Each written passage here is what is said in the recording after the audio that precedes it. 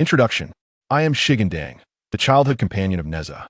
Both Nezha and I were born from a primordial divine stone on Mount Tai, summoned by our master, the primordial heavenly venerable, to assist in the Zhou Dynasty's campaign against the Shang. Chapter 1. Shi Gandang becomes a disciple of the primordial heavenly venerable. In the primordial chaos, before the division of Pangu, the Tai Chi, 2 polarities and 4 manifestations were suspended. From a celestial realm came the rat, from the earthly realm the ox, and from the human realm the tiger emerged, to eliminate the beasts and ensure the wise could dwell in peace. Let us recount how Pangu, the great deity, forged the heavens and the earth, giving rise to myriad beings. After an unknown passage of time and countless seasons, at the summit of Mount Tai, there stood a divine stone. This stone measured 3 zhang, 6 qi, and 5 siyuan in height, and 2 zhang, for qi in circumference.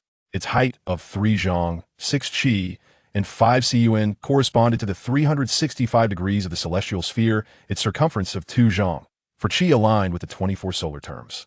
Atop it were 9 apertures and 8 holes, in accordance with the 9 palaces and 8 trigrams. Since the dawn of creation, this divine stone, born of Mount Tai, had absorbed the essence of heaven and earth, the brilliance of the sun and moon, thus awakening its own spiritual wisdom. It is said that in ancient times, the deity Gandang collided with Mount Buzhou, causing heaven to tilt to the northwest and earth to sink to the southeast. The goddess Nwa, endowed with great virtue, felt compassion for the suffering humanity and sought stones to mend the sky. Wandering through the 4 seas and 8 desolations in search of 5-color divine stones, Nwa realized that the celestial void could not be easily repaired. After calculating, she discovered that atop Mount Tai lay a primordial divine stone, suitable to serve as the main stone for mending the heavens. Thus, she hastened her journey to Mount Tai, and upon reaching the summit, she found that the divine stone had already developed consciousness. Feeling a pang of compassion, she approached and spoke. "O divine stone, the collision by Gandang has thrown the world into chaos, causing untold suffering for the common folk. I wish to refine you to mend the heavens. Yet I am in need of a principal stone." Nwa's voice resonated through the stone, and the divine stone trembled slightly, conveying its thoughts in response. "If my existence can restore the world to its original state, I would embrace death without regret. I implore you, dear Nwa, to refine me to mend the heavens and alleviate the suffering of the people." Upon hearing this, Nwa was touched and gently caressed the divine stone. Suddenly inspired, she pondered deeply, her compassionate gaze shimmering with a hint of light. "There's no need for you to sacrifice your life.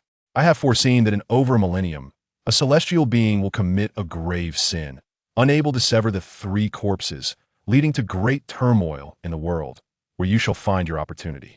The divine stone seemed to grasp the essence of her words, although it possessed divine intelligence. Its experiences were limited. Even with immense power, it could not yet assume human form, remaining a formidable stone in that place.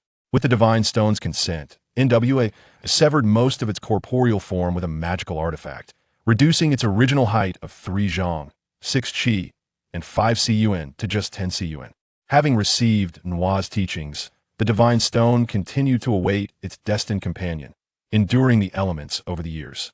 Having lost much of its divine power, the stone bore signs of where, though not riddled with holes, it certainly bore some imperfections.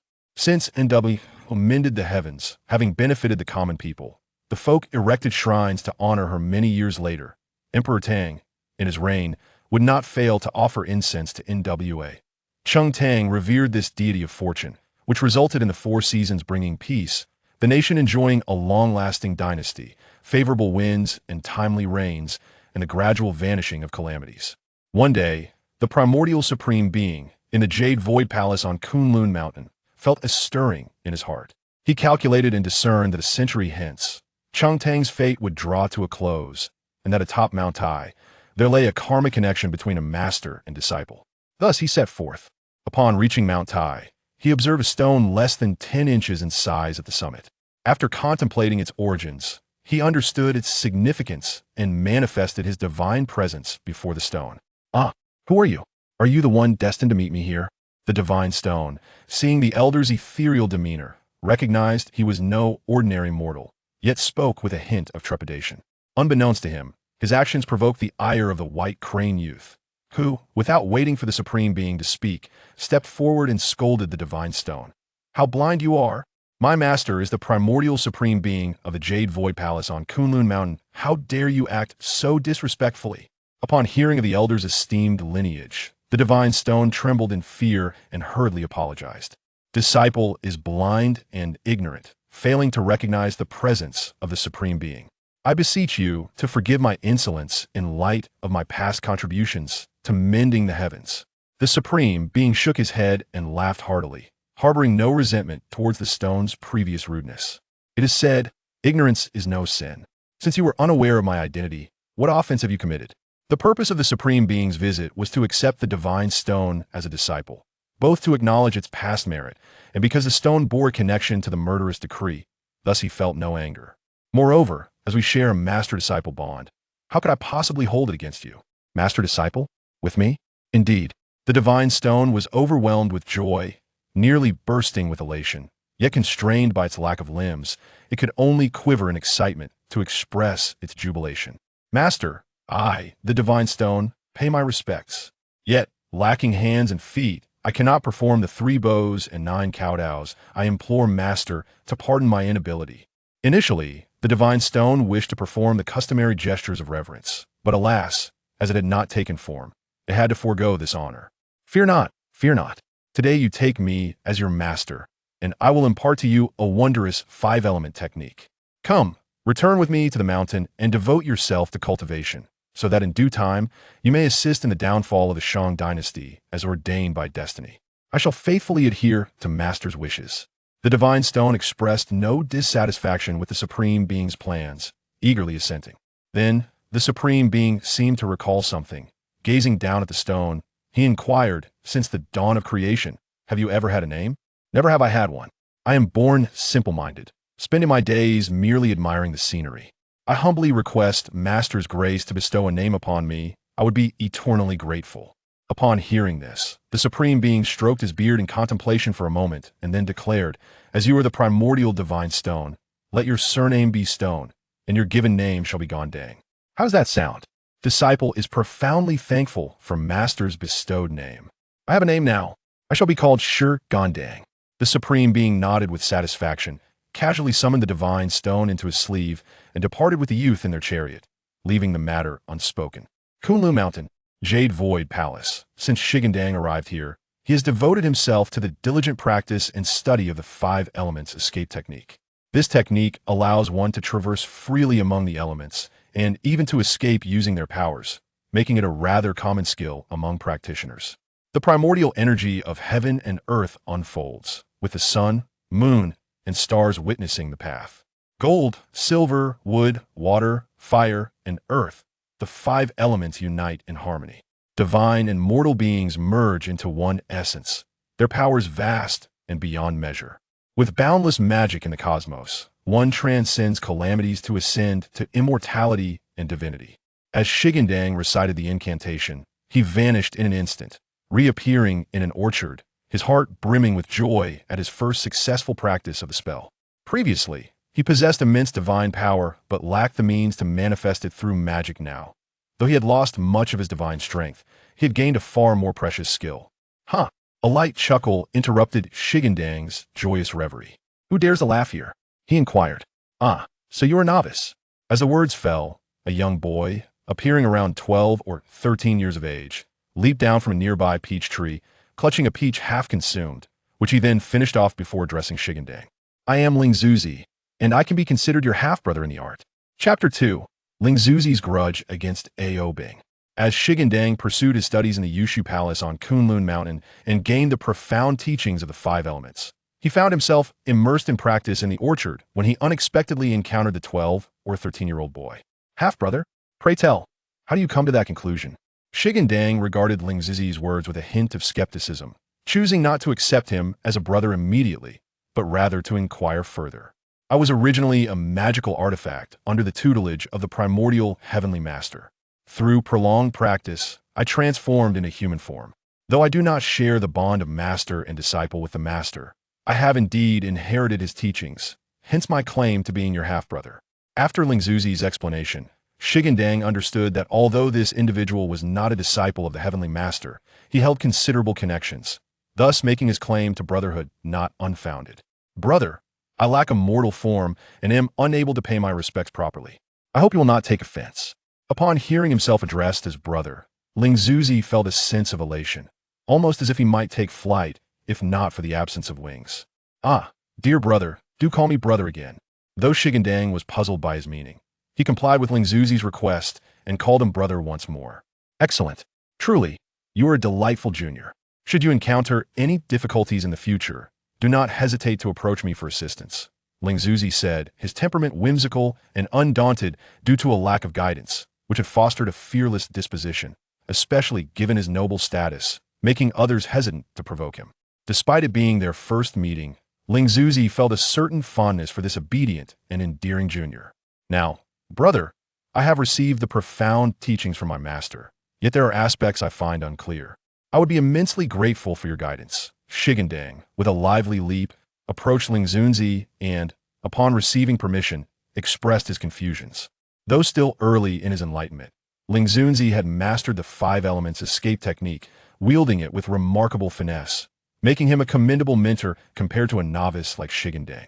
Moreover, as a disciple of the Heavenly Master and a close companion over the years, Ling Zuzi felt a sense of obligation to assist Shi Gandang in his cultivation. With Ling Zuzi's guidance, Shi Gandang made rapid progress, becoming adept in the 5 elements escape technique. Brother, is it appropriate for us to descend the mountain without permission? Time seemed stagnant within the cave, and 1,000 years had passed outside. Since embarking on his spiritual journey in Kunlun, Shi Gandang had lost count of the years, mastering the 5 elements escape technique under Ling Zuzi's tutelage. The following day, Ling Zuzi unexpectedly visited, sharing his desire to venture down the mountain for pleasure and insisting that Shi Gandang accompany him. Having spent so long in Kunlun, Shi Gandang had never entertained the idea of leaving. Even though Ling Zuzi assured him it was merely a short excursion, his heart was filled with trepidation at the thought of not reporting to their master, fearing potential repercussions. To his surprise, Shi Gandang's words irked Ling Zuzi. He halted, turning to cast a reproachful glance at Shi Gandang, his brows furrowing. What is inappropriate about it? It is merely a pleasure trip. I shall return. If you are afraid, remain here, for I shall descend alone. From this moment, do not consider me your brother, nor shall I regard you as my disciple. The weight of Ling Zuzi's words was unmistakable. Even Shi Gandang, well aware of Ling Zuzi's temperament, was taken aback. After spending considerable time together, Shi Gandang had come to regard Ling Zuzi as a brother. Alarmed by his declaration, Shi Gandang hurriedly approached Ling Zuzi, brushing against him in a plea for reconciliation. Brother, please do not be angry. Is it not acceptable for me to accompany you?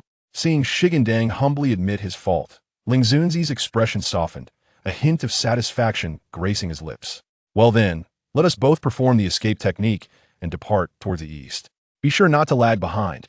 Shi Gandang shivered with anticipation, signaling his understanding, while Ling Zuzi formed a gesture and scattered a handful of earth before them. Together, they utilized the soil to escape, swiftly traversing hundreds of miles eastward from Kunlun. Ha ha ha, I am finally free. Ling Zuzi reveled in his newfound liberty, likening his departure from Kunlun to a bird soaring from its cage, feeling an exhilarating sense of freedom as he contemplated the vastness of the world. Brother, wait for me. I cannot run as fast. As he watched Ling Zuzi dart away like a swift cheetah, nearly vanishing from sight, Shi Gandang felt a surge of anxiety. Hearing his younger brother's voice behind him, Ling Zuzi frowned, a sense of dissatisfaction brewing within him. Why is your pace so dreadfully slow? If we are to wander the mountains and waters together, we shall soon have to return to the mountains. What purpose does this outing serve? It would be far better to retreat and sit in tranquility. Seeing Ling Zuzi turn a cold shoulder, Shi Gandang felt a profound sense of grievance. After all, he was but a stone, bouncing along, unable to match the speed of Ling Zuzi's agile legs. Moreover, his inability to ride the clouds and reliance on mere evasion techniques rendered him even slower, unable to keep pace with Ling Zuzi. But, brother, I have not yet taken form naturally. I cannot match your speed, he pleaded. Do you dare to retort? If you cannot keep up, then depart. I can enjoy this journey alone. Ling Zuzi scoffed, ignoring Shi Gandang and striding forward, reveling in the surrounding beauty with utter freedom. Wah, brother, don't leave me behind. Shi Gandang, exasperated and seeing Ling Zhuzi's figure fade from view, could not help but burst into tears as he leaped to catch up. Having attained an immortal body, Ling Zhuzi possessed exceptional hearing even from a distance. He could discern Shi Gandang's words. Though he claimed not to wait, upon glancing back and seeing Shi Gandang in pursuit, he slowed his pace. Hearing Shi Gandang's cries, Ling Zhuzi's expression soured, and he settled by a tree to await his companion. As fortunes fluctuate, the swift-footed Ling Zhuzi was far beyond Shi Gandang's reach. Yet, upon catching sight of Ling Zhuzi once more, Shi Gandang felt a surge of joy and leaped with renewed vigor. Ah, one extraordinary stone. Its appearance is quite peculiar. It would be perfect for my father's birthday celebration. In the sky, a small azure dragon descended, intrigued by the sight of the unusual stone bouncing upon the ground. He was on a quest to gather treasure for his father, Ao Guang. But despite the myriad of rare items within the Dragon Palace, Ao Bing had yet to find anything of true desire. Upon reaching this spot and witnessing the remarkable stone, he felt a thrill of excitement. This stone clearly bore an extraordinary essence. Should he take it home as a tribute to his father, it would signify his filial piety. With that thought, Ao Bing hesitated no longer and swooped down from the sky, his massive claw reaching out to grasp Shi Gandang. Meanwhile, Ling Zhuzi, who had been observing Shi Gandang's movements while watching the ants below, sensed the impending danger as he saw the azure dragon descending swiftly. He rose to rush toward his friend, but was regrettably a step too late. Thus began the tale of the entwined fates between Ling Zhuzi and Ao Bing, a grievance that would span 100 lifetimes. In the third chapter, The Spirit Pearl Rescues, it is narrated that Ao Bing, the third prince of the East Sea Dragon King, kidnapped Shi Gandang during the Dragon King's birthday celebration, inadvertently inciting the wrath of the Spirit Pearl. The resentment in the heart of the Spirit Pearl, witnessing his junior brother being captured, is palpable. However, he is unaware that the enmity between him and Ao Bing was preordained, marking this encounter as a destined tribulation. Baloch, return my junior brother. The Spirit Pearl soared into the clouds, pursuing Ao Bing with fervent indignation. Brother, save me. Shi Gandang, frightened and paralyzed by his first experience of flying, felt a surge of joy upon hearing a voice behind him, crying out for assistance. Ao Bing halted in his tracks, his dragon visage betraying his fury. As the third prince of the East Sea Dragon King, he had never before been subjected to such disgrace, and his anger surged forth. Turning to face the Spirit Pearl, he spat venomously. You insolent brat. I am a deity of clouds and rain, nurturing all life. How dare you insult me? Should I choose to slay you, it would not be considered unwarranted. Enraged, Ao Bing revealed his human form, discarding the peculiar stone in his claws, and brandished his halberd menacingly at the Spirit Pearl. Brother, the Spirit Pearl, witnessing Shi Gandang plummeting to the ground with a piercing scream, felt a pang of desperation. If not for the stone nature of Shi Gandang, he might have been reduced to mere pulp. You loathsome creature. I vow to flay your skin and tear your tendons to assuage my wrath. The Spirit Pearl, known for his fierce temperament, could hardly contain his fury at the sight of his beloved junior brother in peril. Though unarmed, he clenched his fists and charged at Ao Bing. Thus, a fierce battle ensued. Lacking a weapon, the Spirit Pearl found himself at a disadvantage against the armed Ao Bing. Brother, Shi Gandang, rising from the ground and gazing at the crater he had created, marveled at his own divine stone identity. Leaning slightly back, the Spirit Pearl struggled to close the distance to Ao Bing, unable to unleash his full divine power. While the green mountains remain, I need not fear a lack of firewood. Today's events shall be repaid in the future. Seeing that Shi Gandang was unharmed, the Spirit Pearl's anger subsided somewhat. Considering his own insufficient abilities and the absence of weapons or magical artifacts, he decided to retreat. He swiftly flew behind Shi Gandang, embracing him and preparing to flee. Do not pursue a cornered foe. This boy seems to have a master. It would be unwise to offend him to death. Let us spare his life. Ao Bing refrained from chasing, inadvertently laying the groundwork for his own demise in the future. Do ye see Ao Bing? I shall remember you. Once assured that Ao Bing was not pursuing them, the Spirit Pearl set Shi Gandang down and glared furiously in the direction of their recent confrontation. Had I possessed a weapon, I would not have retreated in such disarray. Brother, are you uninjured? Shi Gandang leaped to the Spirit Pearl's side, scanning for any wounds. Relieved to find none, he sighed in relief. Brother, perhaps we should return. The outside world is too perilous. Reflecting on the recent events, Shi Gandang felt a wave of dread wash over him. Had the Spirit Pearl not intervened, he might well have been saying his final farewells. He could hardly believe that if he fell into the clutches of that monster, he would meet a favorable end. What? Are you afraid? Not at all. Although Shi Gandang attempted to defend his cowardice, his lack of confidence only elicited laughter from Ling Zhuzi. If you're afraid, just admit it. Why deceive me? Well, perhaps just a little. Shi Gandang lowered his gaze in embarrassment, his voice gradually fading. Rest assured, your elder brother will protect you, despite the harrowing experience. Ling Zhuzi remained largely unconcerned, pulling Shi Gandang along to continue their journey westward. The scenery was breathtaking, and they encountered no peril, as if the earlier events had been a mere accident. Very well then. Shi Gandang, not wishing to provoke Ling Zhuzi's ire, readily agreed.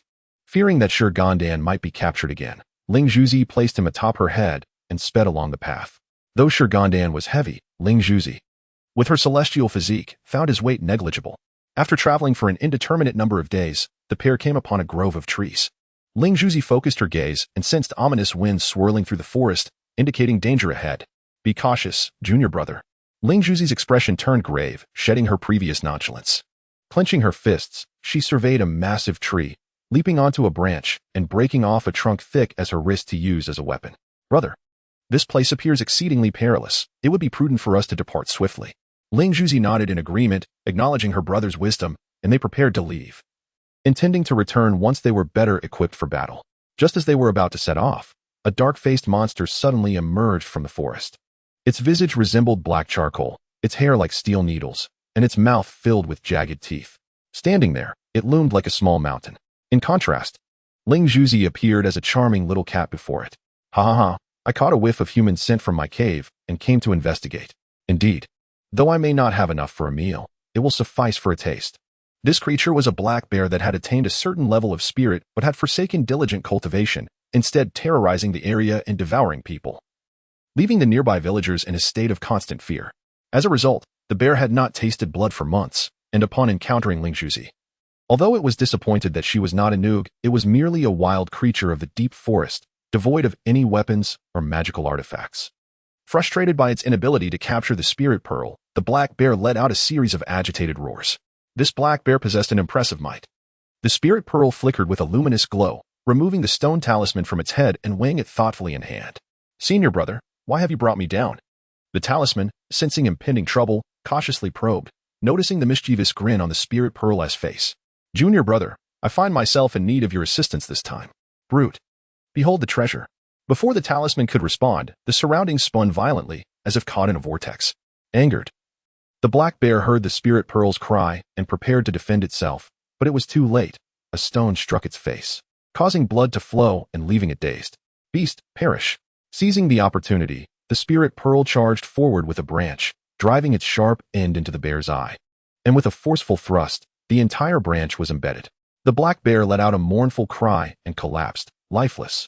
After defeating the black bear spirit, the spirit pearl calculated that it had been some time since its departure. If it did not return soon, the heavenly sovereign might take notice. Moreover, having grown weary of the picturesque mountains and rivers, it deemed it prudent to return and focus on its cultivation. Senior brother, could you please inform me before you next engage in battle? The talisman's lingering discontent reached the spirit pearl, which remembered being wielded as a weapon. Cough. You are such a petty individual. After all these days, you still cling to that minor grievance? It is no trivial matter. Had I not originated from the divine stone, that blow could have shattered me into pieces. I am well aware of the bear's formidable bones. Very well. If I were to use you as a weapon again, I shall surely notify you in advance. Though the talisman remained silent, the spirit pearl keenly sensed its dissatisfaction and, in resignation, conceded. Does senior brother still hope for a next time?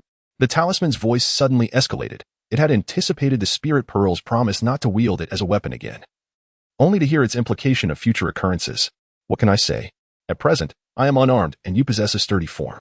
Moreover, you are protecting your senior brother, which should make you feel honored. The spirit pearl argued, and after some contemplation, the talisman found merit in its reasoning. Then I suppose I am quite honored. Indeed. With the fate of Cheng Tang approaching, it is time to take action. In the golden light cave of Qianyuan Mountain, the great Master Tai stroked his beard and declared, My lord, the white crane boy has arrived with the decree of the heavenly sovereign. Let us go greet him. The great Master Tai, accompanied by the golden cloud boy, stepped outside. There, a young disciple stood waiting. Disciple pays respects to the uncle master. Upon seeing the great Master Tai, the white crane boy offered a bow. And once the formalities were completed, the great Master Tai inquired, What is the teacher's command, white crane boy?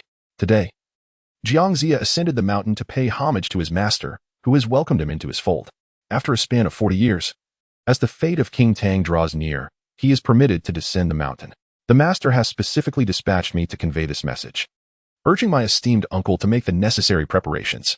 Tai Jinren nodded slightly, acknowledging his awareness, and then inquired about the well-being of my disciple. Recently, Ling Zhuzi had clandestinely descended the mountain with Shi Gandang, and now their whereabouts remain unknown. Upon learning of Ling Zhuzi's situation, Tai Jinren refrained from further discussion. Bai Tongzi completed the message and departed on a cloud. It seemed I shall have my hands full in the days to come. Reflecting on Ling Zhuzi's temperament, Tai Jinren felt a twinge of concern. The headmaster had been lax in his supervision, and only recently did Tai Jinren learn of Ling Zhuzi's destined bond as his disciple. Had he known sooner, he would have certainly kept him close. Now that Ling Zhuzi's character is firmly established, correcting it may require considerable effort. Alas, I shall first make his acquaintance, and if needed, I may later seek assistance from my fellow brothers. Having concluded this thought, and after ascertaining Ling Zhuzi's current location, he soared into the clouds with Jin Xiatongzi. At this moment, Ling Zhuzi was indulging in the spoils of his hunt. Although he had attained a celestial form and was no longer dependent on earthly grains, he still harbored some worldly desires, prompting him to procure game to satiate his immediate hunger. "Oh, how delectable!" Ling Zhuzi exclaimed, devouring the roasted meat with great enthusiasm. Despite the absence of seasoning, the flavor was still exquisite, causing Shi Gandang to fidget restlessly. "Senior brother, I too wish to partake," Shi Gandang exclaimed, bouncing anxiously in place, yet lacking a human form. He had no means to consume food. "Away with you. You aren't even in human form. How could you possibly enjoy such delicacies?" Ling Zhuzi cast a sidelong glance at Shi Gandang, casually kicking him aside before resuming his feast. "Humph, you bully me," Shi Gandang retorted, rising from the ground. Glaring at Ling Zhuzi. "What? I spoke no falsehood. Indeed, you do bully me. I shan't pay you any mind." Shi Gandang, being unreasonable, hopped away sulkily. Ling Zhuzi turned to find Shi Gandang merely lingering beneath a tree, and then resumed his meal. Having thoroughly savored the piece of meat in his hand, Ling Zhuzi picked up another piece and leisurely approached Shi Gandang, extending the meat toward him. "Here, this is for you. Enjoy." He placed the meat directly atop Shi Gandang's head. Since Shi Gandang remained a stone, he could not feel the heat of the freshly roasted meat. Gazing at the chunk of meat on his head, Shi Gandang attempted to figure out how to eat it. "Senior brother, how am I to consume this?" he asked Ling Zhuzi, who responded while continuing to munch on his meat. "Indeed. How will you eat it?" "Senior brother, I am inquiring of you." "How should I know?" Ling Zhuzi retorted with annoyance, claiming that if he wasn't given meat to eat, he would be bullied, and when he was given meat, he didn't even know how to consume it. Did they regard him as a servant? "Then I shall not eat." Shi Gandang fell silent, leaning forward slightly to toss the piece of meat from his head onto the ground before turning away, choosing not to glance at Ling Zhuzi, who was sulking alone. "Do you still recognize me, Ling Zhuzi?" After swallowing the meat, Ling Zhuzi heard a voice and looked up to see an elderly man in a Taoist robe stroking his beard while observing him. With just a glance, Ling Zhuzi discerned that this person was not ordinary. However, sensing no malice from the elder, Ling Zhuzi's initial arrogance softened, although he remained vigilant. "How does the immortal know my name?" Ling Zhuzi was ill-tempered but not foolish. This individual appeared to possess an extraordinary background and seemed devoid of ill intent, prompting Ling Zhuzi to refrain from offending him. "I'm Tai Jinren, a disciple of the primordial supreme being.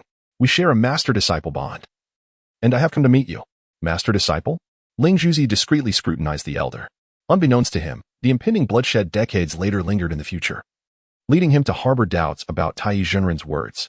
Noticing Ling Zhuzi's heightened vigilance, Tai Jinren smiled and waved his hand, summoning Shi Gandang from afar into his grasp. "Huh." Shi Gandang was taken aback by the unexpected capture, then quickly reacted, calling out to Ling Zhuzi for help. "Senior brother, I've been caught again. Quickly save me."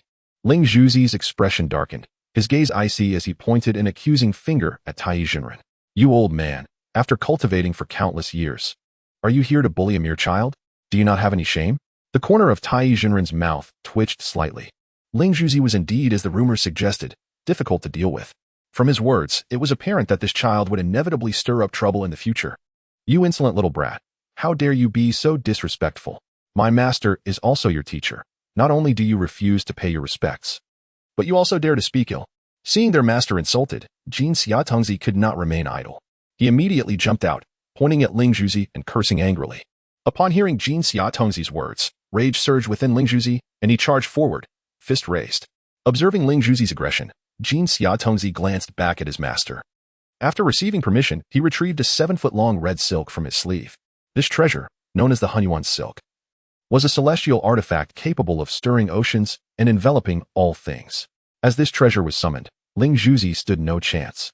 He intended to evade, but the Hunyuan silk, with its ability to stretch at will, quickly extended to dozens of feet, making it impossible for Ling Zhuzi to escape its grasp. Senior brother. Shi Gandang struggled to free himself from Tai Jinren's hold, yet the elder's fair hand encased him as if it were a prison, leaving him unable to break free. Damn it, what is this thing? The Lingzhu was ensnared by the Hui Tian Ling, rendering immense strength futile. It twisted and turned, straining its arms in an attempt to tear free, yet to no avail.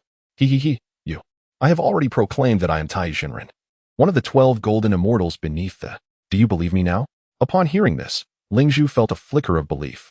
Being captured so effortlessly, and not only spared from harm, but also being regaled with tales of the speaker's identity, compelled Lingzhu to trust. I believe you. Now release this red cloth. And my junior brother. Tai Jinren raised a hand, retracting the Hui Tian Ling, and tossed Shi Gandang back to Lingzhu, placing his junior brother atop his head. Lingzhu turned to Tai Jinren. You claim to be my future master. What is the meaning of this? Tai Jinren did not withhold the truth, recounting the tale of the function, which illuminated Lingzhu's understanding. Previously, he had not heard them mention it, and now, with Tai Jinren's vivid account, many of his doubts dissipated, leaving him less wary than before. Well, function? I believe I have heard my master mention it. He said I would be involved in it one day. As he sat quietly atop Lingzhu's head, Tai Jinren's words sparked a faint recollection. So, I was the only one unaware? Lingzhu pointed at himself, exclaiming that even this little stone knew, while the entire Yushu palace seemed to have kept him in the dark. Contemplating this, Lingzhu's cheeks puffed up in indignation. He then cast his junior brother onto the ground, leaving Shi Gandang dazed, springing up and staring blankly at Lingzhu, perplexed about his perceived transgression. If you knew, why did you conceal it from me and refrain from sharing? My elder brother never inquired. Shi Gandang felt utterly wronged. He was not one to speak out of turn, so how could he bring up such matters unprovoked? Humph. Lingzhu crossed his arms, turning to Tai Jinren with newfound calculations. He was not a disciple of, nor had he been endowed with spells or weapons. The present Tai Jinren, in terms of both strength and status, was indeed a commendable choice. Not to mention, he had just proclaimed himself as Lingzhu's future master. It would be wise to seize the opportunity to learn some spells today. Master, just as Lingzhu was about to pay his respects, Tai Jinren raised his hand to halt him, preventing Lingzhu from kneeling. Our faithful bond as master and disciple does not commence today. You must first experience reincarnation and be born anew before you may approach me as your master. Lingzhu furrowed his brow, feeling discontent upon hearing such many regulations. Reincarnation? Upon hearing Lingzhu's need for reincarnation, Shi Gandang leaped between them. No. His protest elicited confusion not only from Lingzhu but even from Tai Jinren. Why? If my elder brother reincarnates, no one will play with me, and he will forget me. He had heard that after reincarnation, one would experience a life distinctly different from the previous one, and consequently, the memories of the past would be lost. This was unacceptable to Shi Gandang, despite the indifference his senior, Ling Zhuji, often showed him. Shi Gandang cherished the days spent together. He understood that his senior merely appeared cold while having a warm heart. It is impossible. The words spoken by Shi Gandang stirred a flicker of emotion within Ling Zhuji. It was the first time since he had gained consciousness that someone treated him with such kindness. Thus, in Ling Zhuji's heart, Shi Gandang was unlike anyone else. I am your senior brother. How could I forget you? Do not underestimate my resolve. Ling Zhuji quickly dismissed the matter of Shi Gandang concealing the truth about the sealing of gods and took him into his hands, brushing off the dust, careful not to soil his own hair. Upon returning to their old sanctuary, Shi Gandang remained dutiful, yet he remained skeptical despite Ling Zhuji's comforting words. Ha ha ha. What you say, little junior brother, is indeed correct. Reincarnation does wash away the memories of the past life, but this applies only to mortals. We are immortals, and Ling Zhuji reincarnated under the directive of our master, so his memories shall undoubtedly remain. Only then did Shi Gandang feel reassured, and the rapid shift in his demeanor left Ling Zhuji wide-eyed. Is my word so difficult to believe? Just as he contemplated discarding Shi Gandang, his hand hovered over him. But recalling that he would need to retrieve him afterward, he withdrew his hand. Yet why must one reincarnate? Could one not descend into the mortal realm as an immortal?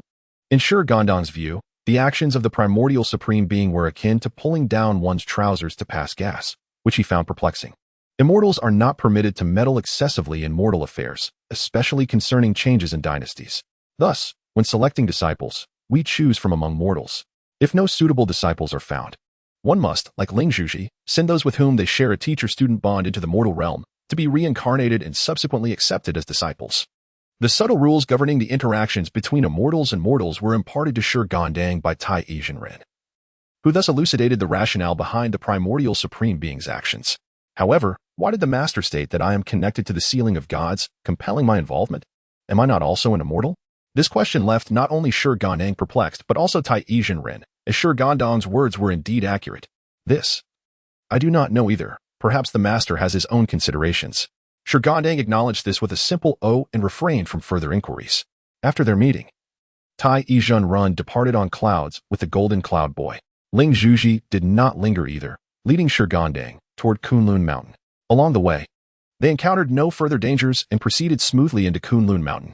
Ling Zhuji, Shi Gandang, do you not know how to return? As they entered Kunlun Mountain, a crisp voice of reprimand reached their ears, causing Shi Gandang to feel a twinge of guilt, his body trembling as if Ling Zhuji were receiving a head massage. Chapter 6. Conflict. After being harshly reprimanded, Ling Zhuji's previously good spirits were instantly shattered, his countenance darkening as if a storm were brewing within him. Bai He, what concern is it of yours where I go? Although Ling Zhuji was not well acquainted with Bai He, they had crossed paths before, and Ling Zhuji was well aware of Bai He's esteemed position. However, this knowledge did not instill fear in him. Ignoring Shi Gandang's quiet entreaties, Ling Zhuji spoke with unabashed audacity. What concern is it of yours? You, who fled without reporting, have already drawn the ire of the Lord for your insolence. Yet you dare to question me. Truly, you exhibit a complete lack of decorum. Unbeknownst to him, this retort ignited a furious rage within Ling Zhuji, particularly the phrase lack of decorum, which struck a deep chord in his heart. If I am deemed uncouth, then I shall embrace that role today. The two, unable to reconcile their differences, engaged in a fierce brawl amidst the peaks of Kunlun Mountain, much to Shi Gandang's dismay as he watched from atop Ling Zhuji's head. Stop. Please, cease this conflict. This is our master's sacred ground. To fight here is to disgrace him. Shi Gandang endeavored to mediate, urging both parties to relent. But as fists and feet collided, their tempers flared, rendering Shi Gandang's pleas unheard. In a moment of distraction, Shi Gandang was inadvertently struck and tumbled from Ling Zhuji's head. Resigned, he employed a technique of evasion, floating gracefully to the entrance of the Yusu Palace. Brother, what brings you here? The venerable Nanji Xianweng had just emerged from the palace, accompanied by a middle-aged man in his 30s. Their laughter and camaraderie indicated an absence of hierarchy between them, suggesting the man's notable status. Upon witnessing Shi Gandang's hurried arrival, Nanji Xianweng paused his conversation and turned to inquire about the matter. Shi Gandang, upon seeing Nanji Xianweng, inclined his body slightly in a gesture of respect and promptly recounted the altercation between Bai He and Ling Zhuji. These two are quite restless. Nanji Xianweng's irritation was palpable as he replied, Do not fret, my brother, I shall handle this matter myself. There is no need to disturb our master. Upon hearing that Nanji Xianweng intended to intervene, Shi Gandang felt a wave of relief wash over him. If his senior were to take action, it would surely be for the best. This esteemed friend is, brother, this is Jiang Zia, who has recently taken our master as his teacher. Thus, he may also be considered your junior. Upon learning of the middle-aged man's identity, Shi Gandang scrutinized him further. Jiang Zia's appearance was unremarkable, lacking any striking features. Yet an aura of transcendence surrounded him. I have met my senior, Zia, he said. There is no need for excessive formalities, my brother. Despite having existed in this world for eons, Shi Gandang's maturity was still developing, and being addressed as junior by a middle-aged man caused him a flicker of discomfort. Nevertheless, this man was Jiang Zia, the one destined for divinity. Their master had once mentioned a connection between him and the divine, hinting that, should Shi Gandang achieve such a status in the future, he might rely on Jiang Zia's guidance. Stone Gandang remained indifferent to the matter of his deification, believing that whether he achieved such a status or not was predestined. He resolved to calmly accept the will of heaven. After exchanging a few casual remarks and names, the three companions, due to the affair concerning the spiritual orb, chose not to linger and descended the mountain together. At that moment, Ling Zhuji and Bai He had already sustained injuries. Although Bai He possessed profound magical abilities, he lacked any magical artifacts, and the same was true for Ling Zhuji. Consequently, their confrontation ended in a stalemate. Upon their arrival, they found the two still embroiled in combat, showing no signs of cessation. You two miscreants, cease this at once. The South Pole Immortal's face darkened with anger as he waved his hand, unleashing a surge of magical energy that separated the fighters. Master, I have been disrespectful. Bai He, Upon seeing the South Pole immortal, hurriedly bowed, while Ling Zhuzi reluctantly followed suit. You two have disregarded the sect's rules and engaged in conflict amongst yourselves. What punishment do you deserve? The South Pole immortal questioned coldly, emphasizing that internal strife among fellow disciples was strictly forbidden, especially considering they had resorted to fighting at the foot of Kunlun Mountain, a most disgraceful act. It was essential to remember that this was the Master's sacred ground, where their master, the primordial heavenly venerable, resided within the Jade Void Palace. I acknowledge my grievous error and am prepared to accept the consequences, he confessed. His forehead slick with cold sweat as he pleaded for forgiveness from the South Pole immortal. However, Ling Zhuzi's attitude was starkly different. He has insulted me. I merely retaliated. What crime have I committed? You dare to speak thus? To harm a fellow disciple is unforgivable. The heavens will not tolerate such behavior. Your lack of remorse and your obstinate reasoning reveal your untamed nature. The South Pole immortal, seeing Ling Zhuzi's refusal to repent, prepared to administer a lesson. Just as he raised his hand, he was halted by Zhou Dynasty and Jiangxia. Senior brother, Ling Zhuzi acted out of impulse and did not mean harm. I beseech you to show leniency, Zhou Dynasty interjected, positioning himself in front of the South Pole immortal to speak on Ling Zhuzi's behalf. Understanding Ling Zhuzi's temperament, he feared that if the South Pole immortal truly acted, the situation would escalate, ultimately necessitating the intervention of the primordial heavenly venerable. Jiangxia also joined in, mediating between the two. Very well. Since you both advocate for this, let the matter rest. He and Ling Zhuzi shall spend 10 years facing the wall on the back mountain. He accepted this decree without complaint, knowing that his punishment was merely a formality, as he was a servant to the primordial heavenly venerable and required to attend to him at all times. However, Ling Zhuzi's situation was different. He would genuinely face the wall for 10 years. Brother, Ling Zhuzi, clearly aware of the implications, began to protest. But Zhou Dynasty quietly interrupted him, genuinely fearing that Ling Zhuzi might utter something irreverent. Given that a mere 10 years of wall facing was a relatively light punishment for a practitioner, it was not an extensive period. Brother, I implore you, do not say anything further. As Shi Gandang rubbed against Ling Zhuzi's leg, he forcefully pushed him toward the future. Ling Zhuzi, about to utter a retort, silenced himself, casting a glance at Shi Gandang before disdainfully placing him atop his head and departing toward the back mountain. Senior brother, junior brother, we shall take our leave. It seemed utterly unjust. It was that beast who spoke out of turn first. With no one around, Ling Zhuzi began to vent his anger at Baiha. Shi Gandang, not daring to confront Ling Zhuzi directly, could only chime in. And that Nanji, be cautious.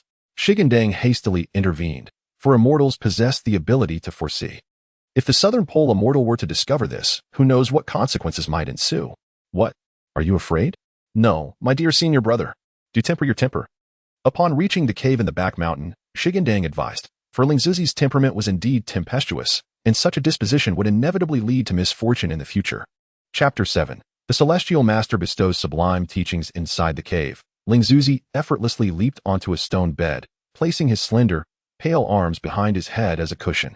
Crossing his legs and gazing intently at the stone wall above, lost in thought, Shi Gandang jumped onto the stone bed, surveying the surroundings. The cave was remarkably spacious, ample enough to accommodate hundreds, if not thousands.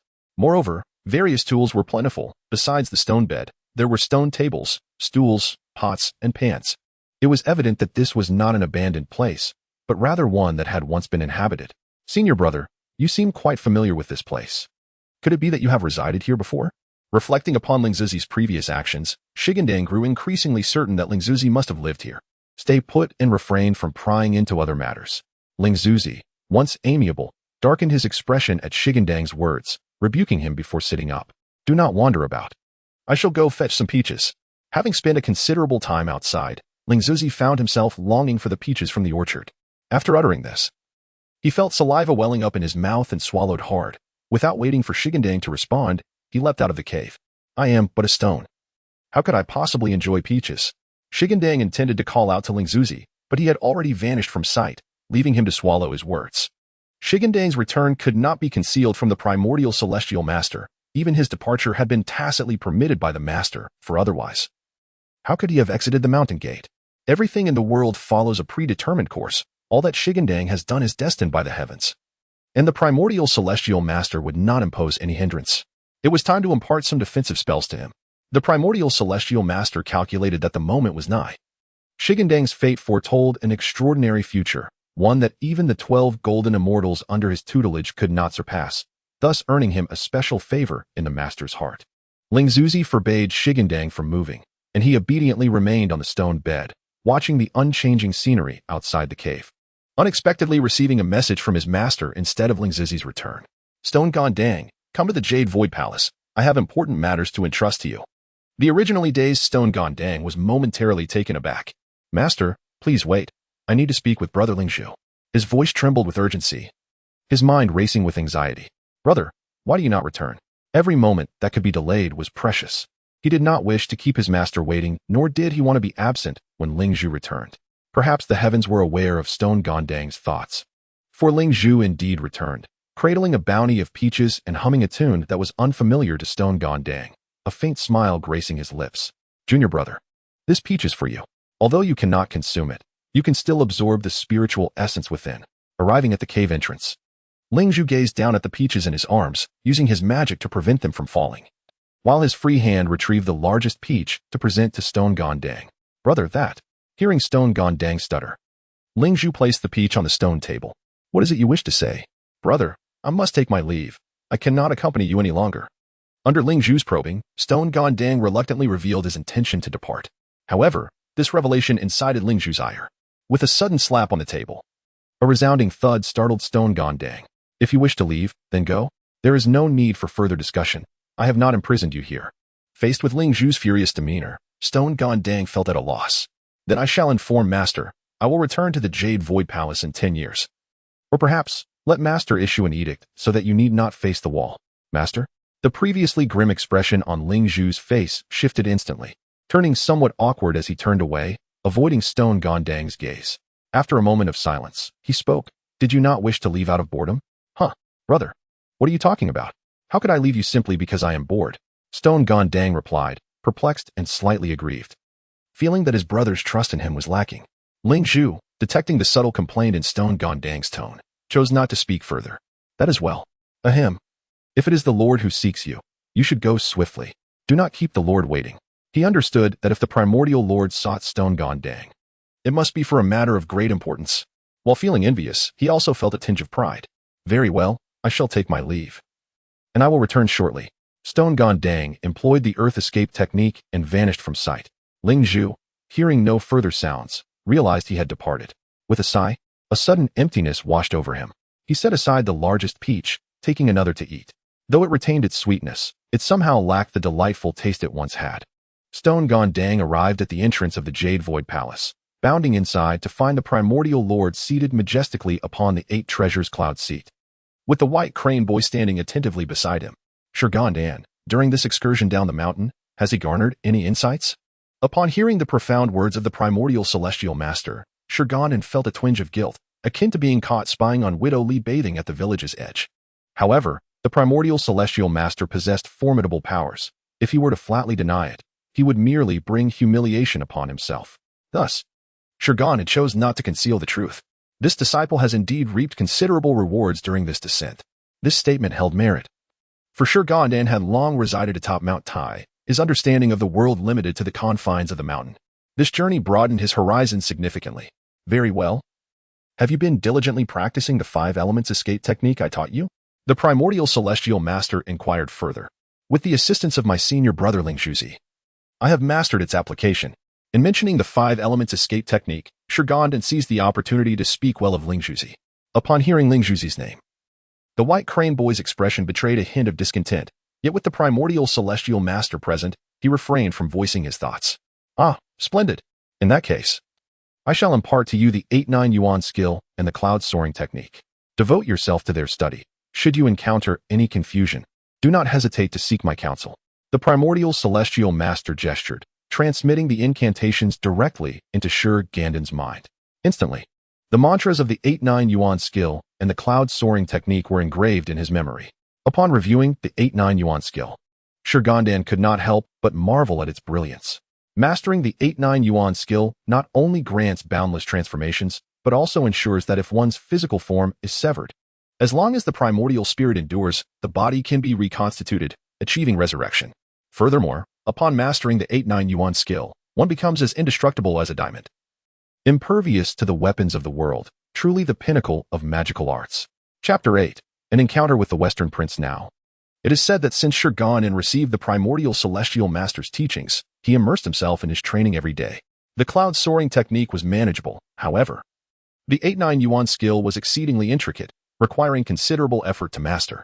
Whenever he encountered uncertainties, Shi Gandang would seek out the celestial master in the palace for guidance, which led to profound insights. Besides the 8-9 yuan skill, after Shi Gandang had mastered the cloud soaring technique, the celestial master also imparted various other spells, inciting envy in his fellow disciple, Zhang. When Zhang ascended the mountain, the celestial master had already remarked that his fate was frail, and the path to immortality would be arduous for him. He could only receive blessings from the mortal realm.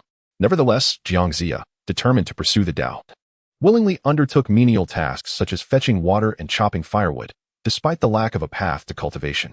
Shi Gandang had once curiously inquired, but the celestial master merely stated that it was Zhang's destiny and then fell silent, prompting Shi Gandang to cease further questioning.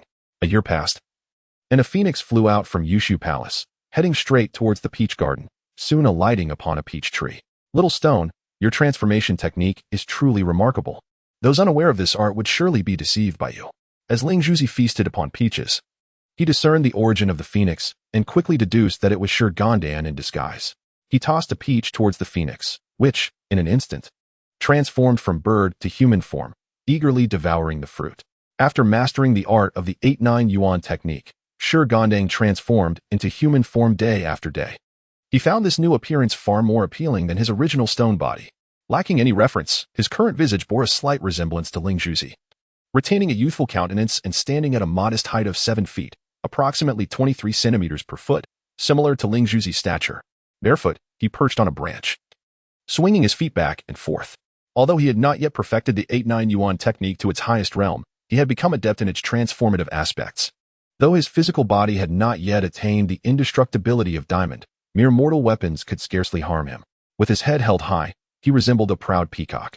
Possessing great insight, Shi Gandang learned swiftly, and his magical prowess had far surpassed that of Ling Zhuzi. Even Ling Zhuzi had to concede to Shi Gandang's formidable abilities. Observing his once dependable junior, now capable of standing alone, Ling Zhuzi felt a pang of unease. I must seek out our master to acquire some skills. Thanks to Shi Gandang's commendatory words, Ling Zhuzi was spared from a decade of wall-sitting and found himself in a state of freedom. Seeing Shi Gandang so formidable, Ling Zhuzi felt a sense of urgency. Little stone, I wish to journey to the Golden Light Cave on Qinyuan Mountain to seek out my future teacher. Will you accompany me? Upon hearing Ling Zhuzi's intention to leave the mountain, Shi Gandang readily agreed, but was cautious this time not to act unilaterally. Brother, although I descend the mountain with you, it is best to inform our master of this matter. Then go ahead. If he consents, you may return. Ling Zhuzi, having learned his lesson, refrained from making decisions on his own. Shi Gandang nodded in agreement and took to the clouds, returning shortly after. The smile on Shi Gandang's face assured Ling Zhuzi that the matter was settled. However, Ling Zhuzi did not rush. Instead, he chose to rest on the mountain for another day, packing a bundle of peaches for the journey ahead. The next day, Shi Gandang and Ling Zhuzi departed from Kunlun Mountain early, soaring through the skies at a leisurely pace. If they adhered to their pace, they would reach Qianyuan Mountain in just a day. Yet Ling Zhuzi was in no hurry, cherishing the rare opportunity to be out for a few more days. As they traversed a stretch of road, they were suddenly enchanted by the sound of a flute emanating from the dense forest. Ling Zhuzi had heard flute music before. Yet this performance was like comparing a firefly to the bright moon. The lingering notes danced in the air, echoing for 3 days, truly captivating. Upon hearing the flute, Shi Gandang could not help but express his desire to meet the musician. It was the first time since his emergence into the world that he had encountered such melodious harmonies. Discussing it with Ling Zhuzi, the two set off together. Every time they heard Jing's flute, it was a delight. Should I have a son, I would surely have him study under this master. A middle-aged man, after performing in front of a throng of generals, received their enthusiastic applause. What you say is indeed true. Jing's mastery of music is unparalleled throughout history, remarked San Yixing, nodding in admiration. After the performance concluded, Jing bowed to the assembly and stated, I am now 49 years of age, and I have yet to find a worthy successor. I wonder if, in my lifetime, I shall discover a disciple to carry forth my melodies into the future. Observing his lament, the crowd stepped forward to offer comfort. The foremost among them, Ji Chang, spoke, Do not dwell on such thoughts, my dear friend. I am certain that in time, someone shall indeed inherit your musical legacy. Jing'an, upon hearing their reassurances, chose not to dwell on the matter further and deftly redirected the conversation to the recent game captured by a few individuals present. Soon after, Shi Gandang discovered the hunting party, and as he approached, a group of soldiers promptly intercepted him and his companion. This area has been requisitioned by the Duke of Shibua. I kindly request that you gentlemen relocate. The leading soldier gestured dismissively while issuing the order. Duke of Shibua? Shi Gandang scratched his head, perplexed by the title's significance. He clarified, I have come seeking the gentleman who played the flute earlier. It was not my intention to intrude upon the Duke's domain. The very musician he sought was none other than Jing'an, a minister from the West Qi. Upon hearing this, Shi Gandang's eyes sparkled with delight, for he was quite enamored with the flute's enchanting sound. Should he be fortunate enough to befriend this individual, he could later request a performance at his leisure. Could you kindly facilitate an introduction? He inquired, only to find that his earnestness had begun to irritate the soldiers. You, a mere child from who knows where, dare to aspire to associate with our esteemed master? Be off with you, quickly, and do not disturb us. With that, one soldier advanced to push him away. Humph! How dare a mere soldier look down upon others? Seeing the soldier's aggressive gesture, Ling Zhuzi, filled with indignation, could no longer contain himself. Although he had tempered his temper somewhat due to Shi Gandang's influence, his inherent nature remained unchanged. Witnessing the imminent confrontation, his ire ignited, and he seized the soldier's reaching hand. A duke is but a title. My junior brother is a disciple of the primordial lord of the Jade Void Palace atop Kunlun Mountain. As for aspiring, it is your duke who should aspire to my junior brother. Do you dare to retaliate? Release me at once. The remaining soldiers, seeing Ling Zhuzi's aggression, raised their spears, aiming them at the two. Brother, quell your anger. Do not resort to violence. You have ascended to immortality. He surely cannot withstand your strength, Shi Gandang urged, grasping Ling Zhuzi's wrist, fearful of further bloodshed. There is no need for courtesy with him, Ling Zhuzi retorted, yet he ultimately relented, though traces of resentment lingered on his countenance. The commotion, however, had attracted the attention of Ji Chong and others in the woods, prompting him to summon a soldier to investigate. Upon inquiry, the soldier reported back to Ji Chong, My lord, there are two young boys outside the forest who, having heard Lord Jing'an's flute, insisted on visiting, which led to the altercation with our soldiers, thus alarming you. Upon hearing this, Ji Chong burst into hearty laughter, drawing the attention of those around him. What does this imply? He inquired. Jing'an often laments that his melodies have no one to pass them on. Why not invite these two boys to assess their potential? If they prove worthy, it would not be amiss to take them as disciples.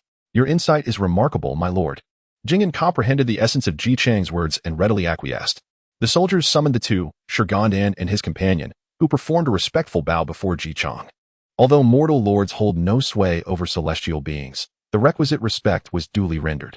Observing the two young men, both handsome and orderly in demeanor, Ji Chong felt a surge of admiration for talent, contemplating the adoption of them as his foster sons, given his own lack of offspring. Pray tell, from whence do you hail? What brings you here? I am Shi Gandang, a denizen of Mount Tai, and I have come to pay homage to my master, the primordial heavenly sovereign of the Jade Void Palace on Kunlun Mountain, Shi Gandang declared, casting a glance at the unresponsive Ling Zhuzi. This is a manifestation of my master's treasured artifact, known as Ling Zhuzi.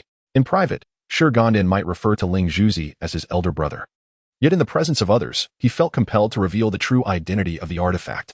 Unexpectedly, in the presence of an immortal, Ji Chong introduced himself. I am the Duke of the West, Ji Chong, the Lord of the Western Qi. Upon hearing Jing'an's name, Shi Gandang scrutinized him further. Had he not come precisely to hear Jing'an's melodious flute? From the soldier's earlier report, Ji Chong had gleaned the purpose of Shi Gandang's visit and extended an invitation for the two to join him in feasting upon the game they had hunted. Are you gentlemen able to partake of meat? Shi Gandang blinked twice, turning to Ling Zhuzi for a moment. His knowledge on the matter was indeed limited, however. He recalled that Ling Zhuzi had consumed meat previously without any adverse effects. Certainly, Master has no stringent dietary restrictions for us, Ling Zhuzi explained, meeting Shi Gandang's gaze. Very well. The attendants placed the prepared game beside them. Once seated, they divided into groups, gathering around the fire to roast the meat in hand. Their conversation flowed easily, with Shi Gandang engaging in light-hearted banter, clearly intrigued by the pursuit of cultivation, particularly Ji Chong, whose enthusiasm was most pronounced. Ji Chong, as the Duke of the West, was renowned not only for his benevolence but also for his exceptional divination skills, which were widely acknowledged, even eclipsing the former reputation. His purpose in this hunt was not merely for sport, but also to divine whether today would bestow celestial blessings upon him. Now in his 50s and childless, He felt an acute anxiety regarding his legacy, fearing the absence of a successor to carry on his name after his demise. Noticing Ji Chang's somber mood, San Yixing suggested a hunting excursion to lighten his spirits. With no pressing matters at hand, Ji Chang consented, hoping to seek guidance through divination. Though it seemed inconsequential, the divination revealed a significant opportunity ahead. Ji Chang, profoundly confident in his divination abilities, felt a surge of joy upon encountering Shi Gandang and his companion. Despite maintaining a composed exterior, unbeknownst to him, Shi Gandang was merely focused on the meat in his hands, having not savored such fare in years. Although peaches were delightful, the monotony of consuming them had begun to wear on him. Ling Zhuzi gazed at the envious expression on Shi Gandang's face as he sprinkled seasoning over the grilled meat. He reached out to take the piece of meat from Shi Gandang's hand and presented the delectable dish to him. "Aren't you going to eat?" he inquired. As Shi Gandang received the meat, the enticing aroma wafted toward him, seducing his senses with the savory scent that intertwined with the spices. "You go ahead. If I desire, I can always grill more," replied Ling Zhuzi nonchalantly, recognizing that this was a first for his younger disciple to savor meat. "Oh, thank you for your kind gesture, senior brother." Shi Gandang chuckled, unable to restrain himself any longer, and began to feast heartily. Ling Zhuzi propped his face with one hand while skillfully tending to the roasted meat, sprinkling seasoning on it before handing it to Shi Gandang. In that moment, Ling Zhuzi had transformed into a devoted chef for Shi Gandang. As it was Shi Gandang's inaugural experience with meat, he indulged without restraint, showing no reservations. If it were not for Ling Zhuzi's magical assistance, it would have been difficult to keep up with Shi Gandang's voracious pace. After half an hour, Shi Gandang patted his round belly, a slight frown creasing his forehead. Although he relished the meal, the sensation of being overly full was quite uncomfortable. "Can you still eat?" Ling Zhuzi inquired, noticing Shi Gandang's furrowed brow as he retracted his magical flames. "I can eat no more. I am utterly stuffed," Shi Gandang replied. Sprawled on the ground with his distended belly, occasionally letting out a groan of discomfort. Curiosity piqued, Ling Zhuzi poked his finger into Shi Gandang's belly. "Ouch! What are you doing?" exclaimed Shi Gandang, swatting Ling Zhuzi's hand away. "I once heard of someone who ate so much they died from it. I never believed it until now." Ling Zhuzi laughed, helping Shi Gandang to lean against a nearby tree, observing his half-alive state with amusement. "I apologize, Lord Ho, for commandeering your catch." Turning around, Ling Zhuzi surveyed the scant remains of their quarry and recalled how he had negotiated with Ji Chang and the others, having seen Shi Gandang's impressive appetite, and thus secured their game for him to enjoy. Given Ling Zhuzi's celestial status, they dared not protest, and although Ji Chang felt dissatisfied, he readily agreed. Considering the fortune he would gain from their collaboration, these are merely trivial matters, inconsequential in the grand scheme of things. "If you two require, feel free to take the remaining provisions," one of them remarked. Ling Zhuzi shook his head repeatedly. As an immortal, missing a meal meant little to him, while Ji Chang and the others, being mortals, would likely feel faint from hunger after skipping a meal. "No, I'll refrain from eating. The remaining meat is scarce and may not suffice to satiate Lord Ho. If you do not mind, I have 2 peaches to offer you." Ling Zhuzi selected 2 rather sizable peaches, keeping the largest one for himself. "Peaches?" Ji Chang's eyes sparkled with astonishment. Could the peach of an immortal be an ordinary fruit? Surely, it was a celestial peach. He sensed that his fortune lay in this moment. As Ling Zhuzi placed the peach into Ji Chang's hands, his conviction deepened. Though he had yet to taste it, merely holding it invigorated his spirit. He had once calculated his fate, realizing that he would face hardships and would not beget a child until the age of 70. Given the frailty of his body, reaching that age seemed a daunting challenge. However, with the aid of this celestial peach, he could envision living not just to 70, but even to 90. A peach bestowed by an immortal could not possibly be regarded with disdain. Ji Chang carefully wrapped the peach, ignoring the envious gazes of those around him, and placed it in his carriage. His skill in interpreting the heavenly numbers was widely acknowledged, discouraging any foolish soul from attempting to steal it, even knowing its divine origin.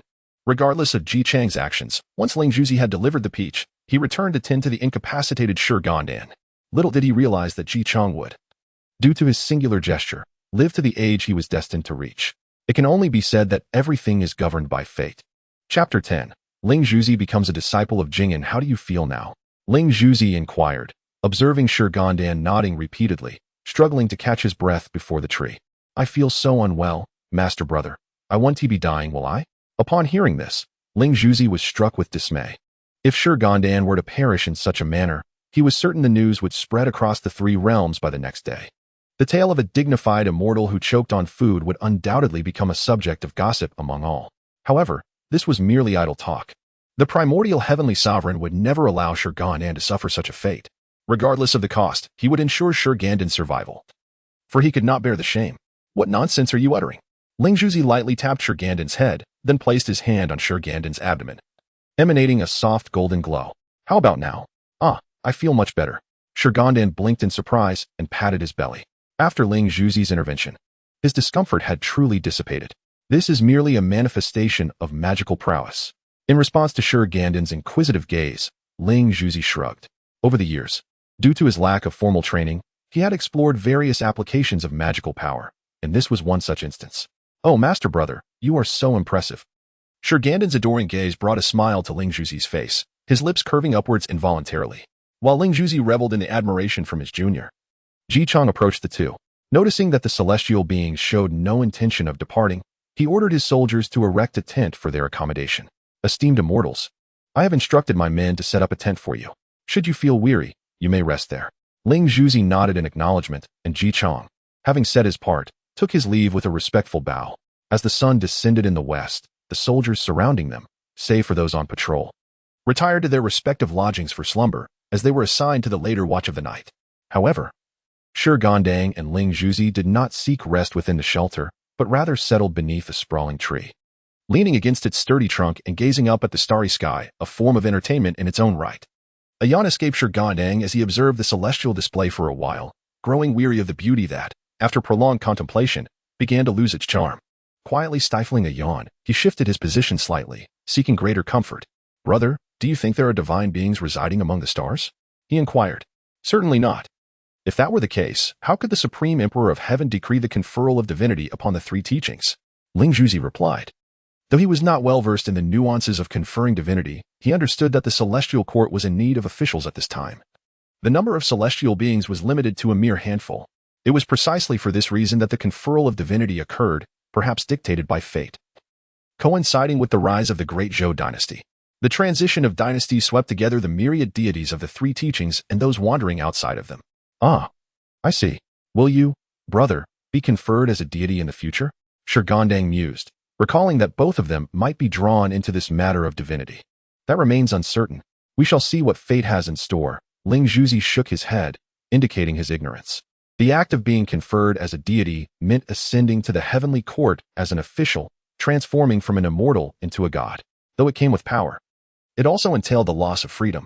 Deep down, he felt no desire to become a god, yet such matters were not contingent upon his wishes, leaving him to await the whims of fate. Should he ascend to divinity, it could only be said that fate dictated so. If he were not conferred, that would be just as well, allowing him to continue reveling in the world. Just as Ling Zhuzi was lost in thought, he felt a sudden heaviness on his shoulder. Turning his head, he found Shi Gandang resting with closed eyes, breathing steadily against him. Shi Gandang seemed uncomfortable resting on his shoulder, instinctively shifting to find a more suitable position, but evidently it was to no avail. Noticing Shi Gandang's discomfort, Ling Zhuzi gently lifted his head and placed it upon his lap. Compared to his shoulder, the flesh of his thigh offered a far more comfortable cushion. As anticipated, with a thigh to rest upon, Shi Gandang's brow relaxed considerably. In contrast to Shi Gandang's peaceful slumber, Ling Zhuzi found his own experience less pleasant. Each of Shi Gandang's breaths brushed against his thigh through his trousers, an odd sensation that left Ling Zhuzi feeling somewhat uneasy. Yet, seeing Shi Gandang sleeping so soundly, he chose not to rouse him. Besides, the sensation was not entirely disagreeable. As the jade rabbit ascended into the sky, Shi Gandang showed no signs of waking. Ling Zhuzi contemplated for a moment before carefully lifting Shi Gandang and making his way toward his tent. After settling Shi Gandang comfortably, he quietly exited the tent. Is Lord Jing'an present? He inquired. Oh, it appears I stand before an immortal. May I ask what business you have with me? As Jing'an was on the verge of slumber, he heard someone calling his name.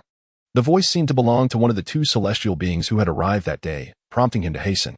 He invited Ling Zhuzi into the tent before finally inquiring. My lord, your musical talent is unparalleled, and my little sure too adores your melodies. I fear that if we depart today, it may be many years before he hears such tunes again.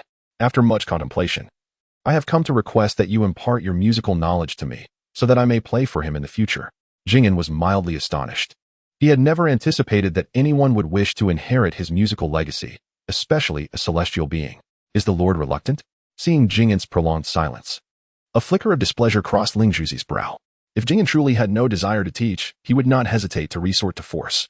Not at all, dear Celestial. Please do not misunderstand. I am merely taken aback. If you wish to learn, I shall gladly share all my knowledge without reservation. Jingyan waved his hands dismissively, chuckling at the thought. He longed to announce to the world that a celestial being sought his tutelage. How could he possibly refuse? Then I am most grateful. Ling Zhuzi's demeanor softened. After all, Jingyan was indeed his mentor. When shall we begin our lessons?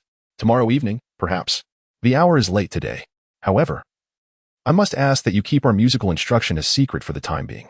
Of course, it is not my intention to impose secrecy upon you. But I wish to surprise little Shi too, and prefer he not learn too early. Jingyan readily agreed.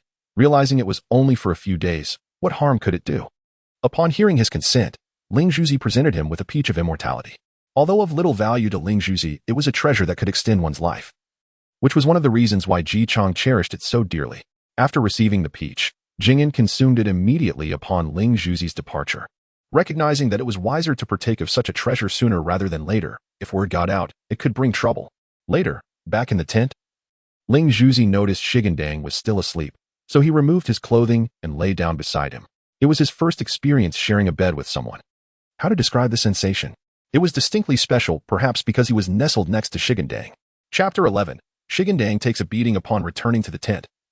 Ling Zhuzi found himself unable to sleep, not only because he was wide awake, but also due to Shi Gandang's rather ungraceful sleeping posture.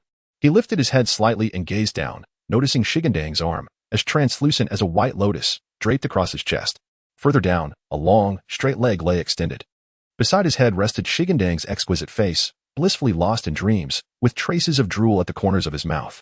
After a brief struggle against the tight embrace, Ling Zhuzi ceased his movements. Let it be, he thought.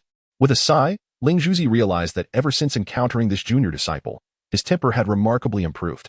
In the past, he would have slapped him without hesitation, for allowing such familiarity would render him sleepless. However, now, if he found himself unable to sleep, he simply embraced the wakefulness.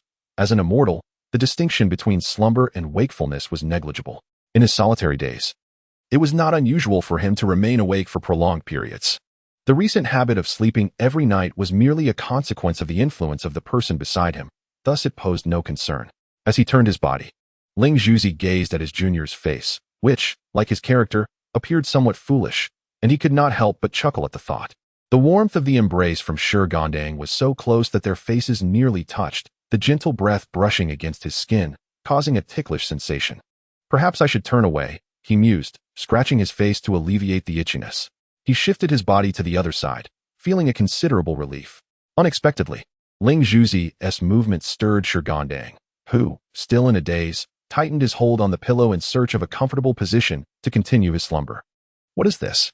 Ling Zhuzi, slightly groggy, half opened his eyes and reached back with a hand. In an instant, the drowsiness that had enveloped him was dispelled. Lecher! Ling Zhuzi exclaimed, his eyes widening as he abruptly freed himself from Shi Gandang's embrace. Without a moment's hesitation, he struck the bewildered Shi Gandang with a sharp slap. The sound echoed loudly, resonating for dozens of meters, alerting the patrolling soldiers who stood on high alert, wary of their surroundings. Who dares to offend the West Cheese Marquis? One soldier shouted, gripping his spear tightly, intending to invoke the Marquis's authority to deter any foes, a tactic they had successfully employed in the past. Yet this time, they were met with disappointment, for after the proclamation, there was no response. Could it be that the enemy had retreated? The soldiers exchanged glances, and two among them, emboldened, ventured into the woods to investigate. They circled around but found nothing. After further searching, they concluded that no one was present, attributing the silence to the enemies being deterred by the Marquis's formidable reputation. Meanwhile, after being awakened by the commotion, Ji Chang and the others sent someone to inquire about the disturbance, receiving similar reassurances that no enemies had intruded, allowing them to relax. Inside Ling Zhuzi's tent, Shi Gandang was jolted awake by the slap. Though his consciousness returned, he stared blankly at the blushing Ling Zhuzi, perplexed. Why did you hit me, senior brother? He inquired. His tone laced with confusion and a hint of grievance, his expression utterly innocent. Heaven bear witness, I was merely tired and trying to sleep. Only to be struck without cause. Moreover, the slap had been quite forceful, leaving a distinct red mark on his face, which not only stung but also tingled with a peculiar sensation. However, what perplexed Shi Gandang even more was that, although he was the one being struck, his senior brother Ling Zhuzi appeared to be the victim. To an outsider, a fleeting glance might even lead one to mistakenly label him as the culprit. Ling Zhuzi, unsure of how to articulate the situation, stammered for an extended period, ultimately failing to form a coherent sentence, his face flushing with embarrassment. I dreamed that you hit me. After much contemplation, Ling Zhuzi managed to produce what he considered a rational explanation. A dream? Shi Gandang was at a loss for words. As the ancients said, only women and petty men are difficult to nurture. Proximity breeds deference, while distance breeds resentment. His senior brother was neither a woman nor a petty man. Yet he remained so difficult to engage with. Just rest. Ling Zhuzi lowered his head and casually pulled the blanket over himself, tucking his head beneath it as well. After a moment of hesitation, Shi Gandang finally lay down, though this time he positioned himself a bit farther away from Ling Zhuzi. He feared that if he got too close, he might receive another slap. As the night passed, the two of them drifted off to sleep, separated by a considerable distance. The next day, Ling Zhuzi awoke first and beheld Shi Gandang, who had entangled himself in the blankets like an octopus ensnaring its prey, and let out a long sigh. Two grown men should not be behaving like this. Ling Zhuzi found himself unable to confront Shi Gandang's clinginess, so he sought solace in an excuse. His junior brother's attachment merely indicated brotherly affection and harmony. Surely, there was nothing wrong with that. Having reassured himself, Ling Zhuzi glanced outside, where the sun was now high in the sky. Listening closely, he could hear the voices of Ji Chang and the others engaged in conversation. They're all awake. I see. It seemed that Ji Chang and the others had refrained from waking him, considering his celestial status. Looking back at Shi Gandang, who showed no signs of waking, Ling Zhuzi gently tapped his face, albeit with a light touch. Shi Gandang was stirred awake by Ling Zhuzi's action, sitting up groggily and rubbing his sleepy eyes. Is it morning already? If we don't get up soon, we shall become a laughingstock. In ancient times, it was indeed rare for individuals like them to sleep in so late, especially given their current status as immortals. I am just so tired, he exclaimed. After being struck yesterday, I couldn't fall asleep until late in the night. I couldn't help it. I was frightened. He poked his face with his finger. Relieved to see that the redness from the previous night had completely faded, he breathed a sigh of relief, for he would have surely been mocked if he had walked out with a handprint on his face. Ling Zhuzi noticed Shi Gandang's movements and, with a glance to the side, quickly dressed and made his way out of the tent. Do celestial beings enjoy eating noodles? I suppose I do. Just as Ling Zhuzi stepped out of the tent, Ji Chang rushed over. They had yet to eat, having waited specifically for Shi Gandang and Ling Zhuzi, unaware that they would be kept waiting for so long. In these desolate mountains, we have brought little with us, save for some dry flour to prepare noodles. And we hope the immortal will not look down upon our humble offering. The spirit, of course, would not disdain such a simple meal, as it merely seeks to satisfy one's hunger, and anything would suffice. Once the cook has prepared the noodles and everyone has dined, Ji Chang invites the two to go hunting. Although Shi Gandang initially wishes to decline, he is persuaded by Ling Zhuzi. He wishes to learn the art of music and intends to surprise Shi Gandang. Thus it is impossible for him to remain behind.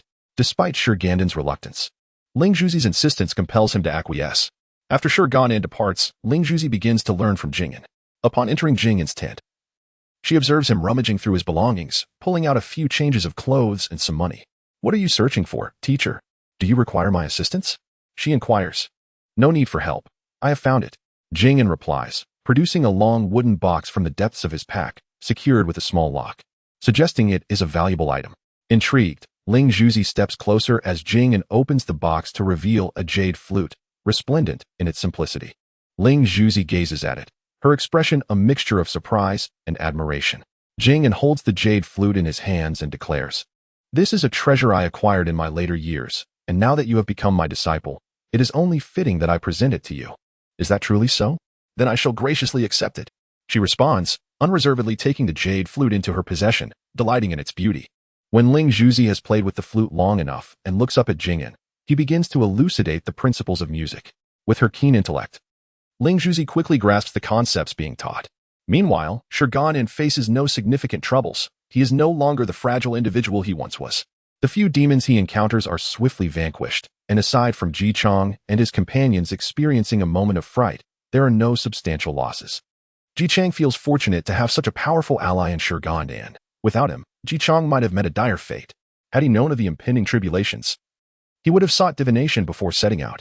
Typically, sages like him receive celestial warnings prior to crises, but with Shi Gandang at his side, no such omens were given.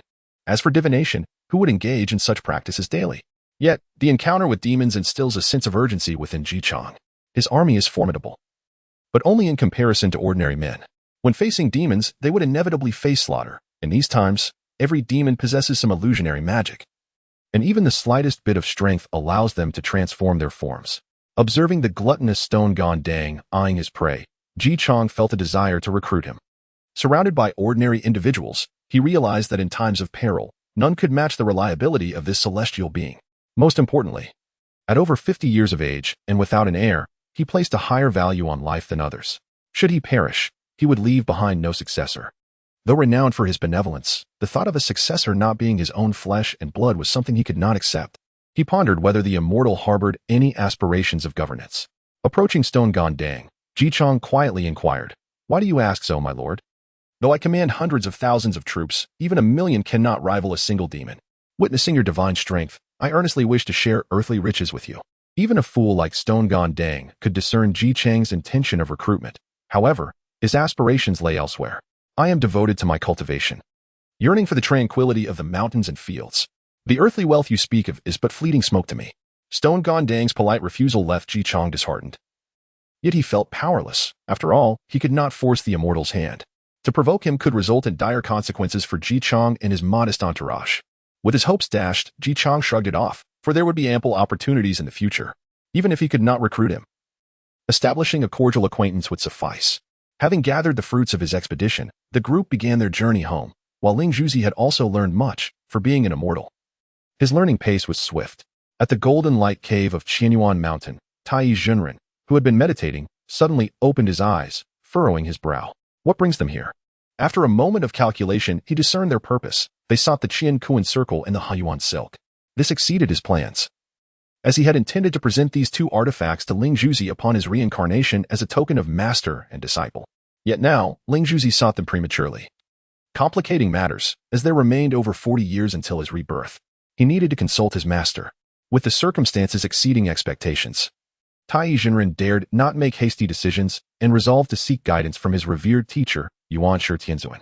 Summoning the young disciple Jin Xia, Tai Jinren soared through the clouds and soon arrived at Kunlun Mountain. Disciple greets the esteemed uncle. The master has been awaiting your arrival.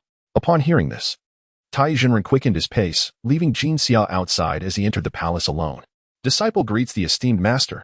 Upon hearing Tai Jinren's voice, Yuan Shi Tianzuan opened his eyes, resting upon the 8 treasure cloud seat. "I am aware of your purpose. What should the disciple do? All is governed by destiny." Tai Jinren pondered momentarily, then bowed to Yuan Shi Tianzuan and exited the palace. After his departure, Yuan Shi Tianzuan calculated further and found that the heavenly decrees had changed little, which brought him satisfaction.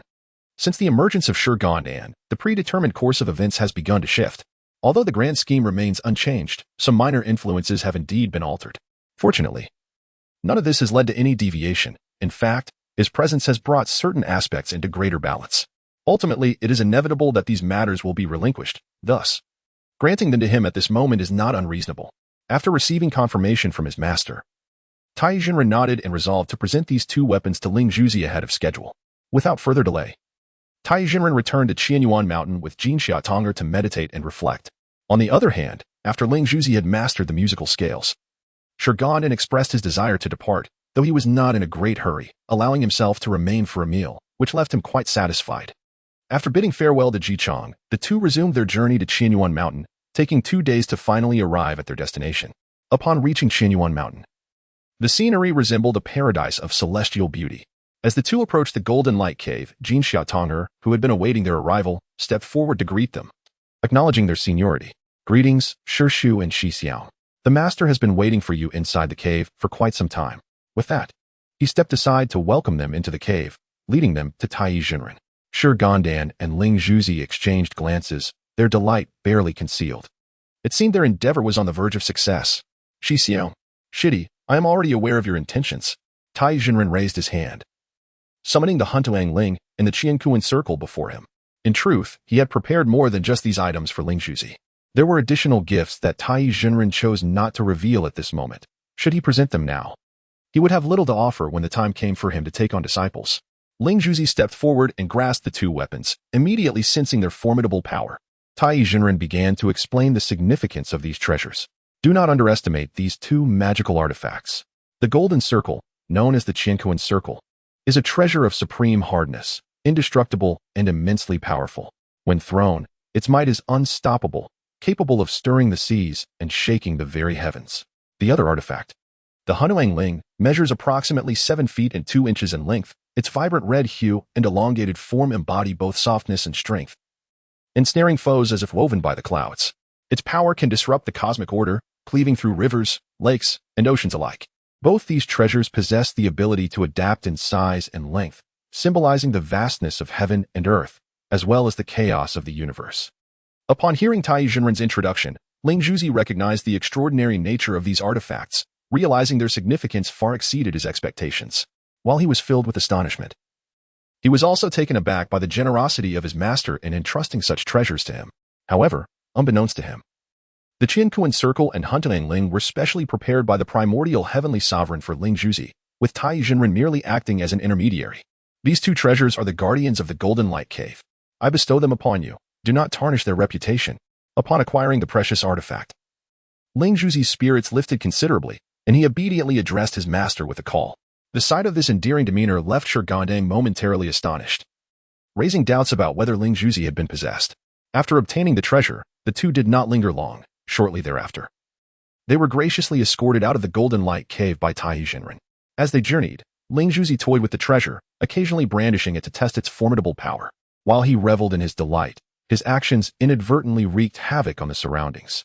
The Hunyuan ribbon, known for its ability to disrupt the heavens and the earth, unleashed its might upon Ling Zhuzi's intentional experiments, leading to the trees within a radius of several miles being grotesquely twisted into mere powder. Even a nearby hill suffered from this calamity. Brother, please cease this mischief. If your hands are itching, there is no need for such excess, he chided. Although Ling Zhuzi had taken on human form for over a century, his mentality remained akin to that of a mere adolescent, lacking the maturity of an adult. Eager to flaunt his newfound acquisition, he was impatient to wield it, leaving Shi Gandang with a headache. Having spent significant time beside this youthful master, Shi Gandang's own intellect had matured considerably. Regrettably, Ling Zhuzi's reckless behavior often embroiled them in trouble during their excursions down the mountain, necessitating Shi Gandang's assistance to rectify the ensuing chaos. After numerous instances, Shi Gandang had grown accustomed to this dynamic, while Ling Zhuzi remained naive. He himself was no longer as gullible as before. Indeed, one might say he was forcibly maturing. Humph, I see you are envious of my treasure. Ling Zhuzi pouted, shortly thereafter transforming the Qiankuan ring into a bracelet, which he slipped onto his wrist. What are you staring at? Come here and lend a hand. Initially intending to tie the Hunyuan ribbon around his waist, Ling Zhuzi found that doing so in front appeared unsightly. Frustrated by Shi Gandang's lack of initiative, he felt a surge of irritation. I thought you didn't need my assistance? Upon being chastised, Shi Gandang was not offended. Instead, he cheerfully approached to take the Hunyuan ribbon, wrapping it twice around Ling Zhuzi's waist before tying a knot at the back. It was then that he realized his brother's waist was remarkably slender, rivaling that of many women. Coupled with Ling Zhuzi's fair complexion, one could easily liken him to Chang'e from the Moon Palace. In contrast to Shi Gandang's handsome features, Ling Zhuzi's appearance was androgynous, and clad in appropriate attire, one might easily mistake him for a woman. Should one not scrutinize closely, it would be nearly impossible to discern his true gender. As he adjusted the Hunyuan ribbon, Ling Zhuzi found it somewhat snug, yet it was not bothersome. Upon raising his gaze, he noticed Shi Gandang standing there, entranced, his eyes fixated upon him. What is it that you gaze at so intently? Ling Zhuzi inquired. And nothing. Shi Gandang quickly regained his composure, hastily waving his hands in denial. Should Ling Zhuzi discover that he had compared him to a woman, he would undoubtedly take umbrage. However, Ling Zhuzi was not easily deceived, yet he chose not to press the matter further. As the two were preparing to soar into the clouds, a sudden and thunderous roar echoed from the distant mountains. Impudent wretch, are you the ones disturbing my sacred ground? Turning his gaze, an elderly figure clad in black approached on a cloud, his disheveled gray-white hair framing a pair of sinister eyes that fixated intently upon the two. Dare I inquire? Esteemed friend, what manner of being are you? A mere rock turned sentient, neglecting cultivation, yet here you commit transgressions. What punishment do you deserve? Without allowing Shi Gandang to seek clarification, the old man erupted, pointing an accusatory finger at him. You, old beast, dare to bully me. Witnessing Shi Gandang being berated, Ling Zhuzi could no longer remain passive. This elder, without discerning right from wrong, had rushed in to hurl baseless accusations, even scolding his precious Shi Gandang. How could he endure such insolence?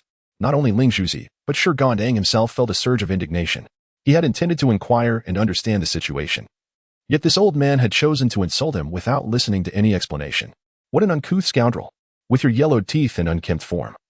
You dare to ruin my abode and insult me. How can I possibly let you go? The old man shouted vehemently, for he had originally come to the Cloud Tower cave to cultivate. Yet, a sudden upheaval of magical energy had collapsed his dwelling, nearly burying him alive. As a disciple of it, he had little patience. The destruction of his abode was not merely a matter of pride, but a matter of retribution. With a forceful flick of his sleeve, a flying sword shot forth from his robes. The sword, as if animated by an unseen force, multiplied into hundreds, then thousands, transforming into a majestic array of luminous blades directed at the two. Brother. Ling Zhuzi swiftly shielded Shi Gandang behind him, unflinching. Stay here, little stone. I shall confront him. With that declaration, he summoned the Hunyuan silk, which spiraled into a vortex of crimson, stretching to 100 feet in length. As the sword array approached, it was drawn into the whirlpool, caught in its swirling force, rendering the old man's attempts to control it utterly futile. Rascally knave, you have sabotaged my sword array. The old man fumed, his face reddening with rage. If you lack the ability, do not embarrass yourself. Ling Zhuzi's taunt intensified the old man's fury, his cold gaze seeming to threaten devouring Ling Zhuzi whole. You ignorant child, how dare you mock me? Witness my yellow wind gourd. With his sword ineffective, the old man was not one to relent easily. He flipped his hand, revealing a fiery red gourd resting in his palm, from which he removed the stopper, chanting incantations. In an instant, a tempest of yellow wind erupted from the gourd, carrying blinding sands that left Ling Zhuzi struggling to keep his eyes open. What in the world is this? Ling Zhuzi lifted his arm to shield his face, the stinging sands causing him considerable pain. Little stone, are you all right? I'm fine. But this yellow wind is truly formidable. We cannot confront it head-on. In a mere moment, Shi Gandang devised a plan. The yellow wind howled, and the sands billowed, obscuring vision entirely. The old man laughed maniacally, his hawk-like eyes scanning the surroundings for an object to wield as a weapon. In the past, my efforts were thwarted by the release of the yellow wind, complemented by the cloud light sword to vanquish foes, a strategy that proved almost infallible. The enemy could hardly open their eyes, let alone confront me directly, much less defend against my flying sword. Yet, in this instance, due to my momentary negligence, I discovered to my astonishment that the spirit pearl possessed the ability to seize my flying sword, rendering me momentarily devoid of offensive capabilities. Aware that to defeat the old Taoist, I must first acquire his yellow wind gourd, I devised a plan in consultation with the spirit pearl. Upon receiving her consent, I concealed myself behind her, transforming into a fly the size of a melon seed, resting atop the mysterious sky silk. The spirit pearl, having retracted the cloud light sword and sheathed within the silk, bellowed, "Old beast, come forth and meet your demise." She swung the mysterious sky silk once more. Although the old Taoist was obscured from view, as long as I could be propelled beyond the reach of the yellow wind, this battle would soon reach its conclusion. You cannot even discern my location. What use is your attack? The old Taoist sneered, oblivious to the fact that I had already evaded the yellow wind's assault. With a resounding clap, I reverted to my human form and without hesitation, struck the old Taoist across the face. A sharp pain radiated from his cheek, causing the gourd to fall from his grasp with a thud. Not bad, little stone. With the yellow wind no longer a distraction, the spirit pearl lowered her arms. The gourd continued to spew forth the yellow wind, but its target had shifted away from her. Cursed be, how did you get behind me? The old Taoist wiped the corner of his mouth, the intensity of the pain distorting his expression. That is of no concern to you, I declared, retrieving the yellow wind gourd and aiming its opening skyward, for without a stopper, this was my only recourse. Now, old beast, it is your turn.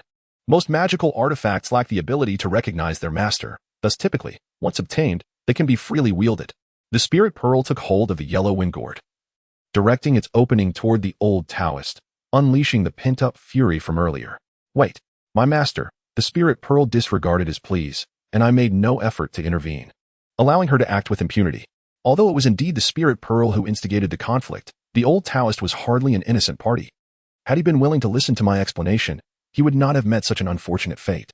As the spirit pearl's rage subsided, the old Taoist was ultimately crushed by her universe circle, revealing his true form as a black eagle.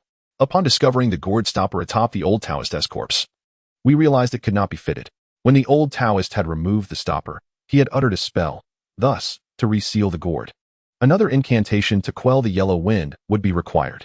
Exchanging glances, we found ourselves without options, resigned to allow the yellow wind to continue its onslaught as we journeyed toward Kunlun Mountain, seeking assistance from the Primordial Supreme One. In the Jade Void Palace, The commotion caused by the return of the two individuals drew the attention of the primordial heavenly venerable. After he intervened, he promptly sealed the gourd of yellow wind. You too. Every time you descend from the mountain, you create chaos. Observing the two kneeling before him, the primordial heavenly venerable felt a twinge of exasperation. Master. It was truly that old Taoist who overstepped his bounds. We had no choice but to act and eliminate him. Shi Gandang scratched his head, an ominous feeling creeping over him. Could it be that this old Taoist possessed significant stature? Otherwise, why would the master express such concern? Master, does that old Taoist have a notable background? Shi Gandang's anxiety grew. His fist clenched tightly as his heart raced. Indeed, that Taoist was my junior brother, and thus your uncle. A disciple of the heavenly Lord Tong Tian under the celestial cloud immortal. What? Shi Gandang's eyes widened in disbelief. That old Taoist was actually his own sect brother, Ling Zunzi.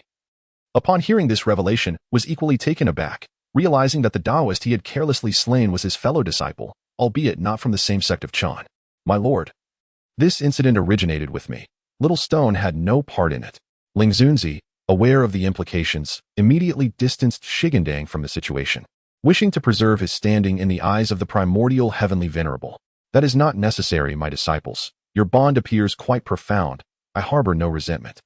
The primordial heavenly venerable, seeing the two deflecting blame onto one another, smiled with satisfaction before clarifying in response to their astonished gazes. Do you know the origin of the investiture of the gods? Naturally, both had heard of the investiture of the gods, but they were unaware of its origins. Observing their confusion, the primordial heavenly venerable chose to enlighten them. Several centuries ago, the heavenly court was in dire need of personnel, and thus I, along with the three teachings, initiated the investiture of the gods, which lists 365 righteous deities. Among them are loyal ministers and righteous heroes. Some have achieved divinity without attaining immortality. Each has varying degrees of merit and destiny. Therefore, deities hold ranks, and mortal life has its cycles. The Taoist you killed was a disciple of the, though not a prominent figure on the investiture. Your impulsive act of killing one of their disciples will surely incite revenge from the celestial cloud immortal. Should you slay him? His senior brothers will not let the matter rest lightly for the sake of face, and this cycle of vengeance will continue, disregarding the investiture of the gods before it even arrives. After hearing this, Shi Gandang comprehended the gravity of his actions. Noticing his realization, the primordial heavenly venerable felt a sense of satisfaction. Master, may I go and apologize to the celestial cloud immortal? That is unnecessary. Yet, if this continues, will our teachings not be at odds? The primordial heavenly venerable continued, explaining that the initial discussions surrounding the investiture of the gods had already been calculated between himself and your master and uncles, the opposition of the two teachings being part of the plan. It turned out that the heavenly Lord Tong Tian, aware of the character of his disciples, had ensured that most of those listed on the investiture were his own followers, a move intended to secure their rightful rewards. In order to secure their place on the function list, the master of heavenly secrets covertly orchestrated a scheme, instructing his disciples to act contrary to their nature, aiding Tang in his opposition against King Wu of Zhou, thereby facilitating their ascension to the list. However, the master of heavenly secrets could never have anticipated that. Despite their plans being executed flawlessly, the culmination of their efforts would inadvertently ignite true flames, ultimately leading to their own demise. Chapter 15. The Convergence of Three Flowers. Upon uncovering the origins of the function list, Shi Gandang realized that it was best to refrain from venturing out before attaining divinity. Ling Zunzi, too, came to a similar conclusion, ceasing his incessant clamoring to explore the outside world, and instead chose to remain quietly in the peach garden, diligently practicing the Qian Kuan circle and the HN silk in preparation for his ascension. 20 years swiftly passed. A mere blink of an eye in the realm of immortals. Ling Zunzi stood anxiously outside the cave, peering within and pacing restlessly, his hands continually fidgeting. Inside the cave, Shi Gandang sat cross-legged, his heart directed towards the heavens. Over these 2 decades, Shi Gandang had made significant advancements in his abilities. The convergence of 3 flowers and the infusion of 5 energies marked the stage of the 12 golden immortals of the Chan sect. It is important to note that this stage does not pertain to combat prowess and bears no relation to strength.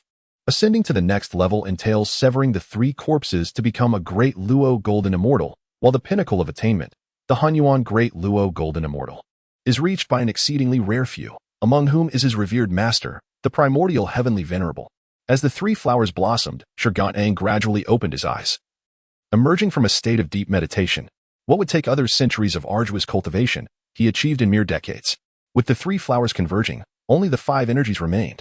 Exhaling a breath of pure qi, Shi Gandang leaped off the stone bed, his smooth and delicate feet touching the ground without a trace of dust. His elder brother must be growing anxious. With this thought, Shi Gandang quickened his pace and dashed outside, leaping towards Ling Zhuzi. Outside the cave, Ling Zhuzi wore a furrowed brow, but upon seeing Shi Gandang's figure, his concern instantly dissipated, and he opened his arms wide in response to Shi Gandang's request for an embrace. Brother, did you miss me? Feeling the warmth of Ling Zhuzi's unwavering presence, Shi Gandang's heart swelled with affection, and his gaze softened considerably. Humph, I was quite pleased not to be bothered by you. After a moment of tender intimacy, Shi Gandang reluctantly released his hold, his eyes still tinged with nostalgia. By the way, little stone, I received word from Bai He Tongzi recently. In a few days, I shall embark on my reincarnation. A shadow of sadness flickered in Ling Zhuzi's eyes, and upon witnessing Shi Gandang's astonished expression, he suddenly hesitated about the prospect of reincarnation. Isn't this too soon? Shi Gandang's tone was frantic, as he felt unprepared for Ling Zhuzi's impending departure. Bai He Tongzi mentioned that Jiang Zia had ascended the mountain 30 years prior, and I must reincarnate swiftly to master my skills before he aids the Zhou Dynasty. According to the Primordial Heavenly Venerable's plan, Jiang Zia is to descend the mountain at the age of 72, meaning he must remain on Kunlun Mountain for a full 40 years, with only 10 years left until that time. A melancholic expression graced the face of Shi Gandang, prompting Ling Zhuzi to feel a pang of emotion, and she playfully patted his shoulder with a faint smile. Hee, little stone. Do you find it difficult to part from your senior brother? Indeed, Shi Gandang replied candidly, catching Ling Zhuzi off guard. A gentle smile spread across her face, filling her heart with immeasurable satisfaction. Senior brother, since I arrived at Kunlun Mountain, aside from our master, you have treated me the best. If you descend the mountain, who will accompany me? Ling Zhuzi softly embraced Shi Gandang's waist, resting her head against his chest as she whispered, Yet, the edicts of the Celestial Lord are difficult to defy, and we have only been apart for a few years. When the divine calamity arises, we shall meet again in the Zhou Dynasty. After the divine ordination, as the Zhou Dynasty flourishes, we will have countless years to share together. At that time, I shall reveal a secret to you, senior brother. Shi Gandang took a moment to steady his excited heart, and upon hearing Ling Zhuzi's words, he regained his composure. Yes, we are merely parting for a while. We shall meet again. I will await that day. Ling Zhuzi, seeing Shi Gandang's spirits lifted, mysteriously retrieved a jade flute from her bosom. Since their return, both had been preoccupied with cultivation, and as Ling Zhuzi had yet to master music, she had not contemplated performing. However, during the decades of Shi Gandang's seclusion, Ling Zhuzi had practiced diligently, and now his musical skill had reached the level of their former master, Jing'an. What is this? This is a gift from my master, Jing'an. When I became his disciple, now that I have perfected my musical abilities, I am ready to play it for you. Ling Zhuzi took Shi Gandang's hand and sat down, beginning to perform the piece they had first heard Jing'an play. Although they were playing the same melody, Shi Gandang found that his senior brother's rendition was even more enchanting than Jing'an's, for it was infused with emotions that Jing'an could not replicate. Leaning against Ling Zhuzi's shoulder, Shi Gandang reveled in the exquisite music until the voice of the primordial celestial lord resonated. Disciple pays homage to the master. May the master enjoy eternal longevity. Shi Gandang, how has your cultivation progressed? Disciple has gathered the 3 flowers atop the head. The primordial celestial lord nodded, acknowledging that in these decades, Shi Gandang had evolved from a stone imbued with divine power to an immortal with the 3 flowers gathered, surpassing his 12 disciples. Excellent. You now possess formidable spells and exceptional martial prowess, yet you lack magical treasures and weapons. I possess a treasure, known as the Blood Transformation Box, which I bestow upon you as a safeguard. With a flick of his hand, a black box appeared, unassuming in appearance but adorned with golden patterns that added a touch of opulence. This box is adept at ensnaring individuals. Once contained within, they shall swiftly transform into blood. Shi Gandang took the box, examining it curiously before stowing it away. Thank you, master, for this precious gift. Furthermore, within the cave halfway up Mount Buzhou, there lies another treasure destined for you. Go and retrieve it, and it shall be fashioned into a weapon for you, unbeknownst to the revered master. What treasure could that be? The primordial heavenly sovereign began to elucidate, stating that the weapon in question was forged from the blade of the heaven-cutting axe wielded by the great Pangu after he created the world. This treasure is exceptionally sharp, capable of cleaving through all things in existence. Few artifacts in the world can rival its power.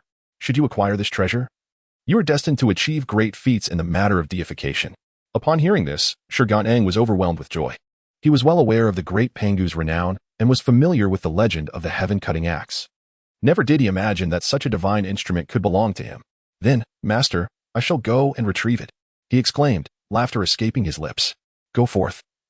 But exercise caution. Remember, your mission is to collect the treasure without causing bloodshed. Although Shi Gandang did not fully grasp the implications of his master's words, he nodded in agreement and hurriedly departed from the Jade Void Palace, excitement evident upon his face. Chapter 16. The quest for treasure in Buzhou Mountain in the Northern Territories lies the domain of the Northern Marquis Chenghohu, one of the 4 great vassals of Chengtang, commanding 200 subordinate lords with immense power. Within the Northern Sea, one of these lords, Yuan Fudong, harbors grand ambitions. Unwilling to remain in subservience, yearning to establish himself as a king. To this end, Yuan Fudong has been expanding his influence while diligently practicing the immortal path, taking a sage as his mentor. Publicly, he still acknowledges Emperor Xin as king, while secretly courting the other lords of the Northern Sea. Thus, it is said that the weapon resides not far from here, within Buzhou Mountain. Yuan Fudong sat in his tent, his narrow eyes glinting with a cold light, fixating ominously on the soldier kneeling before him. Indeed, my lord, our soldiers have inquired extensively. The immortal has revealed that the weapon lies within a cave on the mountainside of Buzhou Mountain, and we currently have men stationed outside the cave. The soldier felt a chill run down his spine under Yuan Fudong's piercing gaze, akin to being ensnared by a venomous serpent. Excellent. With the weapon my master spoke of in my possession, my chances of success will increase tremendously. Soon, I shall be the ruler of this realm. Yuan Fudong laughed heartily, dismissing the soldier with a wave of his hand. Eagerly donning his armor, he summoned his steed, the iron-boned black bull. Wait here, I shall venture forth alone. Yuan Fudong had no intention of bringing his subordinates along, for Buzhou Mountain was a considerable distance away. Bringing his men would prolong the journey, and as a vassal lord, he preferred to avoid attracting the attention of Chenghohu. Receiving the map from his subordinate, Yuan Fudong followed the designated path, riding the iron-boned black bull into the clouds. Meanwhile, Shi Gandang, accompanied by Ling Zhuzi, also set forth for Buzhou Mountain in search of his weapon. After years of cultivation, he possessed various spells but lacked a formidable weapon or treasure, with his master having illuminated a clear path for him. The prospect of acquiring a divine weapon forged from Pangu's heaven-cutting axe filled him with indescribable joy as he journeyed with his senior brother, Ling Zhuzi. However, this journey is destined to be anything but peaceful. The formidable Stone Gandang swiftly arrived at this location aboard the clouds, unaware of the precise whereabouts of the divine weapon. Only able to gaze down from the heavens. Little Stone, look over there. Ling Zhuzi exclaimed, his attention drawn to a group of soldiers stationed on the mountainside of Buzhou Mountain. Upon closer inspection, it became evident that they were surrounding a cave. Could it be that the news of the divine weapon had leaked? Stone Gandang felt an ominous premonition. If these were mere mortals, it would be one matter, but if they were fellow practitioners of the immortal path, it could spell trouble. Regardless of their identity, anyone who dared to obstruct them would meet their end. The primordial heavenly sovereign had declared that this weapon belonged to Little Stone, and should anyone attempt to seize it, they would face dire consequences. Enough of this. We must investigate. Brother, remember, we must not harm anyone, although they were celestial beings. Such a status did not justify rampant slaughter, especially given their master's repeated admonitions against needless bloodshed.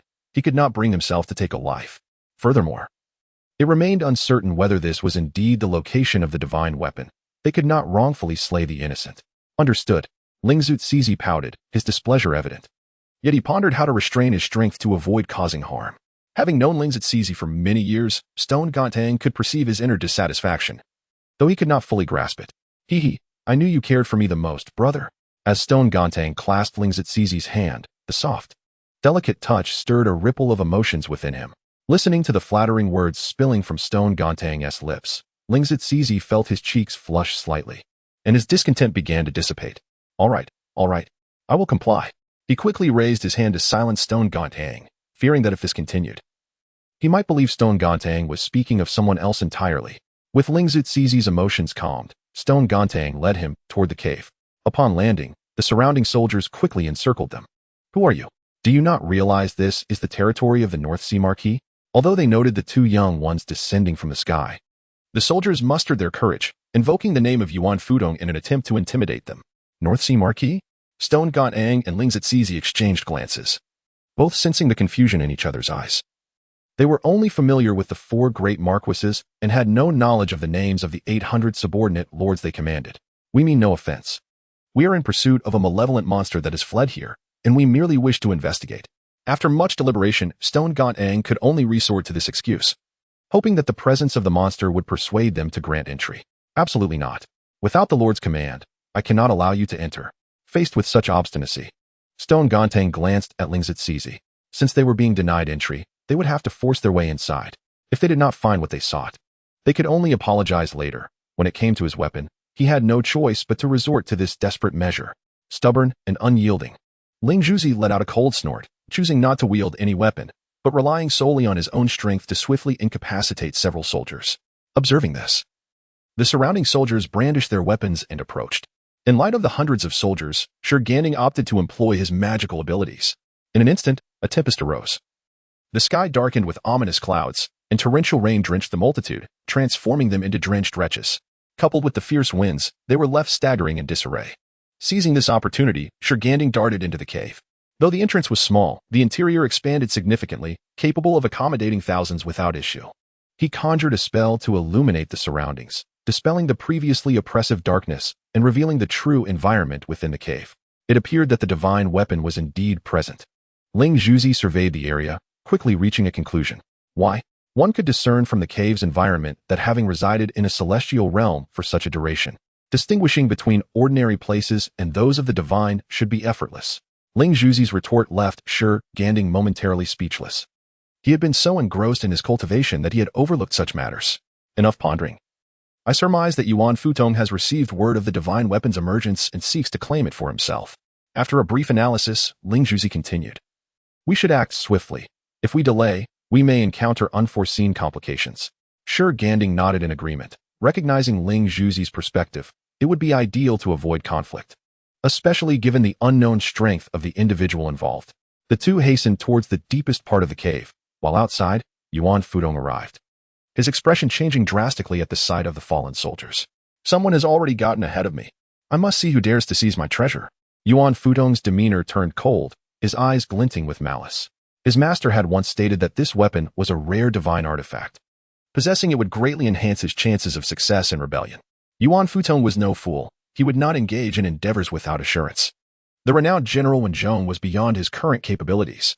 Facing him now would yield no chance of victory, which is why he implored his master for a treasure to bolster his strength. It was through his master that he learned of the artifact's location.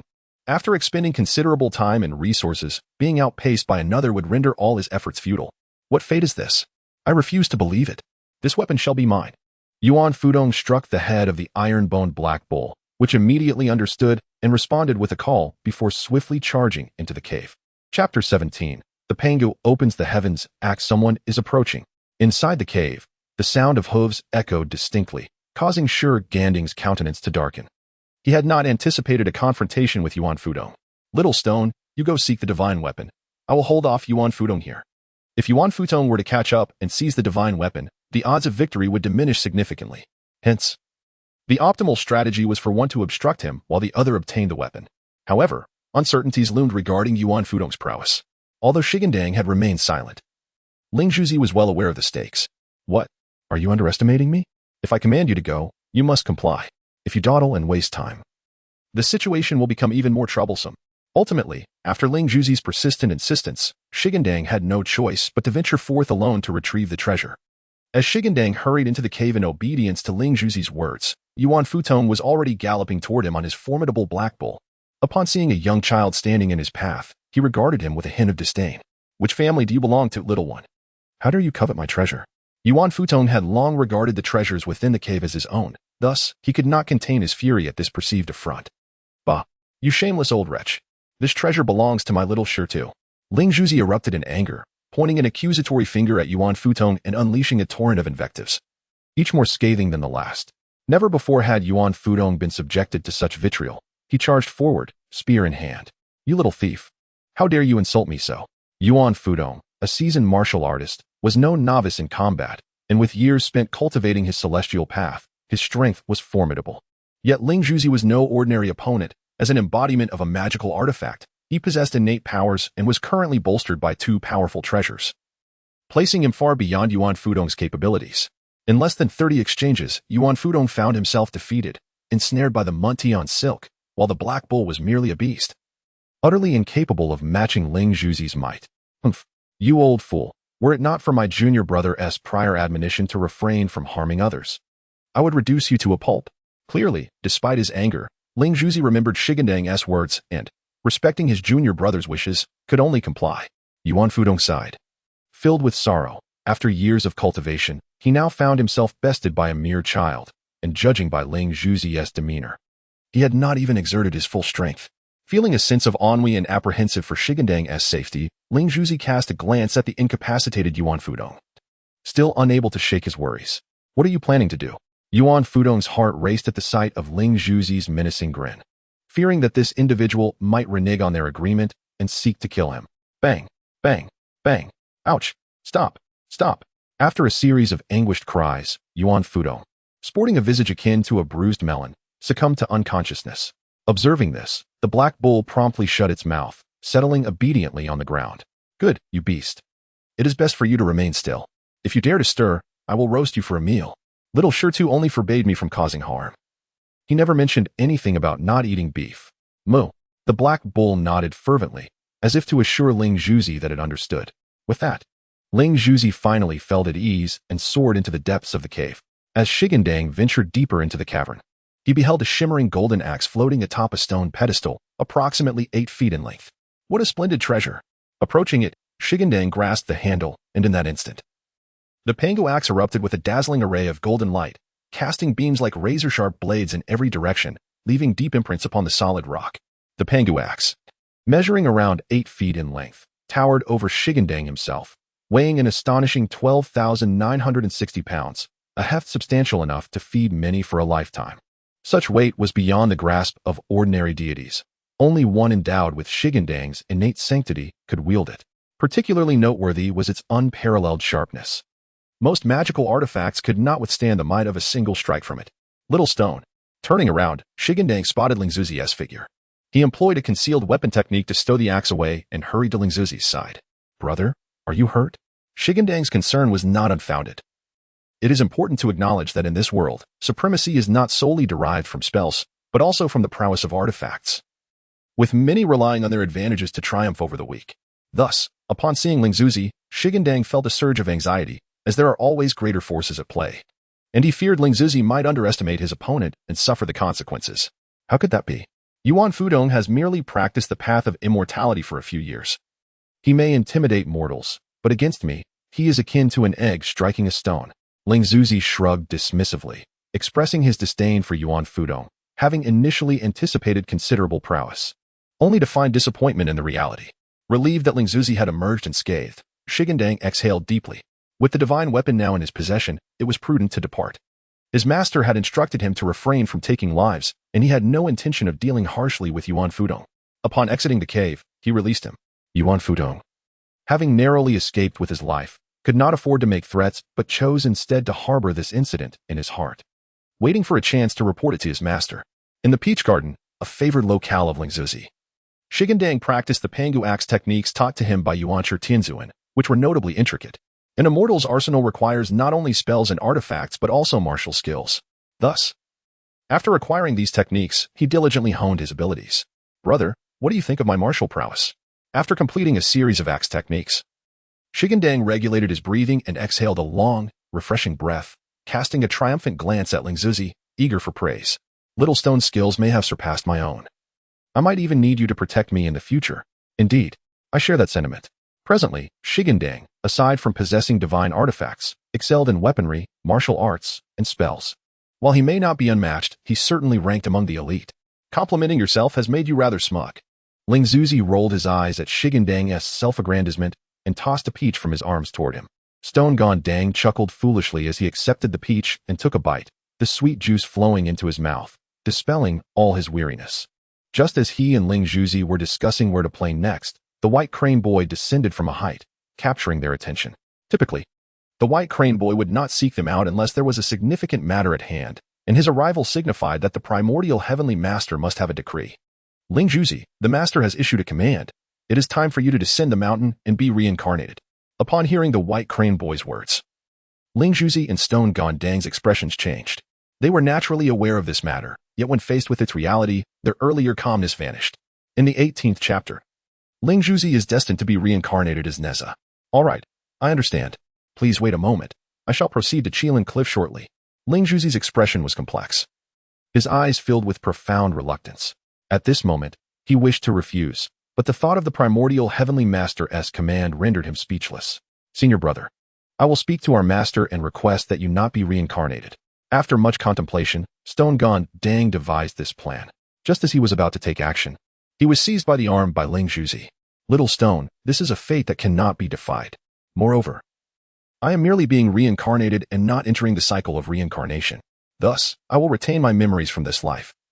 It is only a matter of a few years before we meet again. After a moment of reflection, Ling Zhuzi suddenly came to terms with it. It was merely a few years of separation. He could wait. However, no need for further discussion. My mind is made up. Ling Zhuzi's gaze was resolute.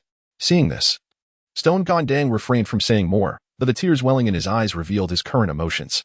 Following Ling Zhuzi to Qilin Cliff, Tai Yizhenren had already been waiting for quite some time. Upon their arrival, Tai Yizhenren nodded slightly. In terms of their current status, Ling Zhuzi was indeed superior to Tai Yizhenren, for Ling Zhuzi was a treasured artifact of the primordial heavenly master. In truth, Tai Yizhenren had to address Ling Zhuzi as master, despite Ling Zhuzi not being particularly favored by the primordial heavenly master. Senior brother, where will Ling Zhuzi be reincarnated? At the residence of General Li Jing in Cheng'an Pass. Tai Yizhenren did not conceal this information. He was aware of the close bond between the two. Over the decades, Ling Zhuzi's temperament had improved significantly, shattering Tai Yizhenren's initial plan to temper Ling Zhuzi's character. For this reincarnation, you will also need to take 2 weapons. With a wave of his hand, Tai Yizhenren summoned the heavenly silk from the peach garden and the universe circle, presenting them to Ling Zhuzi. I thought you would wait until I matured and then present them to me as my master. Ling Zhuzi accepted the weapons, initially believing he would not need them, and thus had not taken them. However, having them was reassuring. Tai Yizhenren said little more. Stepping back to grant Zhou Gandang and Ling Zhuzi their time together, knowing their bond was deep and there was much to discuss. Master brother, as you depart, I know not when I shall see you again. Do not forget me. The voice of Shi Gandang trembled with emotion, his eyes reddening at the thought of parting with Ling Zhuzi. Rest assured, you are my little stone. How could I ever forget you? Moreover, I am merely being reborn. I have not entered the cycle of reincarnation, thus I shall not lose my memories. Though Ling Zhuzi felt an undeniable sorrow, he understood that fate must not be defied. His rebirth was the will of heaven, and it could not be resisted. We shall meet again when King Wu rises against Zhou. Yes. Ling Zhuzi took a deep breath, refraining from casting another glance at Shi Gandang, fearful that he might succumb to the urge to remain. Observing this, Tai Yizhenren invoked a spell, and in an instant, Ling Zhuzi transformed into a resplendent golden pearl, which Tai Yizhenren gently cast away, causing it to vanish from Qilin Cliff. Master brother, do not forget me. Shi Gandang could no longer contain himself, rushing to the cliff's edge and calling out loudly, yet alas, he received no response. Ling Zhuzi's departure left Shi Gandang feeling somewhat desolate. He spoke not a word to Tai Yizhenren and turned away, his lonely silhouette evoking a pang of sympathy in those who beheld it. In the blink of an eye, several years passed. The Shang Dynasty's capital was Chaoga, where the Grand Master Wen Zhong was waging war in the North Sea. The Emperor Zhou began to favor Fei Zhong and Yuhan, and early signs of his folly led to a neglect of state affairs. One day, while on his way to the Enhua Palace to offer incense, he even penned lewd poetry, inciting the wrath of the goddess Enhua, who, upon returning to her palace, ordered the young deity Kaiyun to shake the summoning banner and selected 3 demons from Xuanyuan's tomb to be sent to Chaoga to beguile King Zhou. She decreed that the destiny of King Tang had reached its end, and that a holy ruler had emerged in the western Zhou. The 3 demons could conceal their true forms and infiltrate the palace to sow discord in the king's heart until King Wu rose against Zhou to ensure success without harming innocents. Once this was accomplished, they would attain their rightful rewards. However, these 3 demons, unable to alter their inherent nature after beguiling King Zhou, unleashed horrific tortures in their insatiable thirst for blood, mercilessly harming countless loyal and innocent subjects, entirely forgetting Enhua's directives. Had the 3 merely misled King Zhou, causing him to neglect state matters, they could have awaited the 28 years until King Wu Gfa attacked Chaoga, cooperating from within as insiders to assist King Wu in overthrowing Zhou, thus securing their own rewards. Regrettably, they failed to uphold their original intentions, squandering an immense opportunity. At Cheng'an Pass, there was a general named Li Jing, who had pursued the path of enlightenment since childhood, studying under the master Dui Zhenren of the Western Kunlun, mastering the 5 elemental escape arts. Due to the difficulty of achieving immortality, he descended the mountain to assist King Zhou, attaining the rank of general and enjoying earthly riches. His first wife, of the Yin clan, bore him 2 sons, the elder named Jin Jia and the younger Mu Jia. Lady Yin was later pregnant again, her term reaching 3 years and 6 months. One night, in the midst of the third watch, Lady Yin dreamed of a celestial being. As she was about to scold him, he uttered, "Madam, prepare to receive the dragon child." With that, he tossed a golden pearl into her embrace. Lady Yin awoke with a start, and before long, she felt intense pain in her abdomen. She summoned a midwife to assist in the delivery. And when the child was born, the midwife stumbled back in shock, exclaiming, "Monster! Monster!" Upon hearing the words, Li Jing burst into the room, sword in hand, only to behold a swirling mass of crimson energy on the ground, filling the air with an exotic fragrance. There lay a spherical mass of flesh, rolling like a wheel. Li Jing swung his sword, cleaving the orb, which then transformed into a child. Have I been reincarnated? Ling Zhuzi pondered, surveying the unfamiliar surroundings. As joy for having parents welled up within him, a tinge of melancholy accompanied it. He thought of Little Stone, unaware of his current whereabouts, yearning for their reunion, though uncertain of when that might occur. Alas, it is what it is. In the future, when King Wu campaigns against Zhou, I shall surely meet Little Stone again. For now, let me focus on my cultivation. He mused that such a diminutive child could not possibly be a monster. Li Jing, having once studied the path of immortality, quickly grasped the situation. Noticing that Ling Zhuzi bore no ill intent, he embraced the child with a fatherly affection.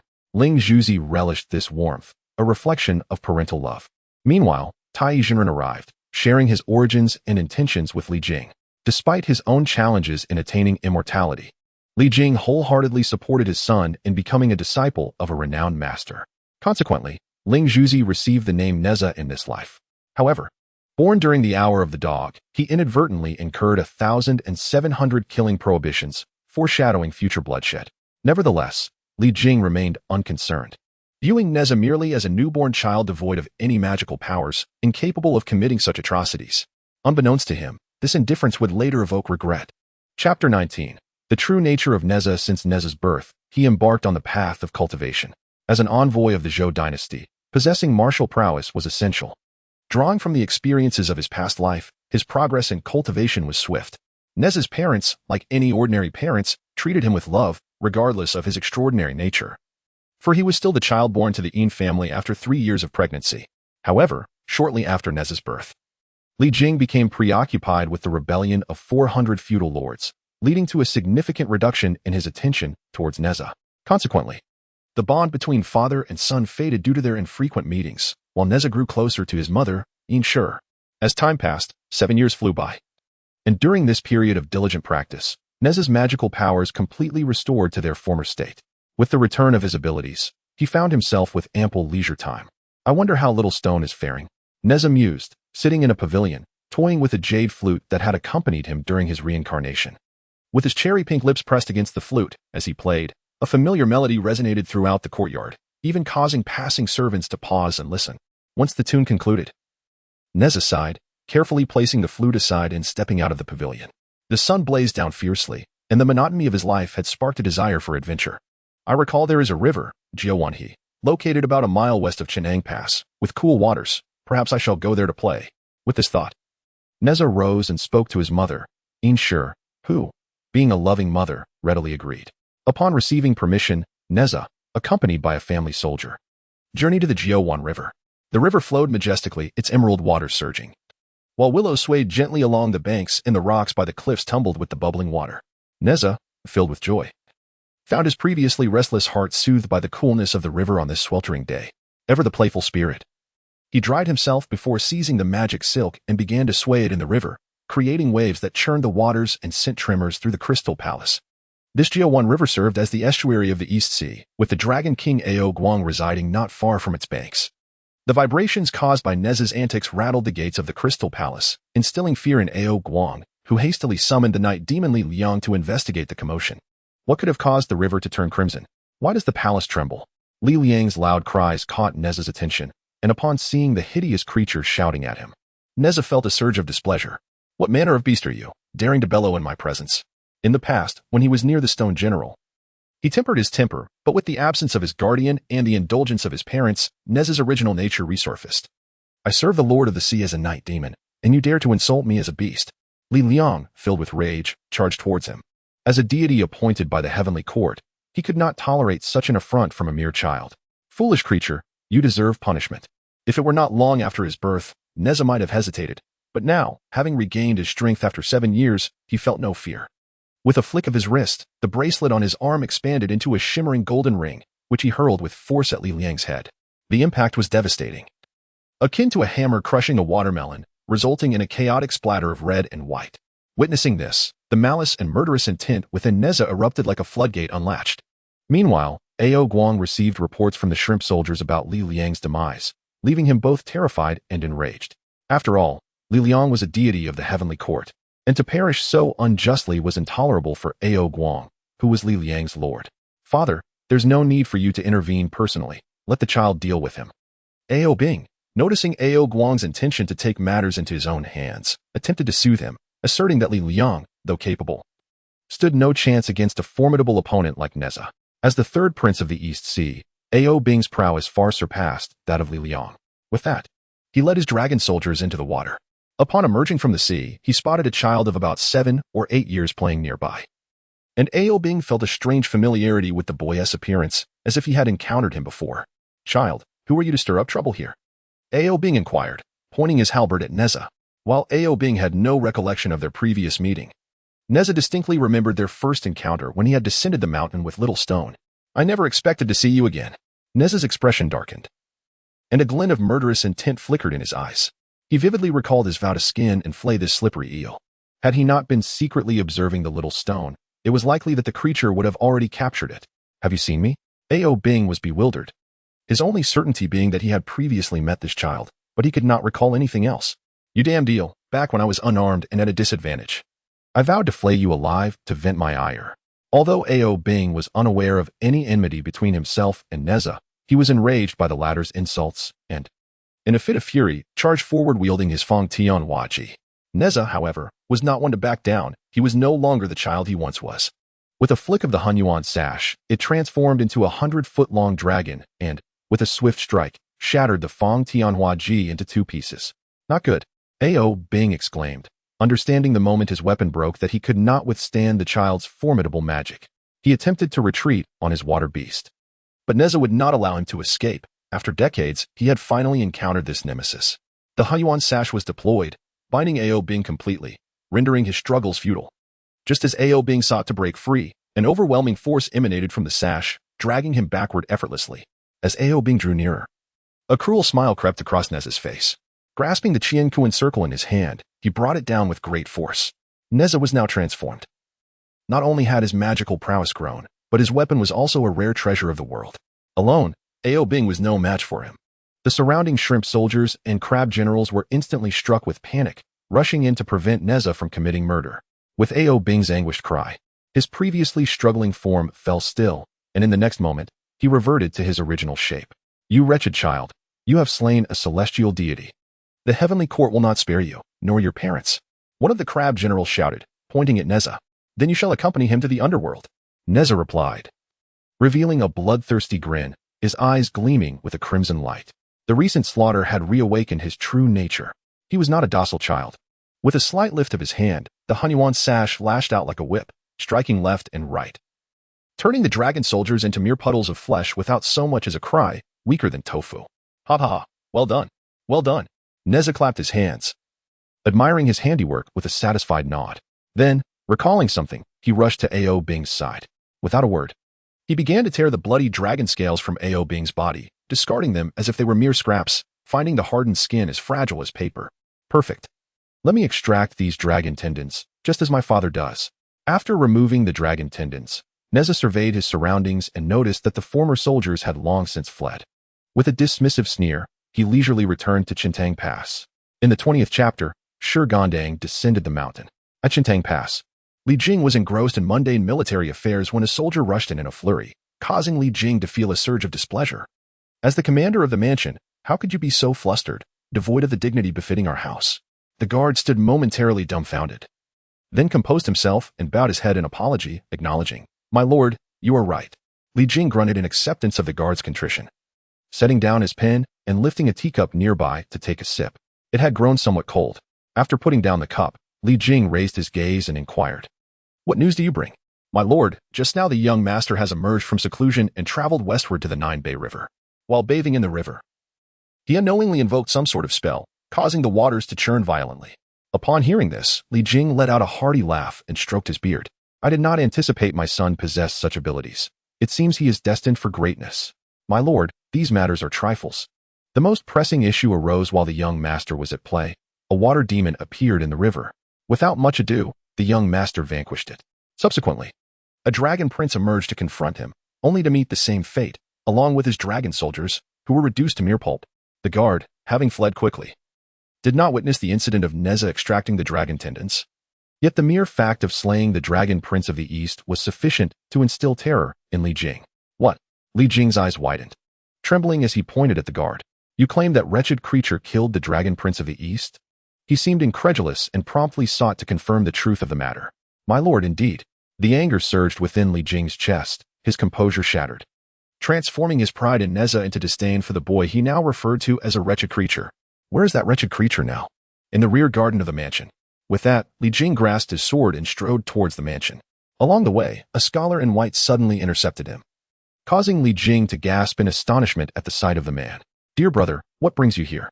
Ao Guang, puzzled by Li Jing's reaction, queried.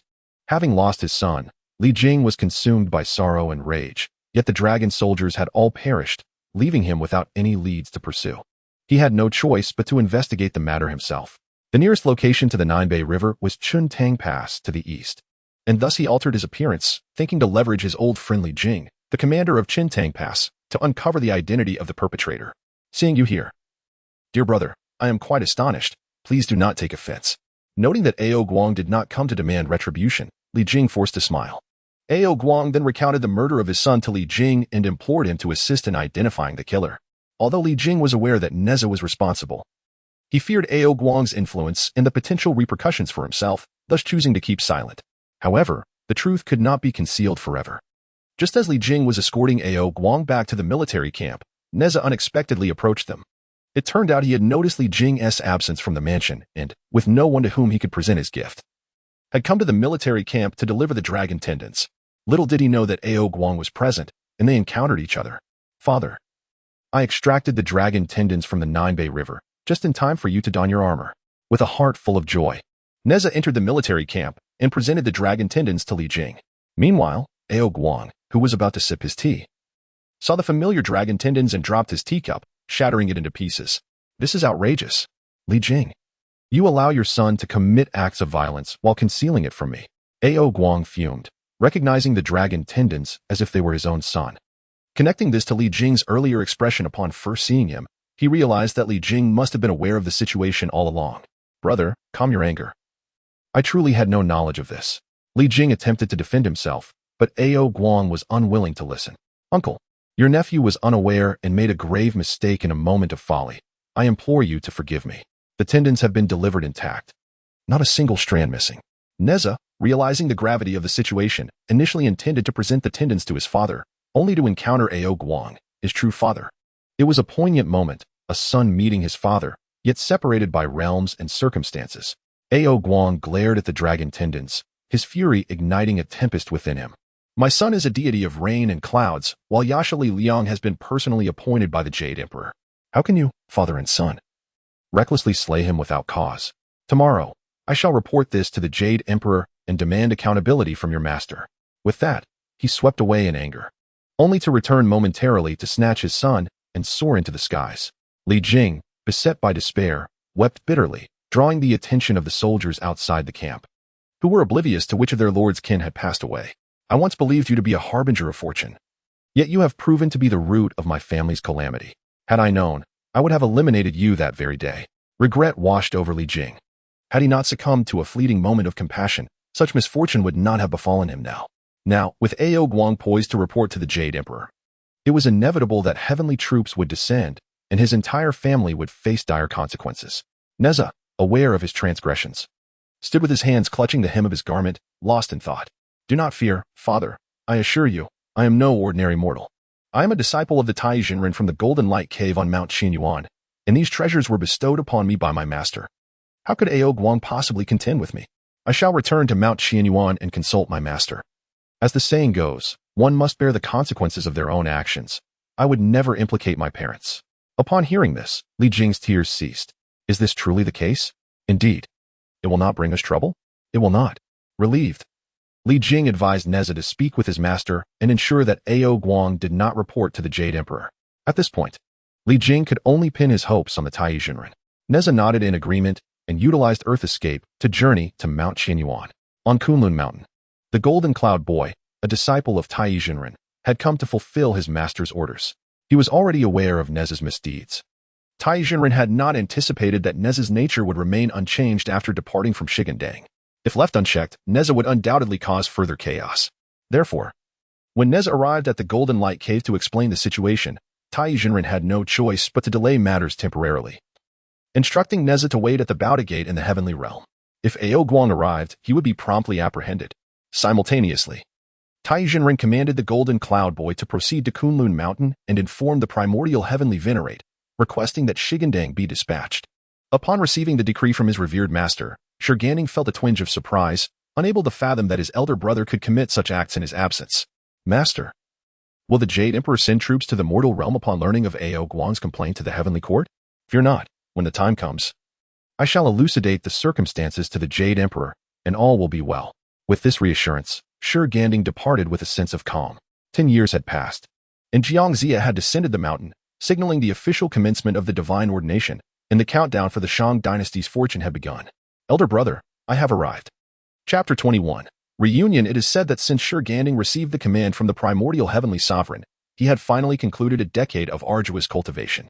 Although he had not yet consolidated the 5 energies within him, he had made significant advancements in his magical prowess. Shi Gandang now possessed not only the blood transformation treasure box but also the dragon capturing pillar, compensating for certain deficiencies. Unlike the blood transformation treasure box, which primarily captures individuals, the dragon capturing pillar is designed to seize treasures, serving as an auxiliary artifact. With the Pangu opening heaven axe in his possession, Shi Gandang found himself in need of no other offensive means. Thus, after careful consideration, the primordial heavenly sovereign bestowed the dragon capturing pillar upon him. Descending from Kunlun Mountain, Shi Gandang's thoughts became lively. He wondered where his elder brother might be. How had he fared over the past decade? Had he suffered from hunger or cold? Had he missed him? Had he found himself in trouble again? Well, the last point could be disregarded, now that he was no longer by his side. His elder brother could no longer restrain himself. That Li Jing was indeed a useless fellow. If he had provided proper guidance, his brother would not have caused such calamities, ultimately drawing the attention of their master. Moreover, Tai Jinren was equally inept. As master, he had failed to proactively educate his disciple. From what he had learned from his master, Tai Jinren had scarcely seen Nezha on a few occasions. It was hard to imagine what sort of individual these two ineffectual figures would cultivate his brother into. With such sentiments swirling in his mind, Shi Gandang hastened his steps toward Chintang Pass. Guided by the primordial heavenly sovereign, he felt no trepidation of losing his way. Meanwhile, after dealing with Ao Guang's matters, Nezha was reprimanded by Li Jing, and a sense of resentment toward his troublesome son began to take root in his heart. After receiving the scolding, Nezha's mood soured. The familial affection he once hoped for from his parents plummeted to an all-time low at that moment. That old mud eel. I should have struck him down when I had the chance, knowing he would go back on his word. Following Yin's words, Nezha retreated to the back garden, but soon felt an overwhelming sense of vexation and ran up to the ramparts of Chintang Pass for some respite. At this juncture, Shi Gandang arrived at the commander's residence of Li Jing in Chintang Pass. Knock, knock, knock. With the sound of knocking, a servant soon appeared at the door. Whom do you seek? The servant, upon noticing that the one at the door was but a child, had lost the respect he initially held, his gaze laden with disdain, and his tone somewhat cold. I am Shi Gandang, a disciple of the primordial heavenly sovereign of Kunlun Mountain, here to seek my elder brother. Upon hearing that Shi Gandang hailed from Kunlun, the servant's countenance instantly transformed. Kunlun Mountain has long been regarded as a realm of immortals. Thus, if this young child claimed to originate from Kunlun, he must indeed be a celestial being. Immortal, please wait. I shall inform my master. The servant's demeanor shifted dramatically from indifference to one of obsequiousness, resembling a sycophant. Before long, a middle-aged man strode forth with purpose. Upon encountering Shi Gandang, he exhibited no trace of disdain, for he had sought wisdom since childhood and had met youthful immortals in his youth. Li Jing inclined his body slightly, welcoming Shi Gandang into his abode. Although he had taken the revered Dui Jinren of West Kunlun as his master, he had achieved little in the way of the celestial path, having only mastered the 5 elements escape technique to this day. Thus, in the presence of Shi Gandang, Li Jing dared not act arrogantly and invited him to take a seat. Pray tell, from which esteemed mountain do you hail? What sacred abode do you reside in? What message do you bring to this humble place? Shi Gandang revealed his background and the purpose of his visit without reservation. Upon learning that Shi Gandang had come for Nezha, Li Jing's expression grew somewhat uneasy, as he harbored concerns that Shi Gandang might be seeking retribution for Nezha. After all, Shi Gandang was still quite young, and such actions were certainly within the realm of possibility. However, perceiving no malice from Shi Gandang, Li Jing refrained from making hasty assumptions and instructed the servant to summon Nezha. The servant complied and retreated to the back garden. But Nezha was currently atop the city tower, making it difficult to locate him. After inquiring about, he finally discovered Nezha's whereabouts. Atop the tower, Nezha was busily handling the Qian Kuan Bao, alongside 3 formidable thunder arrows, artifacts of no ordinary nature, which had been passed down since the great Huangdi vanquished Qiyu. And no one had been able to wield them until now, when Nezha effortlessly lifted one and prepared to shoot, just as Nezha was about to release the second arrow. The servant arrived, interrupting his impending shot. "Young master, your father seeks your presence." Nezha, upon hearing this, set down his bow and arrows. Casting a casual glance at the servant, upon hearing Li Jing's name, a barely perceptible frown creased his brow. "What does my father want with me?" Although he felt displeased, he maintained an outward demeanor of respect, concealing his inner dissatisfaction. Li Jing had long preferred to avoid him. Now, however, he was actively seeking him out, which surprised Nezha. Could it be that the old slippery eel had come looking for him again? "There is a distinguished guest who has come to request your presence." "A distinguished guest?" "Indeed. Young master, the individual claims to be your junior brother." Before the servant could finish, Nezha interrupted, his expression brightening. And the smile that danced upon his lips was impossible to conceal. "Is that person named Shi Gandang?" The servant, startled by Nezha's excitement, nodded in affirmation.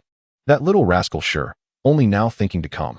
Though he grumbled outwardly, a closer examination revealed that there was no trace of hostility in Nezha's eyes, while discontent lingered. Joy predominated his feelings. In the blink of an eye, Nezha arrived at the entrance of the general's residence, with thoughts of the cherished little stone lingering in his mind. He took a moment to steady his emotions. "This scoundrel took so long to seek me out. When we finally meet, I shall not grant him a smile. Indeed, if I were to smile at him, who knows how much more he might take advantage of me. Furthermore, I must maintain an air of indifference to convey that I am not one to be easily manipulated." As Nezha contemplated the demeanor he would adopt when confronting this junior disciple, he nodded in affirmation of his thoughts. Just then, a panting servant hurried back, noticing Nezha hesitating at the entrance. With urgency, he grasped Nezha's arm. "Oh, my young master, if you delay any longer, the master will surely be enraged." At that moment, the servant disregarded any notions of hierarchy, pulling Nezha into the residence. After such a prolonged wait, he could only imagine the darkening expression on Li Jing's face. And indeed, as he had surmised, Li Jing's countenance had nearly frozen into a grim smile. The tea on the table had been replenished time and again, and he felt as though his stomach contained nothing but the freshly consumed tea. In his heart, he cursed the servant for taking so long to fetch one person. When Nezha finally returned, he would ensure that the boy faced the consequences. Nezha regained his composure, shaking off the servant's grip, and strode into the reception hall. In the hall, Shi Gandang idly fidgeted with his fingers, swaying his legs back and forth from his chair. Being of shorter stature, his feet barely grazed the ground. Why is that person taking so long? Have they flown to the heavens to find him? Shi Gandang felt increasingly dissatisfied with the prolonged wait. Yet he refrained from expressing his frustration.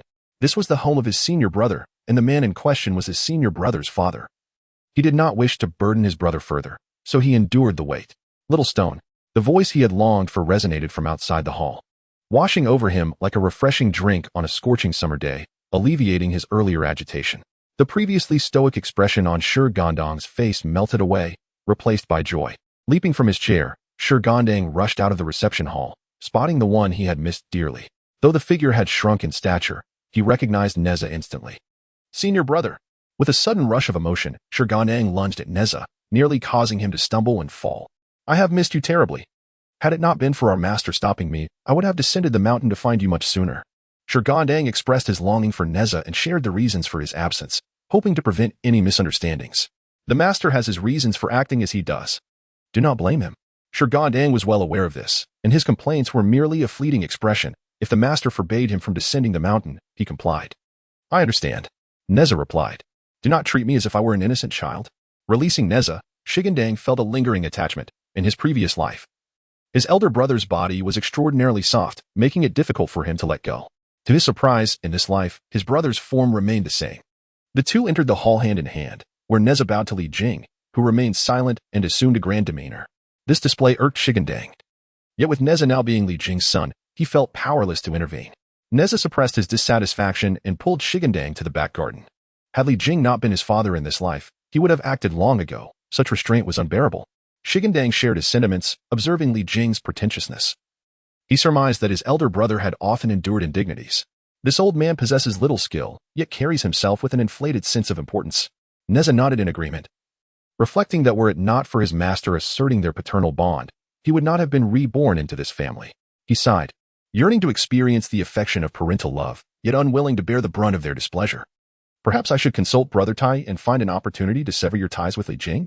Alas, the bonds of flesh and blood, bestowed by one as parents, are not easily cast aside. Nezha shook his head, relinquishing any hope, resigned to endure. Shi Gandang, noticing Nezha's despondence, affectionately ruffled his hair, the silky texture stirring his heart. Nezha propped his chin on his hands, slightly bent at the waist, resting his elbows on his legs, his cherubic face lost in thought. Aware of the large hand atop his head, a smile crept upon his lips, a happiness he himself had not recognized, ever since meeting Shi Gandang. The restlessness within him had calmed considerably.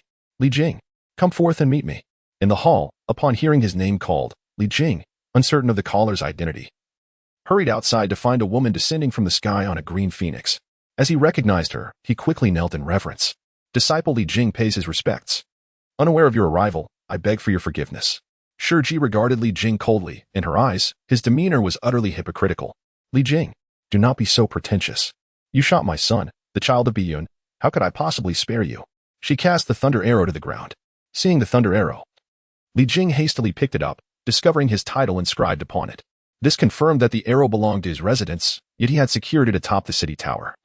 And the Qian Kuan Bao was not an ordinary weapon to draw. Could it be that? Li Jing suddenly gasped, recalling his son Nezha. If anyone could draw the Qian Kuan Bao, it would only be Nezha. Li Jing, at this point, what more can you say? Shiji observed Li Jing's sudden realization upon seeing the thunder arrow and commanded her henchman, the yellow turban warrior, to seize him. Who dares to lay hands on my father? Just as the yellow turban warrior was about to apprehend Li Jing, a gleaming golden ring descended from the heavens, crushing both men instantly. Who dares to act so audaciously in this place? And who might you be? Shi Gandang, accompanied by Nezha, gazed towards the celestial figure of Shiji in the sky. Just as Nezha was about to speak, he was halted by Shi Gandang. I am Shi Gandang, a disciple of the primordial heavenly sovereign from the Jade Void Palace on Kunlun Mountain. May I inquire your esteemed identity? You are indeed Shi Gandang? Upon hearing his name, Shiji seemed to recall something, letting out a cold snort. It was you who killed Taoist Huafeng? Realizing the gravity of the situation from Shiji's inquiry, Shi Gandang understood that this individual was likely a disciple of the sect. Given her tone, he feared there would be no peaceful resolution today. Indeed, that Taoist Huafeng refused to heed our explanations and sought to take my life. I could not simply stand by and allow him to strike me down. Spare no more words. Since you have slain my master's nephew, how could I possibly let you go? As Shiji had a close relationship with the master of Taoist Huafeng, she could not let the killer of her master's nephew escape. You fail to discern right from wrong, and thus you shall perish here. As Shiji brandished the Tai's sword towards him, Shi Gandang showed no fear, summoning the Pangu axe into his grasp with a mere wave of his hand. Younger brother, I shall assist you. Witnessing his junior brother in danger, Nezha could no longer restrain himself and immediately hurled the Qian Kuan circle. However, to his astonishment, the once invincible Qian Kuan circle was effortlessly seized by Shiji. And no matter how Nezha attempted to reclaim it, he was unsuccessful. Ah, so it is you. Upon recognizing the Qian Kuan circle, Shiji realized it was a treasure of the Supreme One, Tai. Although she was acquainted with Tai, their relationship was far from cordial, as they hailed from, which harbored disdain for the disciples of the Chan sect. Despite the fact that the primordial heavenly sovereign and the celestial master of the Tongtian sect were brothers, their relationship was not particularly intimate. Rather, they continuously vied for supremacy over one another. Consequently, their followers often found themselves embroiled in conflict. Below, Li Jing, witnessing the commotion, was at a loss for what to do and retreated into the hall, opting to ignore the unfolding events. Meanwhile, Shiji, having secured the Qian Kuan circle, was not yet satisfied and provocatively challenged Nezha, saying, Nezha, bring forth a few more treasures from your master and let us see how formidable your skills are. Enraged by her taunts, Nezha's temper flared, unable to tolerate such provocations. Brother, Shi Gandang, recognizing that Shiji was trying to incite Nezha, firmly held his hand. He understood that if Nezha were to truly employ the Hongtian silk, it would be akin to throwing a meat bun to a dog. Nezha, feeling Shi Gandang's grip, fell silent, though his expression remained defiant. After muttering a few words, Nezha turned to Shi Gandang, urging, "Brother, you must teach this wretched person a lesson." Shi Gandang nodded in agreement, attempting to soothe his hot-tempered junior brother. "You vile wretch, lacking any sense of hierarchy, you deserve to be punished." Shiji, unable to endure Nezha's insult, flung the Bagua cloud light scarf towards him. Observing this, Shi Gandang immediately unleashed the prison dragon stake. "You are the true vile wretch." How could Shi Gandang remain calm when his junior brother was insulted before his very eyes? Originally intending to engage in battle himself, Nezha, upon hearing Shi Gandang's words, proudly raised his head, grinning as he withdrew. Upon witnessing Li Jing's countenance, marred by sorrow, and casting a disdainful glance at his junior brother, then at his so-called father, Nezha found himself beset by doubt. He questioned the veracity of Tai Jinren's claim of a paternal bond, if given the choice. He would prefer a father akin to his junior. The Bagua cloud light pa grew increasingly expansive, as though intent on enveloping the entirety of Chang'an Pass. The Bagua diagram above rotated slowly, its insatiable pull threatening to draw Shi Gandang into its depths. The Qiu Longzhuang was even more formidable, elongating under Shi Gandang's incantation, seemingly aiming to pierce the heavens. Resplendent in a brass hue, the Qiu Longzhuang bore the image of 9 dragons swirling about. Upon its expansion, 9 5-clawed golden dragons erupted from the stake, roaring as they clamped down upon the Bagua cloud light pa. "What treasure is this?" Shiji gasped in astonishment, witnessing the Bagua cloud light pa revert to its original form after being seized by the dragon. "That rascal! Return my Bagua cloud light pa." Shi Gandang retracted the Qiu Longzhuang, taking the Bagua cloud light pa with him. "You are the one. Hand over the Qiankuan circle." Thus, the two engaged in a fierce clash. The pedestrians, upon witnessing the celestial duel, hastily retreated to their homes, trembling in fear of being caught in the fray. In battles among immortals, prior to achieving the state of chaos, the contest was fundamentally a struggle of magical artifacts. Although the Tai sword was a divine weapon, it was akin to scrap metal when compared to the Pangu axe, shattering into fragments after but a few strikes. Let us see what further prowess you possess. With the Tai sword destroyed and the Bagua cloud light pa taken, Shiji dared not continue the conflict and turned to flee. "Today, I shall commence a killing spree." Shi Gandang produced a box from his sleeve, flung open the lid, and captured Shiji within, who soon transformed into a pool of blood. The Qiankuan circle was then retrieved by Shi Gandang, intended for Nezha. Chapter 23. Nezha's envy with Shiji's demise. Her disciples scattered without waiting for Shi Gandang's command, and he paid them no heed as he soared back to the commanding residence. "Little stone, it has been many years, your skills have indeed flourished." Nezha patted Shi Gandang on the back and reclaimed the Qiankuan circle. "Regardless of my prowess, I remain merely the junior brother of the esteemed elder." Shi Gandang beamed at Nezha, unperturbed by the sentimentality. "Away with you. Do not think that such actions can absolve you from the guilt of neglecting me for so many years." Nezha shot a glare at Shi Gandang, his face slightly flushed, hastening to the rear garden and paying no heed to Li Jing, just as Shi Gandang intended to pursue him. Li Jing intercepted him mid-path. Truly, the Taoist possesses formidable powers. Upon witnessing the demise of Shiji, whom he had only ever bowed to, Li Jing's tone grew notably respectful. That individual was oblivious to the celestial order. Her death was simply fate's decree, beyond blame upon others. Despite having slain Shiji, Shi Gandang's expression remained unchanged, for he had been instructed by Yuanshi Tianzuan upon his arrival. At this juncture, the investiture of the gods had commenced, and the list was in motion. To perish at this time was to fulfill a predetermined destiny. Not only Shiji, but even Shi Gandang's demise would be governed by the celestial order. After the commencement of the investiture of the gods, those whose names are inscribed on the divine roster find their souls drawn away upon death, while those unlisted meet an unjust demise. Consequently, following the agreement of the 3 teachings regarding the divine roster, the only means to evade its constraints is to remain in seclusion until the dynasty transitions, at which point the investiture will have concluded. Evading the divine decree is not an impossibility. One need only remain indoors and refrain from venturing out. As for the names recorded on the roster, it is assured that Jiangxia will find suitable replacements. However, for those who, despite the opportunity to navigate the investiture in peace, choose to emerge, one can only say that it is fate's design. Disregarding Li Jing's sentiments, Shi Gandang took hold of Nezha's hand, leading him out for recreation. After years of separation, the two had much to converse about. Li Jing opened his mouth, intending to dissuade them, yet ultimately refrained from voicing his concerns. With nothing else to occupy them, Nezha was particularly disinclined to remain at home. Each time he saw Li Jing, an inexplicable irritation welled within him. Initially, he felt gratitude towards his parents, but as time passed, the bond between father and son had grown frigid.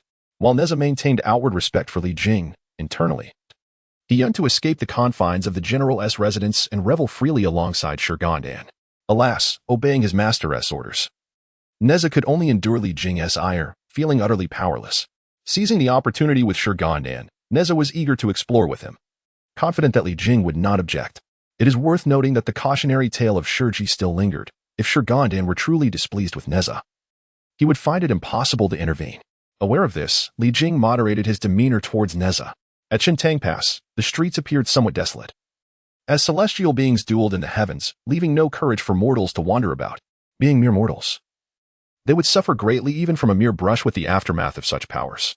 Thus, as Nezha and Shi Gandang strolled onto the streets, they observed the chilling wind sending bamboo baskets tumbling across the ground. The only hint of greenery amidst the barren street was the wilted vegetable leaves scattered about. Nezha felt a pang of disappointment. He had intended to treat his companion, the little stone, to delectable delights. Now, it seemed that the prospect of indulging in any feast had vanished, and he could not possibly resort to stuffing his mouth with rotten vegetable leaves. Brother, shall we return? Shi Gandang cautiously suggested, noting Nezha's grim countenance. Absolutely not. I must eat today, Nezha insisted. With no alternative, Shi Gandang acquiesced to his brother's fervor.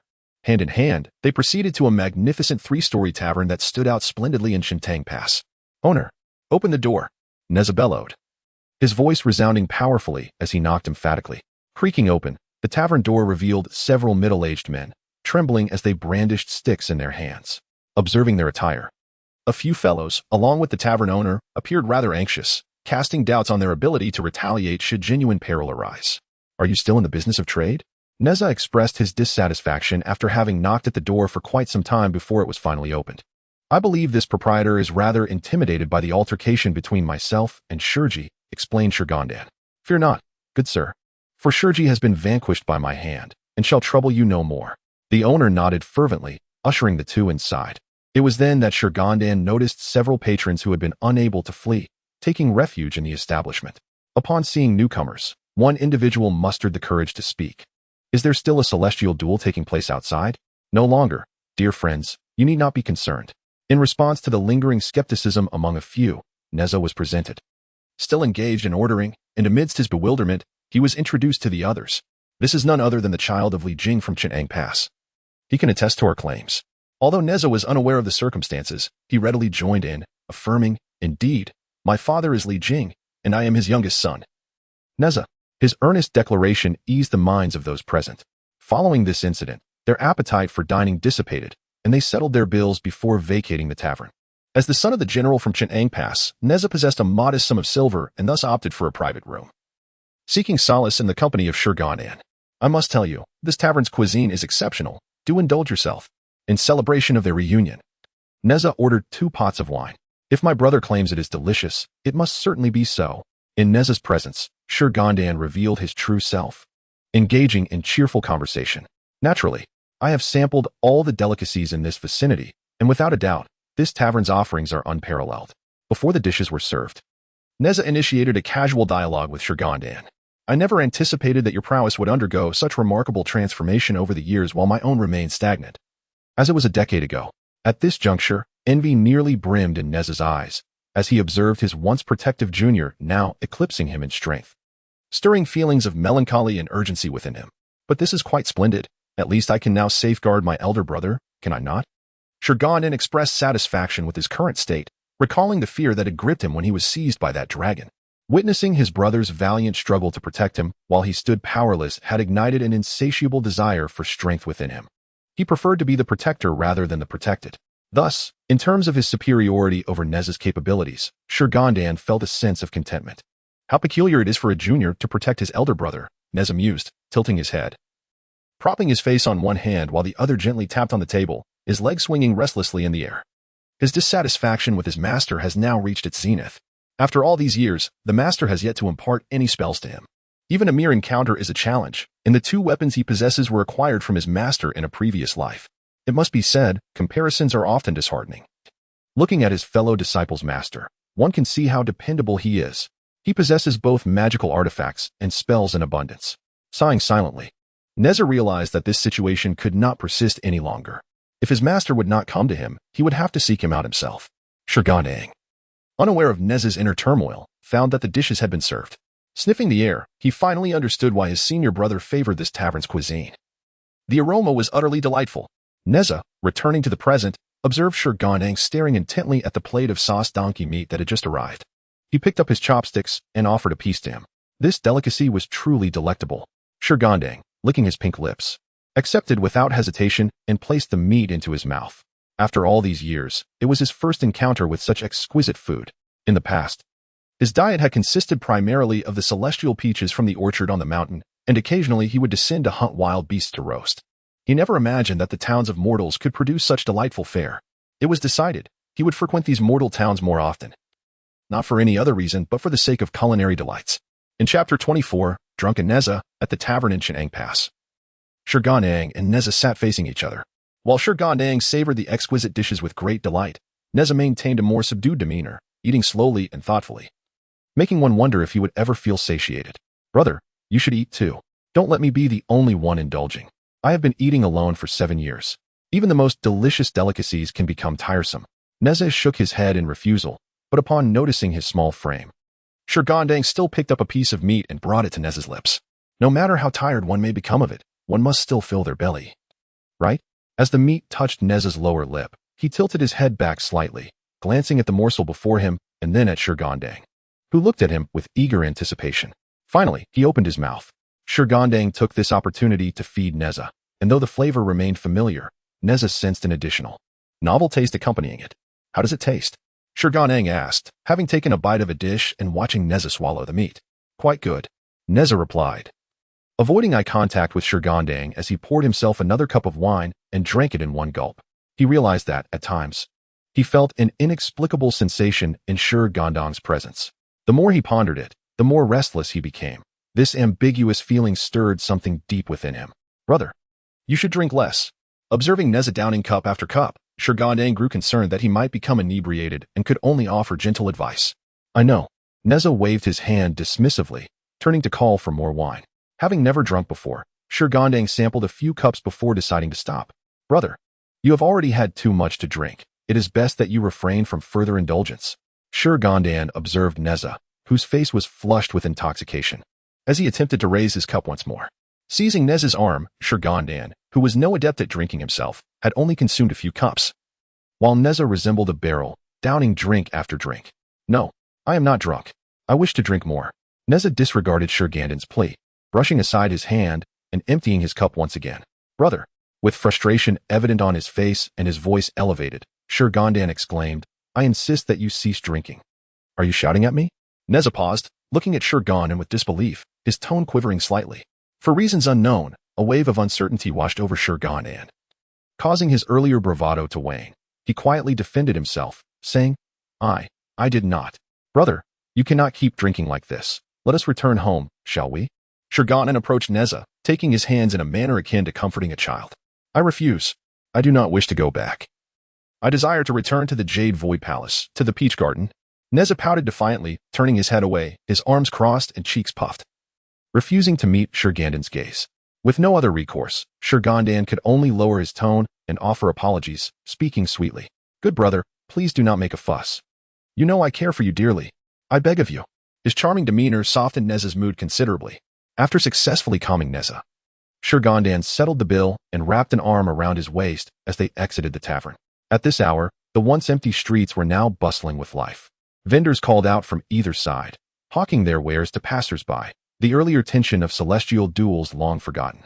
Though he initially intended to stroll through the lively thoroughfare, the sight of Nezha in his embrace compelled him to abandon that notion. Nezha, increasingly unruly after drinking, began to explore Shi Gandang's person with both hands, as if searching for something. With no alternative, Shi Gandang locked one of Nezha's hands with his free one. All right, brother, let us return to the commander's residence. Please behave. No, I do not wish to go back. I want to return to the Jade Void Palace, to the Peach Garden. Nezha's protests intensified. Clearly distressed at the thought of the commander's residence, particularly disliking Li Jing. His restraint before consuming alcohol had vanished, and he now struggled fiercely. Very well. We shall not return. Shi Gandang reassured him, managing to calm Nezha momentarily. Reflecting on the words of Tai Jinren regarding their supposed father-son bond, Shi Gandang sighed and shook his head. If Nezha were not born of the Li family, my brother's temperament alone would have dismantled the entire clan. He began to doubt whether Tai Jinren's claims were merely a ruse. Since Nezha held such disdain for Li Jing, Shi Gandang deemed it unwise to return, fearing a confrontation between the inebriated Nezha and the elderly commander. Fortunately, having led Nezha beyond Qintang Pass, he sought a grove and conjured a dwelling, guiding Nezha inside. On the road, Nezha remained unusually quiet, causing little trouble and thus providing a sense of ease. Little Stone placed Nezha upon the bed, intending to leave and prepare a bowl of sobering soup. However, just as he was about to rise, Nezha tugged at the hem of his garment. "Senior brother, Little Stone. I no longer wish to stay with the Li family. I can't bear it any longer." Clinging to the waist of Shi Gandang, Nezha buried his face against his thigh. Initially, he had sought a semblance of paternal and maternal affection, yet he found himself in this disheartening state instead. "Very well. We shall leave tomorrow and go to senior brother Tai."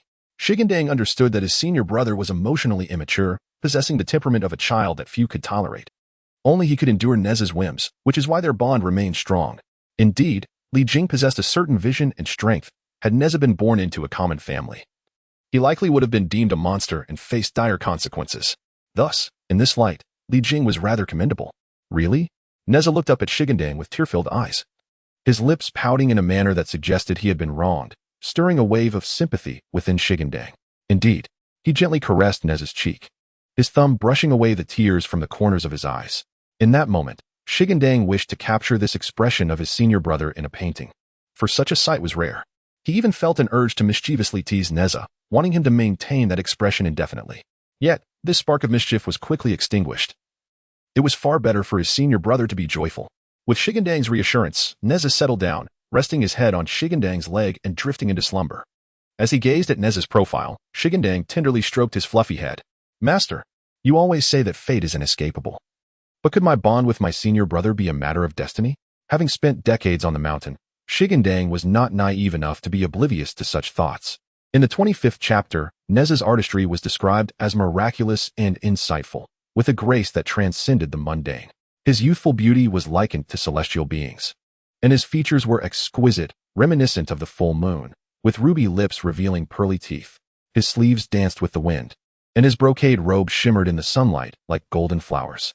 This was Shi Gandang's portrayal of Nezha, which could easily rival the beauty of Chang'e. As Nezha slept, he was far more obedient than in waking moments, half embracing Shi Gandang's waist and using his leg as a pillow. The once pale complexion, now tinted with a rosy hue from intoxication, made him appear even more endearing. Unable to extricate himself from Nezha's grasp, Shi Gandang resigned to the situation, leaning back with half-closed eyes, reveling in this blissful moment. Meanwhile, in the military office at Qintang Pass, upon learning that Shi Gandang had flown away with Nezha, Li Jing felt no anxiety typical of a parent. Instead, he experienced a sense of relief and joy. This troublemaker has finally departed. Li Jing could hardly suppress a hearty laugh, but, mindful of his demeanor, he restrained himself. Despite the sorrow that enveloped the Yin family, the thought that Nezha had nearly brought about their execution swiftly dissipated their grief. "My lord, do you think Nezha will merely wander away for a time before returning?" Yin expressed her concerns. Upon hearing her words, Li Jing found himself momentarily at a loss for words. Indeed, what if Nezha was simply out for a frolic and would soon return? This notion extinguished Li Jing's previously buoyant spirits.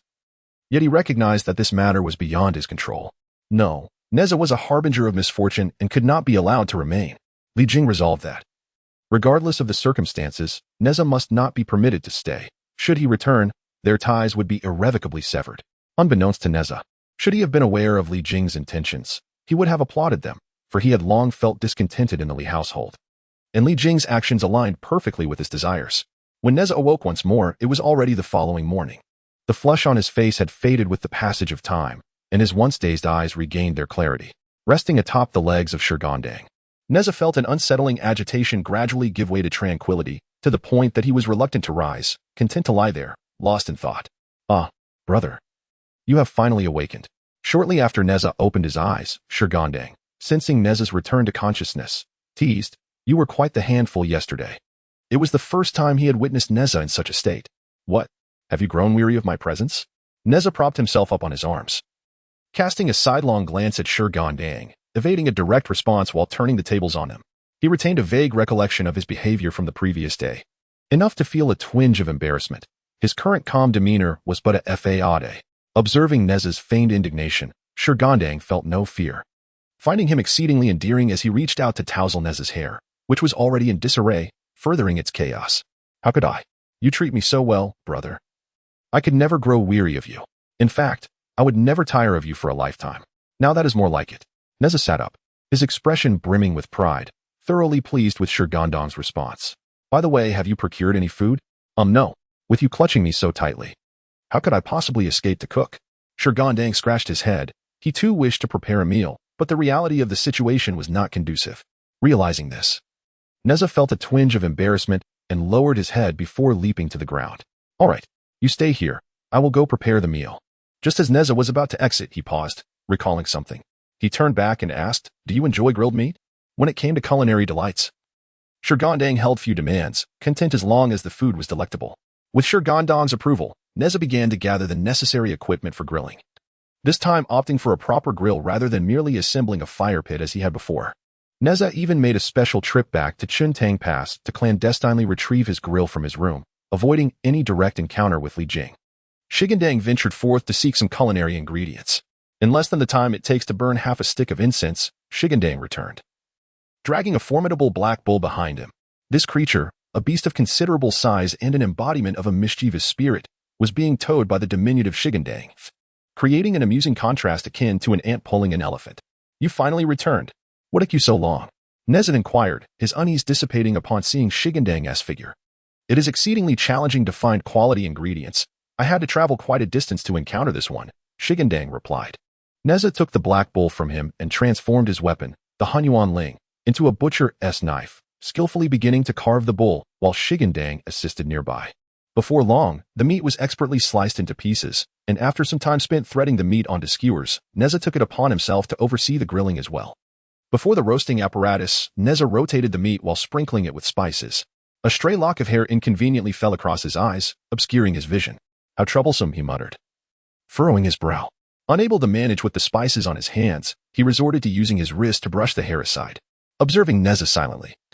Shi Gandang promptly stood and approached him from behind. Senior brother, focus on the grilling. Allow me to handle this, Shi Gandang said, tucking the stray hair behind Nezha's ear and patting his chest confidently, as if to declare that he would take charge of the situation. Nezha, though somewhat skeptical, did not refuse and continued to concentrate on the meat. Shi Gandang demonstrated remarkable skill, prompting even Nezha to acknowledge his proficiency. Little stone, from whom did you acquire such skill? Nezha inquired. Shi Gandang, unreserved, replied, it was taught to me by senior brother Nanji Xianwen. He once helped me braid my hair. Surely, you must have practiced for quite some time? Not for long at all. Nezha nodded slightly, then feigned casualness as he asked, who did you practice with? There are few people on the mountain. It was impossible for Nanji Xianwen to have assisted, and it was even more unlikely for Yuanshi Tianzuan to have done so. Thus, the only candidates remaining were Jiangxia and Baiatongxi. Who does my senior brother hope I practiced with? Shi Gandang teased, sensing the veiled dissatisfaction in Nezha's tone. What does it have to do with me? Nezha's face flushed slightly as he lowered his head, focusing intently on the meat. However, his erratic motions betrayed his inner turmoil. My senior brother has misunderstood. I possess the external transformation techniques imparted by my master. So after receiving instruction from senior brother Nanji Xianwen, I practiced using my own doppelganger. Upon saying this, Shi Gandang even performed a demonstration, and upon its emergence, the doppelganger nodded in agreement. I didn't say anything. Nezha cast a discreet glance at the doppelganger, which bore an uncanny resemblance to Shi Gandang in both appearance and voice. Shi Gandang chose not to respond, yet he was aware that Nezha had come to believe him.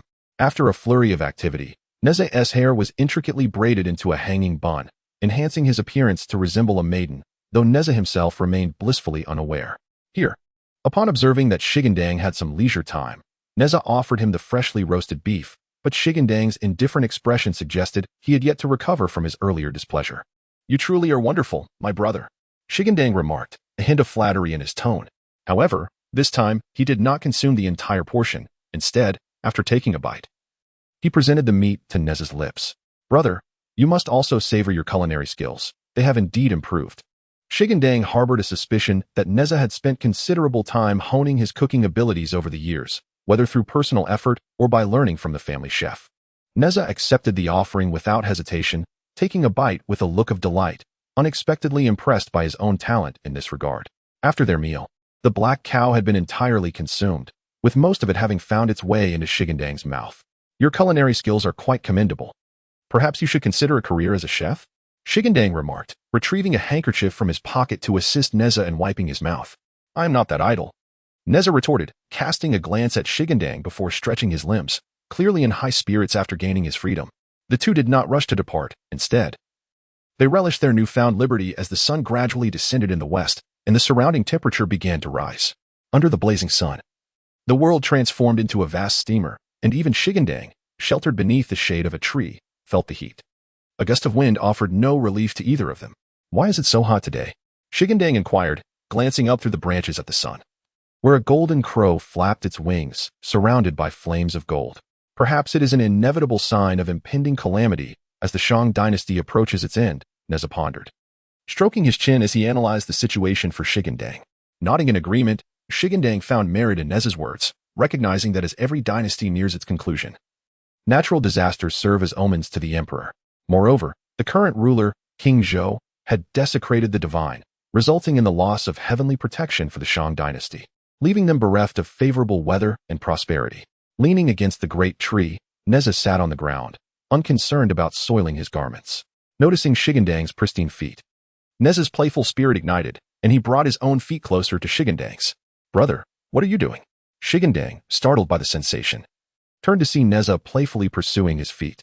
He shifted his position, exasperatedly observing Nezha's antics. It's nothing. I just find it amusing. Nezha replied. If it's amusing, then entertain yourself. Shi Gandang retorted, bemused by Nezha's curiosity regarding his habit of walking barefoot, though he refrained from questioning it further, recognizing that everyone has their peculiarities. Turning away, Nezha ceased his teasing and retrieved a white jade flute from his pocket. What do you think? Would you like to listen? Nezha gently caressed the flute, inquiring of Shi Gandang. As soon as Nezha prepared to play, Shi Gandang became invigorated, sitting on the ground with his hands propped up, his dark eyes fixated on Nezha. He was eager to listen. Noticing Shi Gandang's rapt attention, Nezha puffed out his chest, his expression growing considerably more serious. The ethereal and agile melodies of the flute resonated throughout the surroundings, captivating Shi Gandang to the point of enchantment. Even the birds in the forest were drawn in by the sound, alighting on Shi Gandang's head and bobbing their heads in time with the rhythm. As the tune concluded, Shi Gandang remained immersed in the lingering notes, soon regaining his composure. Upon recovering, Shi Gandang observed the beasts encircling them, snakes, tigers, rabbits, foxes, and others, all irresistibly attracted by the flute's allure. Brother, would you like to eat? Shi Gandang noticed the birds perched above him, swiftly capturing one and also seizing the nearest rabbit in his hands. Go. All you think about is eating. Nezha rolled his eyes. The beef he had consumed had yet to fully digest, leaving no room for rabbit. Very well. Shi Gandang, gazing at the struggling rabbit, felt a tinge of disappointment and casually tossed it to the ground. The bird, having wings, fluttered away in a panic before it could land, while the rabbit, unable to maintain its balance, tumbled clumsily away. The other beasts had already fled, with 2 rabbits even snatched away by a tiger. Well, having enjoyed a melody and bagged 2 rabbits, this trip was not in vain. Noticing the day was growing late, Shi Gandang decided not to linger any longer. After conferring with Nezha, they prepared to return to Mount Tai to see Tai Jinren. Upon stepping once more into the familiar terrain of Mount Tai, they walked into the Golden Light Cave, where they encountered Tai Jinren in meditation. Junior brothers, Nezha, why are you to not at Chenang Pass but have come to my abode? Nezha remained silent, while Shi Gandang stepped forward to explain to Tai Jinren, brother, you are unaware that although Li Jing shares a father-son bond with Nezha, he harbors deep-seated disdain for him, wishing to expel him from their home. Nezha, having previously roamed freely on Kunlun Mountain, cannot endure such constraints in this life, which is why I brought him here to settle. Tai Jinren understood the circumstances. Shaking his head with a sigh, I had previously warned Li Jing that Nezha's fate was fraught with peril, yet he dismissed it as mere wind in his ears, not taking it to heart. Very well, Nezha, you may remain here. It is an opportune moment for me to teach you some spells for your protection. In the future, when King Wu campaigns against Zhou, you shall serve as a vanguard. Nezha nodded with delight. He had come seeking to learn spells. And now that Tai Jinren had brought it up, he was spared the need to ask. Meanwhile, Shi Gandang, displaying great understanding, discreetly wandered about the Golden Light Cave. Nezha, with a serious demeanor, diligently studied the spells imparted by Tai Jinren. After memorizing the incantations, Tai Jinren presented him with 3 fire dates and 3 cups of celestial wine. Master, what is the meaning of this? Nezha inquired, perplexed by the sudden offering of food and drink amidst the teachings. Could it be that you were simply too famished and wished to have a little something to sustain you? Tai Jinren was unaware of Nezha's inner thoughts. But when Nezha inquired, he proceeded to elucidate certain matters. This is prepared for you. Partake of it, and I shall bestow upon you another spell. Nezha, filled with skepticism, consumed the fire dates and wine together. Tai Jinren then narrated a segment of the concealment and manifestation spell, instructing Nezha to memorize it. Upon committing it to memory, Nezha felt a peculiar sound emanating from his arm, and to his astonishment, a new arm sprouted forth. Subsequently, with a series of resounding noises, 6 arms emerged from his shoulders, and 2 more heads materialized beside his own, causing Nezha to hastily seek clarification from Tai Jinren. Indeed, indeed. Recite the concealment and manifestation spell. Nezha chanted the incantation, successfully concealing the 6 arms and 2 heads. Are you satisfied with this spell? Tai Jinren inquired, wearing a proud expression as he covertly observed Nezha, who, instead of exuding joy or praising his master as formidable skills, appeared dejected, his head bowed. Master, is it possible to dispel this spell? Why, if I were to utilize it, wouldn't the little stones mistake me for a monster? Moreover, the transformed appearance is undeniably grotesque. It turned out that upon employing the 3 heads and 8 arms technique, Nezha not only gained additional limbs, but also underwent a significant alteration in appearance, a blue face and red hair, resembling a fearsome yaksha. This transformation, which Nezha, now mindful of his looks, found displeasing, was something Tai Jinren had not anticipated. He had assumed that Nezha, empowered by newfound strength, would revel in the change. Instead, due to his repulsive visage, Nezha was left disheartened. In desperation, Tai Jinren endeavored to persuade him with fervent words, but to no avail. Had it not been for the intervention of Shi Gandang later, it seemed Nezha would never have utilized the 3 heads and 8 arms technique in his lifetime. In addition to this formidable spell, Tai Jinren imparted various other incantations, such as the fire avoidance spell, water avoidance spell, and the 5 thunder technique, each a lesser spell. None of which, save for the 5 thunder technique, held significant merit. When Nezha inquired about the reasoning, Tai Jinren merely stated, "You are suited to learn these." And Nezha ceased further questioning. Following this, Nezha practiced spells alongside Shi Gandang, often dragging him along as a sparring partner. Once his skills were honed, Tai Jinren gifted Nezha with several magical treasures, including the Yin-Yang sword, golden brick, 9-dragon divine fire shield, leopard skin bag, fire spear, and wind fire wheel. The dazzling array of treasures left Shi Gandang envious, as they encompassed offense, defense, assistance, and storage. With the aid of these artifacts, Nezha's prowess underwent a monumental transformation. In subsequent battles, Nezha, equipped with these treasures, held his ground, especially with the wind fire wheel, which surpassed the cloud-treading technique in speed. If Nezha wished to flee, Shi Gandang could scarcely keep up.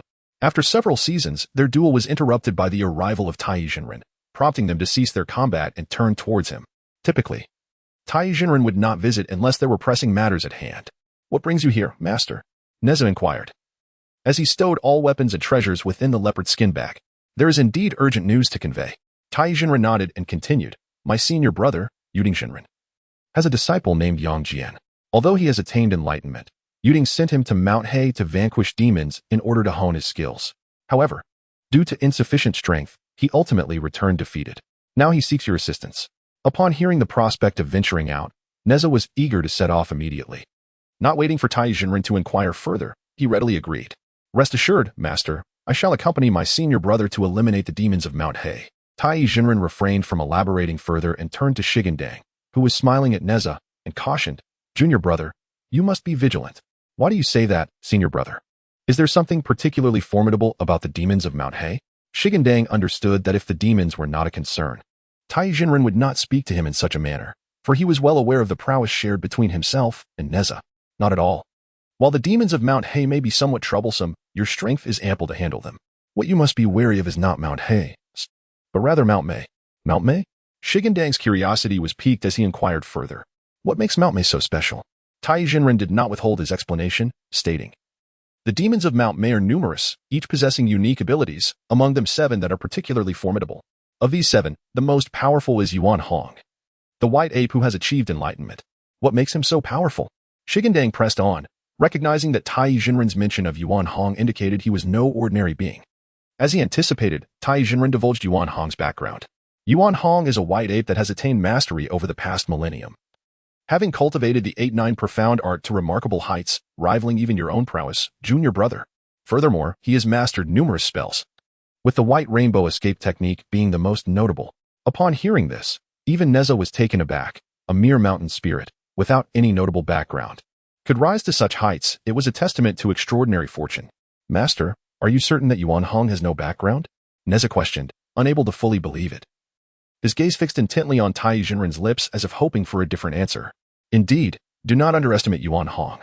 I fear he may be a formidable rival in this endeavor of deification.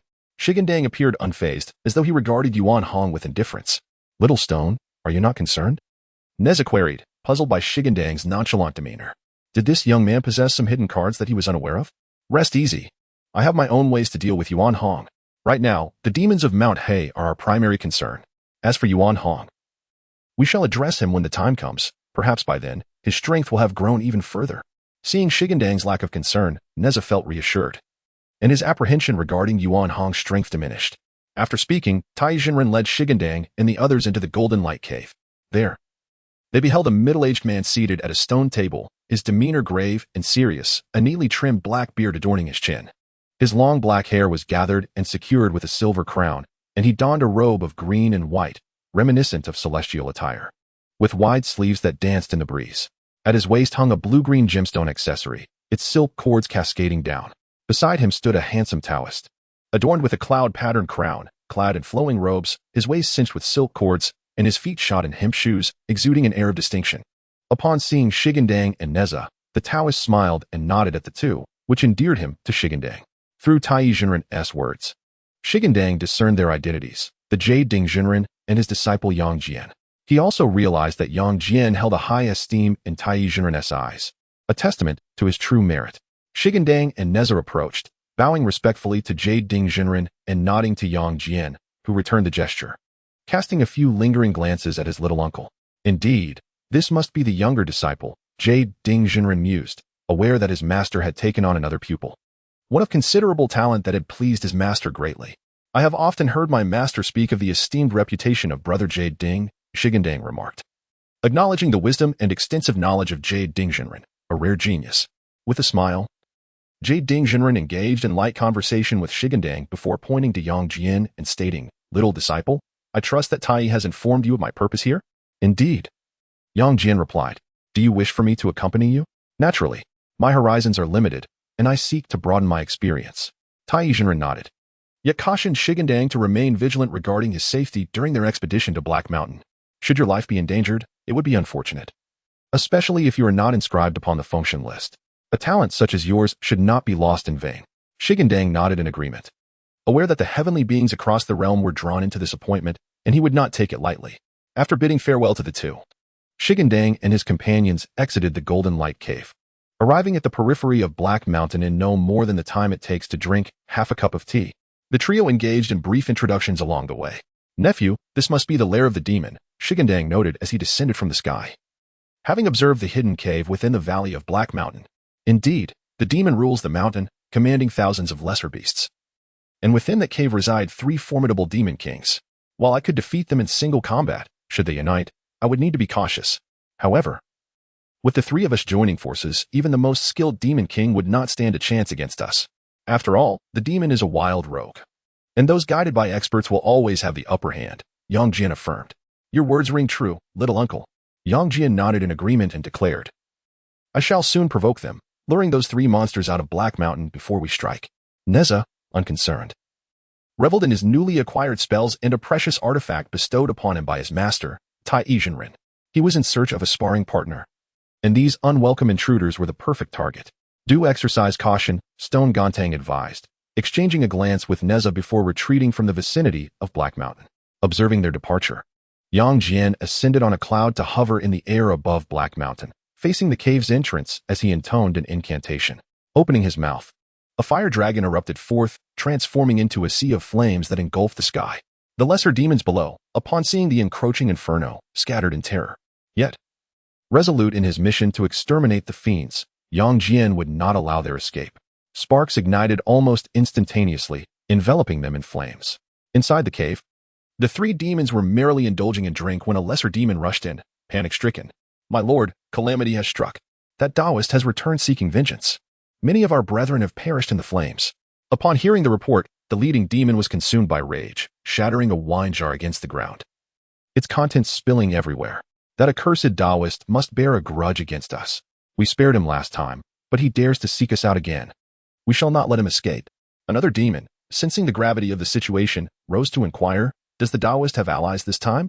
We were vanquished by their combined might before. He would not return without preparation. Only he alone. Ah, brother, why concern ourselves with such details? If he dares come again, let us slay him. If we allow him to continue this disturbance, Black Mountain will never know peace.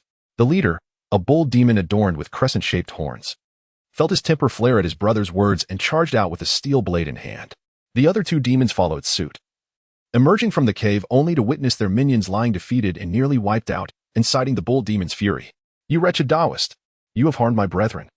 How could I possibly spare you? Yang Jian shouted fiercely, wielding his three-pronged blade as he charged towards the trio of demons, striking left and right. The demons encircled him, engaging in a fierce exchange. After a grueling 100 exchanges, both sides began to tire. With a sudden surge of strength, Yang Jian repelled the three demons and turned to flee towards Stone Gantang's position. The demons, having sustained heavy losses, could not allow him to escape and pursued him relentlessly. Here they come. Stone Gantang had been waiting, and as he spotted the three demons, he and Nezha advanced to join Yang Jian. Vile beasts, come forth to meet your demise. Nezha exclaimed, his eyes flashing with a predatory gleam as he thrust his fiery spear towards the leading bull demon. As Nezha charged, Yang Jian reached out to intervene, but was interrupted by Stone Gantang. Fear not. My senior brother is exceptionally skilled and possesses numerous magical artifacts for protection. There is no need for concern. Shi Gandang soared upward, patted Yang Jian's shoulder, and then sought out a demon to engage in battle. Only then did Yang Jian close his mouth and rush toward another fiend. Alas, it was a trap, observing that the three of them had each found their adversaries. The three demons realized they had fallen for Yang Jian's ruse. However, they could not evade their fate and had no choice but to press forward bravely. In the 20th chapter, titled Jealousy, the leading bull demon, witnessing his comrade being hindered and unable to extricate himself, understood that this encounter could not end well. He feared he would have to exert all his might, perhaps even fight to the death. You wretched creature, taste my attack. Nezha retrieved the fire-tipped spear from his leopard skin pouch, twirled it with finesse, and then launched a ferocious assault on the bull demon. The relentless onslaught left the bull demon flustered and overwhelmed. Where did this little harbinger of death come from, with such a ferocious attack? The bull demon lamented internally, desperately trying to counter Nezha's strikes. However, Nezha's assault was not so easily thwarted, especially considering the exceptional nature of his fire-tipped spear. The bull demon's steel blade, being merely a conventional weapon, could not withstand the sharpness of the spear during their prolonged clash. With a resounding crack, the sound of shattering metal echoed, and the bull demon realized that his weapon had reached its limit. Simultaneously, he understood that he could not remain passive any longer. You little brat. Do not be so arrogant. In a swift moment, as the steel blade clashed once more with the fire-tipped spear, the bull demon seized the opportunity, expelling a cloud of yellow mist directly towards Nezha's face. You've wounded me. Nezha, caught off guard, fell victim to the scheme. With a horizontal sweep of the fire-tipped spear, he created distance between them, and in the blinding haze, he could only rely on his hearing to discern the enemy's position. Ha, truly a mindless fool. You've fallen for my bull's yellow mist. You are nothing but fish on a chopping block. Meanwhile, Stone Gantang, entangled by the snake demon, grew anxious upon witnessing Nezha's predicament. Brother. Yet, the snake demon would not allow Stone Gantang to escape so easily. Should the two join forces, his elder brother would be unable to withstand their might. The consequences of the bull demon's demise were dire. To detain Stone Gantang, the snake demon exerted every effort, but this only incited Stone Gantang's fury further. The Pangu axe seemed to sense his wrath, glowing with an arcane light, and the snake demon's spear shattered into two pieces. You vile serpent, begone. With the loss of his weapon, the snake demon panicked. Elder brother, save me. The bull demon, hearing the snake demon's cry for help, was about to leap to his aid when Nezha intercepted him, calling out to Stone Gantang, fear not, junior brother. I have a plan. If it were anyone else, they might indeed be powerless against the bull demon's yellow mist, but Nezha was different. In the next instant, two additional heads sprouted from the sides of Nezha's head, and 6 arms emerged from his shoulders. At that moment, Nezha's visage turned a deep indigo, his hair a vibrant vermilion, presenting a fearsome appearance. The newly formed heads retained their sight, and with the manifestation of the 3-headed, 8-armed Nezha, he unleashed a torrent of power, wielding various magical artifacts and weapons in his grasp. Before the bull demon could react, A swift crimson ribbon soared through the air. Just as the bull demon attempted to flee, a golden brick struck him on the head, eliciting a pained scream.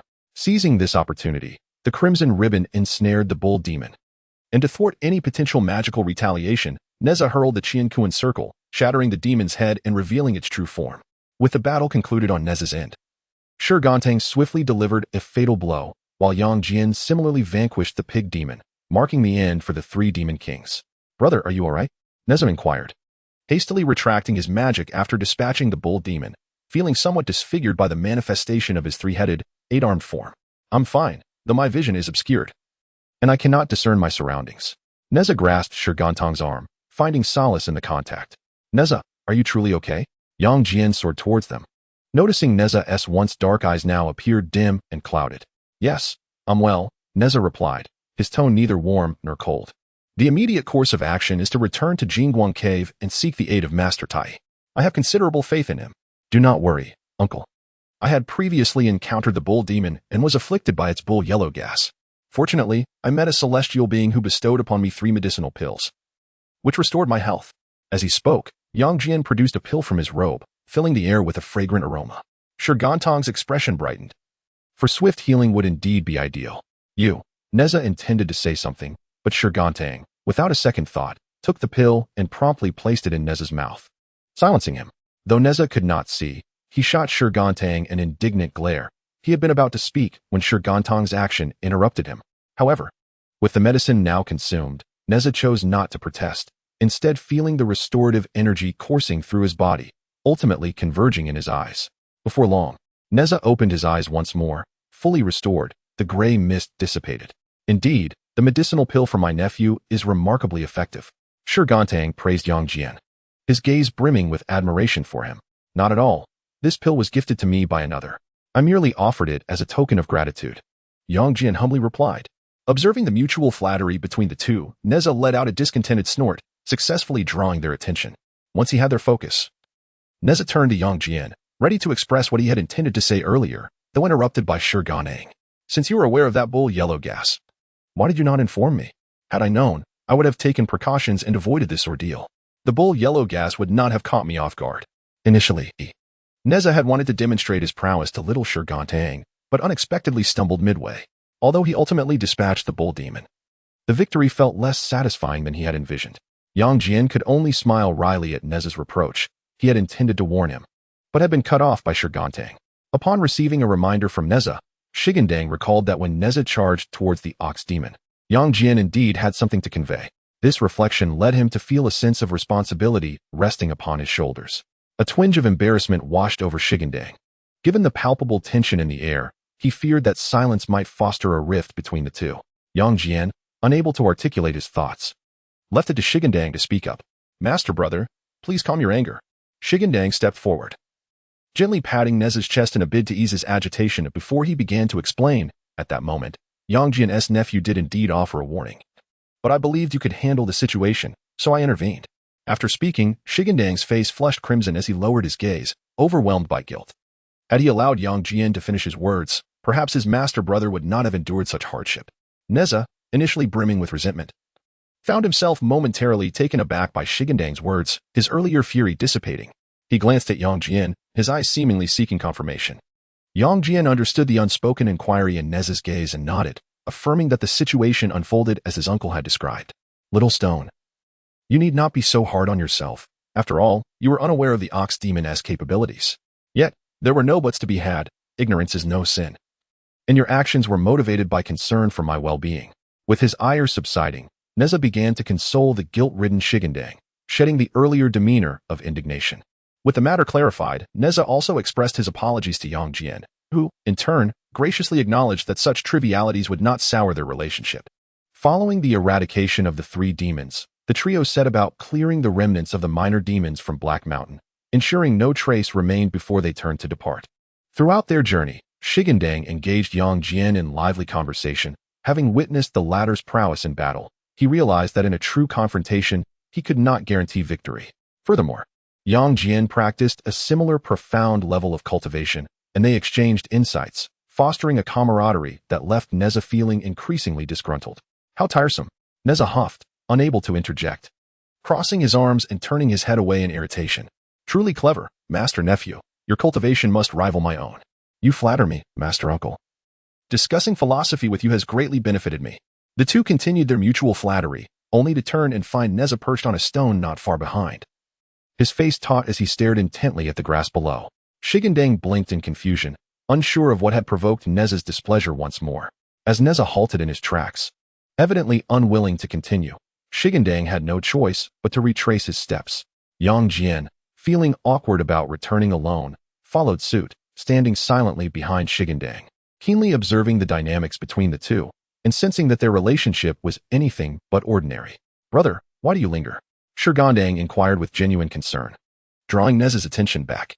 The tenderness in his words softened Nezha's demeanor, alleviating the tension that had previously marred his expression.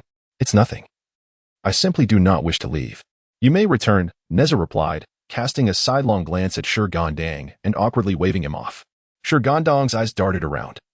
He discerned that his elder brother was indeed upset once more, and it seemed he was the cause of this turmoil. Forget it, let us not dwell on it. Clearing the chaotic thoughts from his mind, he turned to Yang Jian, saying, Nephew, you should return and report back. I may stay a while longer. Yang Jian, perceptive as he was, realized that his junior uncle needed to soothe his brother. He nodded in acknowledgement. Very well, I shall return first. Once Yang Jian departed, Shi Gandang turned back to Nezha, who had been gazing skyward, his head swaying as if lost in thought. Brother, with Yang Jian absent, might you confide in me the source of your wrath? Shi Gandang seated himself beside Nezha, leaning in gently. It's nothing. Nezha faltered, unable to confess his jealousy. After all, how could he articulate such feelings? Two men harboring affection for one another seemed too peculiar. Moreover, he did not wish to jeopardize his bond with Shi Gandang over this matter. Contemplating this, Nezha lowered his gaze, uncertain how to explain his feelings to Shi Gandang. Nezha was not alone in his turmoil. Shi Gandang felt equally anxious, frequently glancing at Nezha to gauge his reaction. Brother, you are aware, since my arrival in the mountains, aside from our master, you are the one I cherish most. Shi Gandang spoke slowly, acutely aware of Nezha's expressions. His hands clutched the hem of his garment tightly, rendering it wrinkled, yet these trivialities held no significance in his eyes. Nezha appeared to reminisce about the days spent training and frolicking alongside Shi Gandang, his gaze softening. Thus, over the years, in my heart, you have remained paramount. I have heard tales of love between men from those below the mountain. Shi Gandang stammered through his words, observing Nezha's expression shift from gentle to alarmed, yet tinged with joy. He harbored an unspoken thought that love between two men was often met with societal disdain, culminating in tragic fates. Is it impossible? Nezha remained silent, and the heavy atmosphere chilled Shi Gandang's heart. Indeed, was it truly unfeasible? Lowering his gaze, Shi Gandang bit his lip, remaining silent for a moment before feigning a cheerful demeanor. Brother, do not concern yourself. I am merely jesting. I have not expressed unwillingness. Though Nezha muttered softly, his words reached Shi Gandang's ears, and the once dim expression on his face blossomed anew with hope. Brother, you promised, didn't you? Nezha nodded. His previously tumultuous heart now restored to tranquility. The gaze he directed towards Shi Gandang was infused with newfound tenderness. In that moment, Nezha felt as if his very essence had been cleansed, the remnants of his deeply ingrained ferocity dissipating. Haha, I knew my brother still cares for me. Shi Gandang erupted into laughter, rising to embrace Nezha with fervor. Who was it earlier that put on such a display? Nezha's body stiffened momentarily before relaxing. He still found himself unaccustomed to the presence of another beside him, even if it was someone familiar, an unexpected oddity. Oh, I was merely afraid my brother would reject me. Shi Gandang pouted, his words devoid of pretense. This was indeed his first venture into such matters. Although he had witnessed proposals before, he lacked experience in the art of courtship. Especially when it involved one man courting another, he was uncertain whether his brother would accept, and naturally, trepidation lingered within him. Reject? I have no one but you. How could I ever refuse? Nezha sighed deeply, as if attempting to expel years of solitude from his very being. Hearing Nezha's confession, Shi Gandang felt a pang of sympathy, his resentment towards Li Jing intensifying. If ever the day should come, he would ensure that Li Jing repaid his transgressions tenfold. Enough of this. Nezha rose, grasping Shi Gandang's hand and giving it a gentle squeeze. They say that parental command and matchmaking are paramount, though I have left the Li residence. I still share a paternal bond with Li Jing. This matter must be discussed with him. Contemplating this, Nezha furrowed his brow, convincing the old curmudgeon, Li Jing, to acquiesce would be a feat akin to ascending to the heavens. Li Jing prized his reputation above all. Should he discover that his son had fallen in love with another man, he would surely refuse to accept it, and Nezha's mother, Een, likely held the same sentiments. Thus, the matter became exceedingly complicated. Moreover, having secretly pledged his life to Shi Gandang, Nezha resolved that even if Li Jing disapproved, he would not yield. Worst case, he would elope with Shi Gandang. He could hardly believe that Li Jing, a mere mortal, possessed the ability to track them down. Snapping back to reality, Nezha caught Shi Gandang's curious gaze, studying him intently, and suddenly burst into laughter. This fool had likely never considered such complexities.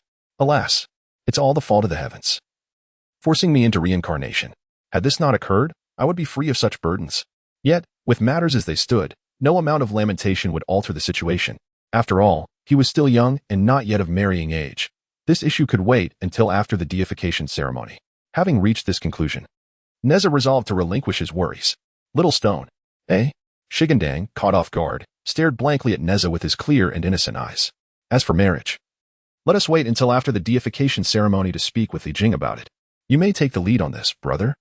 If that old man fails to recognize our worth, I shall ensure he faces the consequences. If he truly refuses, we will settle both old and new grievances at once. Li Jing's 2 sons are not mere mortals, yet neither is Shi Gandang someone to be trifled with. Very well, since matters are settled, let us return to the Golden Light Cave without keeping master and uncle waiting. I shall heed my elder brother's words. In the 30th chapter, titled The Great Horn of Xianyuan, it is said that Shi Gandang has become betrothed to Nezha. Although there were no witnesses to this union, it was nonetheless sanctioned by heaven and earth. Such celestial will cannot be defied. Even if Shi Gandang's master were to appear, he would have no grounds for objection. Little did Shi Gandang know this truth. Had he been aware, he would not have regarded Li Jing with such indifference. The two soared towards the Golden Light Cave, traversing a vast lake en route. As soon as Shi Gandang made his presence known, he heard someone calling his name from behind. This unexpected sound caused Shi Gandang to halt, leaving Nezha puzzled. Could it be that young Shi had a matter to attend to? Have you heard someone calling my name, elder brother? Shi Gandang inquired. Nezha listened attentively, but heard nothing. Yet, given Shi Gandang's assertion, Nezha had faith that he would not speak falsely. If you did not hear it, could it be that someone is employing sorcery to create mischief? Prompted by Nezha's suggestion, Shi Gandang too began to suspect this possibility. He glared menacingly at the surroundings, demanding to know which demon dared to cause chaos and not reveal themselves. With the celestial axe in hand, he felt emboldened, while Nezha, not to be outdone, retrieved his fire-pointed spear from his leopard skin pouch, wrapping himself in the mystical silk for protection. Do not be angry, my lord. I am trapped within the sunset lake. Just as Shi Gandang remained vigilant, he heard the voice once more. This time, not only did Shi Gandang hear it, but Nezha did as well. Sunset Lake? Shi Gandang and Nezha exchanged glances and descended upon the lake's surface, employing their powers to look beneath the water. They beheld a gigantic golden dragon ensnared by chains upon an altar, sporting a pair of wings upon its back. Is that the Yinglong? Nezha exclaimed upon seeing the dragon. He could scarcely believe that the once invincible Yinglong, who had accompanied the Yellow Emperor Xianyuan, had met such a fate. Curiosity piqued. He wondered who possessed the might to imprison the formidable Yinglong. Do you know him? Shi Gandang asked. Nezha nodded, explaining. This dragon was the steed of the ancient Yellow Emperor Xianyuan, a valiant warrior who aided the emperor in vanquishing Qiyu, Quafu, and the Drought Demon, among others. Shi Gandang acknowledged this newfound knowledge, but soon a question arose. Yinglong, why do you call me my lord? They were strangers, having no prior connection. And Shi Gandang had only just learned Yinglong's name. However, from Yinglong's words, it was evident that there was a deeper purpose behind this encounter, igniting Shi Gandang's curiosity. It is your master, the primordial Taoist, who ordered me to wait here for your arrival to rescue me from this torment. Master? Now understanding. Shi Gandang realized that the primordial Taoist could not intend harm toward him. Thus, he felt a newfound trust in Yinglong. How may I rescue you? Yinglong pointed at the Kai Tian axe held by Shi Gandang, remarking on its mysterious origin and unparalleled hardness, suggesting that only the axe blade of the primordial deity Panga could cleave it. Is it truly so formidable? Nezha, upon hearing Yinglong's words, wore an expression of disbelief, feeling a twinge of trepidation for the one capable of vanquishing Yinglong. If Shi Gandang were to rescue Yinglong, would it not inadvertently offend the one who had imprisoned him? Being targeted by such a powerful entity was certainly not a trivial matter. However, Shi Gandang paid no heed to these concerns and, with unwavering determination, summoned the Kai Tian axe, bringing it down with great force. A resounding boom reverberated through the air, shaking the very earth beneath, causing even Nezha to be thrown to the ground, while the fish and shrimp in the lake met a tragic fate, reduced to mere fragments by the ensuing shockwave. It didn't break? Shi Gandang gazed in astonishment at the chain, which had only been severed halfway, marveling at its extraordinary resilience. Observing the unharmed Yinglong, he turned to Nezha and said, "Brother, step back a bit. I shall strike once more." Nezha pondered for a moment but chose not to voice his apprehensions. The lake's depth was considerable, and retreating far was quite challenging. Thus, he opted to emerge from the lake's depths and await on the shore. As it turned out, Nezha's decision was indeed prudent. For the next moment, an even more terrifying roar erupted, surpassing the previous commotion and generating towering waves. Fortunately, this time no fish or shrimp were turned to ash, as the lake was devoid of them. "I am finally free." With a resounding dragon's roar, Yinglong soared from the lake's depths, reveling in the sky, the exhilaration of unbounded freedom pouring forth. In the following moment, Shi Gandang too emerged, wielding the Kai Tian axe, landing on the vacant ground by the lake. Nezha hurried over to inspect Shi Gandang's condition. "Rest assured, brother, I am quite well." Shi Gandang's heart warmed at Nezha's concern. Indeed, it was his senior brother who cared for him the most. After playing in the sky, Yinglong, seeing Shi Gandang on the ground, wasted no time in descending and transforming into a handsome middle-aged man. Having fought alongside the Yellow Emperor, he bore a serious demeanor, with piercing eyes resembling cold steel beads, exuding an aura that commanded respect even while standing still, reminiscent of a cunning general. Shi Gandang silently assessed him, feeling quite pleased with the subordinate granted to him by the Primordial Lord. "Your subordinate, Yinglong, pays respects to you, my lord. You rescued me from peril, and I vow to repay your kindness with all my strength." Yinglong was indeed grateful, fully aware of the Primordial Lord's intentions, and thus dared not defy him. Should Yinglong ever betray, the Primordial Lord would not spare him. Even the three sovereigns would not offer protection. "Do you understand why your master has sent you to assist me?" The subordinate naturally understands that the celestial master once spoke to him about the imminent opening of the investiture of the gods, and he himself has been listed among its ranks. Shi Gandang nodded, signifying his comprehension. Both the primordial celestial master and the goddess Nuwa had previously informed him of his connection to the investiture, though the nature of that connection remained a mystery to him. Could it be that I too shall ascend to the investiture? As this thought crossed his mind, Shi Gandang furrowed his brow. While becoming a deity is indeed a commendable pursuit, it also implies that his actions would be constrained. What is Little Stone pondering? Observing Shi Gandang's troubled expression, Nezha approached and gently touched his face. "It's nothing, senior brother. Let us return for now." Shi Gandang withheld his conjecture from Nezha, not wishing to burden him with unnecessary worries. Moreover, it was merely a hypothesis, even if he were to be included in the investiture. As long as he refrained from excessive involvement, his own capabilities would make it difficult for others to compel him into such a fate. "Do not shoulder everything alone. You may place your trust in me." Nezha, noticing Shi Gandang's silence and bearing a hint of dissatisfaction in his gaze, refrained from pressing further, merely expressing his stance. "I am aware, senior brother, it is just a supposition of mine and amounts to little." Nezha nodded, taking Shi Gandang's hand. "Yinglong, you shall accompany us back to the Golden Light Cave." Before Yinglong could respond, the two had already ascended into the clouds, initially intending to have them ride on Yinglong, only to swallow their words back. Upon their return to the Golden Light Cave, Shi Gandang and Nezha gazed upon the familiar scenery, feeling a wave of nostalgia wash over them. They chose not to enter the cave immediately, opting instead to await Yinglong's arrival. It was not long before Yinglong appeared. Albeit a bit delayed, Shi Gandang and Nezha's swiftness had left him somewhat breathless in pursuit. "Yinglong, come with me to see senior brother Tai, if possible. You may stay here for the time being. There are still years until the investiture, and King Wu has yet to harbor intentions against the Shang. Descending the mountain now would serve little purpose." Yinglong nodded, following Shi Gandang to meet Tai Jinren. Inside the cave, Tai Jinren was meditating on a mat. Upon sensing Shi Gandang's arrival, he opened his eyes. He first glanced at Yinglong before directing his attention to Nezha and Shi Gandang. "Master, we have returned." Your performance in this battle was commendable. Yang Jian has already informed me of your deeds." Shi Gandang surveyed the surroundings, but did not see the figures of Yuding Jinren or Yang Jian, likely having returned home. "Has senior brother Yuding gone back to Yanquan Mountain?" "Indeed, it is no surprise, considering you did not return alongside the nephew of Yang Jian." Shi Gandang felt a touch of embarrassment at Tai Jinren's words. Yet at that moment, there was no alternative. He could not simply abandon Nezha. However, as fate would have it, though he had not seen senior brother Yuding off, he had nonetheless expressed his feelings to Nezha, which was a fine outcome in itself. "Indeed, Master Tai, this esteemed friend is the one designated by our master to accompany me in the endeavor against the Shang dynasty. As he lacks a dwelling, I have brought him to this place. Might you be able to arrange a residence for him?" Upon hearing that it was the arrangement of the primordial supreme being, Tai Jinren did not hesitate. Although his golden light cave was expansive, it lacked suitable accommodations. Should the friend not mind, I could establish a separate dwelling on the back mountain. Being a wanderer by nature, I would never harbor any disdain. Rather, I shall impose upon you for a time.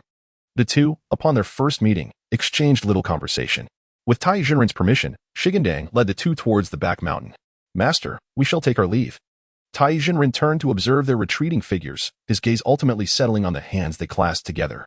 After Shi Gandang and the dragon departed, Tai Jinren let out a long sigh. Soon after Yang Jian's return, a sudden inspiration struck Tai Jinren. Upon calculating with his fingers, he astonishingly discerned that a fateful bond existed between his junior disciple and his own student. This revelation left Tai Jinren momentarily stunned. Had it not been for Yuding Jinren's perceptive intervention, he might have remained in a daze. Initially intending to share this insight with Yuding Jinren, he hesitated, fearing that divulging such information would lead to embarrassment. Ultimately, Tai Jinren chose to bear this burden alone. The destined relationship between Shi Gandang and Nezha was decreed by the heavens, and Tai Jinren felt utterly powerless to intervene. To attempt to destroy their bond would be to defy the celestial order, an act fraught with peril. As a cultivator, Tai Jinren understood the consequences of opposing fate all too well. Setting aside the question of success, the repercussions of such actions would not only offend his master and junior, but would ultimately lead to unpredictable consequences for himself as well. Reluctantly, Tai Jinren resolved to let things unfold as they would, though he could not fathom why it had to be his own disciple involved. Frustrated, Tai Jinren felt a pang of irritation. Yuding's disciple, Yang Jian, was hardly superior to the one by his side. In terms of appearance, both were equally matched. And in character, Yang Jian outshone Nezha by a significant margin. Were it not for the childhood bond between Shi Gandang and Nezha, their tempers would have clashed long ago. Alas, the affection between dragons and males. If word of this were to spread, my reputation would surely be tarnished. Shaking his head, Tai Jinren sought solace in meditation. Yet his thoughts were in turmoil, leaving him unable to find peace. Meanwhile, on the back mountain, Shi Gandang cast a spell to create a dwelling. Yinglong, you shall reside here henceforth, awaiting the time when King Wu confronts Zhou, at which point you shall descend to offer your aid. Understood, my lord. Yinglong complied without hesitation, entering the dwelling to restore his powers. After years of confinement, his magical energy was nearly depleted and required time to recover. Shi Gandang then returned to his own abode with Nezha. As their relationship deepened, Shi Gandang longed to be in Nezha's company every moment. All right, return to your dwelling and behave. For should your master discover your presence here, it would undoubtedly incite a multitude of unnecessary troubles. The world of mortals cannot tolerate the love between men. A truth that Nezha is acutely aware of. Should his master learn of this, he would surely intervene, and it is quite possible that the two would be forced apart. A scenario Nezha dreads. Zhou Dynasty yearned to contest this notion, yet he understood the complexities of the situation and wished not to burden Nezha with his own affections. His reluctance to leave, casting glances back, tugged at Nezha's heartstrings, yet there was little that could be done. What Nezha remained unaware of was that even if Tai Jinren were to learn of their fated bond, it would be of no consequence. Meanwhile, Tai Jinren observed the two from the shadows. Upon realizing that Zhou Dynasty was oblivious to the celestial decree of their union, he could not help but exhale in relief. Their ignorance was indeed the most favorable outcome. Had they known, they might have paraded their affections publicly, risking exposure and, consequently, Tai's own reputation. In comparison to their destined relationship, Tai Jinren prioritized his own image. Moreover, were it not for the celestial arrangement that linked Nezha and him as master and disciple, Tai Jinren would not have taken him as his apprentice. Thus, their relationship was merely one of pretense, devoid of any genuine emotion. Perhaps this was why Nezha harbored feelings for Zhou Dynasty, among all. It was only Zhou Dynasty who made him feel the most sincere affection. Of course, there was also the matter of his biological mother, Lady Yin. Yet in comparison to Nezha, it was evident that Lady Yin favored Li Jing and others more. As Zhou Dynasty meditated within his cave, a voice resonated within his mind, a familiar sound that prompted him to open his eyes and bow towards the direction of Kunlun Mountain. Does my master have any instructions? Typically, Yuanshi Tianzuan would not seek him out without cause, and whenever he spoke, it was invariably to convey significant matters. Visit the family of Huang Feihu and Chaoga, for they are pivotal figures in the decree of the gods. You are to take their fourth son, Huang Tianxiang, as your disciple. Huang Feihu? Huang Tianxiang? Although Zhou Dynasty was uncertain of the implications, he resolved to comply with his master's command. As an afterthought, he inquired, Master, if you would pause. I have a question regarding the matter of the Yinglong. Zhou Dynasty's acknowledgement was a mere hum, and Yuanshi Tianzuan did not shy away from the topic, laying the facts bare. Since you have asked, I can only provide you with a brief overview. The secrets of heaven cannot be divulged, but I can share with you what is permissible for you to know. Zhou Gandang's expression turned to one of confusion, struggling to grasp the meaning behind Yuan Shi Tianzuan's words. What do you mean by what I should know? This matter pertains to an impending tribulation in your future, and I cannot reveal too much. I can only tell you certain elements that are within your grasp. I beseech you, Master, to clarify. Yuan Shi Tianzuan considered for a moment before he began to articulate. Do you know why the Emperor Haotian is so fervently bestowing titles among the gods, delegating most of the power? Shi Gandang shook his head. The intricacies of officialdom were beyond his understanding, with its convoluted twists and turns surpassing his comprehension. The matter of conferring divinity encompasses two crucial points. The first is that the supreme deity, Haotian, lacks sufficient hands to manage the multitude of affairs single-handedly. The second, and more significant point, is that discontent has already festered in some hearts regarding Haotian, with aspirations to usurp the position of the Lord of the Three Realms. While the first point seemed relatively normal, allowing Shi Gandang to listen with some ease, the second detonated within him like a bomb. Was Master S' statement to be taken seriously? Shi Gandang nearly leaped from his seat. Since the inception of chaos, the celestial court has existed, and Haotian became the Lord of the Three Realms at that time, governing all matters within. Those of virtue would ascend to the celestial court after death. Yet this process was far too slow, necessitating the conferring of divinity. As the divinely ordained Lord of the Three Realms, Haotian commanded respect, even from the primordial heavenly venerable and Hongjun Taoist. His position was decreed by heaven itself. No matter how profound Hongjun's cultivation, he would not dare defy the heavens. Now, however, there were those who dared to seize Haotian's throne. Was this not an act of defiance against the heavens? How could they possibly succeed? Those who cultivate the Tao must align themselves with the will of heaven and must not engage in actions that contravene it. The malevolent path seeks to defy the heavens, oblivious to the fact that it has already paved its path to demise the moment they attempt to usurp the throne. It would mark their end. This also presents an opportunity for you. The primordial heavenly venerable spoke with a tone of derision regarding the would-be usurper, dismissing them as a mere unknown villain unworthy of consideration. If even his master, Hongjun Taoist, would not dare to challenge heaven, what then of this obscure malevolent figure? Their demise would be all but assured. Yet, fortuitously, this would benefit his own disciple, who bore great fortune, destined for a position of unparalleled prestige among all his students. It was for this reason that the primordial heavenly venerable held Shi Gandang in such high regard. Master, when you spoke of a calamity I must face, were you referring to him? Previously, upon hearing the primordial heavenly venerable's mention, Shi Gandang had pondered, but now he quickly connected the dots. Indeed, thus, you must focus on enhancing your strength and status. Nurture Huang Tianxiang well. After the conferral of divinity, he shall serve as a significant ally for you. Shi Gandang nodded, understanding the gravity of the situation. Fear not, with your master supporting you from behind, there is no need for concern. The primordial heavenly venerable was resolute. Despite the numerous influential figures observing the conferral of divinity, with a little maneuvering, he could elevate his disciple's assistant status. Shi Gandang understood his master's protective nature and, reassured by his words, felt no apprehension. As for Huang Tianxiang, Shi Gandang was in no rush. He could foresee that Huang Tianxiang had yet to be born, thus temporarily extinguishing that thought and devoting himself to enhancing his cultivation. At this moment, Jiangxia had descended the mountain for several months, harboring aspirations to achieve great things, not necessarily aiming for titles of nobility or high office. He believed he should at least secure a position in the court. Regrettably, during these months, Jiangxia found himself in a state of inactivity, seemingly having offended some deities. As he encountered numerous setbacks in his business endeavors, no matter the venture, none lasted beyond a fortnight. Fortunately, his brother Song Iran offered support, or else he might have ended up losing everything. Recently, he opened a fortune-telling establishment, yet for 4 or 5 consecutive months, not a single fortune-telling notice graced the walls. And his financial situation was dire, with not a single coin in sight.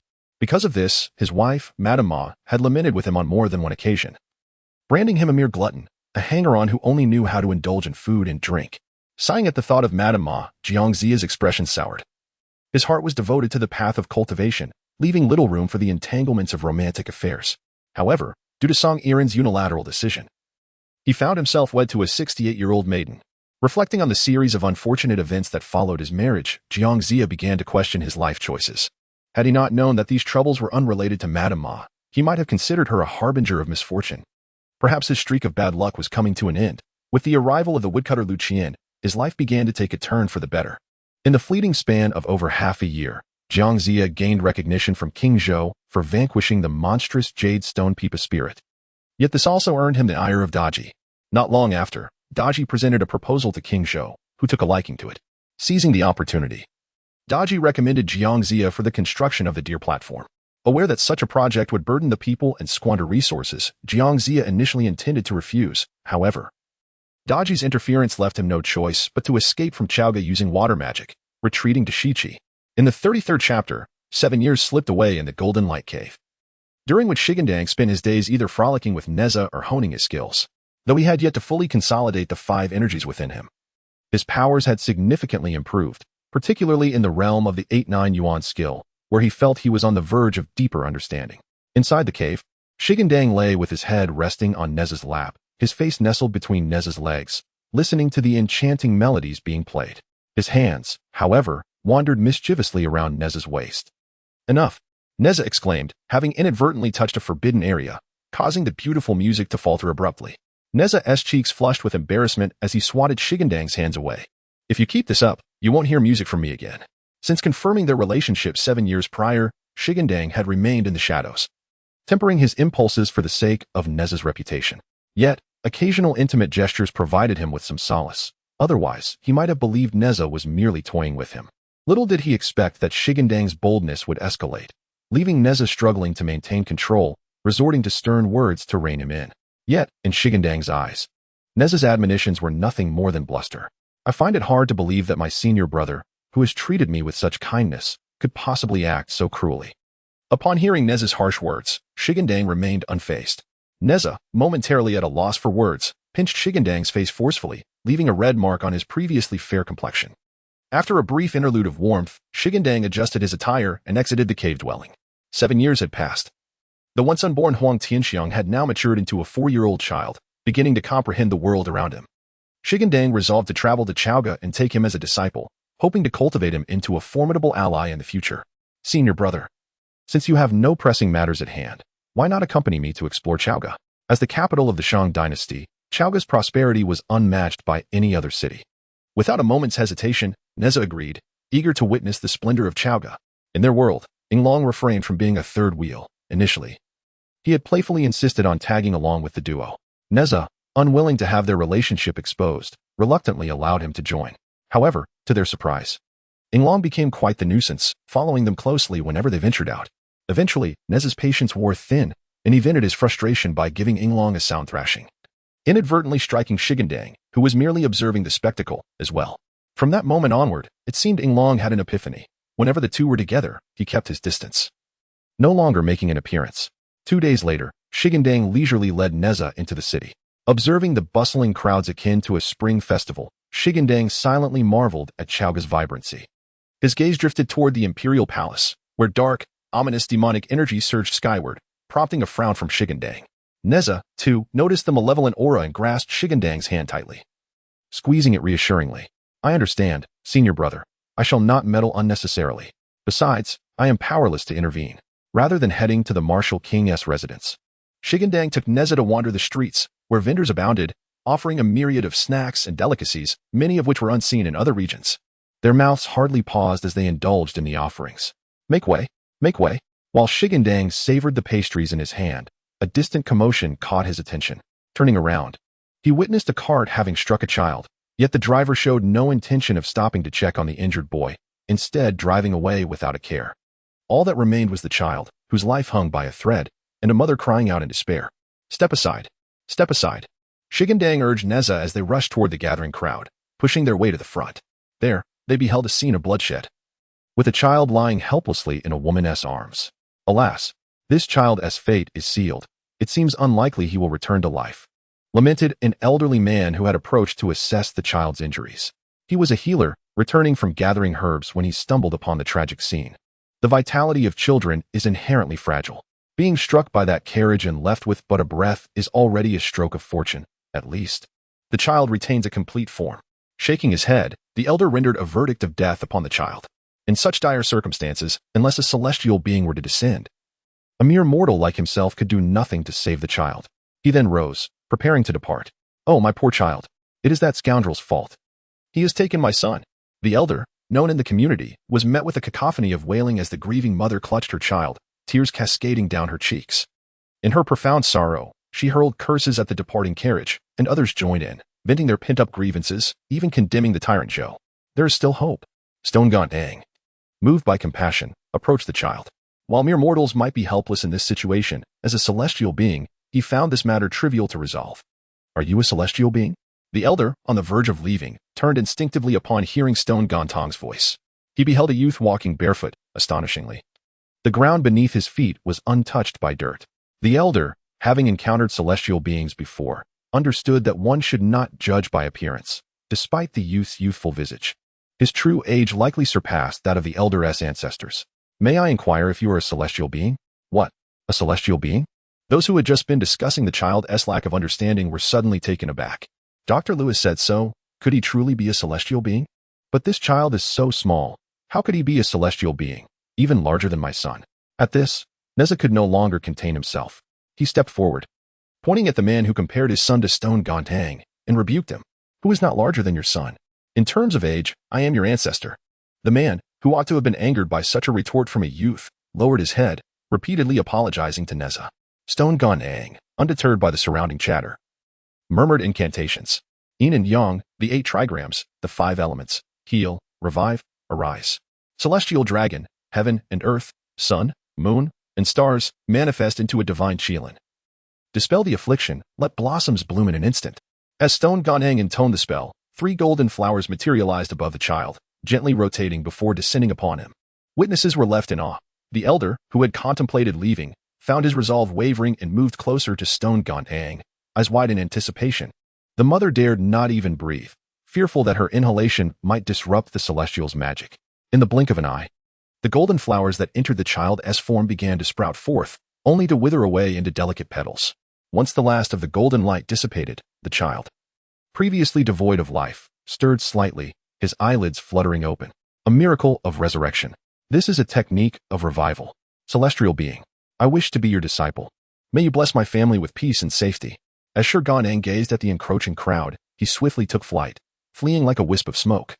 The intensity of these individuals was utterly terrifying. Where could such celestial beings have acquired their powers? Chapter 34. Entering the palace. These people were indeed formidable. More fearsome than the demons of Black Mountain. Upon retreating into an alley, Shi Gandang sighed in relief, noting that no one had followed. I actually find this rather amusing. Nezha chuckled, observing Shi Gandang's flustered demeanor, and reached out to tidy his disheveled hair. Amusing? It's infuriating. I had intended to enjoy a leisurely stroll. And now I can't even walk the streets. Shi Gandang pouted, prompting Nezha to laugh heartily, as he comfortingly tousled Shi Gandang's hair. All right. Let us simply change our appearance. Just then, a middle-aged man with a white face and long beard emerged from outside the alley. May I inquire where the 2 esteemed immortals have attained their powers? Shi Gandang was startled, initially believing the crowd had caught up with him. As he prepared to flee, the man hurriedly stopped him. Fear not, esteemed immortals. I am Bygone, a minister of the present Shang dynasty. I implore you to stay and save my nation. Upon hearing the man's credentials, Shi Gandang halted and turned back. You are an official of the Shang dynasty? Indeed, Bygone affirmed. If so, why do you not persuade the tyrant King Zhou to govern with diligence? Bygone wept bitterly, lamenting, I have tirelessly advised him against his follies, yet the current demoness Daji has corrupted the imperial harem. His Highness is ensnared by her charms, leading to the suffering of the populace, rebellion among the lords, and a nation in turmoil. I earnestly beseech you to eliminate the demoness Daji, so that the Shang dynasty may endure and prosper, earning the reverence of its people. Shi Gandang felt a deep conflict within him. He admired Bygone's loyalty, yet understood that the fate of the Shang was predetermined and could not be altered. Even if he were to slay Daji, the outcome would remain unchanged. The Shang dynasty had merely 17 years left, and as time progressed, its numerous afflictions would only intensify, making rebellion inevitable. The fate of the Shang is drawing near, and even I cannot intervene. Moreover, as an outsider, I cannot interfere with royal authority.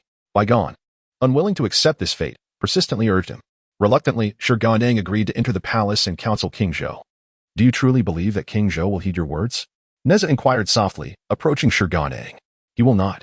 King Zhou has lost his virtue, and Daji merely exacerbates his depravity. Even without her, he would still be incapable of preserving the legacy of Cheng Tang. Nezha nodded in understanding. Following Bygone as they made their way to the star-picking tower, King Zhou had recently seldom attended court, spending his days reveling with Daji and Hushime. Upon ascending the star-picking tower, The trio was greeted by the sound of feminine laughter emanating from above, the sultry tones causing Baigan's expression to darken. Enthralled by feminine allure, it is no wonder the kingdom is doomed. Shi Gandang shook his head. Recalling Baigan's words that King Zhou's harem boasted over 1,000 women, yet the king still sought to add more. In this light, it seemed that King Zhou's favoring of Daji was, ironically, a boon for the other women. After all, the women in the imperial harem who have yet to be touched also experience a profound loneliness. Xian ordered to ascend the star-picking tower. Upon receiving permission from the king, the three finally made their way up. Ah, what an adorable child. Upon seeing Shi Gandang, Daji's eyes sparkled as she hurriedly approached from the king's embrace, eager to pinch his cheeks. The captivating gaze she directed at Shi Gandang left him momentarily entranced, completely oblivious to the brewing fury of Nezha nearby. Your Majesty, Your Highness, I bow before you. Shi Gandang, sensing Nezha's anger, swiftly evaded Daji's hand and offered a respectful gesture to the trio, attempting to grasp Nezha's hand, only to be brusquely shaken off. Nezha huffed in annoyance, crossing his arms in a clear display of displeasure. Daji, realizing that these two were indeed Taoists, blinked her eyes, her fox-like gaze seemingly intent on uncovering their origins. Yet, with her limited cultivation, she could not discern Shi Gandang's true nature. Oh, I did not expect that you two are practitioners of the Tao. The king, initially puzzled by the sight of these two youths, became intrigued upon learning of their Taoist identities. Indeed, have you come here seeking an official position? Noticing Daji's interest in the young Taoist, he contemplated that if they were indeed here for a government role, he might present one of them to her. However, he dismissed their capabilities, perceiving them as frail and young, hardly competent. Not at all. I have come to subdue demons and exorcise evil. The king furrowed his brow in discontent at this declaration. In the depths of the palace, fortified with strict defenses, how could demons possibly emerge? Indeed, if there were any demons, I would subdue them myself. What need have I for a mere child? It seems the minister has been deceived and must face punishment, so that the world may know of the king's might and deter further deception. Hushime, unable to fathom Shi Gandang's true abilities, understood that as long as the emperor sat upon the throne, no outsider would dare to act against him. The maiden speaks wisely. Your Majesty, please pause. These two immortals possess formidable powers, even the ability to bring the dead back to life. How could there be any talk of deception? Upon hearing this, the king found himself at a loss. The notion of resurrection resonated deeply with him, for as the emperor, his greatest fear was death. The prospect of having someone capable of reviving the deceased before him was undeniably thrilling. Nonsense. The fates of mortals are predetermined by heaven. Where could such resurrection techniques come from? Daji was taken aback by the mention of Shi Gandang's ability to bring the dead back to life. The goddess Niwa had instructed her to bewitch the king, and if Shi Gandang's powers disrupted her plans, her fate was all too clear. What did the Taoists say? The king, however, paid no heed to Daji, his mind solely fixated on the idea of resurrection, leaving Daji unable to sit still. She attempted to interject, but the king silenced her. Though enchanted by Daji, he was not foolish. The allure of resurrection was evidently far more compelling than her charms. Although I possess the ability to resurrect the dead, such a spell is futile against those destined for demise. Who are these doomed individuals? They are those whose lifespan has been exhausted or whose sins have accumulated to the point of deserving death. King Zhou, clearly displeased, let out a cold snort, still possessing a modicum of self-awareness. Apart from these abilities, do you have any other skills? I possess a plethora of talents. I can stir the rivers and seas, shift the stars, kick the heavens and manipulate the wells, exhale mist and spray clouds, carry mountains and chase the moon, summon rain and command the wind, none of which I cannot accomplish. Then why not let me witness such feats? Nezha's face was filled with fury. Without waiting for Shi Gandang to respond, he stepped forward, declaring, "We are here to subdue demons, not to entertain you. You, child, are woefully unaware of your fortune to be favored by His Majesty. How dare you refuse? And what manner of creature are you?" Nezha regarded Hushime with disdain, harboring a sense of superiority over such mountain spirits and wild beasts. This beauty is a Taoist fairy. How could she be a demon? King Zhou rose, defending his beloved maiden, his dissatisfaction reaching a boiling point.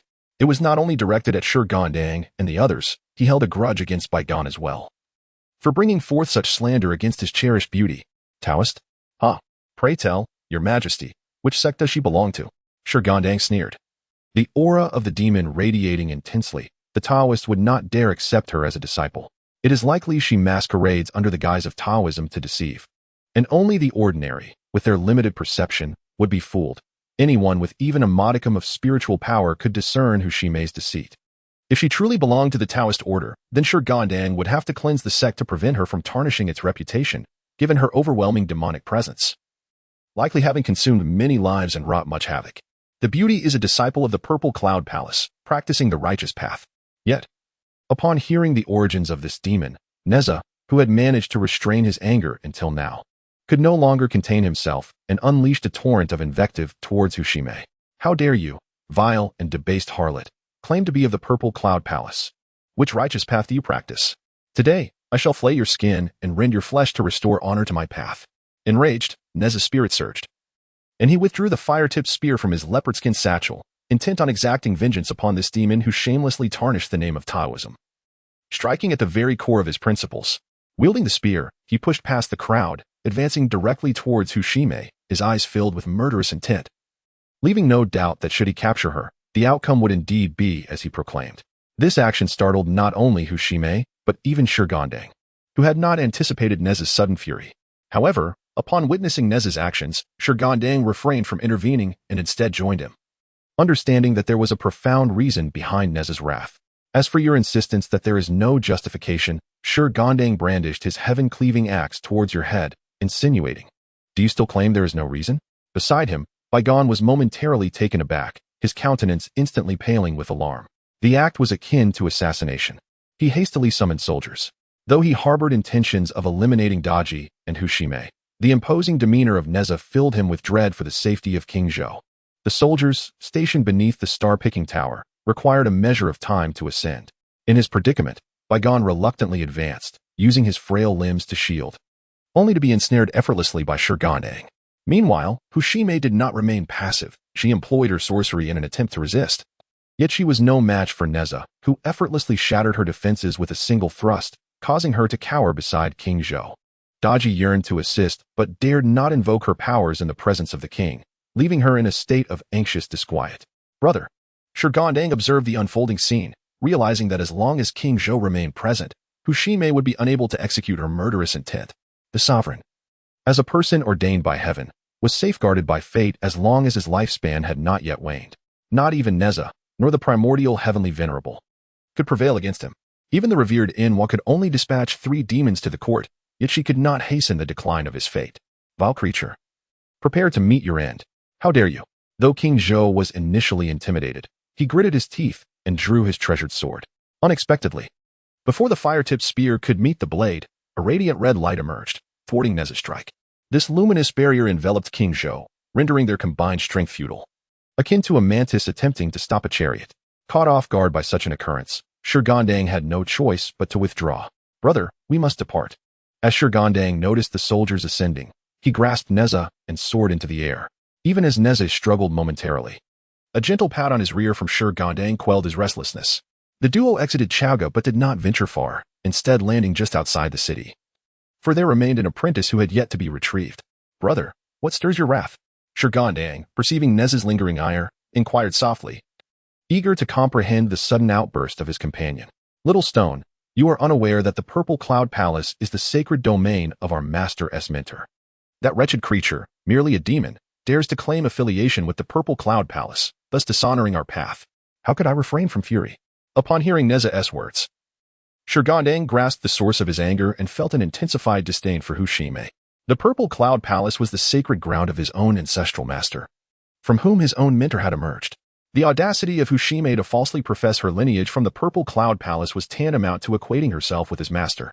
What manner of figure was his master? He was one of the 3 pure ones, a sovereign of a teaching, whose disciples, while often embroiled in conflict, were renowned throughout the land. Should such words circulate, not only Nezha but all disciples of the 3 teachings would undoubtedly rally without hesitation.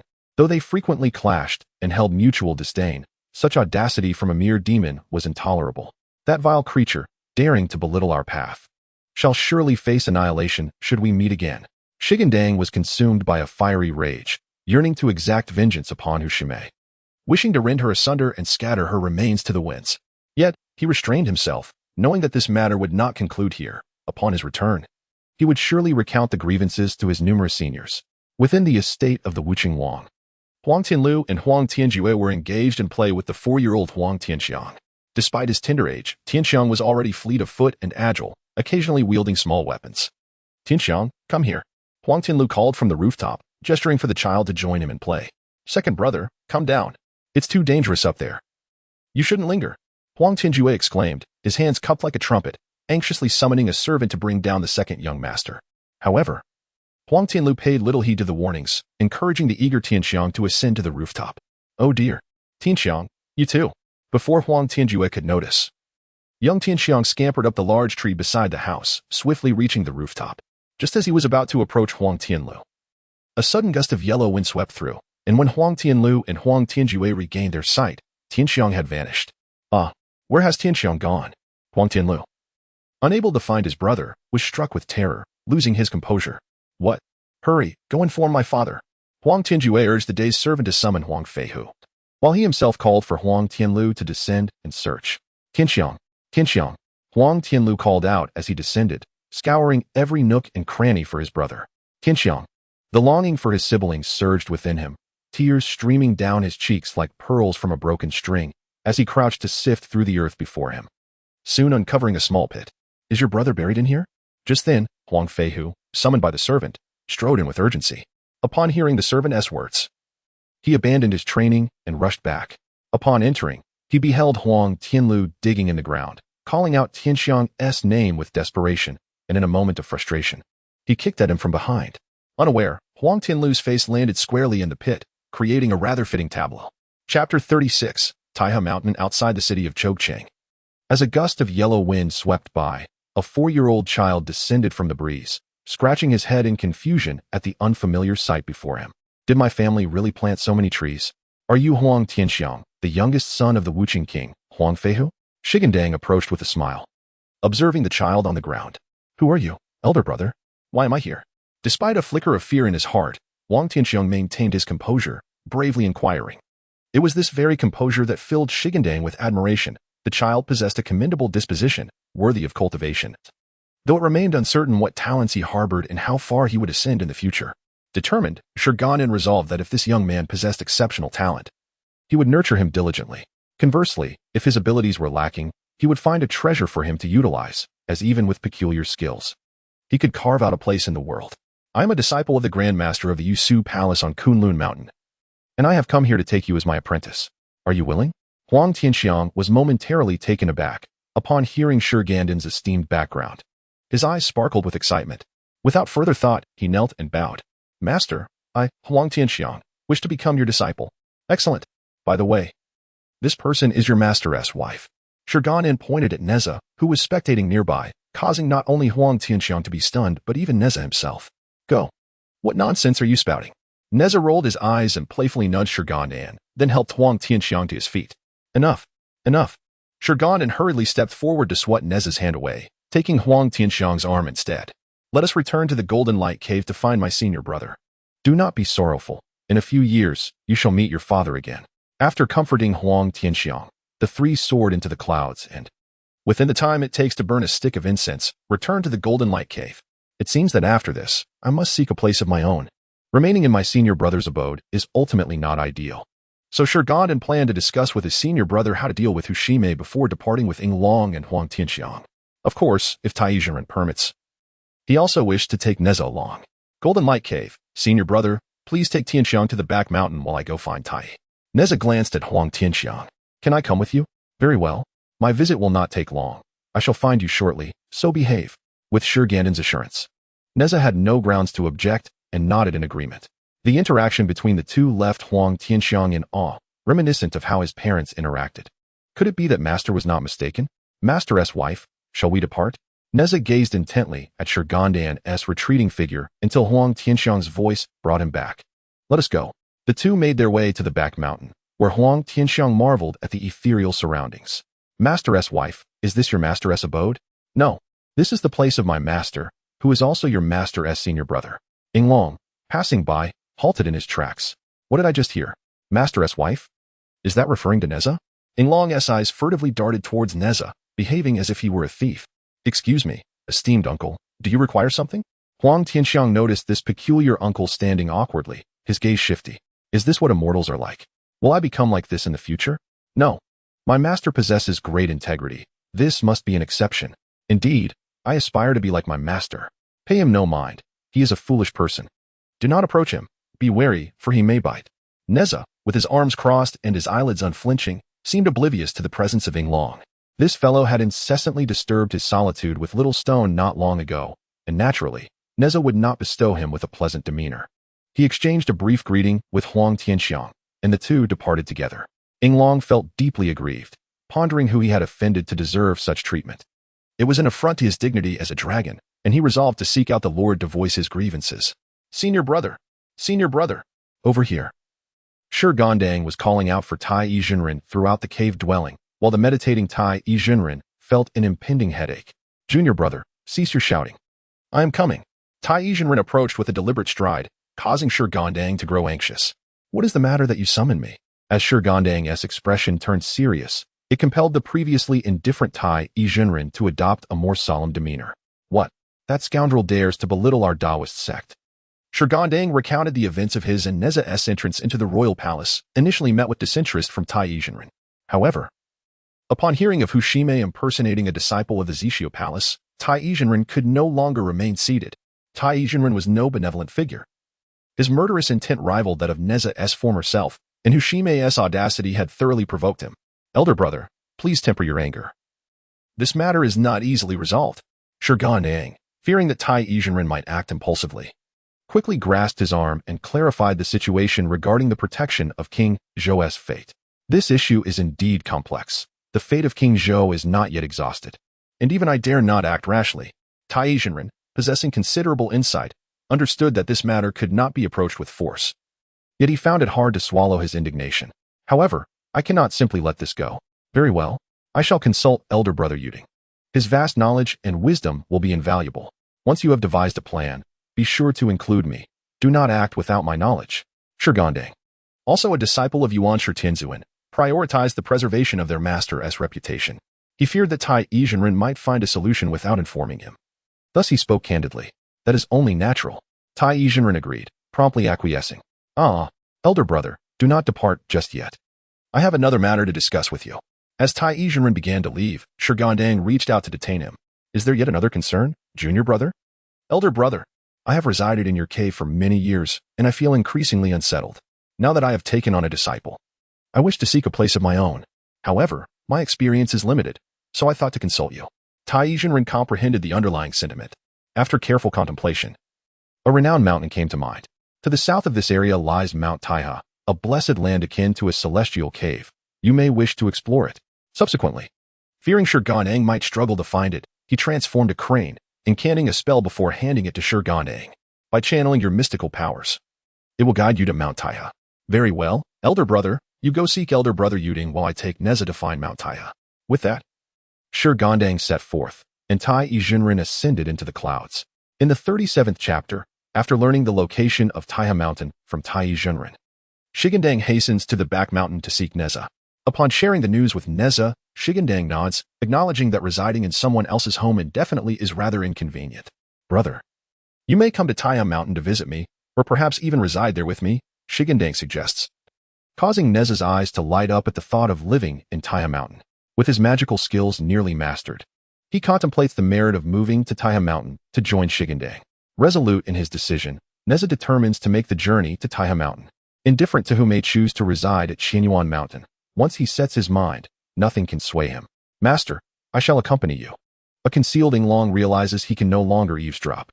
As Shi Gandang's subordinate, appointed by Yuan Shi Tianzuan, he knows that if his master is moving away, he too shall not remain here. Hold your horses, let me speak first, Yinglong interjects, hastily stopping the irate Nezha, and upon revealing the situation to Shi Gandang, he finds Shi Gandang in agreement. Once the group is prepared, Shi Gandang releases a celestial crane to lead the way, while Yinglong transforms into his true form, carrying Huang Tian. Shi Gandang and Nezha ride on clouds. Thanks to the crane's swift pace, they arrive at Tai Mountain in no time. In the southeastern region of the great town lies the majestic Middle Heaven Divine Mountain. The towering Furong Peak and the Grand Zigai Ridge stand proudly. The waters of the Jiao River stretch far beyond Jing and Yang, while the mountains of Baiwei connect like wings. This place is renowned for its magnificent landscapes, with celestial realms opening up to the vast sky. A few trees of fragrant waxberry blossom, and the mountains are adorned with vibrant medicinal herbs. Dragons lurk in the ravines, and tigers lie in wait on the cliffs. The serene ambience speaks softly, while the reindeer wander close to humans. White cranes dwell among the clouds by ancient cypress trees, and the azure phoenixes and vermilion birds sing in the sunlight. Such a scene truly embodies a realm of immortals, making it hard to doubt its unclaimed status. Upon reaching the mountain peak, Shi Gandang finds no signs of human habitation, allowing him to confidently cast a spell to establish a residence, naming it Tai Palace. Satisfied with his creation, Shi Gandang nods approvingly. After the completion of Tai Palace, Nezha and the others descend from the clouds. Yinglong takes Huang Tian to familiarize himself with Tai Palace, while Shi Gandang accompanies Nezha to explore Tai Mountain, as it is essential to know one's own domain.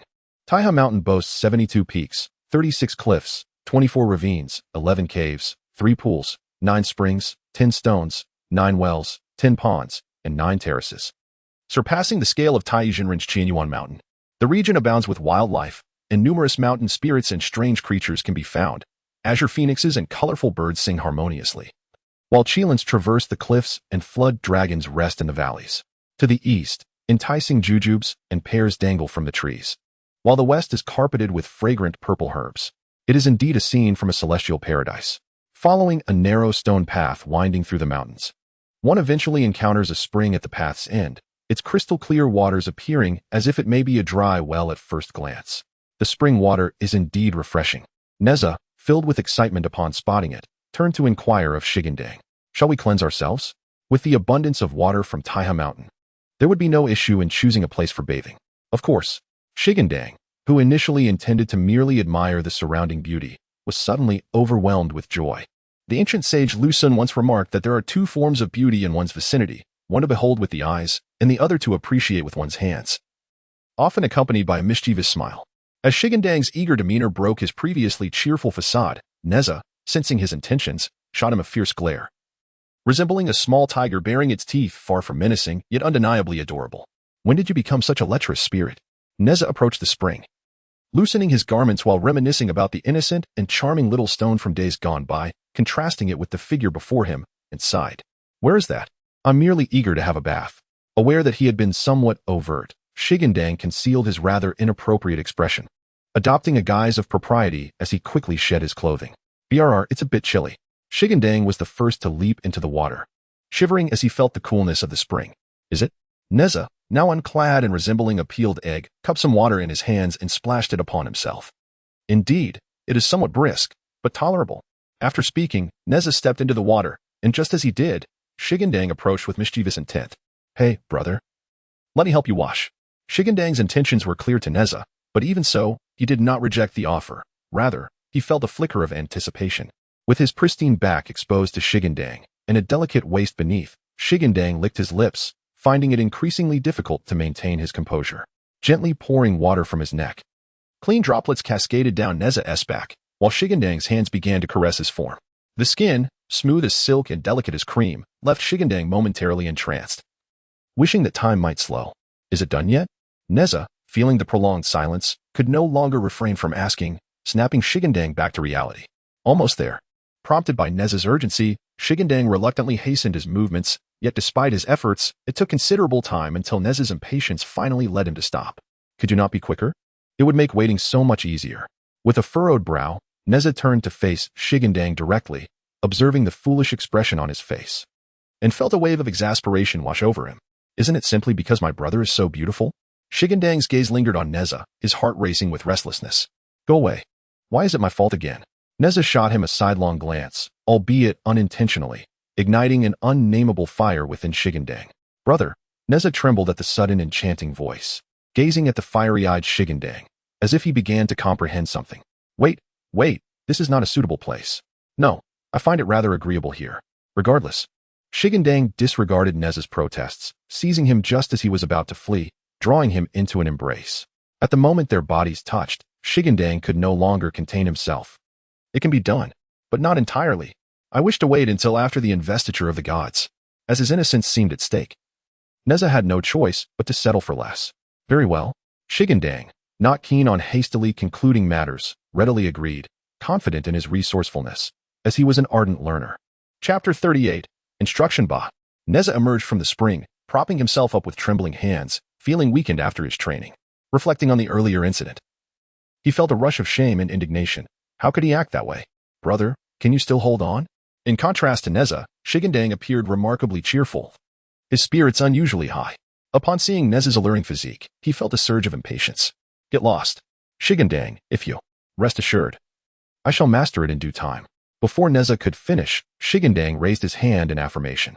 Bah! Silence! Do not interject again. Observing Shi Gandang's gaze fixated on the ground, resembling a statue, Nezha realized his words had fallen on deaf ears. Humph! Quickly dressing, Nezha scanned his surroundings and spotted a tree in the distance laden with unfamiliar fruits. With a wave of his hand, he summoned the fruits and began devouring them with great appetite. Brother, I want some too. Shi Gandang, who remained rooted in place, perked up at the noise, hurriedly donning his clothes and eagerly approaching Nezha, unashamedly grasping his hand. Get off. Hee. I shall say this one last time. Hee. Go enjoy your fruits. With such a fondness for eating, why not eat yourself to death? Nezha forcefully shoved half-eaten fruit into Shi Gandang's mouth, tossing the remaining fruits to him before striding away without a backward glance. Whoa, wait for me. Shi Gandang, receiving the fruits, hurried after Nezha, swiftly consuming them. In the Taiha Palace, Huang Tianxiang, having familiarized himself with the surroundings, awaited Shi Gandang on the stone steps at the entrance. While Yinglong found a quiet spot to indulge in a deep slumber, having accompanied Emperor Xianyuan in numerous campaigns, this leisurely life was indeed a source of joy for Yinglong. Master, mistress. Spotting two figures approaching, Huang Tianxiang called out, striding towards them. As he drew nearer, he noticed Nezha's fearsome expression, followed closely by a Shi Gandang lost in thought. Each time Shi Gandang's silly laughter broke the silence, Nezha's countenance darkened further. Huang Tianxiang's footsteps abruptly halted, leaving him momentarily bewildered. Cough. Tianxiang, you are now under my tutelage. Today, I shall impart a method of evasion to you. Focus on your cultivation, and should you have any uncertainties, do not hesitate to seek my guidance. He had initially intended to leave Huang Tianxiang in the care of Yinglong, wishing to assume the role of a detached overseer. However, upon reflection, recognizing his responsibility as Huang Tianxiang's master, he deemed such behavior inappropriate and resolved to personally instruct him. Indeed, I shall devote myself to diligent practice, so as not to betray my master's earnest efforts. Huang Tianxiang, elated at the prospect of learning celestial arts, momentarily set aside his concerns regarding the displeasure of Nezha's mother. The 5 elements evasion technique is among the most prevalent and practical of all celestial arts, also referred to as Taoist skills. Indeed, nearly every practitioner possessing some degree of magical capacity has mastered this method. Even Li Jing, whose connection to the celestial realm is tenuous, possesses some understanding of it, illustrating the technique's accessibility. Moreover, as it was the very discipline that Shi Gandang first learned, it became the reason for Shi Gandang's decision to impart this technique to Huang Tianxiang. After teaching Huang Tianxiang the 5 elements evasion technique, Shi Gandang refrained from offering step-by-step guidance, instead providing a concise explanation and sharing his own experiences. Subsequently, Shi Gandang discerned Huang Tianxiang's innate talent for celestial arts, which greatly delighted Huang Tianxiang. After all, the stronger he became, the greater his future achievements would be during the campaign against the Shang, ultimately leading to greater power and status upon the apotheosis. Although Shi Gandang was uncertain of his own fate, whether he would attain divinity or achieve sanctity through his physical form, he understood that the higher Huang Tianxiang ascended, the more significant his assistance would be. Upon realizing Huang Tianxiang's giftedness, Shi Gandang became increasingly invested in his training, imparting many of the spells he had mastered. However, lacking the authorization from Yuan Shi Tianzun to teach the 8th and 9th Yuan skills, he refrained from doing so, instead conveying various spells he had gleaned from the 8th and 9th Yuan skills to Huang Tianxiang. In the blink of an eye, half a month had swiftly elapsed. At the back mountain of Taiya Palace, Yinglong, having restored his magical powers, grew increasingly indolent, sometimes sleeping for several days at a time, which caused Shi Gandang some concern regarding Yinglong's combat readiness for the impending campaign against the Shang. During this fortnight, Huang Tianxiang's progress was remarkable. Even Shi Gandang found himself in awe of his learning capacity. Invisibility technique. Huang Tianxiang practiced the spell diligently in an open area, his high comprehension coupled with his earnestness allowing him to learn without Shi Gandang's constant prodding. As Huang Tianxiang cast the spell, his figure vanished from sight in an instant. The technique was indeed wondrous. Upon his first attempt, witnessing the spell's astonishing effect ignited a playful spirit within him. Yet it must be noted that Huang Tianxiang was merely a 4-year-old child. He soared towards Taiya Palace, and upon landing, 2 figures emerged from within. As he focused, he realized that they were none other than his master and mistress. At that moment, he observed his master in a posture of deference. seemingly flattering the mistress with his words. He had not anticipated this side of his master. He had previously believed his master to be aloof and distant, only to discover that in the presence of his master's wife, he behaved like a sycophant. Huang Tianxiang, with his dark, glistening eyes, cautiously advanced, moving at a pace reminiscent of a turtle's crawl. Yet, despite his carefulness, he felt an undeniable anxiety. His master possessed profound magical abilities, and a moment's inattention could easily reveal his movements. Thus, exercising caution was undoubtedly wise. What could his master and mistress be discussing? Indeed, his vigilance was solely to eavesdrop on their conversation. At that moment, the flames of gossip blazed fiercely within Huang Tianxiang. "Oh dear senior brother, let us do it once more. I swear by the heavens, this time I shall not force you to swallow it," Zhou Gandang exclaimed, while massaging Nezha's shoulders, wearing a sycophantic smile. "Huh, you said the same thing last time and the time before that. If I believe you again, I might as well reverse my name. Nezha." Nezha was not so easily deceived by Zhou Gandang's oaths. He had learned from experience. The last time, Zhou Gandang had made similar promises, only for Nezha to find himself coerced into eating. Thus, no matter what Zhou Gandang claimed this time, Nezha would not be fooled again. Meanwhile, Zhou Gandang was on the verge of tears, regretting his actions. However, having tasted forbidden fruits, he found himself unable to resist temptation. Huang Tianxiang, eavesdropping, furrowed his brow. What were his master and mistress conversing about? He could not comprehend a single word. Swallow it? Eat it? Could it be that there is something delectable that the mistress dislikes? Wow, the mistress is quite the picky eater. If she doesn't want it, let me have it. My appetite is robust. I can eat anything. Observing Nezha's stubborn refusal, Huang Tianxiang found himself in agreement with what Uncle Ing Long had once told him. His master had spoiled his mistress. Who is it? In Chapter 39, Reunion at Chaoga City, Nezha was startled by an unexpected shout. Glancing around to find no one in sight, he shot an annoyed glare at Zhou Gandang and turned to leave. Upon seeing Nezha walk away, Zhou Gandang quickly dismissed the earlier incident from his mind and hurried after him, attempting to ingratiate himself. "Get lost. Don't come near me." Nezha distanced himself from Zhou Gandang, and upon noticing him inching closer again, delivered a swift kick that sent Zhou Gandang flying 10 meters away.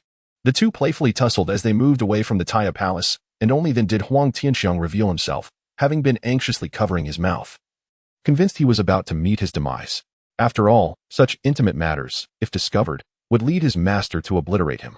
Fortunately, he was still safe, and he could not help but acknowledge the mistress's impressive demeanor. Amid their playful antics, a figure approached from the distance, riding the clouds, landing before them. The newcomer was none other than the long-absent Tai Jinren. Upon seeing him, Zhou Gandang's face brightened.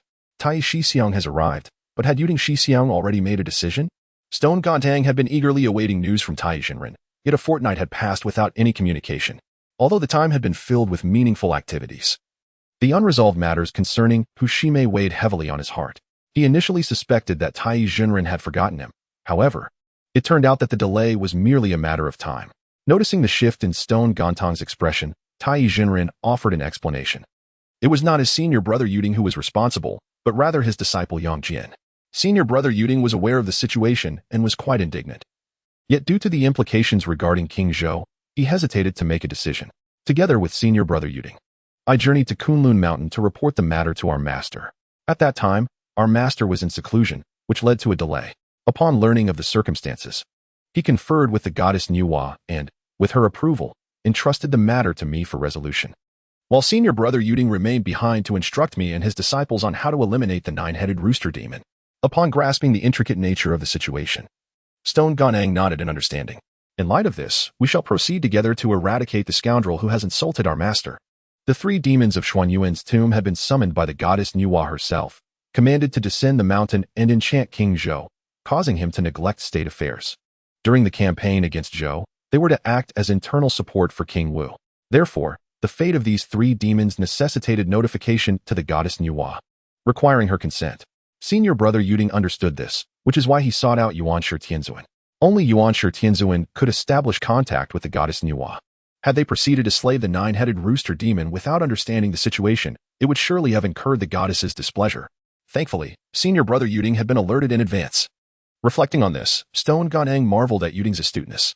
It must be said, in matters of interpersonal relations, none among the 12 golden immortals could rival Yuding Jinren.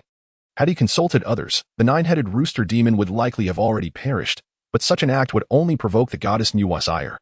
How could one act so rashly as to disregard the dignity of the goddess?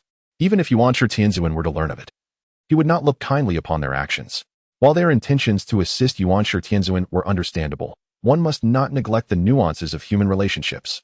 The intricacies of human affairs are paramount everywhere, and even someone of Yuanshi Tianzuan's exalted status and boundless powers must navigate these waters adeptly to thrive and progress.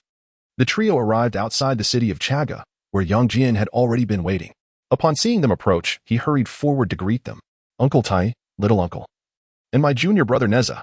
Shi Gandang felt a surge of joy at Yang Jian's arrival and patted him on the back, treating him like an old acquaintance. Good nephew. It has been many days since we last met, and your strength has certainly improved. Observing the change in Yang Jian's aura, Shi Gandang recognized that his magical prowess had significantly enhanced, prompting him to commend Yang Jian's exceptional talent. Among his peers, Yang Jian's power was indeed unparalleled. Uncertain. Does my esteemed junior have any wise strategies? Shimei often accompanies King Zhou, and with his protection, it will be quite challenging to remove her. Observing Yang Jian's hesitation, Nezha grew anxious, urging, if Brother Yang is facing difficulties, please articulate them. Very well. Since you insist, I shall divulge my thoughts. Shi Gandang and the others refrained from pressing further, patiently awaiting Yang Jian's plan. My proposal is for me and my junior to employ transformation to enter the palace.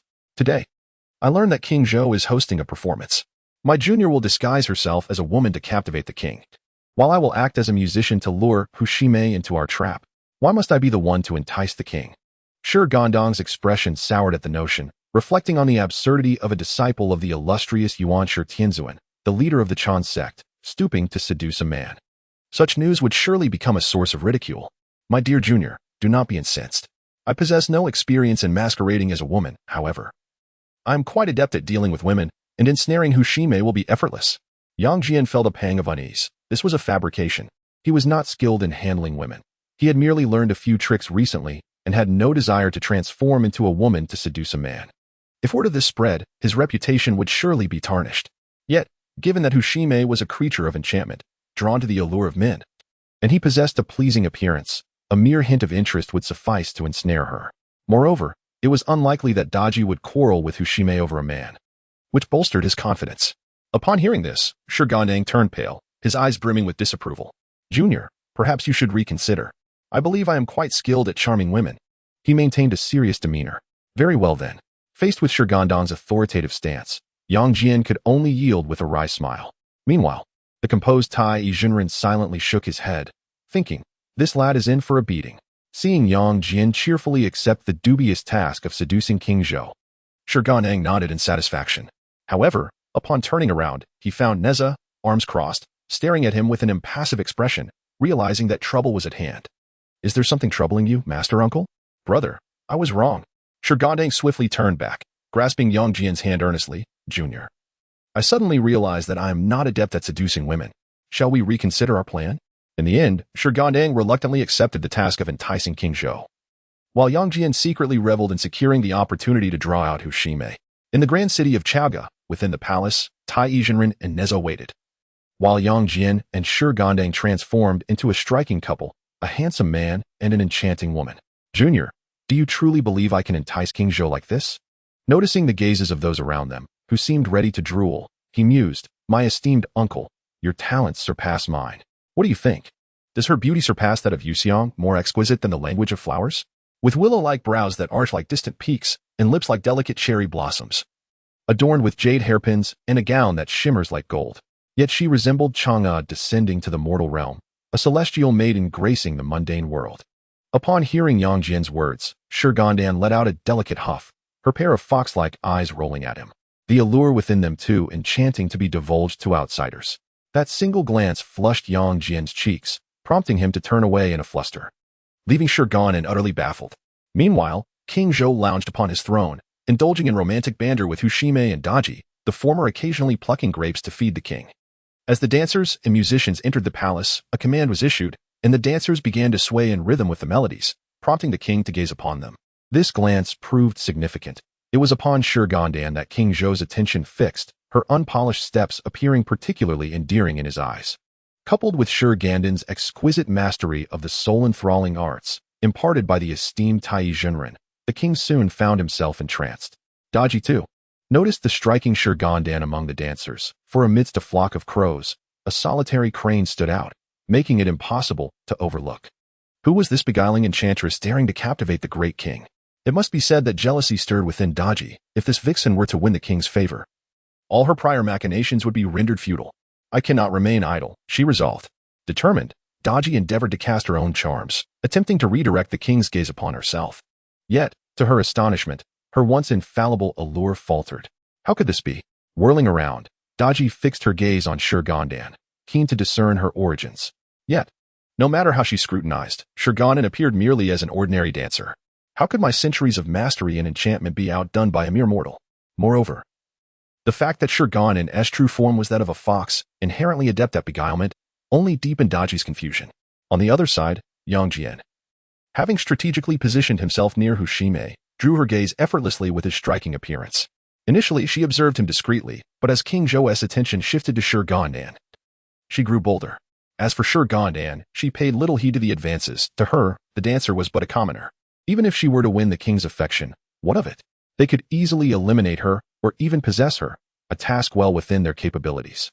As the dance concluded and the dancers prepared to depart, King Zhou eagerly beckoned Shi Gandang to remain by his side, which sent a ripple of anxiety through her. Why was Yang Jian taking action? Unbeknownst to her, Yang Jian, noticing Hu Shimei's keen interest, reciprocated with a glance, delighting her further. Such a handsome figure, she mused, would certainly provide ample amusement, and when she tired of him, she would consume him whole, truly making the most of her resources. Now, with King Zhou's focus solely on Shi Gandang, Hu Shimei seized the opportunity to suggest her departure. And the king, having found a new fascination, showed no inclination to retain her, embodying the essence of forgetting the old in favor of the new. Hu Shimei gazed after the departing musician, feeling compelled to apologize to King Zhou before hastening to catch up. Daji furrowed her brow at the sight. Yang Jian, having noticed Hu Shimei's pursuit, slowed his pace. Young master, the melody just played was truly splendid. Your Highness is too kind. Yang Jian, with utmost reverence, caused Hu Shimei's heart to flutter. She found herself increasingly enamored, almost feeling a twinge of guilt for her intentions. I have a profound love for music. Why not accompany me, so I may seek your guidance? Hu Shimei raised her hand to discreetly signal the maidens to withdraw, revealing her true nature once they were out of earshot. Yang Jian, recognizing her intent, could hardly refuse. He acquiesced and followed her back to her chamber. Where shall we begin our lessons?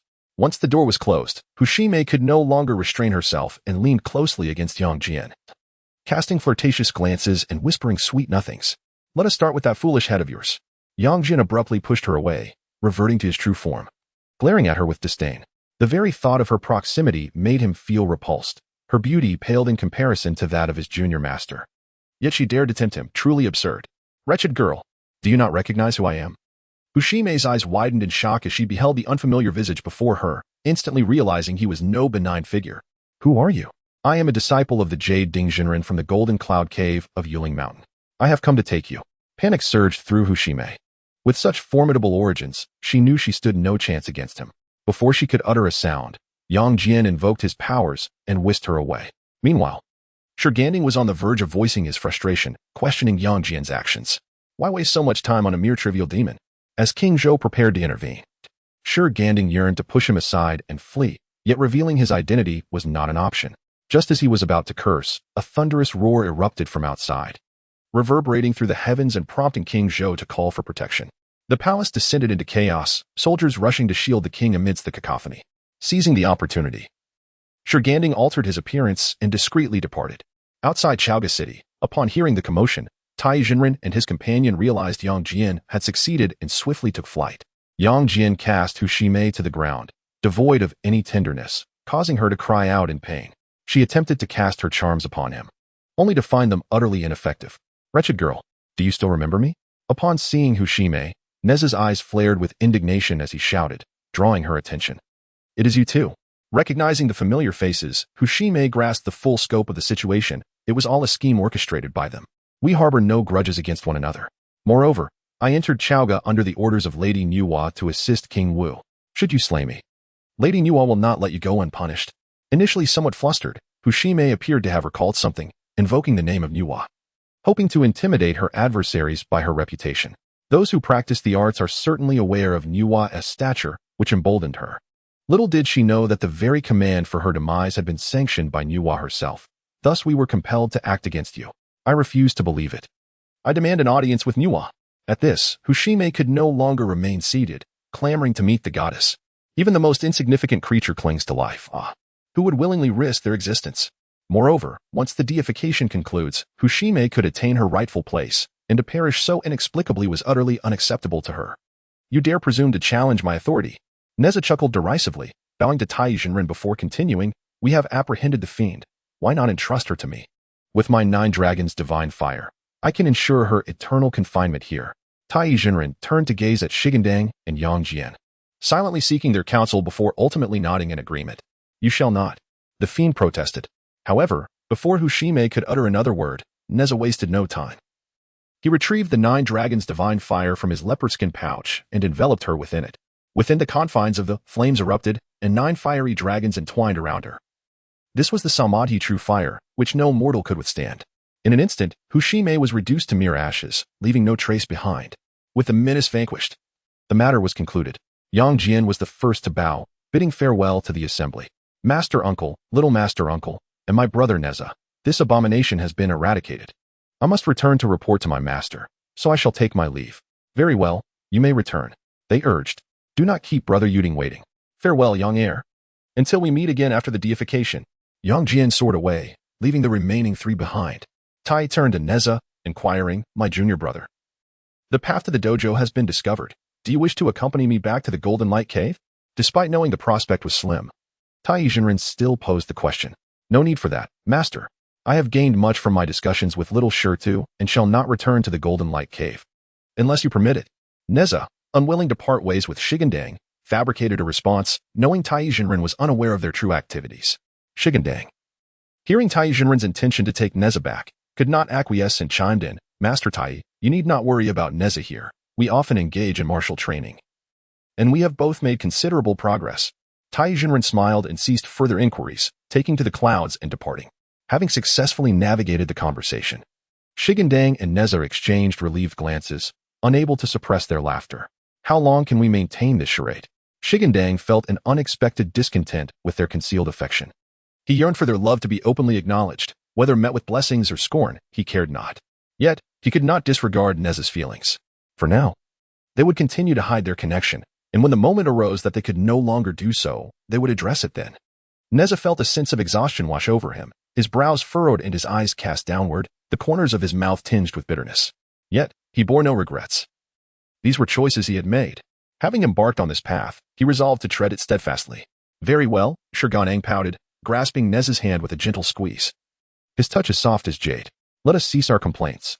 We shall return to the Taiha Palace, where I will keep you company. Nezha leaned closer, whispering into Shi Gandang's ear, his breath tickling and ephemeral, though such trivialities hardly mattered.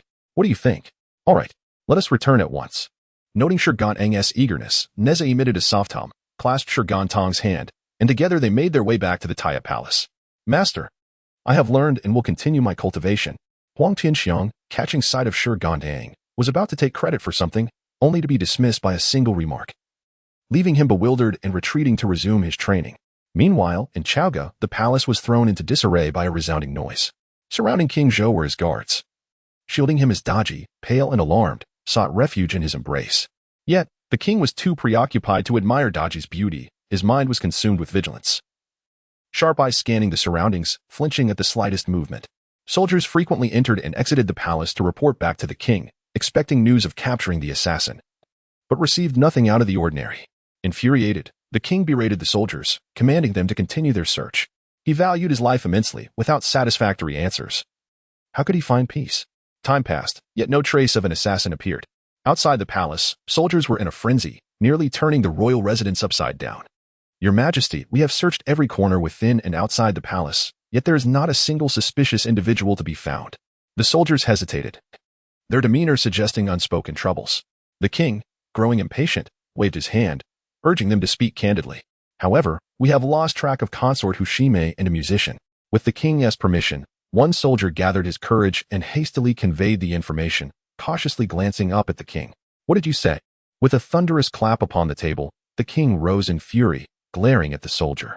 How could such a significant consort simply vanish? Moreover, A male musician had disappeared alongside her, provoking a sense of unshakable dread within the king. Daji was even more anxious than he. Hushime had been sent by the goddess Enwa and could not have left without reason. With her mission unfulfilled, how could she dare to depart?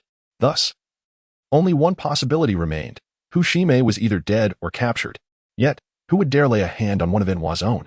As Daji's thoughts raced, she suddenly recalled Shi Gandang and Nezha. Having finally quelled the fury within his heart, King Zhou felt an overwhelming sense of shame wash over him. The beloved concubine he cherished and a male musician had vanished, leaving a sovereign of a great nation feeling utterly humiliated.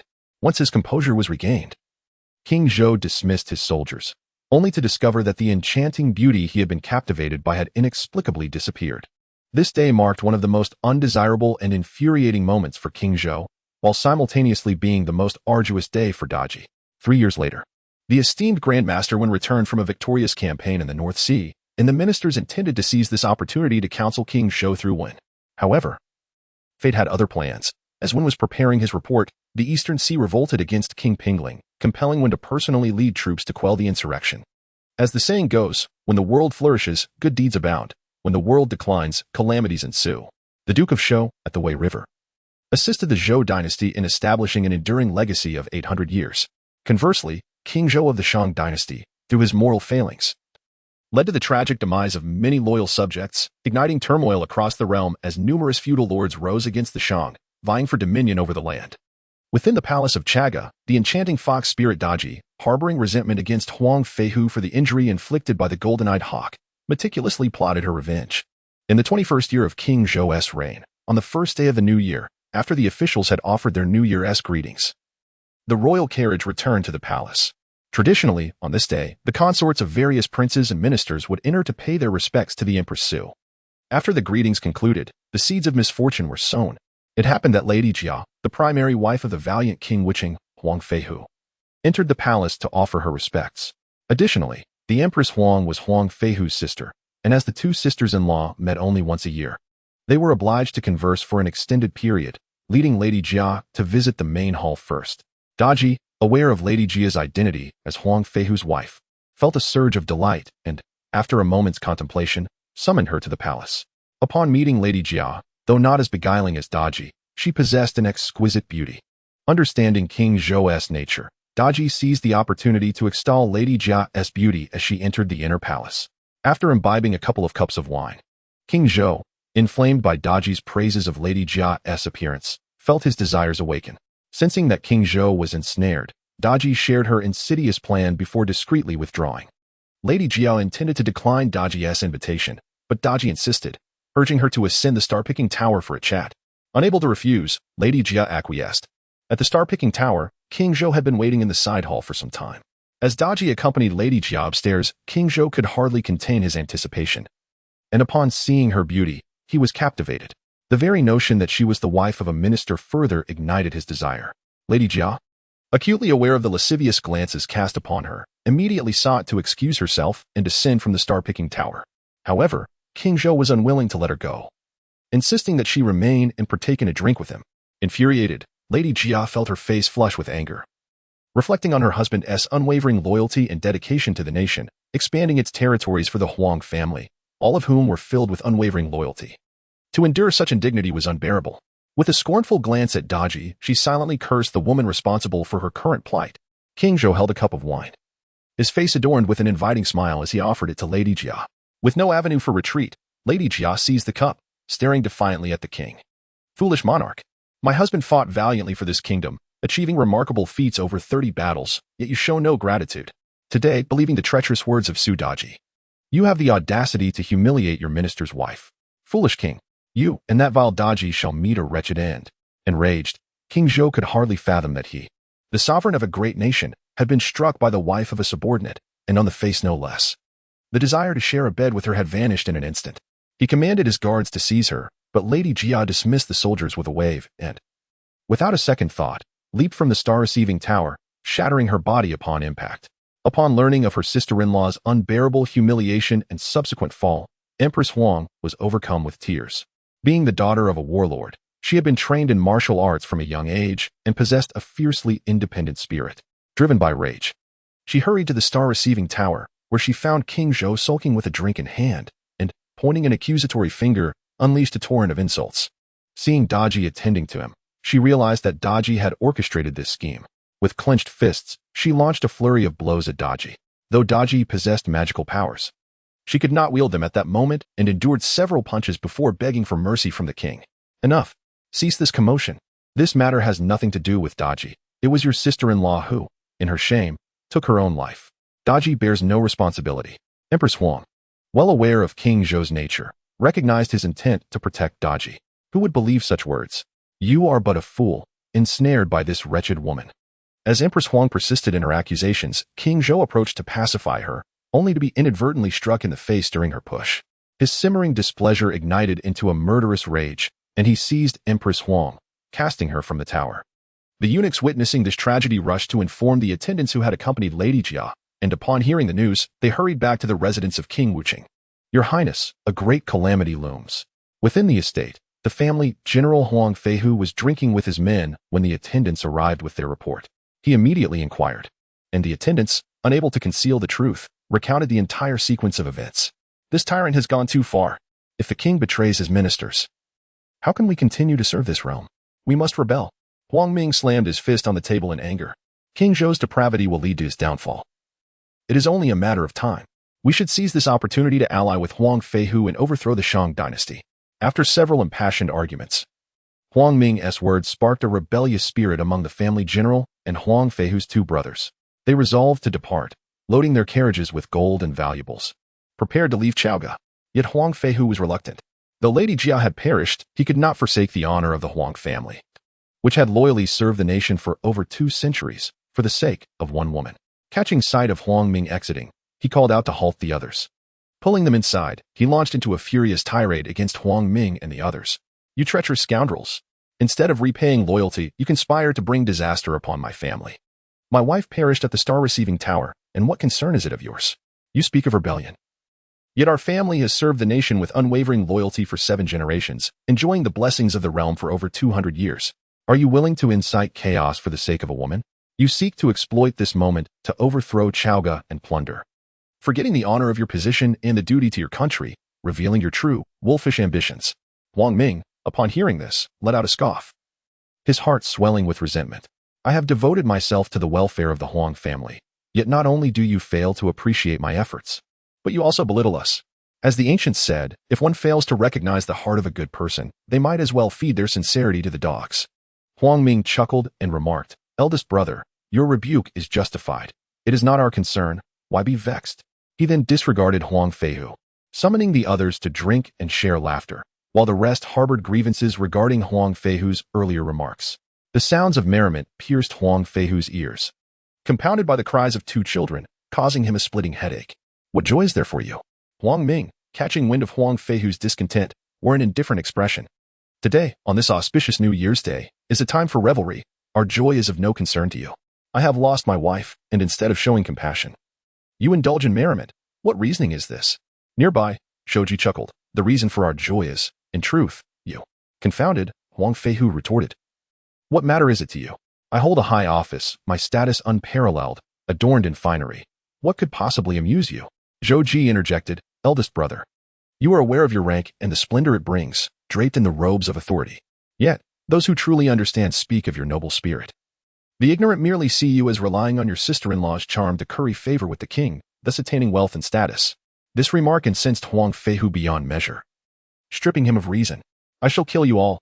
Pack your belongings and prepare to leave Chaoga. Huang Ming and his companions exchanged knowing smiles. Was this not the outcome they desired?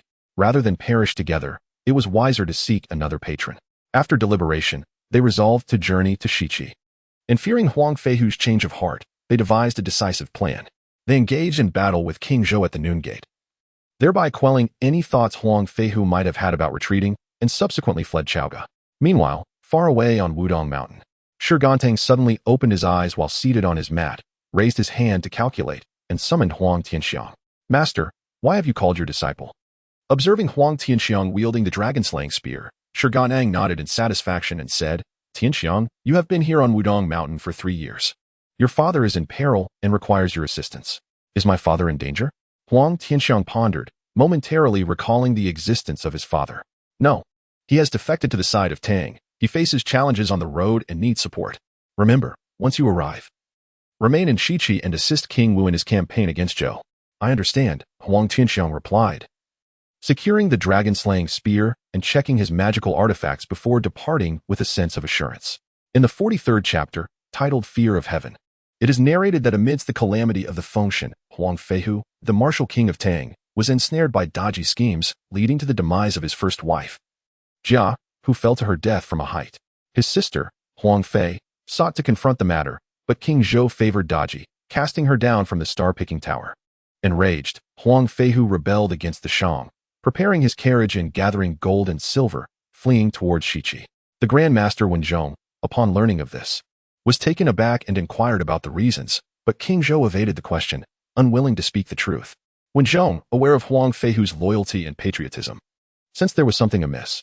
Yet, the fact remained that Huang Feihu had indeed rebelled against the Shang dynasty. Thus he was compelled to lead his troops in pursuit. He ordered his soldiers to relay commands to the generals at Lintong Pass, Jiaming Pass, and Qinglong Pass to refrain from treason, and he decreed that no harm should come to their lives. Huang Feihu, evading capture, made his way towards Lintong Pass, specifically to the Beiying Forest. However, his slow progress soon led to him being overtaken by Wenzhong, while his surroundings became increasingly encircled by troops. Zhang Feng from Linong Pass, the 4 generals from Jiaming Pass, and Zhang Guifang from Qinglong Pass all conspired to besiege Huang Feihu. Meanwhile, at Xiang Cave on Qingfeng Mountain, the true lord of Daoda, having been disturbed by celestial beings who had committed acts of violence, was in retreat at Yushu Palace, awaiting the sealing of deities by Xia. During his leisurely journey through the 5 mountains, he passed Lintong Pass and was drawn by the resentment of King Wuqing, foreseeing that he would be of service to the Zhou in the future. Thus, he intervened to rescue Huang Feihu from his predicament, casting a spell to confound Wenzhong. It seemed that fortune favored the righteous, even the heavens were aiding him. Huang Feihu, who had been in despair, rejoiced and made his way towards Lintong Pass. Meanwhile, Huang Tianxiang, having acquired the cloud summoning technique, traversed from the North Sea to Kangwu in the evening. Within no more than half a cup of tea, he spotted Huang Feihu and his companions in the sky. Observing Huang Feihu engaged in a fierce battle with an old general, he descended with alacrity, revealing his coiling dragon spear, aimed at the old general Zhang Feng. How dare you insult my father? Zhang Feng, caught unawares, hurriedly raised his blade in defense. However, due to his advanced age and waning strength, he was unseated by Huang Tianxiang's strike. Fearing that Huang Tianxiang would take a life, Huang Feihu interjected, "Hold your hand. Do not harm him. He is an old friend of my father." Huang Feihu then commanded his men to capture Zhang Feng. "You treacherous rebel, having betrayed the Shang, we are destined to be enemies. Why do you not slay me?" "Dear uncle, you are mistaken. Though we do not serve in the same court, we share years of camaraderie. How could I bear to kill him?" After saying this, Huang Feihu paid no further heed to Zhang Feng and turned his gaze towards Huang Tianxiang, parting his lips as if to speak, yet the words remained unuttered. "My son Huang Tianxiang, I bow before you, father." Huang Tianxiang sheathed his spear and knelt in reverence. Only then did Huang Feihu dare to acknowledge him. Recalling the anguish of losing his son, tears streaming down his face. "Oh, my child, where have you been these 3 years?" Huang Feihu helped Huang Tianxiang to his feet. Noticing he had grown taller and stronger, no longer resembling the 7-year-old boy he once was. "Father, you are unaware that it was my master who recognized our bond and whisked me away with the wind to the mountains, where I diligently trained, all for the purpose of aiding in the downfall of the Shang." Huang Feihu then inquired, "On which mountain did you learn the ways?" "I studied at Taihe Mountain in the Taihe Palace. My master does not have a title, but I know he is a disciple of the primordial supreme being, Shi Gandang." Initially, Huang Feihu felt a twinge of disappointment upon hearing that his master lacked a name, suspecting him to be an obscure deity. Yet upon learning of his master's esteemed lineage, he felt a sense of satisfaction. "So, you are the student of a renowned master. It seems my rebellion against the Shang in favor of the Western Qi is indeed a wise choice." With the reunion of father and son, their journey to the Western Qi was effortless, bolstered by Huang Tianxiang's presence at Huang Feihu's side. In Jui, a figure clad in black arrived amidst a gust of ominous wind, uttering incantations of an unknown nature. As he advanced, he reached the foot of a mountain and suddenly commanded, "Open." To his astonishment, the mountain parted to reveal a pathway, at the end of which lay a decayed corpse. "Indeed, I have found you," the figure exclaimed, laughing triumphantly. "After so many years, I have finally gathered your remains." With a swift motion, he cast aside a massive head and limbs, placing them beside the torso. He chanted once more, and in an instant, the head, torso, and limbs coalesced into a formidable figure. Who are you? You have resurrected me. The figure's voice boomed like thunder, surrounded by an aura of malevolence. Its blood-red eyes fixated fiercely on the black-clad man, piercing gaze as sharp as a dagger, seemingly intent on tearing him apart. Indeed. I wish to discuss grand matters with you. What matters? To defy the heavens. Upon hearing this, the resurrected man was momentarily taken aback, incredulous that one who had returned him to life would harbor such ambitions. It seemed utterly ludicrous. The heavenly sovereign is the ruler of the three realms, and all beings are his subjects. Who are you to dare speak of defying the heavens? The black-clad figure scoffed, his disdain palpable. He had not anticipated that the one he had revived would fear the heavenly sovereign. The once mighty general who vied for dominion over the world now appeared less formidable than he had envisioned. Indeed, the resurrected individual is none other than Chi, the war god who once contended with the Yellow Emperor for supremacy. What is the heavenly sovereign to me? He may rule this realm, but I too can claim my throne. Chi had once shared a common origin with the heavenly sovereign. Yet fate had decreed that the latter ascend to the pinnacle of power, while he was relegated to a position of nominal authority. This was a bitter pill for him to swallow. And you are? You may call me Wei Tian. Before Chi could utter another word, Wei Tian interjected. So tell me, do you wish to defy the heavens with me, or will you remain in this slumber? Who would choose death when life is an option? Chi readily agreed, recognizing that any repercussions would fall upon Wei Tian. His sole obligation was to fulfill his role. He had little concern for the broader implications. Meanwhile, the heavenly sovereign, who governed the three realms, was acutely aware of Wei Tian's actions and discontent, yet he deemed it beneath him to intervene, for it was not his concern. All is predetermined by the heavens was not mere rhetoric. The celestial court was unsettled, the underworld unformed, and everything lay in a state of disarray, awaiting revitalization. His task was to guide the three realms onto the proper path.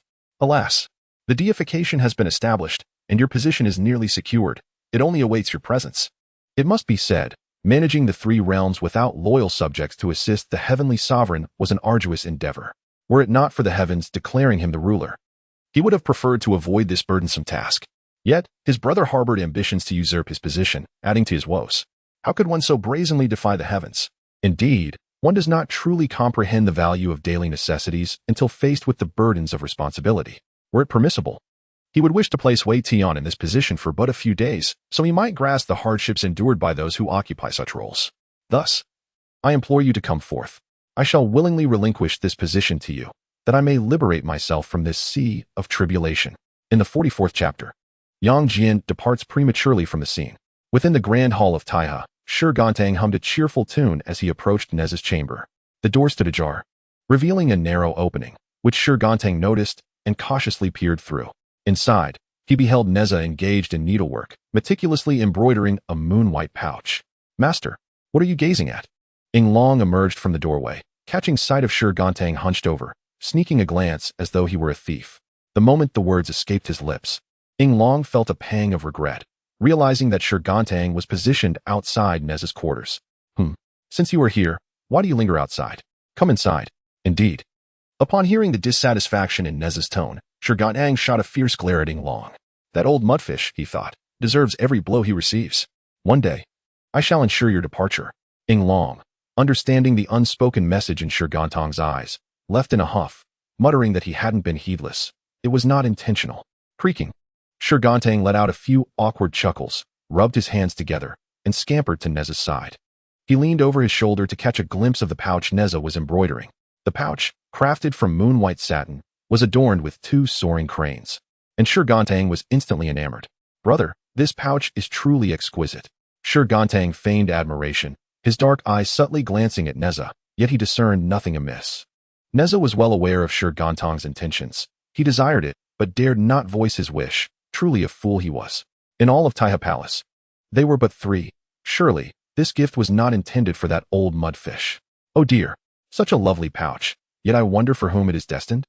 Noticing Nezha's silence, Shi Gandang cleared his throat and, with a playful demeanor, whispered in Nezha's ear, "For a dog, do you have any objections?" Nezha shoved Shi Gandang's face away, feeling an urge to deliver a punch to that annoying visage. Woof? Observing Nezha's irritation, Shi Gandang pulled up a stool and sat beside him, his small face adopting a pitiful expression as he attempted to placate Nezha with his gaze. Fool. Here. Nezha, suppressing a smile, tossed the finished pouch into Shi Gandang's lap. Aha. I knew it was for me, Shi Gandang exclaimed gleefully. fastening the pouch around his waist and spinning before Nezha. What do you think?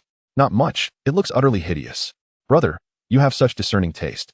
Shi Gandang praised Nezha, giving him a thumbs up, then ran to the mirror to admire himself, reveling in his own reflection. He certainly paid heed to Nezha's words. Oh, what was I thinking to associate with such a dullard? Nezha lamented, resting his forehead in regret. Where are you off to? Upon raising his head, he observed Shi Gandang striding outside, and, perplexed, called out to him. I am going to seeing Long. He must be envious. Enough, you may remain here at ease. Nezha, in a state of exasperation, pulled Shi Gandang back, remarking that it was merely a pouch, and he was acting rather ostentatiously. One might mistakenly believe that he had inherited the throne of the three realms. By the way, I must inquire, how fares Tianxiang? Regarding Shi Gandang's disciple, he held far greater concern than he did for Shi Gandang himself. Huang Tianxiang's martial prowess was imparted by him. During leisure moments, he would even practice alongside Huang Tianxiang. The legendary panlong spear wielded by Huang Tianxiang was also acquired by him from Tai Jinren. Hence, he was genuinely concerned for Huang Tianxiang, unlike Shi Gandang. It was certain that Huang Tianxiang would ascend the Fengshen Bang. Furthermore, with influential connections above him, as long as Huang Tianxiang did not perform exceedingly poorly, his standing would surely not be diminished. Let me calculate. Nevertheless, despite these reassurances, Shi Gandang felt a pang of anxiety. Without overthinking, he raised his hand to assess. Indeed, he encountered certain obstacles. Shi Gandang had not anticipated that merely in the first battle, the generals of Shiqi would be so challenged, which left him somewhat disheartened. His diligently trained disciple, after 3 years, faced setbacks in the first battle to protect Zhou. Was he injured? Nezha inquired urgently. A few minor wounds, nothing of consequence. Upon hearing that Huang Tianxiang was not in mortal peril, Nezha finally let out a sigh of relief and hurriedly asked about the battle's proceedings. Shi Gandang recounted the events concerning Qinglong Pass. It transpired that the commander Zhang Guifang, under the orders of the Grand Master Wenzhong, dispatched an army of 100,000 to attack Shiqi. Among Zhang Guifang's subordinates was a scout named Feng Lin, a descendant of the Wind Empress, who employed an unusual technique known as the Red Pearl breathing method, resulting in the death of Zhou Wang's brother, Ji Shuqian. Fortunately, Huang Tianxiang intervened and injured Feng Lin, thus turning the tide momentarily. However, unbeknownst to them, Zhang Guifang possessed a technique called Name Call and Fall, which allowed him to declare, if Huang Tianxiang does not dismount now, when will he? This led to Huang Tianxiang being injured and ultimately defeated. Such a left-hand method exists? Nezha's face exhibited disdain upon hearing of this technique, for he was from the orthodox Taoist lineage and held a deep-seated contempt for such unorthodox practices. I shall consult my master, but I am on my way down the mountain. Nezha, in a flurry, attempted to depart, yet was halted by Shi Gandang. Brother, this name call and fall technique is not so easily dispelled. Even if you were to go, you would surely stumble. Any entity born of essence and blood possesses 3 souls and 7 spirits. When called by Zhang Guifang, the souls disperse, causing one to fall. To unravel this technique, one must either locate an extraordinary individual devoid of the 3 souls and 7 spirits or find someone with a stable soul. The former is difficult to find. Yet Shi Gandang knew the whereabouts of the latter. Yang Jian, having cultivated the 8-9 mysteries, possessed remarkable transformations, and his soul was particularly stable. Zhang Guifang's name call and fall would not easily disturb Yang Jian's spirit. As for Shi Gandang himself, due to his identity, it was inappropriate for him to appear prematurely. Thus he could only act as an observer, filled with anxiety. Thus, we must first seek out Brother Yang Air.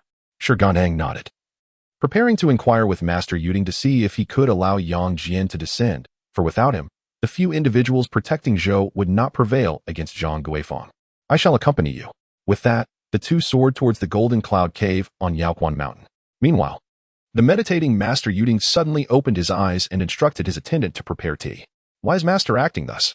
Yang Jian, puzzled, inquired of Master Yuding. A distinguished guest will soon arrive, and you must descend the mountain to assist the West Qi in achieving victory. However, you are to return to the Golden Cloud Cave thereafter without fail. It was evident that descending the mountain at this moment was not ideal, yet circumstances dictated otherwise. As West Qi was in peril and there was no suitable candidate, thus, Yang Jian had to make his appearance prematurely. Yang Jian understood and was then instructed by Yuding to go to the cave entrance to greet the esteemed guest. In the 45th chapter, Shi Gandang sought vengeance against Tai. Shi Gandang and Nezha arrived at the Golden Cloud Cave, where Yang Jian awaited outside. Upon recognizing familiar faces, his expression brightened with a smile. As he approached Shi Gandang with a respectful bow, "Nephew Yang Jian, how have you fared?" Shi Gandang was astonished to see Yang Jian's strength had progressed further. Such talent was indeed remarkable. It seemed that even the second-generation disciples would struggle to match him. Considering this, Yang Jian likely was not one of those listed on the investiture of the gods. Perhaps he was, but none could defeat him. Little uncle and brother Nezha. After exchanging pleasantries, Yang Jian led the two into the cave. Master Yuding. Nezha greeted his elder. After taking a seat, Shi Gandang sipped from his teacup and finally disclosed his purpose. He had come for Zhang Guifang. Master Yuding had long anticipated this intent and agreed to allow Yang Jian to make an early appearance. Alas, Yang Jian was originally meant to appear later. What consequences might arise from his premature intervention? Master Yuding was filled with concern. It should not be a significant issue, and besides, Yang Jian will only be making a brief appearance. However, brother, since you are aware of Zhang Guifang's impending downfall, why did you not cultivate a disciple capable of stepping in to protect Zhou at this crucial moment? Shi Gandang found this perplexing. In the quest to vanquish the Shang, the disciples of the Chan sect had taken on numerous apprentices specifically to confront the formidable adversaries of the Shang dynasty. One could argue that while King Wu's campaign against Zhou may encounter various challenges and obstacles, the Chan sect would have strategies in place to navigate through them. Unlike the current predicament, upon hearing Shi Gandang's confusion, Master Yuding lowered his teacup, which he had nearly raised to his lips, and replied, "This predicament is not unrelated to you, my junior." Shi Gandang was taken aback, gazing quizzically at Master Yuding. "What does this have to do with me? Please do not place the blame on me without reason. You may not be aware, but it was initially decided that Nezha would be the one to resolve this matter concerning Zhang Guifang." As soon as those words were spoken, not only was Shi Gandang taken aback, but even Nezha, who had been quietly sipping tea, was filled with confusion. How did this matter suddenly involve me? Yang Jian scratched his face, overwhelmed by the magnitude of the information. He found it difficult to comprehend at once. However, as a junior, he knew better than to interrupt the elders, so he merely observed with a curious gaze, urging them to continue speaking. What does my senior brother mean by this? Why am I becoming increasingly perplexed? It was then that the revered Master Yuding clarified that our original intent was for Nezha to commit a heinous crime, ultimately forcing Li Jing to abandon him and compel Nezha to take his own life. Thus, Nezha would become a being of lotus, devoid of the 3 souls and 7 spirits, rendering it impossible for Zhang Guifang to summon him. Although Master Yuding provided only a general outline, Shi Gandang understood the implications. I knew that scoundrel Li Jing was unreliable. What a dreadful scheme this is. Hasn't it caused enough trouble for my senior brother? Shi Gandang slammed the table, his visible fury erupting like flames, his aura seemingly capable of shattering the very essence of Yak Mountain. Master Yuding, however, remained unfazed, leisurely lifting his teacup, blowing gently to cool it, and savoring a sip while embellishing the tale further. Moreover, it was rumored that Nezha would have to sever flesh for his mother and extract bones for his father. Upon his resurrection, in order to temper Nezha's temperament, he would be made to recognize Li Jing as his father. What if he refuses? Should he refuse, let the esteemed seniors unite to punish and compel Nezha. This time, not only Shi Gandang, but even Nezha could no longer endure it. Were it not for the fact that they were in Master Yuding's abode, he would undoubtedly have raised a ruckus. Yang Jian, shaking his head in disbelief, clicked his tongue. If it were him in this situation, he certainly would not be able to tolerate it. He then cast a glance at Nezha, raising an eyebrow as if to stoke the flames of discord. "Ah, my dear brother Tai is indeed a splendid senior brother." With a flourish of his sleeve, Shi Gandang bid farewell to Master Yuding. Upon seeing Shi Gandang's demeanor, Master Yuding hastily called out, "Don't say it was I who said this." "Understood."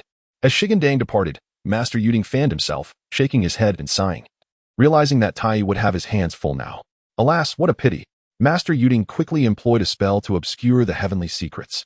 If Tai were to divine this, he would surely come rushing in a fury. After urging Yang Jian to descend the mountain, Master Yuding instructed the attendant beside him to lock the cave and enter seclusion. As for Yang Jian, he would merely set up a shelter outside, as he was an immortal and unafraid of wind or rain, serving as a means to temper his character. Meanwhile, within the Golden Light Cave, Tai Jinren suddenly felt a surge of inspiration and abruptly opened his eyes. For any celestial being, the trifles of worry, anger, and desire should be forgotten forever. A heart is firm as stone, unyielding. Yet, when inspiration strikes, the heart stirs unexpectedly. Tai Jinren quickly calculated with his fingers, and although unaware of the antecedents, he discerned the consequences. Alas, which wretched soul divulged this matter to that living ancestor? Regarding Shi Gandang, Tai Jinren has always been reluctant to provoke him, not solely due to Shi Gandang's formidable strength, but more importantly because of the stance of his master. Yuan Tianzuan. Yuan Shi Tianzuan once proclaimed that Shi Gandang's destiny was extraordinarily auspicious, thus he has always held a deep affection for him. Particularly during this time of the investiture of the gods, he has resolved to reserve several high-ranking divine positions on the list for Shi Gandang's subordinates. This realization has led Tai to understand that he must avoid antagonizing Shi Gandang, which is why his originally devised plans ultimately could not be executed. Over the years, he has sought a replacement for Nezha's position to contend with Zhang Guifang, yet he has been unable to find a suitable candidate. It is exceedingly rare to find an extraordinary being devoid of the 3 souls and 7 spirits, and the endeavor to conjure one through magic is even more daunting. As not everyone possesses the prowess of Nezha, who has such an impressive legacy. As for the 8-9 arcane skill, it is a mere fantasy. If it were so easily cultivated, he would have done so long ago, for it requires an exceptionally high level of comprehension. A quality that is truly one in a myriad. Child, close the cave, commanded Jin Xiaotongzi. Without questioning the reason, he promptly sealed the cave. In the next moment, Shi Gandang arrived, and upon seeing the closed entrance, his fury ignited. Tai Shixiang, open the door quickly. It is I. Shi Gandang pondered for a moment and knocked on the door with an affected amiability. Jin Xiaotongzi, who intended to respond, was halted by a mere glance from Tai Jinren. Do not underestimate his divination abilities. If the door were to be opened, he could very well dismantle his own frail form. Nezha, too, was less than courteous. He hurled the Qianquan circle into the depths of the golden light cave, resulting in a tremendous roar that shook the earth and mountains. Upon closer inspection, the cave door remained unscathed. You infuriate me, Tai. Open the door now. Nezha raged, banging furiously on the door, yet received no reply. If you possess such prowess, then do not emerge. After a prolonged silence without a response, Nezha sulked on the ground. Shi Gandang looked around, realizing that Tai must have known in advance of his quest for vengeance, which prompted the cave's closure. With no recourse, he could only sit beside Nezha and await the outcome. Oh dear, are these two truly going to act in such a manner? At the moment Shi Gandang was stifling his frustration on the ground, deliberating with Nezha on how to reprimand Tai Jinren, a voice suddenly resonated within his mind. Unmistakably that of Tai Jinren, whom he had been seeking. Compared to Nezha, Shi Gandang exhibited a greater level of rationality. Had it been Nezha, he likely would not have listened at all. Shitty, do not speak yet. I have something to convey. Upon hearing the urgency in Tai Jinren's tone, Shi Gandang huffed, crossed his arms, and remained silent, eager to hear how Tai Jinren intended to justify himself. Shitty, you have truly wronged me this time. Tai Jinren lamented, astonished that Nezha's fate was intertwined with his own disciple, as he had not yet pledged himself as a disciple to the primordial celestial master when the matter was first established. Shi Gandang would not have devised such a plan concerning Nezha had he been aware. How could I unjustly accuse my senior brother? Tai Jinren relayed the entire sequence of events to Shi Gandang, leaving him at a loss for retort. The matter of Nezha also involved our master. I merely executed the plan. Shi Gandang scratched his face, realizing that perhaps it was indeed the case, yet he dared not approach his master. Nevertheless, he felt a sense of dissatisfaction with how things had turned out. But what kind of person is that old rascal Li Jing? You know him well. You must devise a way to sever their ties.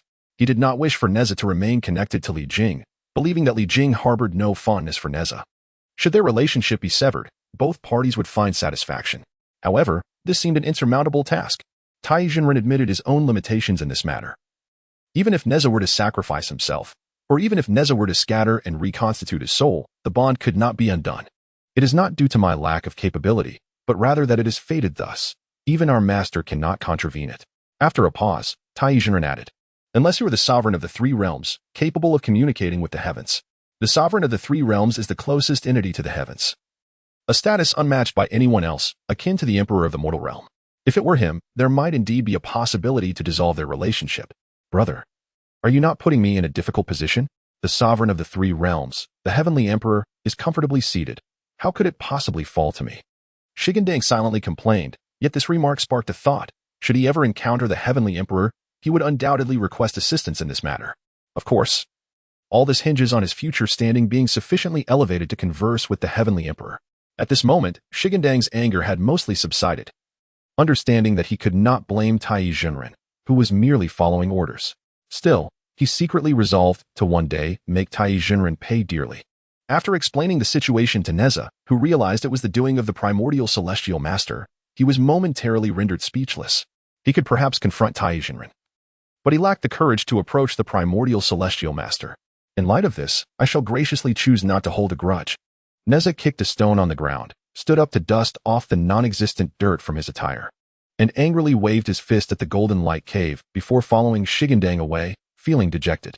Once he confirmed that the two had indeed departed, Tai Jinren sighed and opened his cave, his expression equally glum. Yet he dared not approach the primordial celestial master to voice his grievances. He could not afford to offend either side, and could only swallow his bitter fate alone. Meanwhile, in Shiqi, Jiang Zia had raised a truce banner, and the morale of Shiqi had plummeted to rock bottom, with even deserters appearing. There was no remedy. Zhang Guifeng's downfall was truly inescapable. In the face of direct confrontation, even Huang Tianxiang was no match, and he had initially planned to stealthily infiltrate the military camp under the cover of night to eliminate Zhang Guifeng. However, he was unexpectedly detected, sustaining injuries in the process and nearly being captured. Confronted with Zhang Guifeng's formidable presence, Jiang Zia found himself momentarily at a loss. The truce was merely a temporary measure and could not be sustained for long, should he fail to devise a strategy to counter Zhang Guifeng. It would spell disaster for Shiqi. One day, while Jiang Zia was at the government office deliberating on military affairs, a report came in. A Taoist had come to see him. Jiang Zia commanded, "Bring him in." The Taoist, adorned in a cloud crown and wearing flowing garments, with a silk sash around his waist and straw sandals on his feet, approached the curtain and bowed, addressing Jiang Zia as Uncle Master. Upon hearing this, Jiang Zia recognized the visitor as a disciple of his senior brothers, come to offer assistance. "Which senior brother do you belong to?" he inquired. "I am Yongjian, a disciple of the Jade Spring Mountain's Golden Haze Cave, under the tutelage of the Jade Ding real person. I have come at my master's behest to assist you in defeating Zhang Guifeng," the disciple replied. Delighted at the news, Jiang Zia's expression soon turned to one of contemplation. "You say you are here to defeat Zhang Guifeng. Does this imply that your master has instructed you to return to the mountain post-haste after the task is accomplished?" Understanding the situation, Jiang Zia led Yang Jian and the other disciples to meet with King Wu. "Is that Zhang Guifeng's military camp?" he asked. "Indeed. But you must exercise caution. Guifeng employs treacherous tactics and is known for calling names to bring down foes."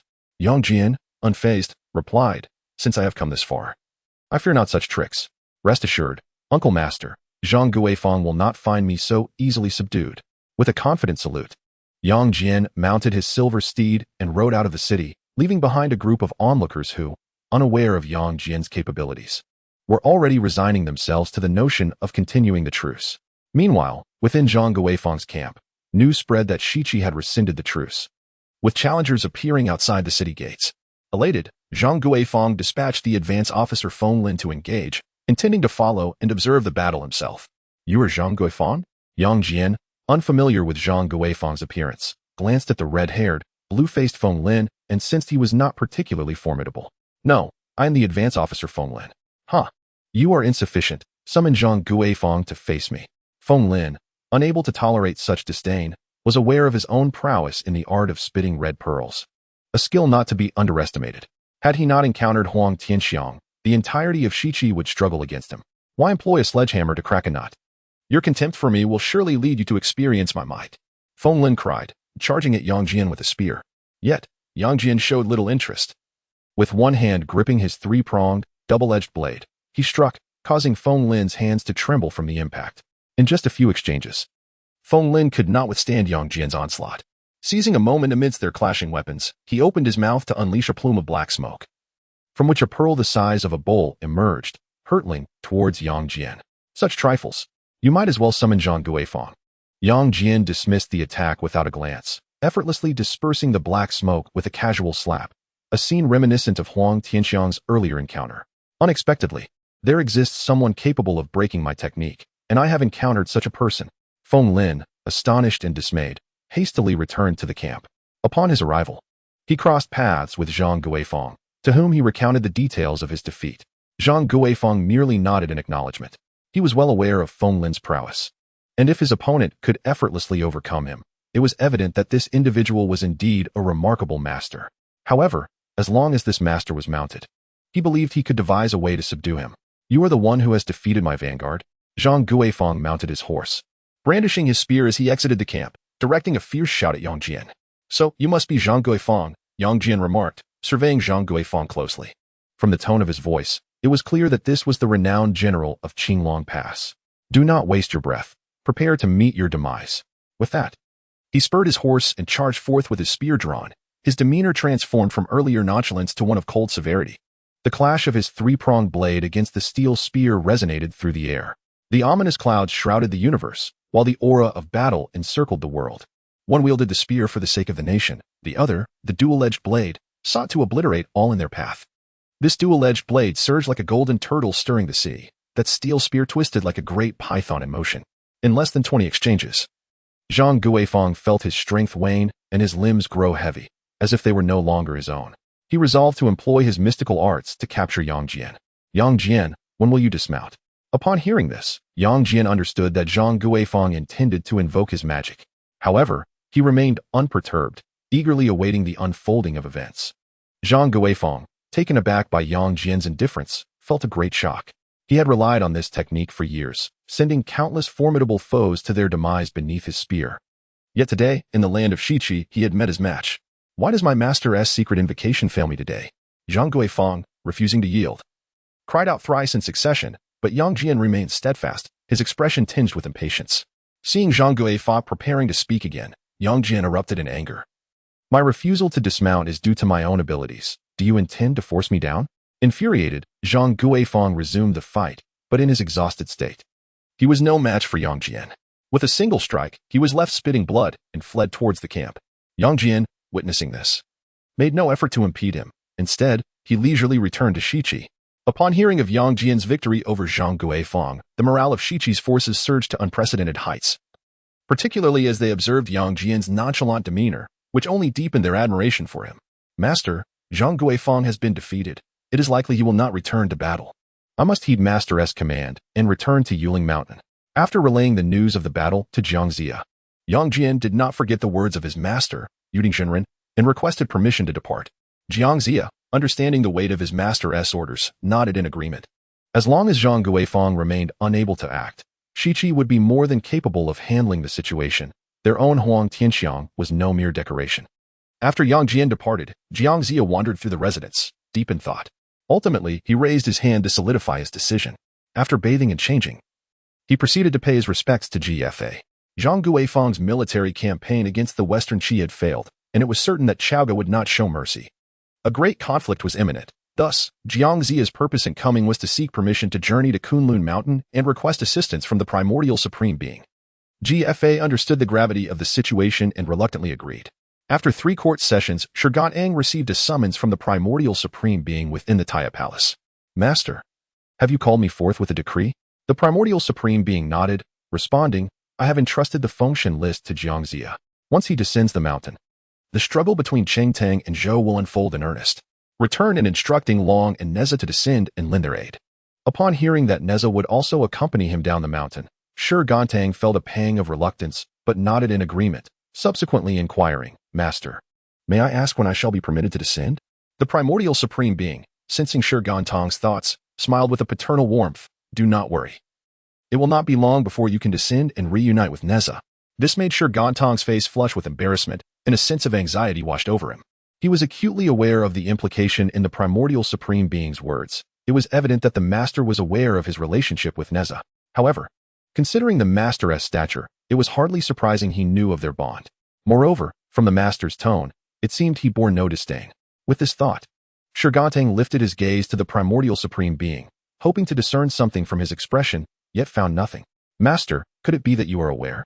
Unable to find clarity, he decided to be forthright. Regardless, I have already embraced and touched her, aside from the final step of maintaining my purity. I have done all else. Would you have me forsake my beloved? That is a given.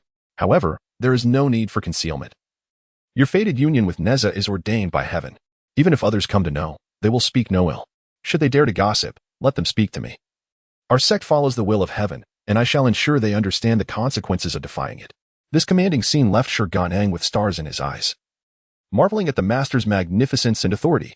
With the primordial supreme being's assurance, Shi Gandang felt at ease, knowing even if Tai Jinren learned of their relationship, he had nothing to fear. Elated, he departed Kunlun Mountain and made his way back to Tai Palace, eager to share this joyous news with Nezha. Master, upon his return, he found not the Long for Nezha but encountered Ing Long instead, causing his joy to wane slightly. Ing Long, the divine ordination has commenced, and the war between Cheng Tang and the Western Qi has begun. Now is a crucial time for the Western Qi. You must go to Jiangxia and await orders to assist in the downfall of the Shang. Yinglong, filled with excitement, recognized that his opportunity to achieve greatness had arrived. He had swiftly agreed to serve the primordial supreme being for this very moment. Very well, master, I shall take my leave. After speaking, Yinglong took flight. While Shi Gandang hurried into the Tai palace, seeking out Nezha, who lay on a branch, indulging in bright red fruits. Senior brother. Upon hearing Shi Gandang's voice, Nezha tossed a large fruit his way. Senior brother, I have delightful news to share with you. Shi Gandang accepted the fruit, taking a hearty bite. It was crisp and sweet, with a hint of tartness. Oh, what is this good news? Nezha sat up on the branch, his bright, sparkling eyes fixed intently on Shi Gandang, a clear expression of curiosity adorning his face. I must tell you, our matter has received the blessing of our master. At Shi Gandang's revelation, a wave of elation surged through Nezha, momentarily clouding his thoughts. Did he just hear that their master permitted them to be together? Did this mean they could finally stand openly before the world, without the need for secrecy? Nezha felt a delightful dizziness wash over him, an involuntary smile gracing his features. Be careful, senior brother. As he sat dazed on the branch, Nezha's body swayed, and in the next moment, he tumbled down, startling Shi Gandang into reaching out to catch him. Little stone. Nezha regained his senses, his dreamy gaze locking with Shi Gandang's, causing Shi Gandang to lick his lips, swallowing hard at the intensity of Nezha's gaze. In the 48th chapter, Nezha descends the mountain. The sun was high in the sky, diligently performing its duties. Although the Sun King had yet to be officially appointed, he still managed to carry out some fundamental responsibilities. On the bed, Nezha lay beside Shi Gandang, disheveled and nestled in his embrace, his head resting on Shi Gandang's chest, his rosy lips parting and closing as warm breaths brushed against Shi Gandang's torso. The previous night's escapades had thoroughly exhausted Nezha, while Shi Gandang appeared invigorated, showing no signs of fatigue. Senior brother, you are truly handsome. Shi Gandang gazed down with a smile at Nezha, who resembled a playful kitten. If not for the fear of waking him, he would have surely indulged in his cuteness, which had captivated his very soul. The more he looked, the more fervent his feelings became. Nezha's exposed skin seemed to beckon him enticingly, rendering his hands unable to resist the urge to touch. I'll just give a gentle caress. It should be harmless, right? With Nezha showing no reaction, Shi Gandang's courage grew. Oh, don't tease me. Nezha frowned slightly, swatting away the mischievous hand. His voice was a bit hoarse, and his hazy consciousness gradually returned to clarity, the surroundings becoming distinctly visible. Noticing that Nezha had awakened, Shi Gandang turned his head away, feeling a twinge of guilt. After all, he could attest that Nezha had woken on his own, and not by his doing. Yet, since Nezha was awake, wouldn't he be remiss not to do something? Upon contemplating this, Shi Gandang turned his gaze toward Nezha, whose expression appeared somewhat bewildered. His once lively eyes now seemed dulled, as if he had yet to grasp the current situation. Senior brother, Shi Gandang began to reach out, but Nezha raised a hand to halt him. Do not act yet. I shall descend the mountain shortly. You are already unwell, and if you continue this nonsense, I may not even be able to walk. Nezha, jolted back to reality by Shi Gandang's address, found it difficult to articulate his protest as he noticed Shi Gandang's eagerness to act. He was fearful that should their antics escalate, he might lose himself entirely. He had planned everything for after the consecration, when Shi Gandang could formally take him as his own. Were it not for the sliver of rationality he had clung to yesterday, he would have likely succumbed to Shi Gandang's desires already. Very well then. With Nezha's insistence, Shi Gandang reluctantly withdrew his hand, regretting his earlier slip of tongue about their master sending him down the mountain. Had he kept it to himself, he could have enjoyed another night with Nezha, alleviating his current torment. Nezha comforted Shi Gandang briefly before preparing to dress and leave. Shi Gandang, with a lingering attachment, sat on the bed and watched, occasionally reaching out to disrupt Nezha's efforts. For instance, just as Nezha managed to don his attire, Shi Gandang would tug it off again. Infuriated, Nezha turned and sharply pinched Shi Gandang's face, issuing a warning with a fierce glare to deter any further mischief, which finally compelled Shi Gandang to relent. Senior brother, you must think of me. It seems we may not meet again soon, he lamented, his expression pitiable, as if on the verge of tears. Fear not. I shall return when time permits. As Nezha approached the door, he glanced back at the scene, unable to resist returning to lightly tap Shi Gandang's forehead, speaking softly. Little did they know, it would not be long before they would reunite once more. After bathing, Nezha, suppressing his sorrow, resolutely descended the mountain, heading straight for Shichi. Without Nezha by his side, Shi Gandang felt a profound melancholy, experiencing loneliness for the first time. The vast Tai palace could not mask the emptiness in his heart. After some contemplation, he decided to leave the mountain. Having departed from Tai mountain, Shi Gandang found himself at a loss for direction, wandering aimlessly until he settled in a random location, strolling to admire the surroundings. Yet, regardless of the beauty around him, it did little to alleviate his inner turmoil. In a moment of frustration, he dispatched a monster that sought to devour him, allowing his pin-up emotions to be released. And he felt a slight relief. I hadn't expected you, monster, to be of some use. Stepping atop the creature's head, his expression brightened considerably. He kicked its head aside and continued onward. Shi Gandang hastened to meet the divine presence of Lady Anhua. A fragrant breeze wafted through the air, imbued with an enchanting aroma, as five-colored auspicious clouds floated above. Amidst this ethereal spectacle, a pair of yellow banners fluttered, and a Taoist maiden, riding a green phoenix, approached. By her side were several young girls, the one who spoke being among them. Zhou Dynasty was taken aback.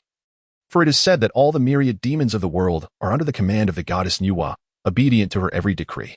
Having just vanquished a demon, he could not help but wonder if this act would disturb Nezha and lead to his accountability. With a heart full of trepidation, Zhou Dynasty approached Nezha to pay his respects. Unbeknownst to her of his inner turmoil, Nezha spoke to him, stating, "I have come to discuss important matters with you. If there is a task, I shall heed your command." Zhou Dynasty replied, curiosity piquing as he inquired, "What is it that you wish to discuss?" Nezha then grew solemn, revealing, in the recent battle of conferring the gods, most celestial beings have ascended to the heavenly court, leaving the earthly realm devoid of authority to restrain the demons. I seek your assistance in opening a new world, a realm for the demons, where I shall lead them. However, there remains a risk of residual demons causing chaos in the mortal world, and I will require your strength to eradicate them. Though Nezha spoke with ease, Zhou Dynasty was genuinely astonished. The challenges of creating a world and eliminating demons were monumental. You truly overestimate my abilities. Though I have inherited the profound teachings of my master, I lack the power to forge a new heaven, he said, his face clouded with concern. Feeling that Nezha had underestimated the gravity of the undertaking. It is not an overestimation, for you possess such capabilities. Your weapon, the Pangu axe, is the very tool used by the great Pangu in the creation of the world. The only reason you cannot wield its full potential is due to your lack of understanding, Nezha explained. With a gesture, she directed a stream of divine light from her fingertip into Zhou Dynasty's forehead, imparting an enigmatic power that emerged from her own experience of mending the heavens. This power, a token of gratitude for your past contributions, can assist you in grasping the ability to create, to manipulate the cosmos, to transform the formless into form, to conjure life from death, to govern creation and evolve all things, she articulated, and Zhou Dynasty, sensing the profundity of this newfound power, was left astounded. If he could master its highest essence, he might indeed be capable of crafting an entire world with the Pangu axe at his command. Upon the creation of this world, I shall retain 70% of the authority, while the remaining 30% shall belong to you. The demons shall also be under your command, and I shall grant you a replica of the Wanyao banner, enabling you to summon the demon horde. The Wanyao banner is a treasure of Nezha that commands the myriad demons, thus she would not part with it lightly. However, creating a replica was feasible, and this imitation would also possess the power to command the demons. Zhou Dynasty, wary of overpromising, refrained from asserting his ability to create the world. Nezha was aware of this uncertainty and did not press him unduly. Then, my goddess, if you have the power to command the demons, why must I be the one to eliminate them? Zhou Dynasty questioned, perplexed by her request. To her, the demons were akin to subordinates, and this action seemed like a self-inflicted handicap.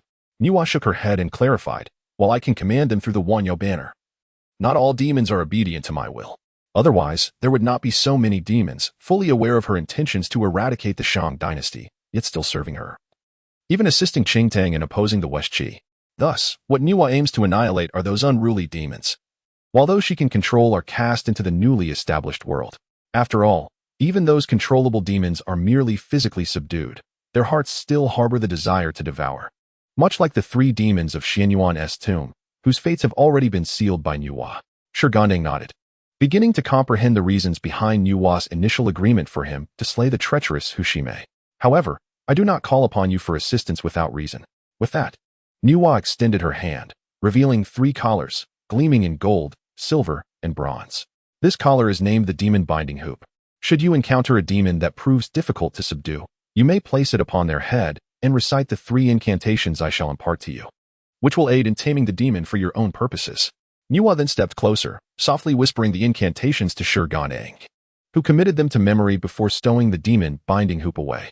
The second gift is a steed. Recently, I acquired a Xuanwu from the north. It is of no use to me, so I shall entrust it to you as a source of strength. with a casual wave of her hand. A colossal tortoise-like beast approached from the distance, its form entirely enveloped in darkness, entwined by a massive serpent, its head adorned with the visage of a dragon. Exhaling a chilling aura that permeated the surroundings, Xuanwu pays respects to the goddess. The creature bowed to Nuwa before turning its gaze upon Shi Gandang, recognizing him as its new master.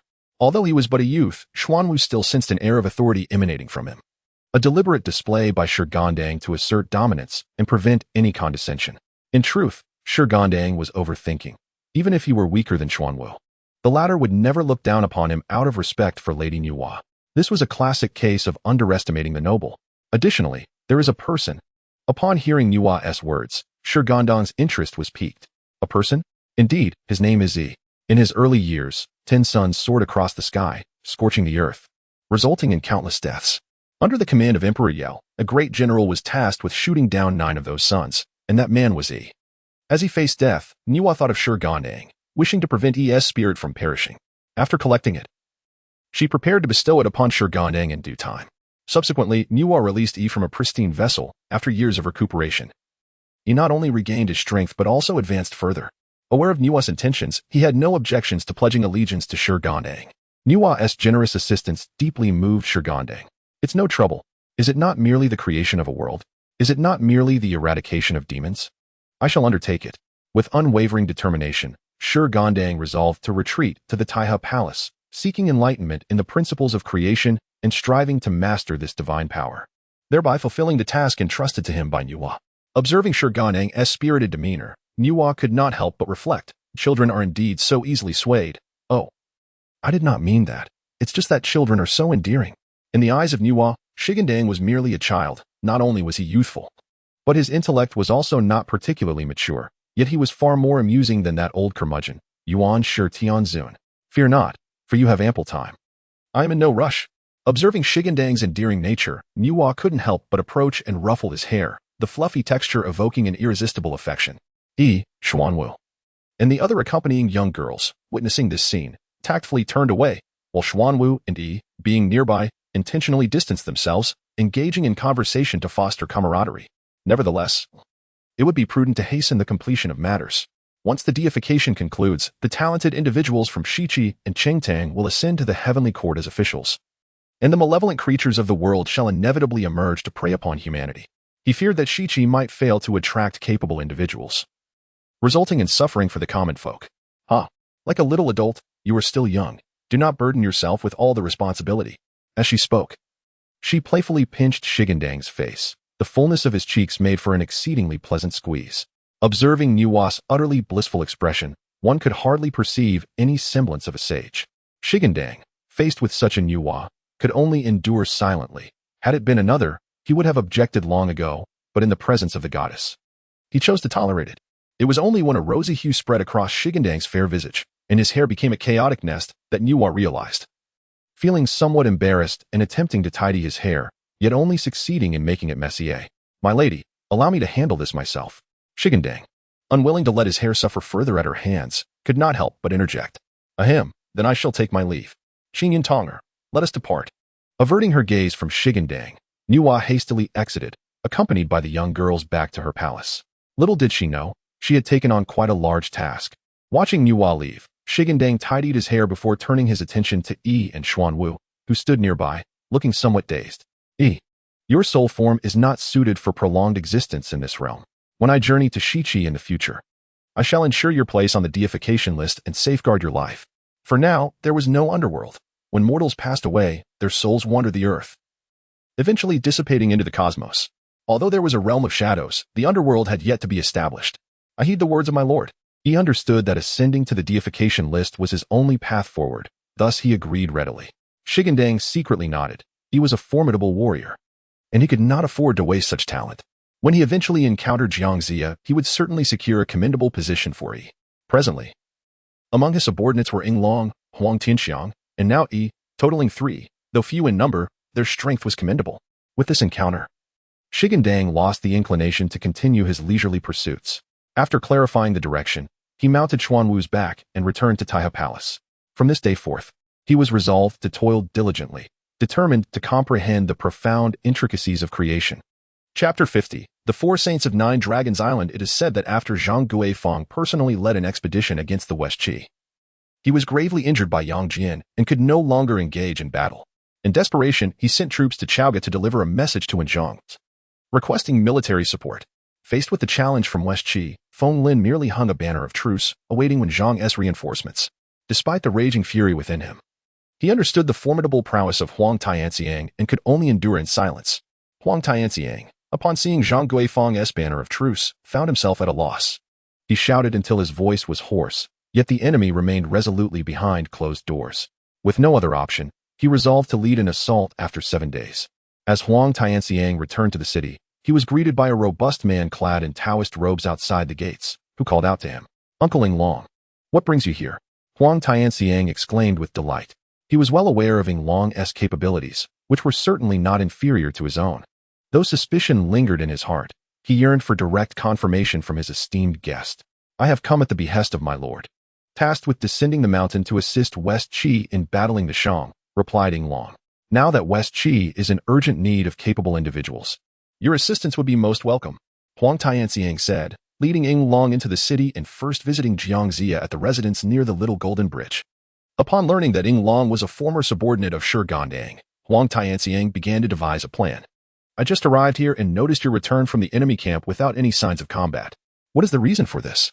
Huang Tianxiang sighed and recounted the circumstances to Yinglong.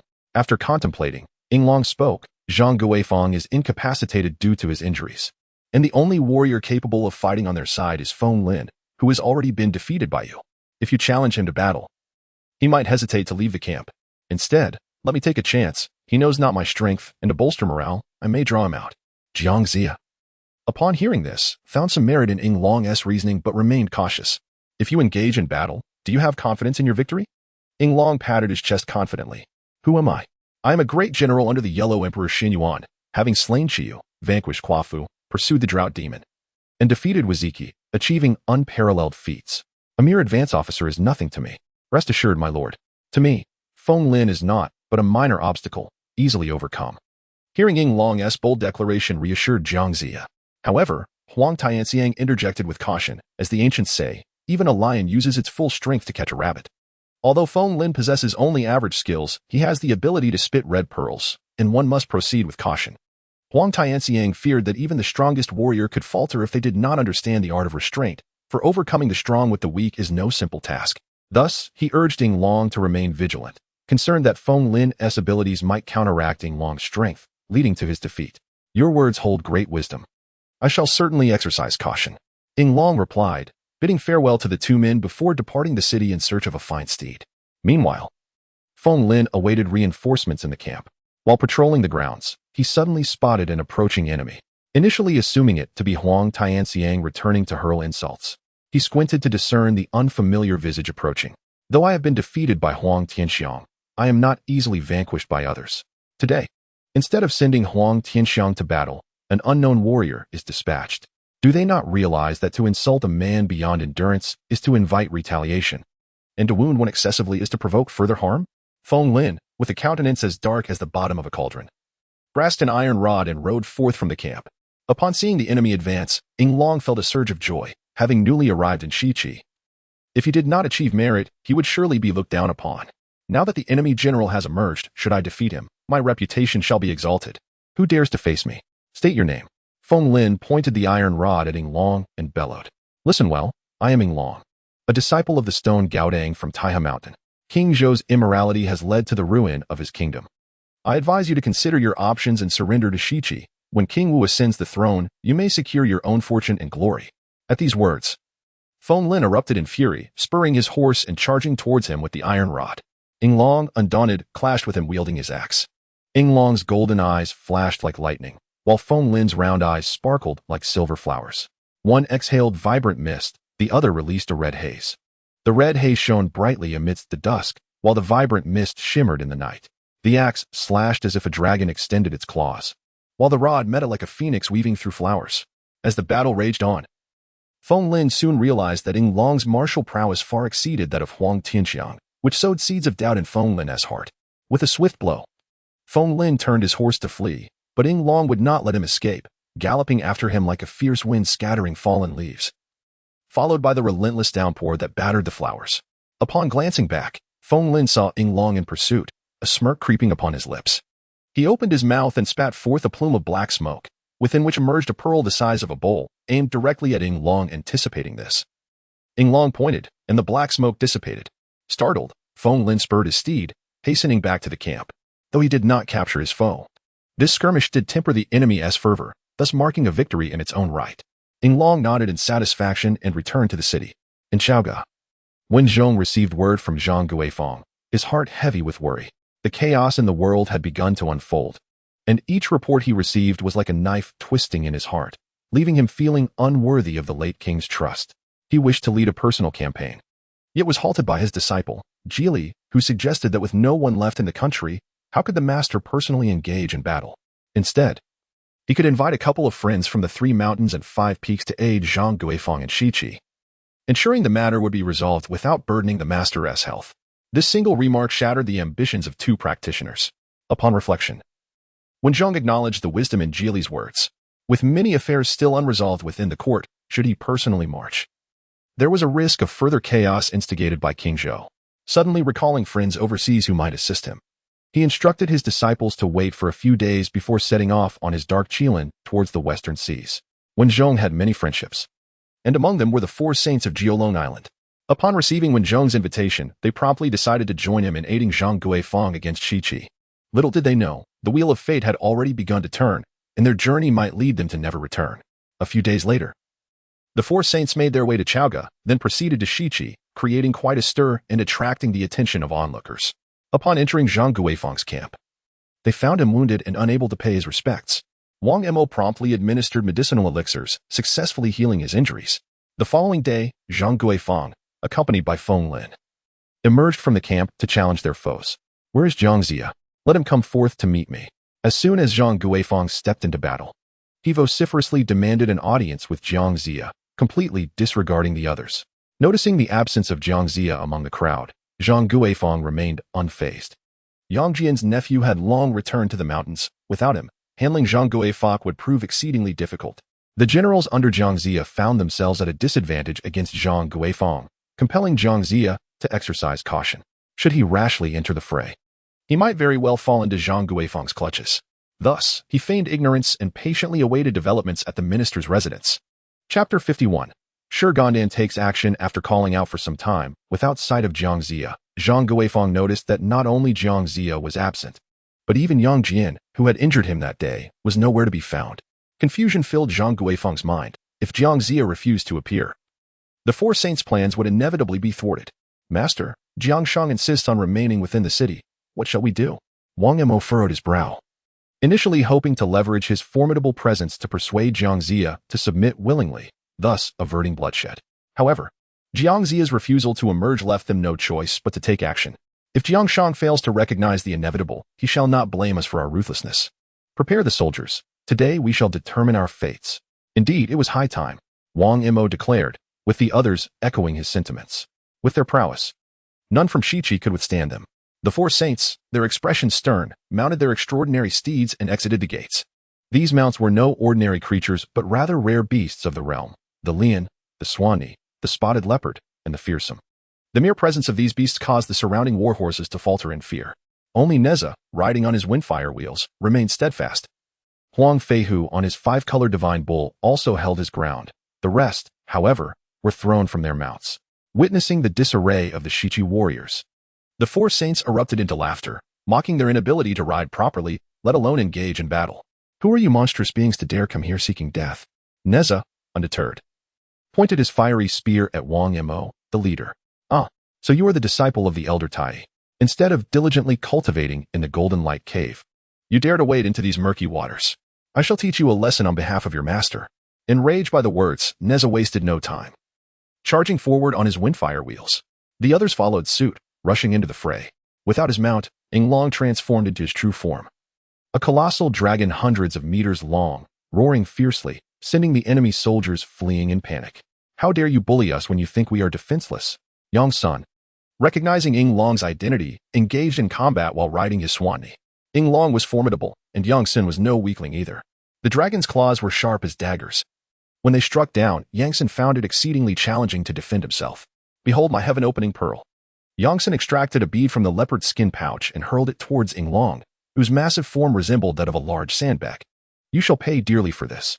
Upon receiving the blow, even Yinglong let out a wretched cry. The battlefield was far from smooth sailing.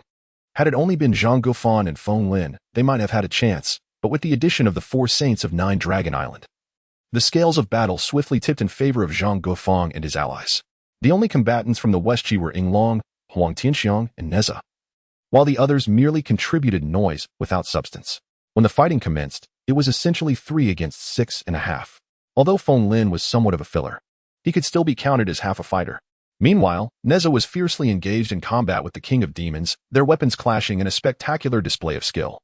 Nezha's spear danced like a wandering dragon, striking at the King of Demons with the ferocity of a tempest, leaving the latter struggling to counter the relentless onslaught. You young rascal, do not flaunt your ferocity? At that moment, Gao Yuqian, riding a spotted leopard, witnessed Nezha's prowess and swiftly seized the Hunyuan pearl.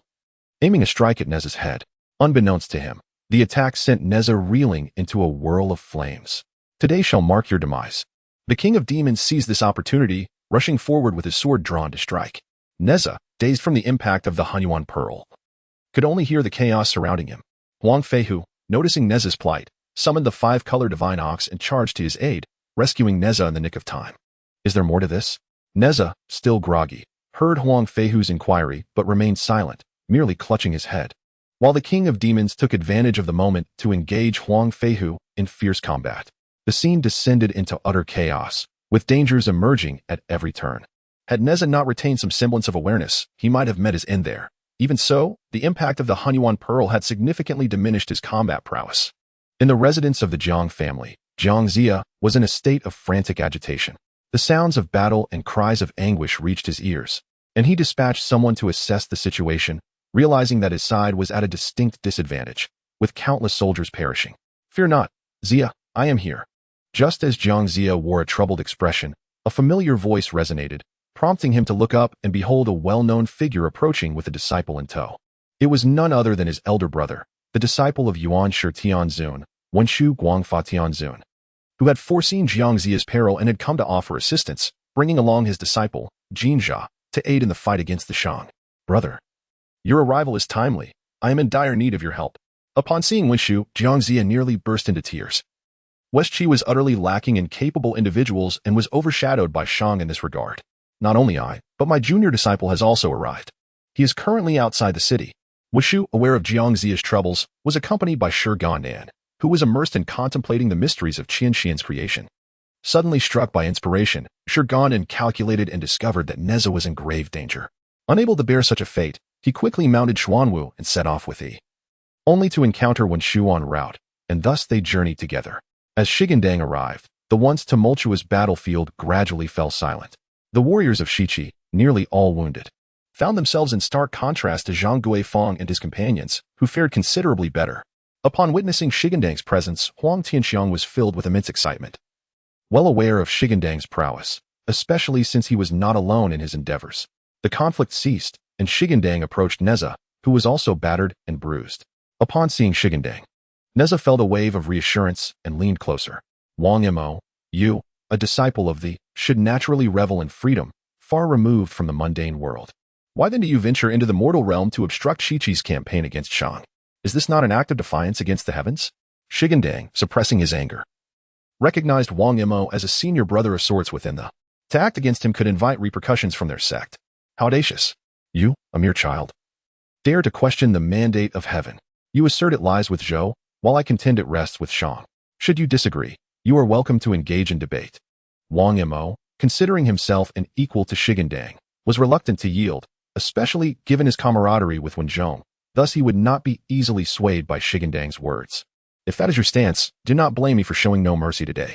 Shi Gandang commanded Huang Tianxiang to assist Nezha back to the city, while he himself, discarding the others, grasped the Kai Tian axe and charged at Wang Mo. He intended to confront the so-called 4 saints of Jiulong Island alone, seeking vengeance for Nezha. Such a presumptuous young man.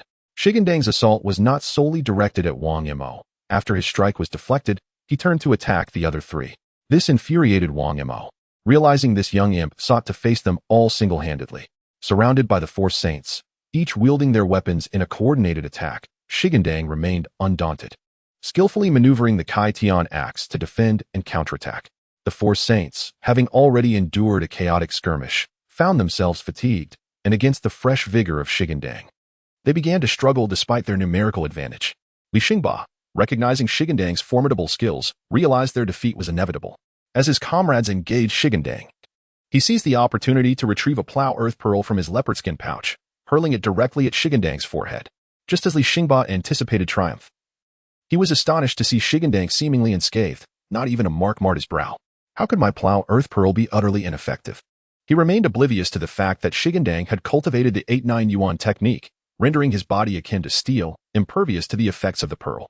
Such audacity from you, Li Xingba, to resort to treachery. Gripping the Kai Tian axe, Shi Gandang summoned his magic, causing the axe's blade to shimmer with a cold light as he charged toward Li Xingba. In a flurry of movement, he swiftly closed the distance, delivering a decisive blow that cleaved both rider and mount in twain. Brotherly. Upon witnessing Li Xingba's demise, the remaining three were consumed by an uncontrollable fury. Yang Sun and Gao Yuqian unleashed their powers, directing the Kaitian Pearl and the Hunyuan Pearl towards Shi Gandang's eyes. However, the next moment left them astounded. The two pearls collided with Shi Gandang as helplessly as eggs against a stone, shattering without leaving a mark. Brothers, it is time to embark on our journey, Shi Gandang declared, retracting the Kaitian axe. With a deft motion, he revealed a square, unassuming black treasure box, which, despite its plain appearance, harbored tremendous power. Not good, flee. Wang Mo sensed a hint of danger emanating from it. Just as he attempted to escape, it was too late. The blood transformation treasure box opened, and an overwhelming suction drew the three, along with their steeds, into its depths. Moments later, they were reduced to mere sludge. Shi Gandang stored the blood transformation box away and bowed towards Kunlun Mountain, declaring, "The disciples have begun their slaughter." As for Zhang Guifeng, Shi Gandang chose to disregard him, recognizing it was not his concern. If he were to eradicate all resistors for the West Qi, it was likely that Yuanshi Tianzuan would imprison him, if not execute him, at the very least confining him to house arrest. Master, Huang Tianxiang returned after escorting Nezha back, leaving him in the care of Yinglong. He hurried back, eager to report. "You have done well." Shi Gandang expressed his satisfaction with his disciple Huang Tianxiang, albeit feeling a bit embarrassed regarding the lack of powerful artifacts at his disposal to bestow upon him. His own treasures were limited, and being unskilled in artifact refinement, he could not provide for himself. It seemed he must seek out other senior brothers for assistance. Shi Gandang, having only recently emerged, lacked the extensive resources that his senior brothers, who had been around for millennia, possessed. Huang Feihu, upon hearing Huang Tianxiang's words, promptly approached to pay his respects. Today, he had witnessed Shi Gandang's formidable prowess. The 9 Dragon Islands' 4 saints, who had proven a challenge for them, were effortlessly subdued by Shi Gandang.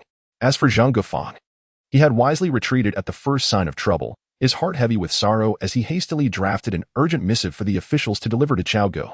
Upon returning to the city, Jiang Zia, now aware that the obstacles had vanished, felt his worries lift. He stepped outside to welcome Shi Gandang, his own senior brother. "You flatter me."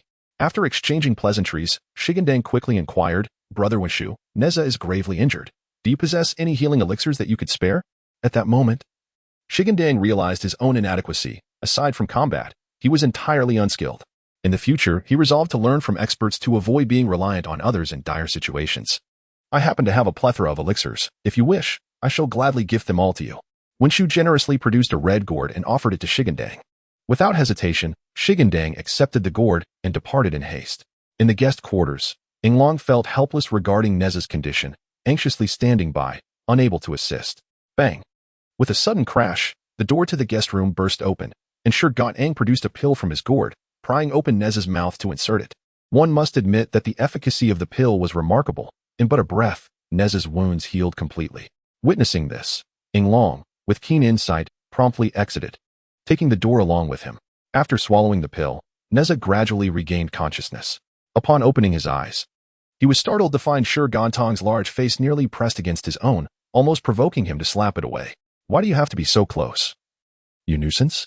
Nezha grumbled, pushing Shi Gandang away. Such familiarity was not appropriate here, lest others overhear and bring him shame. "I was simply worried about you, senior brother." Nezha slowly sat up, and Shi Gandang leaned closer, rubbing his face against Nezha's chest. It had been many days since they last met, and his senior brother's scent was even more fragrant now, and his body softer. "Go away." Nezha tugged at Shi Gandang's face, distorting it amusingly. By the way, senior brother, I have avenged you by slaying the 4 saints of Jiolong Island. Shi Gandang straightened up, speaking with a fierce tone, and I did it all by myself. Is that true? My little stone has truly grown up and can now protect his senior brother. Nezha's eyes glimmered with nostalgia. That little stone who once hid beneath his head had transformed into someone he now relied upon for protection. Indeed, if anyone dares to bully you in the future, just let me know, and I shall pay them a visit. Shi Gandang declared proudly. Those 4 saints of Jiolong Island met their end far too swiftly. They deserved it. What more do you want? If you dare to torture them, the Master Tong Tian will not let you off easily. Shi Gandang pouted in dissatisfaction. Back at Bo Palace, the Master Tong Tian had kindly warned, close the cave door tightly, quietly recite a few scrolls of the Huangting, cast yourself to the west, and you shall be named on the function list. However, none of them heeded the advice. Had they listened, the 4 saints of Jiolong Island would not have perished. Had they sealed their doors and waited until after the conquest of Shang, Zhang Zia would have certainly found someone to slay them, allowing replacements to take their places. After all, there were still many villains under Cheng Tang. Gathering a few would suffice, albeit they might lack strength. As Nezha's injuries healed with the pill, the two shared a tender moment before setting out to meet Zhang Zia. Zhang Guifang had endured a fierce battle, suffering considerable losses among his soldiers. And the reinforcements from the 4 saints of Jiolong Island had all been slain. The series of defeats had diminished Zhang Guifang's morale significantly. To avoid provoking a battle with Shiqi, he raised the banner of truce, awaiting the reinforcements from Wenzhong. This left the Shiqi soldiers, who had hoped to pursue their victory, feeling immensely frustrated, forced to retreat. However, their efforts were not entirely in vain. Not only had Shiqi won this battle, but they had also gained several formidable generals. Jin Jia, a disciple of the venerable Manjushri, and Mu Jia, a disciple of the recently arrived real Master Puxian. His senior brother also about to leave? Wen Shu departed, and Shi Gandang found it difficult to linger any longer.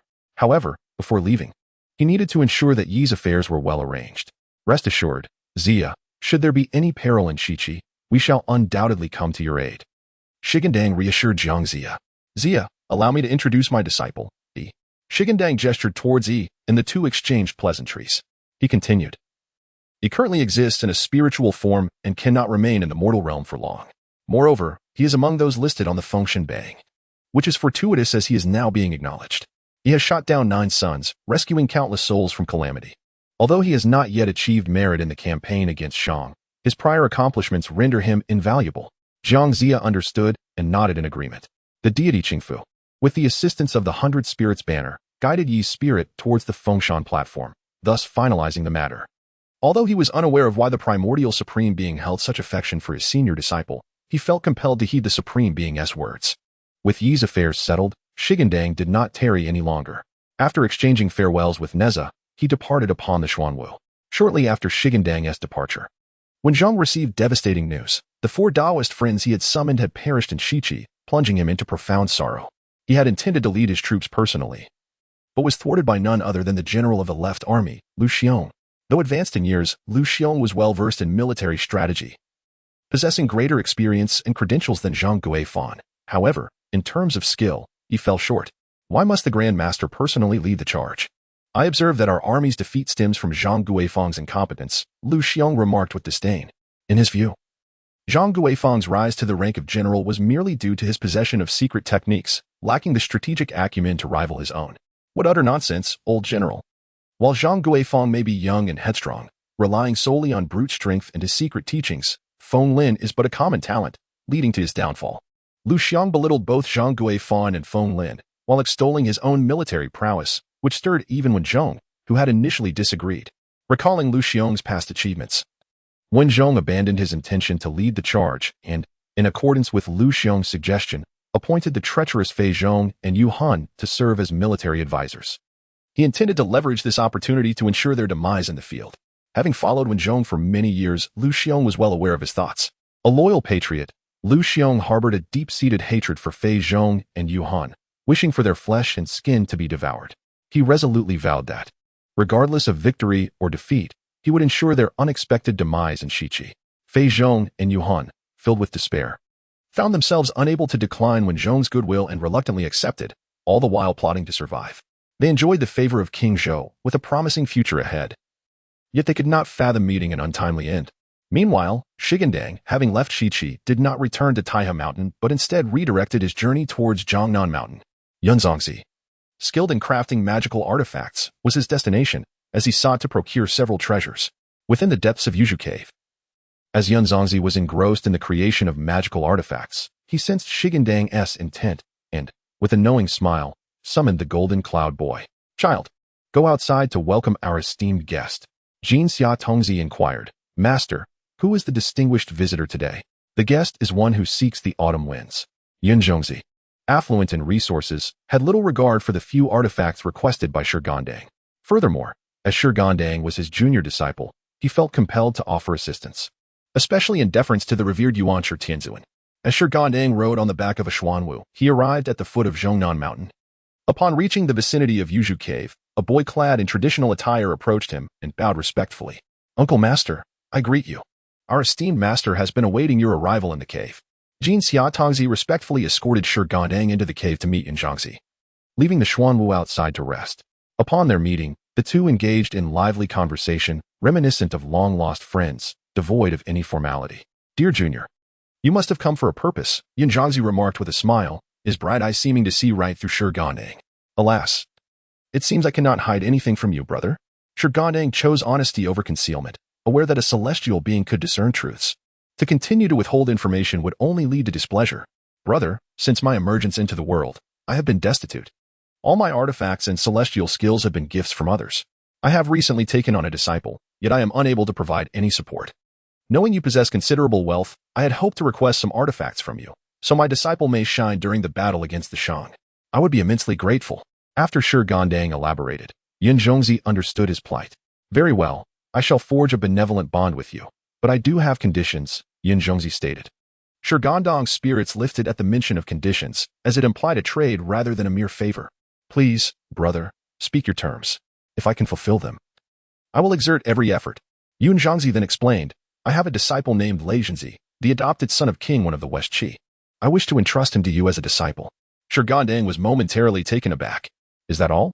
I anticipated a more significant request. This is a simple task I can certainly manage." "That is indeed acceptable. However, do you have anything else to discuss with me?" He felt a twinge of guilt at receiving such an artifact for what seemed like a trivial favor. "Nothing further, and do not think I am at a loss here. On the contrary, I consider this a gain." Upon hearing these words, Shi Gandang felt reassured. Reflecting on the words of Yuanshi Tianzuan, he realized that his future held great promise, and Yunzongzi's gesture was a timely investment. "Then I shall not stand on ceremony, brother." "Excellent. Let us proceed to my treasury." Yunzongzi rose and led Shi Gandang to the end of the cave, where a seemingly unremarkable door waited. However, upon opening it, a wondrous realm revealed itself. Chapter 54. Leizhenzi as the gate was magically opened by Yunzongzi. Even Shi Gandang could not help but marvel at the splendid scene within. Truly, his senior brother was extraordinarily wealthy. A myriad of peculiar magical artifacts and weapons were neatly displayed, and it must be said that the ability to forge such treasures is indeed a remarkable skill. As Shi Gandang gazed around, he was utterly dazzled. "You may select 3 artifacts from this collection. May I take them all?"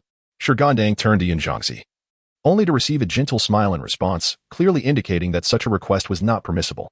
"Very well," although a hint of disappointment flickered across Shi Gandang's face. He soon regained his composure. Each artifact here possessed its own unique utility, and Yunzongzi was not idle. He accompanied Shi Gandang, elucidating the specific functions of these treasures. This was precisely what Shi Gandang needed, as he aimed to determine their suitability for Huang Tianxiang. After much deliberation, Shi Gandang selected the 3 talents cauldron, the sparrow strike dart, and the yin-yang banana fan, all tailored to meet Huang Tianxiang's needs. The 3 talents cauldron resembled a bronze cauldron, circular in form and supported by 3 legs, adorned with the pattern of a taodai, possessing the capability to withstand all adversities. The sparrow strike dart was diminutive and exquisite, fitting snugly in the palm, renowned for its ability to strike a person's soul with unerring precision, making it a prime choice for covert attacks. The yin-yang banana fan boasted 2 sides. The black side unleashed a gale of dark winds, while the red side summoned the true fire of Samadhi, spreading its influence across a radius of 3,000 miles. These 3 artifacts were undoubtedly the most fitting treasures for Huang Tianxiang, significantly enhancing his overall prowess. After surveying the 3 artifacts, Shi Gandang, without a moment's hesitation, turned to leave, showing no interest in the other treasures. "Once you have made your selection, I shall close the door." Yun Zhongzi observed Shi Gandang's swift decision with mild surprise, having anticipated a more prolonged contemplation. Naturally, possessing these 3 artifacts is sufficient. With that, Yun Zhongzi closed the door and led Shi Gandang away. As they passed the forge room, Shi Gandang paused to take a glance. "Is my senior brother engaged in crafting artifacts?" he inquired. Yun Zhongzi nodded affirmatively. "Indeed, my senior brother is truly diligent, even in times of leisure. He seizes the opportunity to forge magical items. No wonder so many treasures surround him. It seems that whenever he has free time, he dedicates himself to the craft, which explains his renowned expertise." "Not at all. The artifact I am forging is known as the Pillar of Divine Fire, crafted for Wenzhong." Yun Zhongzi had no intention of concealing this information, as they shared the same teachings and objectives, and he did not doubt Shi Gandang's loyalty, deeming there was no need for secrecy. "Ah, I understand now.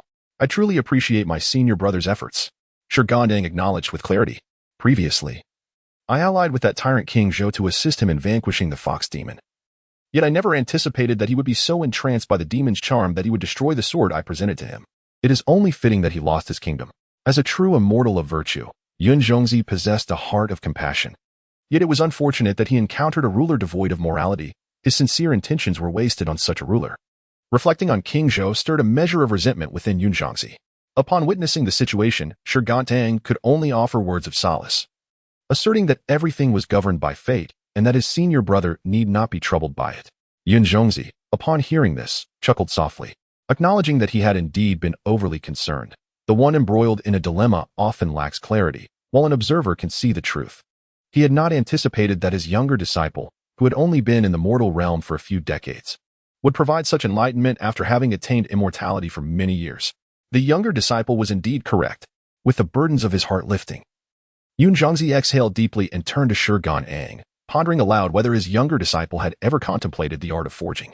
Shi Gandang nodded, expressing his aspirations not only to forge weapons but also to delve into alchemy. However, he lamented his lack of connections in these fields and the myriad of distractions that had caused his pursuits to stagnate, leaving him little time to seek guidance. "If my younger disciple does not mind, I would be pleased to impart some knowledge regarding weapon crafting," Yun Zhongzi offered. Not out of a sense of possessiveness, but from a genuine desire to teach if Shi Gandang was willing to learn.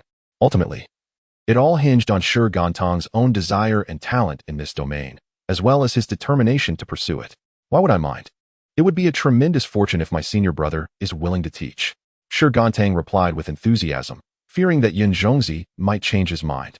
The fact that Yun Zhongzi possessed considerable expertise in crafting magical artifacts was an unexpected boon for Shi Gandang. In the days that followed, Shi Gandang diligently accompanied Yun Zhongzi to learn, all the while not neglecting his cultivation of the Qian transformation, albeit with only modest progress. It was understandable, considering that this was a divine technique created by the goddess Enhua, whose subtleties could confound even the wisest for a lifetime. During this time, Shi Gandang also encountered Lei Zhenzi. Initially, the sight of Lei Zhenzi startled him.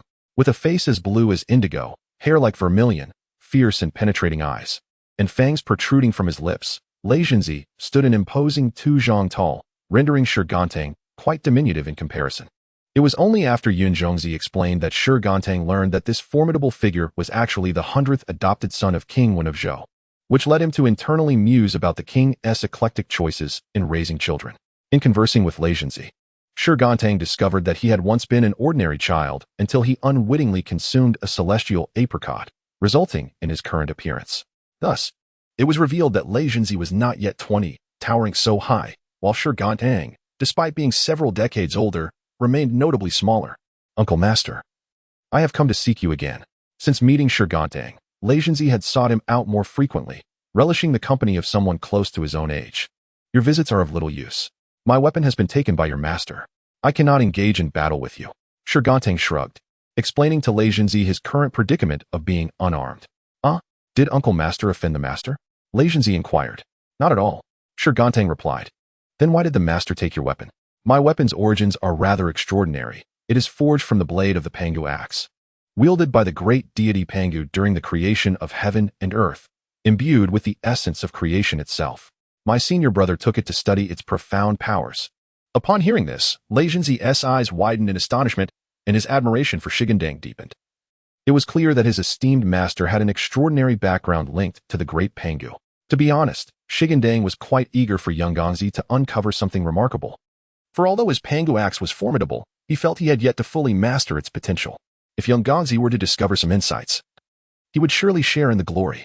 Junior brother, allow me to return your weapon. The protagonist's image is posted in the comments. The image of Nezha is also in the comments. Chapter 55, Joyful Rival Senior Brother. Have you made any discoveries? Hearing young Gongzi's voice, Shi Gandang suddenly leaped up from the ground, his eager gaze eliciting a sense of guilt in young Gongzi, who felt he had let Shi Gandang down. Unfortunately not. The weapon of the great Pangu is beyond my capacity to analyze, young Gongzi replied, meeting Shi Gandang's eyes with an apologetic expression. Upon hearing this, Shi Gandang felt a twinge of disappointment. Yet he pondered the reality. How could the weapon of the great Pangu be easily deciphered? However, junior brother, I must assert that since this weapon has come into your possession, the crux of the matter lies with you. I believe only you can truly comprehend its inherent power. As soon as these words left young Gongzi's lips, Shi Gandang's eyes brightened. He took the Pangu axe and examined it meticulously, while Lei Zhenzi looked on with curiosity. Is this truly the weapon of the great Pangu? It seems rather unimpressive compared to my thunderstorm golden staff. Lei Zhenzi scratched his head, finding the axe rather ordinary, devoid of any striking features. Shi Gandang remained silent, completely absorbed in contemplation. Young Gongzi, noticing Shi Gandang's unusual demeanor, decided to take his leave after a short while, casually pulling Lei Zhenzi along with him.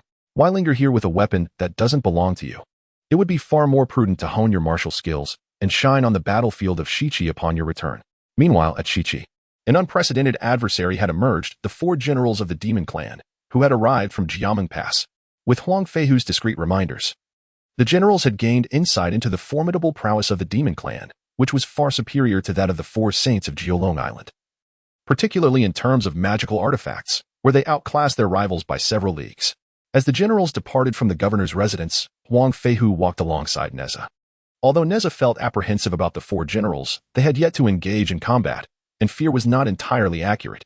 Father, as Huang Feihu walked, a celestial being riding a jade qilin descended from the sky not far ahead. Nezha glanced at Huang Tianhua and then at Huang Feihu, noting their somewhat similar appearances.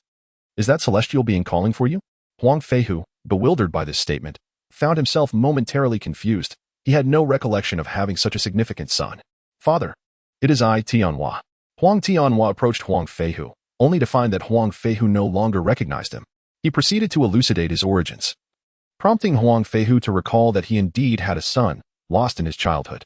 To his astonishment, the child had survived. The reunion filled Huang Feihu with profound emotion.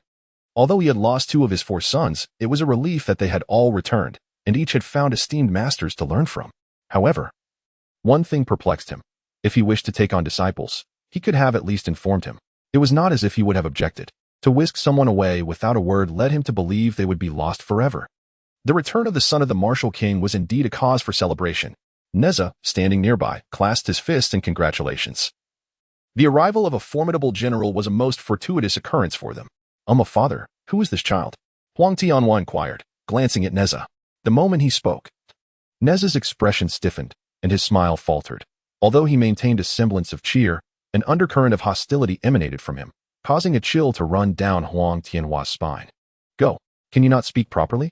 This is Nezha, our vanguard from Shiqi, Huang Feihu scolded, delivering a gentle kick to Huang Tianhua. What kind of master raises a child who knows only skill but lacks virtue?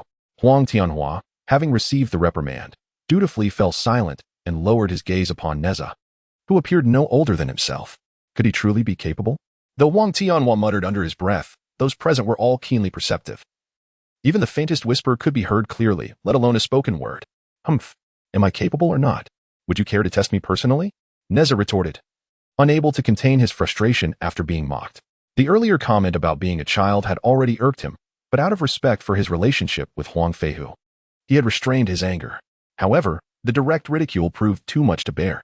Enough, enough. Huang Tianhua chuckled lightly, dismissing Nezha's ire.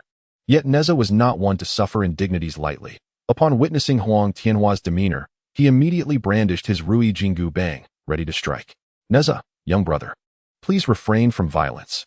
Huang Feihu exclaimed, aghast. He was unaware of what skills Huang Tianhua had acquired over the years, but having witnessed Nezha's prowess, he could not allow him to act impulsively. You rebellious child, should you not apologize to young brother Nezha? Huang Feihu admonished Huang Tianhua while attempting to placate Nezha, his words nearly wearing him out before their relationship began to mend. With the return of his beloved son, Huang Feihu was filled with joy and resolved to instruct his family to prepare a feast, inviting Nezha to join them as well. Initially, Nezha was reluctant. Yet Huang Feihu's insistence led him to acquiesce. As they journeyed, Huang Feihu recounted the tragic fate of Lady Jia and Huang Fei to Huang Tianhua, igniting a fury within Huang Tianhua, who was poised to march to Chaoga and confront King Zhou. However, Huang Feihu restrained him. Upon arriving at the residence of the martial king, Nezha, filled with curiosity, surveyed the surroundings, while Huang Tianhua nostalgically admired the estate's layout, which remained unchanged from his memories. Reflecting the meticulous care of King Wu, Huang Feihu left the two in the inner hall and went to instruct the servants to prepare the meal. Father, make sure to prepare plenty of meat dishes. Huang Tianhua licked his lips after years of consuming a vegetarian diet on the mountain. The bland fare had left him craving more substantial food. However, with his master nearby, he felt it unwise to defy him, thus he complied. Now that he had descended from the mountains, free from the constraints of authority, he cast aside his master's admonitions. He then found fault with his Taoist robe and returned to his chamber to change. He styled his hair into a double bun, donned royal garments adorned with a hairpin, a golden forehead ornament, and a vibrant red robe, enhanced with golden armor and a jade belt, presenting himself as a general. I had intended to remark that by descending the mountain today, he had broken 2 vows. Was he not forgetting his roots? Eating meat and changing his attire. If his master were to discover this, surely he would be furious. My descent from the mountain is to confront the 4 generals of the demon clan. Thus, I am dressed as a general. How can this be construed as forgetting my origins? Upon hearing this, Nezha refrained from further comments, though internally he smirked. When the meal was served, Huang Feihu arrived with his brothers and son, feeling pleased to see Huang Tianhua at ease. As the host began to eat, Nezha, unreserved, partook in the meat. Catching Huang Feihu's attention, Nezha, are you not a practitioner of the Tao? Nezha took a sip of wine, savoring it, and replied candidly. My master is the supreme true one of the Golden Light Cave on Mount Qinyuan. Since we are both practitioners of the Tao, why should I refrain from consuming meat when you do not? Nezha shot Huang Tianhua's scornful glance, remaining silent. Could their statuses even be compared? Though he was a disciple of the Supreme True One, in his past life, he had been a spiritual jewel beneath the Yuan Shi Tianzun, placing him at a higher status than the Supreme True One. Thus, while the Supreme True One had taken him as a disciple in this lifetime, the expectations imposed upon him were significantly relaxed. After all, in his previous life, Nezha had eaten meat without any objection from Yuan Shi Tianzun. And how could the Supreme True One presume to impose restrictions? As Huang Tianhua expressed his thoughts, Huang Tianxiang, who was indulging in meat, paused mid-bite. Is there such a regulation in the Tao? How come I was unaware of it? He addressed Nezha. Brother Nezha, is there indeed such a rule? I never heard my master mention it. Back on the mountain, I ate meat freely, and even Shi Gandang served it to me. Do not concern yourself with that. Your master does not abstain, and your grandmaster tacitly approves. If you wish to eat, then eat. Oh, Huang Tianxiang nodded, understanding, and then resumed his feast with abandon, his mouth glistening with grease. Huang Tianhua, seated nearby, felt discontented. Why was there such a disparity among masters? The following day, Huang Tianhua meticulously groomed himself, riding his jade Qilin alongside Huang Feihu to the minister's residence to seek battle. The previous day, the 4 generals of the demon clan had taken a day to regroup, and today they were poised to challenge outside the city. Huang Feihu, having received a message from Jiang Zia, came to the minister's residence for deliberation. Given the gravity of the situation concerning the 4 generals of the demon clan, nearly all the leaders from Shiqi had gathered, their expressions solemn. As Huang Feihu entered with Huang Tianhua, he captured the attention of the crowd. Jiang Zia looked at the young lad beside Huang Feihu and inquired, "The general has arrived. May I ask who this is?" "Chancellor, this boy is my son, Huang Tianhua," replied Huang Feihu. Jiang Zia nodded, indicating his familiarity, and continued. "The 4 generals of the demon clan are challenging us outside the city. What are your thoughts, general?" Before Huang Feihu could respond, Huang Tianhua took it upon himself to declare, "Master, allow me to take on this battle. I have descended the mountain precisely to confront the 4 generals of the demon clan." Jiang Zia understood, recognizing that this young man must have been sent by one of his brothers to assist him, and he felt a renewed sense of confidence in Huang Tianhua. "May I inquire as to your master's identity and the mountain from which you hail?" asked Jiang Zia. "I am Huang Tianhua, disciple of the true monarch of Clear Void from the Xiang Cave on Qinfeng Mountain." "Excellent. I entrust the 4 generals to you, but do exercise caution against their wicked techniques." Huang Tianhua agreed outwardly, yet remained unfazed internally, for his master's command was clear. What was there to fear? Nezha, observing Huang Tianhua's confidence, was eager to witness his abilities. After exchanging words with Jiang Zia, he departed alongside him. Upon exiting the city gates, Huang Tianhua immediately spotted the imposing figures of the 4 generals of the demon clan, towering at 2 Zhang and 4 Qi. Their appearance was striking. With faces resembling living crabs and beards like copper coins, they were far from ordinary men, appearing more fearsome than any yaksha. Who dares approach? Huang Tianhua called out, wielding 2 silver hammers and riding atop the jade qilin. I am none other than Huang Tianhua, the eldest son of the founding king of martial valor. Today, I bear the command of Chancellor Jiang to capture you. Upon hearing this, Mo Liqing was enraged, brandishing his spear like a silver serpent, lunging towards Huang Tianhua. However, Huang Tianhua was no easy target. The jade qilin moved with purpose, charging at Mo Liqing. Clang! The clash of spear and hammer echoed, resonating with a thunderous sound. The spear writhed like a great python, while the hammer danced as a chaotic sea dragon. Their exchanges counted fewer than 20 rounds. Mo Liqing summoned the white jade diamond bracelet he carried, unleashing a radiant light that struck Huang Tianhua on the back, causing him to lose his crown and tumble from his mount. Seizing the opportunity, Mo Liqing aimed to claim Huang Tianhua's head, but was thwarted by Nezha, who intervened with his fire-tipped spear. Get your master to safety, Nezha shouted, exasperated by the jade qilin, which seemed oblivious to the unfolding danger. The jade qilin, scolded, swiftly picked up Huang Tianhua and tossed him onto its back, causing him to cry out in pain. As Nezha fought while retreating, he noticed the 4 generals pursuing them and hurled the Qianquan circle at Mo Liqing, the shimmering ring moving with the speed of thunder. However, Mo Lihong, who had been watching closely, promptly summoned the Hunyuan umbrella, absorbing the Qianquan circle within. Ah, quite a skill, Nezha exclaimed in astonishment. Unwilling to look back to confront the enemy, he continued on with Huang Tianhua until they reached the city gates, where the 4 generals, triumphant, finally withdrew. Are you well, my friend? Nezha asked, recalling Huang Tianhua's earlier bravado, as if the 4 generals were mere trifles in his grasp. Now, witnessing this turn of events, a smirk could not help but surface on his lips. To my astonishment, the 4 generals of the demon clan are indeed formidable. Upon hearing Nezha's concern, Huang Tianhua felt a wave of shame wash over him. Despite his previous rudeness, Nezha had selflessly offered assistance. The more he pondered, the more he wished to slap himself in regret. Indeed, thankfully, my friend is unharmed. What was that sound? Could I have misheard? Huang Tianhua was momentarily taken aback, then glanced towards Nezha, only to find him turned away, his shoulders trembling as he stifled laughter. You. Huang Tianhua pointed at Nezha, his earlier feelings of gratitude and shame evaporating in an instant, causing him to cough up a mouthful of blood. Meanwhile, upon receiving the news of Huang Tianhua's defeat, Huang Feihu hurried to the scene and immediately spotted his son collapsed on the back of the jade qilin, with a pool of blood on the ground. Tianhua, my son. Huang Feihu's tears flowed freely as he rushed forward, only to discover that Huang Tianhua had already lost his breath, prompting him to wail in despair. Oh no, King Wuqing. Do not grieve, my friend still breathes. Nezha, hearing the commotion, turned around to comfort Huang Feihu. He is gone. My son Tianhua has breathed his last. Doubting the claim, Nezha approached and confirmed it to be true, utterly bewildered. How could someone who had just spoken to him vanish so suddenly? Just as Huang Feihu prepared to carry Huang Tianhua back to the King Wuqing's palace, a young boy descended from the heavens, blocking their path. Where do you hail from? Huang Feihu, overwhelmed with sorrow, had no choice but to let Nezha inquire. I am a disciple sent by the true monarch of Daoda from Xiang Cave to carry brother Huang Tianhua back for healing. Huang Feihu was instantly elated and began to bid farewell, while Nezha was taken aback, having believed Huang Tianhua would be consigned to the function list. Could he truly possess the ability to vanquish the 4 generals of the demon clan? Nezha was aware of the formidable nature of the 4 generals, which led Jiang Zia to decisively choose to display the true spanner after Huang Tianhua's defeat. Huang Tianhua was then taken by the boy to Xiang Cave, where the true monarch of Qingshu wore an expression devoid of emotion. He ordered the boy to fetch water to dissolve the elixir, then used a sword to pry open Huang Tianhua's mouth, pouring the potion within. Moments later, Huang Tianhua opened his eyes, a hint of confusion crossing his face as he beheld his master. Why are you here? You wretched creature. Descending the mountain for indulgence is one sin.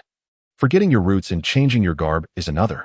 Were it not for Zia's sake, I would not deign to save you. The true monarch of Qingshu's countenance was filled with fury. Was the meat so delectable that you could not resist breaking the rules upon descending the mountain? Master, I acknowledge my transgressions. Huang Tianhua quickly grasped the situation and knelt in reverence. It is well to recognize your faults. You shall return and engage in battle once more tomorrow. The true monarch of Qingshu then presented an item to Huang Tianhua, who accepted it, mounted the jade Qilin, and returned to Shiqi. Chapter 57. Nezha and Huang Tianhua. Huang Tianhua returned to Shiqi at a leisurely pace, feeling somewhat embarrassed and reluctant to enter the city. For it was indeed a source of great humiliation. Recalling his brash words from the previous night, his face flushed with shame. After lingering outside the city for half a day, he steeled himself and hastened into the King Wucheng's palace. "My son, at last, you have returned." Huang Feihu, overwhelmed with tears, could hardly bear the thought of never seeing Huang Tianhua again. "Father." Huang Tianhua, equally moist-eyed, embraced Huang Feihu tightly. After a brief conversation, Huang Tianhua quickly changed back into his attire, which puzzled Huang Feihu, though he refrained from questioning it further. Upon returning to his quarters, Huang Tianhua's thoughts turned to Nezha, and his face darkened with fury. That scoundrel, despite my grave injuries, dares to mock me with laughter. Although I was gravely wounded at that time, had I obtained the elixir, I could have been saved. Yet, that wretch's laughter, in my rage, ultimately led to my demise. This cannot stand. I must confront him. With this determination, Huang Tianhua stormed towards Nezha's residence. Knock, knock, knock. A series of knocks echoed, piquing Nezha's curiosity as he played with Huang Tianxiang. It was nearly noon. Who would come looking for him at such a time? "Huang Tianhua, you have recovered so quickly?" Nezha inquired, slightly taken aback, but soon reassured. Recognizing that Huang Tianhua's master was no ordinary figure, and such recovery was not implausible. However, Huang Tianhua's demeanor suggested he was seeking trouble. "Ah, brother, your injuries have healed," Huang Tianxiang exclaimed, rushing over and alleviating his worries upon seeing Huang Tianhua. After his defeat and serious injuries, he had been deeply concerned when he heard Huang Feihu's words. "Yes, I am well." Huang Tianhua paused momentarily, but quickly composed himself, choosing not to address the underlying tension.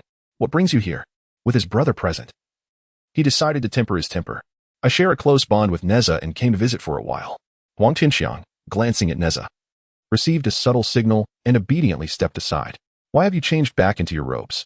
Nezha remarked, casting a glance at Huang Tianhua's attire, seemingly piecing together the reason. "I merely wish to remain true to my roots, hence the change." Huang Tianhua replied, somewhat embarrassed but striving to maintain an air of composure. "You descended the mountain to vanquish the 4 generals of the demon clan. How can you claim to forget your origins?" Nezha mimicked Huang Tianhua's tone, returning the words with equal fervor, igniting Huang Tianhua's fury. "You insolent brat, how dare you insult me? I spit. You, who fell to a mere bracelet after less than 20 exchanges, dare to lecture me." Nezha, incensed, resolved to settle the score for the previous day's grievances. Provoked by Nezha's taunts, Huang Tianhua's anger surged, and with a swift motion, a pair of silver hammers materialized in his hands. Nezha, undeterred, grasped his fiery spear.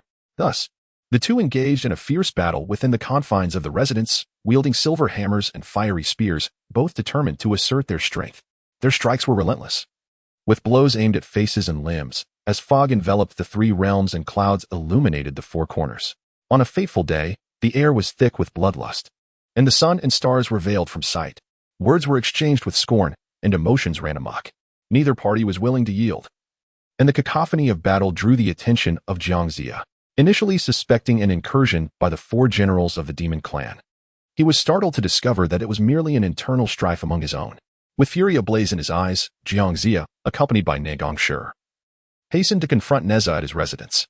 This clash not only captured Jiangxia's interest, but also summoned Huang Feihu and Huang Tianxiang, who rushed to the scene. Swift of foot, Huang Tianxiang arrived before the others and intervened in the fray, skillfully deflecting the weapons of the 2 combatants with his panlong spear. "Tianxiang, do not meddle." Nezha growled fiercely at Huang Tianhua, wishing he could pierce him with a mere glance. Once a notorious rebel, he would have upended the heavens if not for the constraints upon him. Now, with his anger reignited, his wrath was not so easily quelled. "Bah, you merely speak bravado," Huang Tianhua retorted, mocking him, which only served to exacerbate Huang Tianxiang's frustration. How could they not grasp the gravity of the situation? This was no time for internal conflict. Huang Tianxiang felt utterly drained. "Both of you, cease at once. If the enemy witnesses this folly, we shall be the subject of their ridicule." At that moment, Jinzha and Muzha arrived. Upon seeing Nezha in combat, Muzha was eager to assist, but was halted by a mere glance from Jinzha. "Enough. What sort of decorum is this among kin? If you have the energy to fight, it would be wiser to confront the enemy." Although the skirmish subsided, the silent duel of glares persisted. Jiangxia, arriving belatedly, grasped the situation and chastised the two. imposing upon them the punishment of standing in the martial arena for the afternoon. The shame was palpable, drawing the attention of the soldiers of Shi, leaving both men blushing with embarrassment.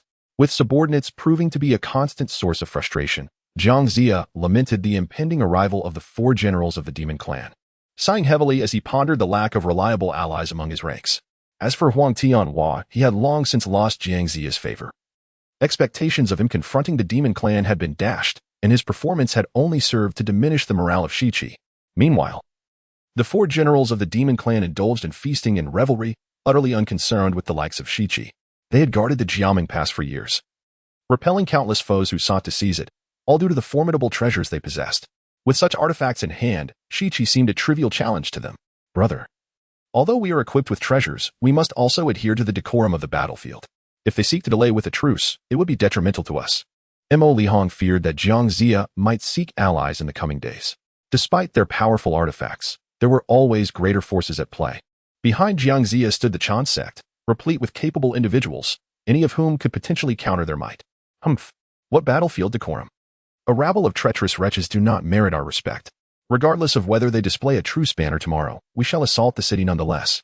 Mo Liching scoffed disdainfully. What does a truce banner matter? As long as we annihilate the West Qi, others will have no grounds for protest. Once a life is extinguished, it cannot be revived. The others, upon hearing this, offered no rebuttal, instead expressing admiration for Mo Liching's cunning strategy. Under the cloak of night, a figure materialized out of thin air and entered the minister's residence.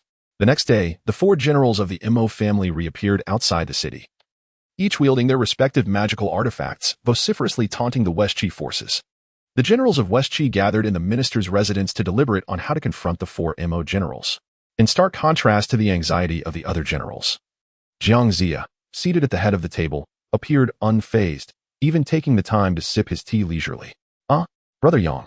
Just as he stepped into the inner hall, Nezha immediately spotted Yang Jian sitting quietly beside Jiang Zia, a stark contrast to the animated discussions among the other generals.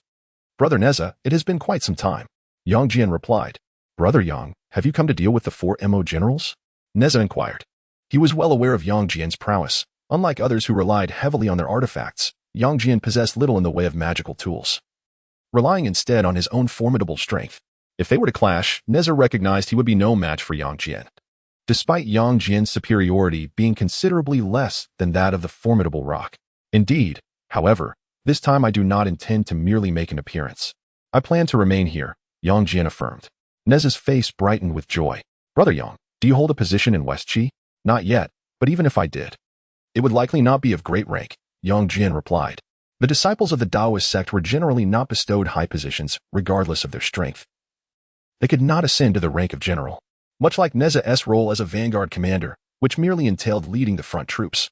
Only those like Jiang Zia or Li Jing, who failed to achieve immortality, could occupy high office, benefiting from mortal accolades.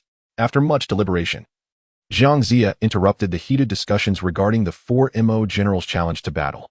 Should those who venture forth once more face defeat, it would undoubtedly dampen our troops' morale. Thus I intend to send Yang Jian into battle. Chancellor, though I faltered last time, I have devised a strategy. Please allow me to take the lead. Huang Tianhua implored, hoping that a victory would shift the perceptions of his comrades. Yet, Jiang Zia was not willing to take such risks lightly. My decision is resolute. Prepare the troops and arrange them outside the city. Huang Tianhua dared not defy the military order, falling silent, while Jiang Zia proceeded to brief Yang Jian on the tactics of the 4 Mo generals. Yang Jian quickly grasped the troublesome nature of the Mo family's artifacts, contemplating strategies. As the West Qi forces marched out of the city, the 4 Mo generals ceased their taunts, inwardly cursing the West Qi for their sluggishness. Their voices were nearly hoarse from shouting, while West Qi leisurely emerged to meet the enemy. Chancellor, I shall go first, Yang Jian declared, spurring his horse into battle. Casting a fierce gaze upon the 4 Mo generals, and then directing his ire at Mo Liso, bellowing, Mo Liso, dare you engage in combat? Intending to take action, Mo Liching abruptly halted his steps, turning to gaze at Mo Liso. Fourth brother, go and retrieve his head. Mo Liso cast a disdainful glance at Yang Jian, assuring Mo Liching that he need not worry. With my prized flower ferret, I shall ensure he returns empty-handed. Having said this, he strode towards Yang Jian, relinquishing his twin hammers to summon the flower ferret. The diminutive creature transformed in the wind, expanding to several zhang in size. its mouth resembling a blood basin and teeth akin to steel blades, like a voracious white elephant ready to devour the heavens. With a roar that echoed like thunder, it instilled fear in the hearts of the soldiers of Shichi, causing their morale to plummet. Such a beast. Yang Jian, momentarily startled, seemingly disregarded the flower ferret. Charging directly at Mo Li's Ho, the flower ferret, with a penchant for devouring humans, lunged at Yang Jian, intending to swallow him whole, cleaving him in two. Is that all? I expected more prowess. It turns out you are merely a silver-plated spearhead. Mo Liho chuckled heartily. The generals of Shichi, witnessing this, were filled with disappointment. Casting doubtful glances at Jiang Zia. Is this truly the individual you recommended? Jiang Zia, crestfallen, had not anticipated that the previously extraordinary Yang Jian would meet such a fate. Could it be that Feng Lin was too feeble? I could perform better. Huang Tianwan nudged Nezha, who had his mouth agape in disbelief. At least he managed to last 20 rounds, unlike this fellow who perished at the first encounter. Humph. Do you possess any conscience? Our compatriots from Shichi have fallen. And you dare to jest? Nezha swatted away Huang Tianhua's hand, his anger boiling over. Why do you blame me? Huang Tianhua pointed at himself, asserting that his own weakness had no bearing on this matter. Besides, I was gravely injured that day, clinging to life, and you mocked me openly. Chancellor, allow me to go. Nezha grasped his fire-tipped spear tightly, eager to avenge his brother Yang. Observing the despondent expressions of those around him, Jiang Zia hesitated. After 2 consecutive defeats, the soldiers gazed at their adversaries as if they were celestial beings descending from the heavens, realizing that in a true battle, their side held no advantage. Just as Jiang Zia wavered, a figure emerged from the abdomen of the flower ferret, and before the Mo family generals could react, the nearest, Mo Lihong, felt a sudden lightness in his hand. The Hunyuan umbrella had been snatched away. Upon closer inspection, the previously severed Yang Jian stood unharmed, clutching the very umbrella. You little thief! Return my umbrella! Mo Lihong bellowed, charging at Yang Jian, while Mo Liho mourned the loss of the flower ferret. With one swift move, Yang Jian had deprived the Mo family generals of 2 of their treasures, yet he did not engage them further, instead vaulting back to the Shichi side. Ah! A person can indeed be revived. Jiang Zia exclaimed in astonishment upon witnessing Yang Jian's miraculous return from death.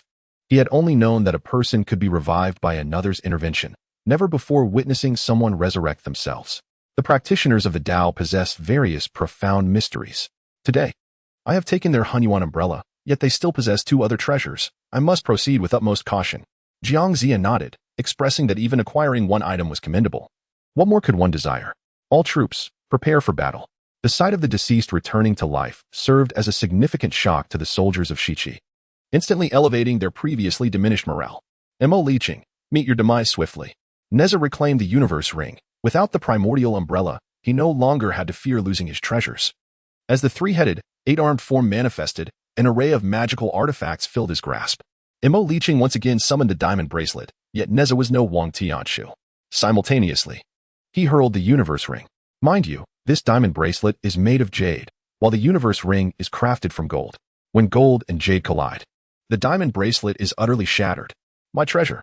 Mo Liqing exclaimed upon witnessing his artifact's destruction. You have damaged my precious item. How can this enmity ever be resolved?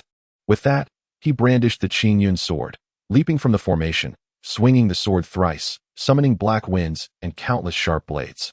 A resounding echo followed, and behold, a poem attests to this. The black wind rises, most challenging to withstand, 1,000,000 valiant soldiers, all bearing wounds at hand. This treasure's prowess is truly fierce. Even bronze warriors and iron generals suffer its pierce. Observing this confrontation, Mo Lihai, separating himself from the foes, strummed the jade pipa, and in an instant, wind and fire converged.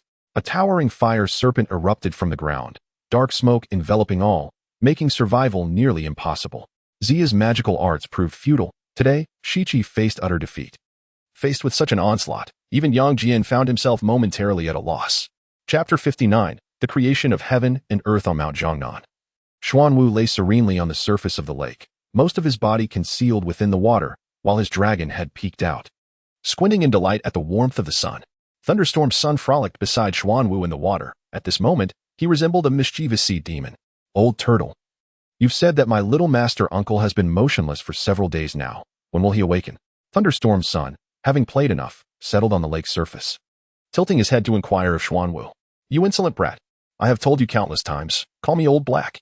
The tranquil Xuanwu, hearing Thunderstorm's son's address, suddenly opened his eyes, scolding in a furious tone. Got it, got it. But old turtle, you still haven't answered my question. Thunderstorm's son shook his hands, indicating he had heard, yet still did not change his address. Humph. Xuanwu opened his mouth, filling it with water, and with a splashing sound, he poured the water directly onto Thunderstorm's son's head. Well, old turtle, what are you doing? Thunderstorm's son rubbed his face, shaking his head to dry his hair. Yikes. This taste is quite strong. Thunderstorm's son grimaced, his features scrunching together, his tone laced with distaste. Serves you right. Xuanwu's face flushed with embarrassment, though his dark complexion concealed it entirely. After scolding, he continued to explain that this situation was not a matter of a single day. The root cause lay in the master's comprehension. Having lived for an extensive period, Xuanwu possessed some understanding of such matters, albeit limited. However, there is no need for excessive worry. The master possesses exceptional talent and insight, far surpassing you by 33 heavens. I suspect it will not be long before he awakens. The innate talent of Shi Gandang had indeed been acknowledged by the goddess Anhua, who had praised him. Otherwise, Xuanwu would not have been so willing to follow him. How delightful. Lei Junzi shot a sidelong glare at Xuanwu, thinking it unnecessary to belittle him just because of his natural gifts. Such pettiness, despite having grown so large. At that moment, Shi Gandang found himself enveloped in chaos, not because he had truly entered the state of chaos, but rather due to a fragment of chaotic energy intertwined within the axe of Pangu. Standing amidst the chaos, he beheld the towering figure of the great deity Pangu. Yet it seemed that Pangu was oblivious to Shi Gandang's presence. After 18,000 years of slumber, upon awakening, Pangu observed the chaotic world before him with a furrowed brow. Suddenly, a divine axe materialized in his hand, leading to the subsequent act of creation. Is this the true beginning of heaven and earth? Shi Gandang ascended, positioning himself directly in front of Pangu, witnessing firsthand as Pangu swung the divine axe, cleaving the chaos asunder into the pure and the impure, the light and the dark, the heavens and the earth. From that moment, the pure essence rose to form the heavens, while the impure essence sank to shape the earth, thus giving birth to the world. Pangu nodded in satisfaction, lowering his gaze to the divine axe in his hand, and casually cast it aside, causing it to disintegrate in midair, transforming into a stream of light that vanished from sight. After the divine axe disappeared, Pangu, perhaps sensing something or truly seeing it, cast a fleeting glance at Shi Gandang, who hovered in midair. Shi Gandang trembled slightly. Upon meeting Pangu's gaze, he felt as though a world were crashing down upon him, the force that had split the chaos bearing down directly on him.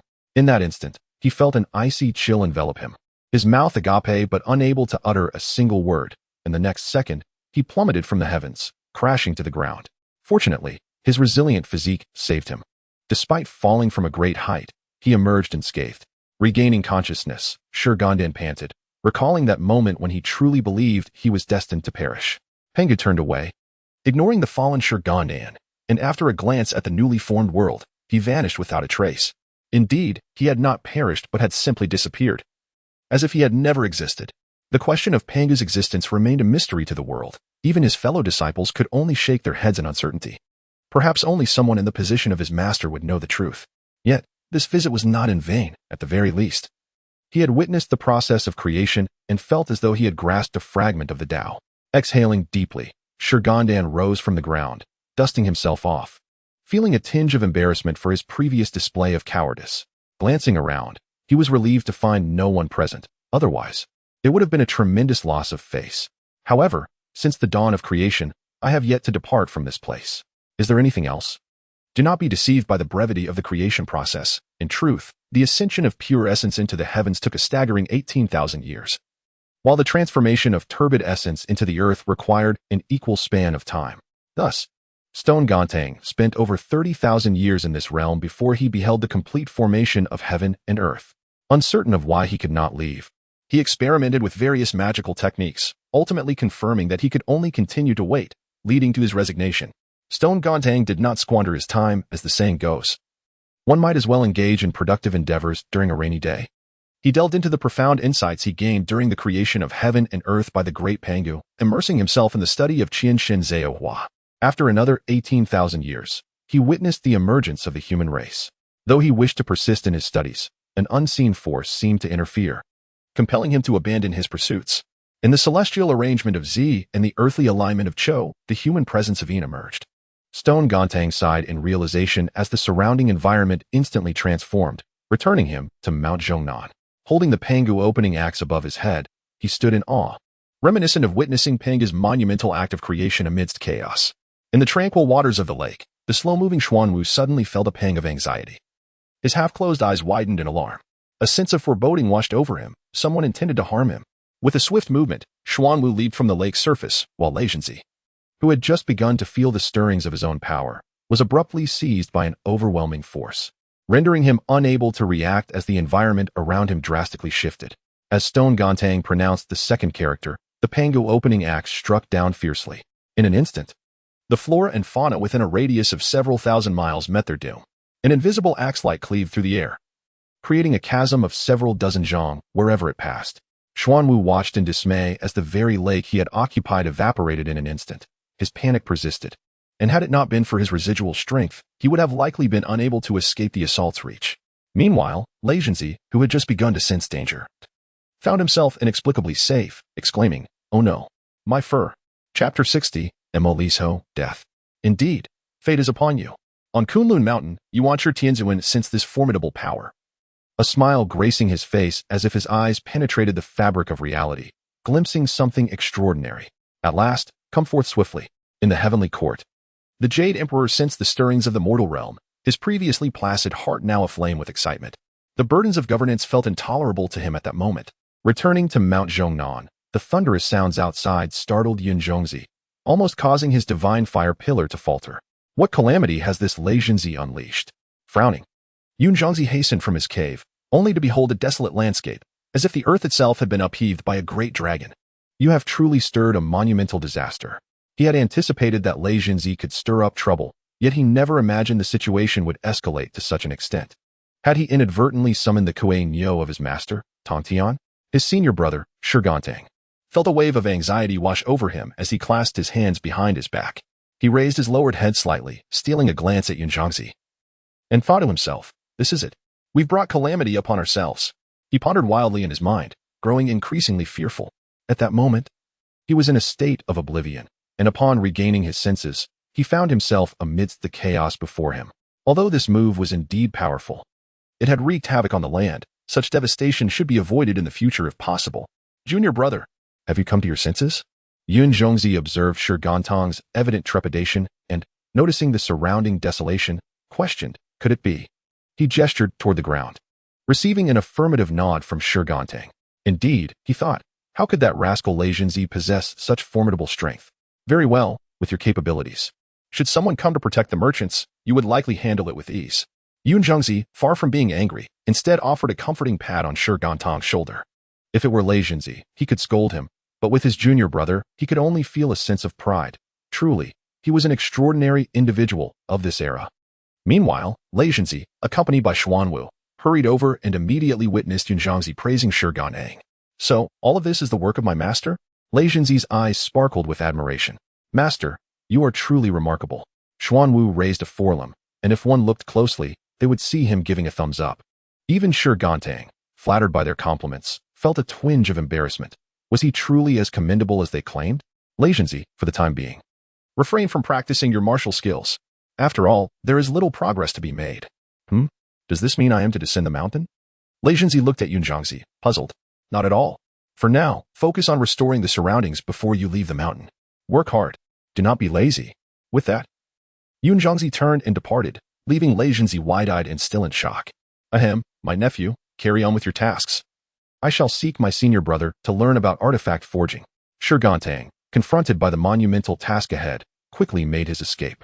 Xuanwu, admiring Shi Gandang's decisiveness, followed suit, leaving only Lei Zhenzi standing quietly in place. In Shichi, under the concerted efforts of the four generals of the Mo family, the chances of victory for Shichi appeared utterly bleak. The combination of the Jade Pipa and the Qingyun sword left them with no opportunity to deploy their magical artifacts, resulting in an exceedingly frustrating predicament. Over the past few months, the four generals of the Mo family had relentlessly besieged the city day and night, rendering even the true spanners ineffective. "Chancellor, perhaps I should attempt another stealthy operation?" Yang Jian found himself at a loss against the four generals, for any approach would be met with fierce assaults from the two, leaving him utterly disoriented and unable to discern his bearings. Last time, he had intended to transform into a bee to stealthily seize their treasured artifact, but was discovered. Upon realizing Yang Jian's formidable abilities, they guarded the treasure closely. never parting with it even in slumber. Well, go ahead and give it a try. Remember, your safety is paramount. Jiangxia waved his hand in irritation. If this endeavor failed, he would have to seek assistance. Moreover, the troops were already facing a shortage of provisions, and if this stalemate continued, they would starve before even engaging in battle. Yang Jian received the order and, upon exiting the government office, transformed into a sparrow, soaring towards the encampment of the 4 generals of the Mo family. It was evident that the Mo generals were not asleep. Instead, they feasted on meat, the tantalizing aroma causing Yang Jian's stomach to grumble. After a prolonged wait for the Mo generals to fall asleep, Yang Jian, now in sparrow form, hopped over to Mo Liqing, cautiously maneuvering his hand to pry away the tightly gripped Qinyan sword. Why is he holding it so tightly? After exerting considerable effort without success, Yang Jian's temper flared, prompting him to shift his focus. Meanwhile, Mo Lihao was experiencing his own challenges. Yang Jian, observing the firmly grasped jade pipa, steeled himself and yanked it forcefully. Ouch! Who was there? Yang Jian's strength was overwhelming and Mo Lihao's grip was too tight. This back and forth resulted in Mo Lihao being thrown to the floor, yet he still did not relinquish his hold. This is bad. Yang Jian was taken aback, and the others were awakened by Mo Lihao's commotion. Upon seeing Yang Jian, they immediately understood the situation. Indeed, it is you. Without waiting for Mo Lihong to finish his sentence, Yang Jian summoned the Shoutian hound, directing it to attack the weakest among them, Mo Lihao. The hound, fierce and swift, struck with precision, delivering a fatal bite to Mo Lihao's neck. One swift strike, and he was off. Yang Jian executed his plan flawlessly, leaving the remaining 3 stunned. You rascal, why didn't you wait for me to finish? Mo Lihong exclaimed, rushing to check on Mo Lihao, who lay on the ground, blood gushing forth. Return my brother's life. I do not wish to die. As soon as the words left his mouth, Yang Jian made a hasty retreat. His movements so swift they resembled lightning, far beyond their capacity to pursue. Though he had failed to obtain the treasure, the demise of one of their own was a consolation. Yang Jian reassured himself, attributing the failure to the Mo general's overly tight grip. He could not wrest it away by mere force. Upon returning to the government office, Yang Jian recounted the events to Jiangxia, who duly noted his contribution and instructed him to rest. Meanwhile, Shi Gandang awoke from meditation, realizing it was time for him to descend the mountain. For the past 2 months, Yunzizi had devoted himself to instructing Shi Gandang, yielding significant results. He could now concoct certain artifacts, albeit with a high rate of failure. Additionally, the Qian creation technique had become partially mastered, allowing him to perform some simple feats, such as bestowing life upon inanimate objects and conjuring something from nothing. Tomorrow shall mark my descent from the mountain. Chapter 61. Descent. The following day, Zhou Dynasty concluded his training early, unable to contain the excitement within him at the prospect of meeting Nezha. Take this along. With a swift motion, Zhou Dynasty retracted the refining furnace before him. A treasured gift from Yunjiangxi. It had been a cherished possession, but now that he was departing, it was imperative that he did not leave it behind. Moreover, since awakening from the chaos, he had acquired the divine ability to create a realm, albeit not an entire world, but merely a storage space. Aptly named the world in hand. Its sole purpose was to serve as a repository, and after grasping this divine art, he had tirelessly endeavored to refine and enhance it, believing it still held potential for further evolution. Brother. Upon exiting his dwelling, Zhou Dynasty hastened towards Yunjiangxi's abode. Mindful of the teachings he had received over the years and feeling it necessary to bid farewell before his departure. Ah, are you leaving, junior brother? Yunjiangxi inquired. To which Zhou Dynasty nodded and replied, Indeed, the time has come for me to descend the mountain. Understanding the significance of the situation regarding the investiture of the gods, Yunjiangxi refrained from prolonging their parting. He calculated that Lei Jinzi still had some time before his own descent. Then go forth, my junior brother. With that, Zhou Dynasty stepped away from the cave, while Yunjiangxi redirected his attention to the pillar of divine fire, a gift he had prepared for Wenzhong, ensuring he approached it with the utmost seriousness. Upon reaching the foot of the mountain, Lei Jinzi was diligently restoring the surrounding landscape. Over the past few months, he had risen earlier than a rooster and retired later than a dog. Laboring tirelessly, even Zhou Dynasty found it difficult to watch, often taking moments to encourage Lei Jinzi, who was nearly driven to abandon his task in frustration. After months of Lei Jinzi's efforts, the scenery of the Zhongnan Mountains had nearly returned to its former glory, and it would not be long before the scars left by Zhou Danstang's actions vanished entirely. Xuanwu, come here. The turtle spirit, residing in the lake, promptly emerged upon hearing Zhou Danstang's call, scuttling through the air with its stout little legs. Master, are we to descend the mountain? It inquired eagerly. Indeed, I shall first greet Lei Zhenzi, and then we shall depart." Upon hearing this, Xuanwu called out to Stone Gantang, who was about to leave. "Master, allow me to accompany you." After a moment of consideration, Stone Gantang acquiesced, recalling that Xuanwu had developed a good rapport with Lei Zhenzi during this time. Very well. With that, Stone Gantang leapt onto Xuanwu's back, and together they soared towards Lei Zhenzi. The distance was not great, and shortly thereafter, they found him casting spells on saplings, which rapidly grew into towering trees under his incantations. "Ah, nephew, it seems you are nearly finished with your tasks." Upon hearing the commotion, Lei Zhenzi looked up and asked, "Master Uncle, what brings you out to play?" "It is not for leisure. I am descending the mountain and came specifically to bid you farewell," Shi Gandang explained. "Then, does Grandfather Turtle also intend to leave?" A wave of melancholy washed over Lei Zhenzi, for he shared a close bond with both of them. Their interactions often felt more akin to peers than to a senior and junior. "Of course, I am the steed of the Lord, so I shall descend alongside him." Xuanwu shot Lei Zhenzi a disdainful glance. "And call me Black Lord. Grandfather Turtle sounds dreadful." "Then, Master Uncle and Grandfather Turtle, we shall meet again in the future." He would also partake in the battle of investiture, and the mere thought of their eventual reunion eased his sorrow. "You rascal!" Xuanwu scolded Lei Zhenzi before turning to leave. Shi Gandang waved goodbye from atop Xuanwu, who also flicked his tail, unsure if Lei Zhenzi comprehended. At Chi, the previously insufficient supplies had been resolved with the arrival of Han Dulong and Shui Ehu, who remained to aid in combating the 4 generals of the Mo family. Now it was merely 3. However, their abilities were unremarkable, rendering their presence somewhat futile. Yet, having them was better than nothing. Thus, Jiang Zia retained them, albeit without granting them the opportunity to fight, fearing that the Mo family's 3 generals might easily eliminate them. "Perhaps I should return to Kunlun for a while." Jiang Zia mused helplessly.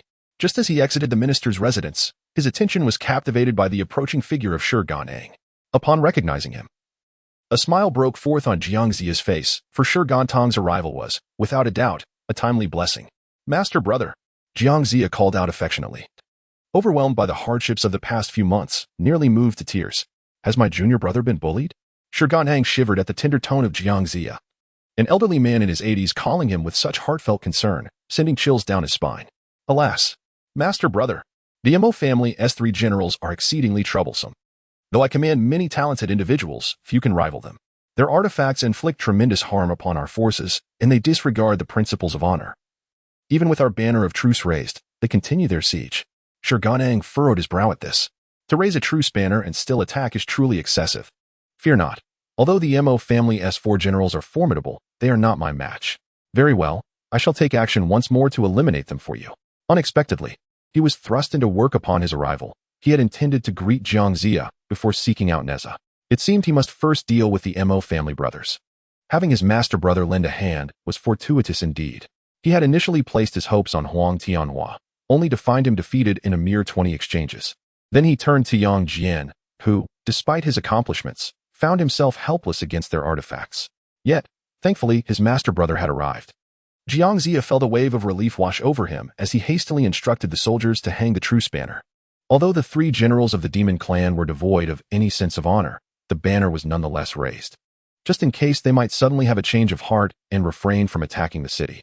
It is worth noting that in the original text, the 4 demon generals indeed attacked after the banner was displayed, but that was an isolated incident, and they ceased their assault thereafter. After ensuring the safety of Xuanwu, Shi Gandang followed Jiang Zia out of the city, and Jiang Zia also took the opportunity to summon Yang Jian, Nezha, and others. This was not out of distrust towards Shi Gandang. Rather, he intended to amass a considerable force to eliminate the invading enemy once the 3 demon generals were defeated. During this time, he had been feeling quite frustrated. Had it not been for his insufficient strength, he would have personally taken to the battlefield to eliminate a couple of foes himself. Upon hearing that Shi Gandang had arrived, Nezha could hardly contain his excitement as he energetically followed the troops out of the city. Once outside, he caught sight of the figure that had occupied his thoughts day and night. However, the individual did not return his gaze but instead focused on the 3 adversaries before him. Anger surged within Nezha, wishing he could vanquish the 3 with nothing but a glare. "Which family do you belong to? How dare you meddle in this matter? I advise you to leave at once to preserve your life. Should you remain here, you will meet a gruesome fate." Demon Leeching observed the warriors preparing for battle and, recognizing their unfamiliarity, deduced that they were summoned by Jiang Zia from elsewhere.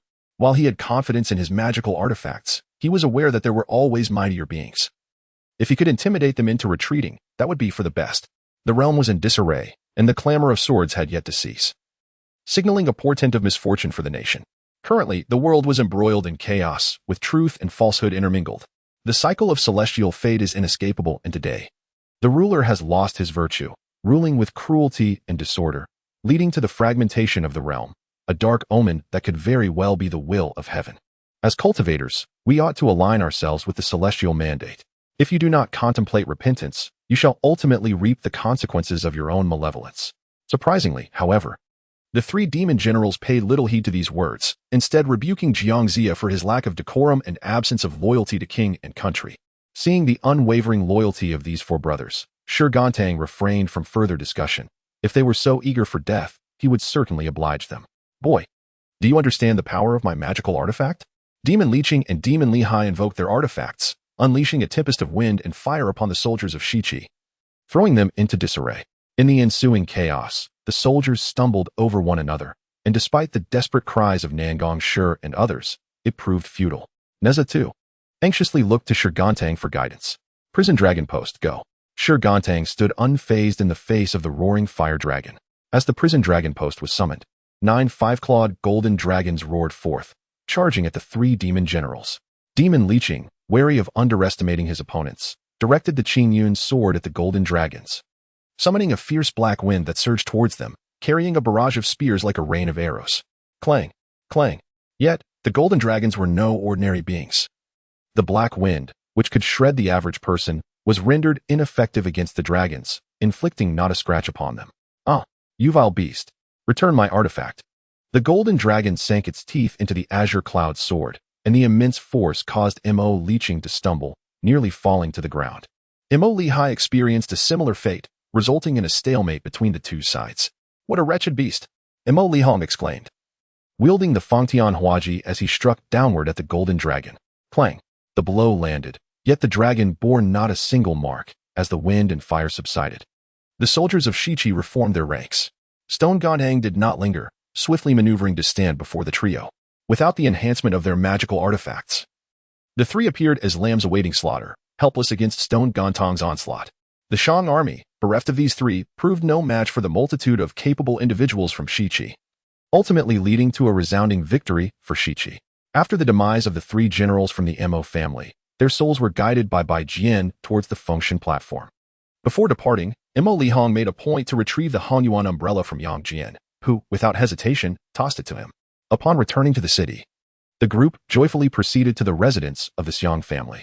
In this significant defeat of the Mo family's 4 generals, while the principal credit belonged to Stone Gandang, the contributions of others, although less prominent, were nonetheless acknowledged. Jiangxia was determined to reward those deserving of recognition. In the inner hall of the Xiang residence, Jiangxia noted the military achievements of all present from his position of authority, while Stone Gandang glanced across at Nezha, observing that all attention was fixed on Jiangxia. He discreetly winked at Nezha. As Jiangxia completed his records of military merit, Nezha turned to leave immediately. Wait, brother, do you have a place to stay? Jiangxia called out to the departing Stone Gandang, for Shiqi had no official residence for him, and it was unlikely they would construct one for him. Not only Stone Gandang, but even Yang Jian and others resided in vacated estates of others. Huang Tianxiang and Huang Tianhua were somewhat better off, as their father was the founding King Wu of Shiqi, allowing them to reside in the royal palace alongside Huang Feihu. Where would Nezha reside? Naturally, Stone Gandang would not separate from Nezha, so wherever Nezha was, he would be as well. I recall there is a vacant residence at the far eastern edge of Shiqi, belonging to one of King Wu's brothers. It has been abandoned since its owner perished in the war against the Shang army, allowing Nezha to occupy it. King Wu had many brothers, a total of 98, excluding the eldest, Boikao. Thus, there remained 97 others. Each had their own estate, and following their deaths, these residences became unoccupied. Moreover, not all of them had families, which permitted Nezha and others to take up residence in these empty homes. Then I shall reside with Nezha. There is no need to seek elsewhere. Upon hearing Stone Gandang's request, Jiangxia did not ponder further. If he wished to stay, then so be it. You shall have to endure a little, brother. Stone Gandang, upon hearing this, shot Jiangxia a secretive glance, thinking, what do you know? I am not put out at all. I am, in fact, exceedingly happy. Having departed from the residence of the Xiang family, Shi Gandang hurriedly made his way to Nezha's abode. It was neither overly spacious nor excessively cramped, It comfortably accommodated 2 individuals. "Master brother, I have returned," Shi Gandang exclaimed as he forcefully pushed open the door and dashed into the inner chamber. Upon entering, he beheld Nezha seated in a chair, nonchalantly crossing his legs while occasionally lifting a teacup to sip. Upon seeing Shi Gandang, Nezha did not display the anticipated excitement, which caused a pang of anxiety to stir within Shi Gandang. Had he inadvertently provoked his master brother once again? Yet, he felt certain he had done nothing amiss. Clearing his throat, Nezha set down his teacup and cast a glance at Shi Gandang. He then raised his right hand, clenched into a fist, to his lips and coughed lightly. Thud. Understanding the unspoken cue, Shi Gandang promptly knelt before Nezha, leaving Nezha momentarily taken aback. "What are you doing?" Shi Gandang stared at Nezha in confusion, pondering whether he had misunderstood the situation. Had it not always been this way? In the past, his failure to comprehend had resulted in a 3-day ban from his bed. "Ah, just a reflex." Shi Gandang chuckled awkwardly, rising to dust off non-existent particles from his knees. "Oh, never mind, you may as well remain kneeling. Since you've already knelt, it would be a pity to waste your good intentions by standing up." Nezha waved his hand dismissively. Thud. Reluctantly, Shi Gandang fell back to his knees under Nezha's imposing presence. "Humph, so you finally decided to return." Nezha glared at Shi Gandang, irritation evident on his face. What was initially promised to be a brief absence had stretched into over 4 months. "Master brother, I am late only because I had matters to attend to." Shi Gandang crawled closer, kneeling before Nezha and attempting to ingratiate himself by gently squeezing Nezha's hand. His eyes drawn to the delicate, jade-like fingers, making him swallow hard. One might be tempted to take a bite. However, recognizing Nezha's lingering displeasure, he resolved to placate him first. Subsequently, Shi Gandang drew upon the eloquence he had honed during his leisure time, showering Nezha with sweet words until the latter's ire subsided. Observing Nezha's mood lifting, Shi Gandang cautiously ventured, "Master brother, are you hungry? I can prepare some food for you." During this time, I learned to cook from Lei Zhenzi. Recalling Lei Zhenzi's earnest assurance that he could not possibly go wrong, Shi Gandang's confidence surged. He had even prepared a dish for Xuanwu, who had wept tears of joy over its deliciousness. After tasting the meal, Yanzhangzi insisted on saving Shi Gandang's culinary creations for future enjoyment, reluctant to consume them all at once. Now, standing before Nezha, Shi Gandang was determined to showcase his newfound culinary skills. Chapter 63. This dish. Ugh. Nezha's interest piqued upon hearing that Shi Gandang had taken up cooking. While his previous culinary abilities were merely adequate, after diligent study, they were surely bound to improve. By chance, Nezha also felt a pang of hunger, and with a nod, he decided to try his hand at tasting Shi Gandang's culinary skills. Having primarily been the one to cook in the past. "Is that so? Then I shall indulge." Upon hearing this, Shi Gandang hurriedly made his way to the kitchen. Fortunately, Nezha was not alone in the residence. There were several servants, ensuring that the ingredients were quite plentiful. As Shi Gandang busied himself, Huang Tianxiang arrived.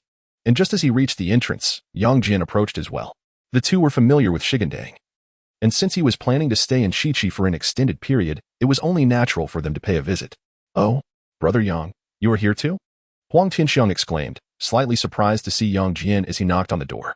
"Ah, I share a good rapport with my master's uncle, so I came along to see him," Yang Jian replied. After exchanging a few pleasantries, a servant arrived to open the door. As they were acquainted, no further inquiries were made. Nezha had already instructed that should Huang Tianxiang arrive, there was no need to announce him, and he could be invited in directly. As for Yang Jian, seeing his familiarity with Huang Tianxiang suggested he was someone known to the master, and thus, the servant stepped aside to welcome them both inside. "Where's Brother Nezha now?"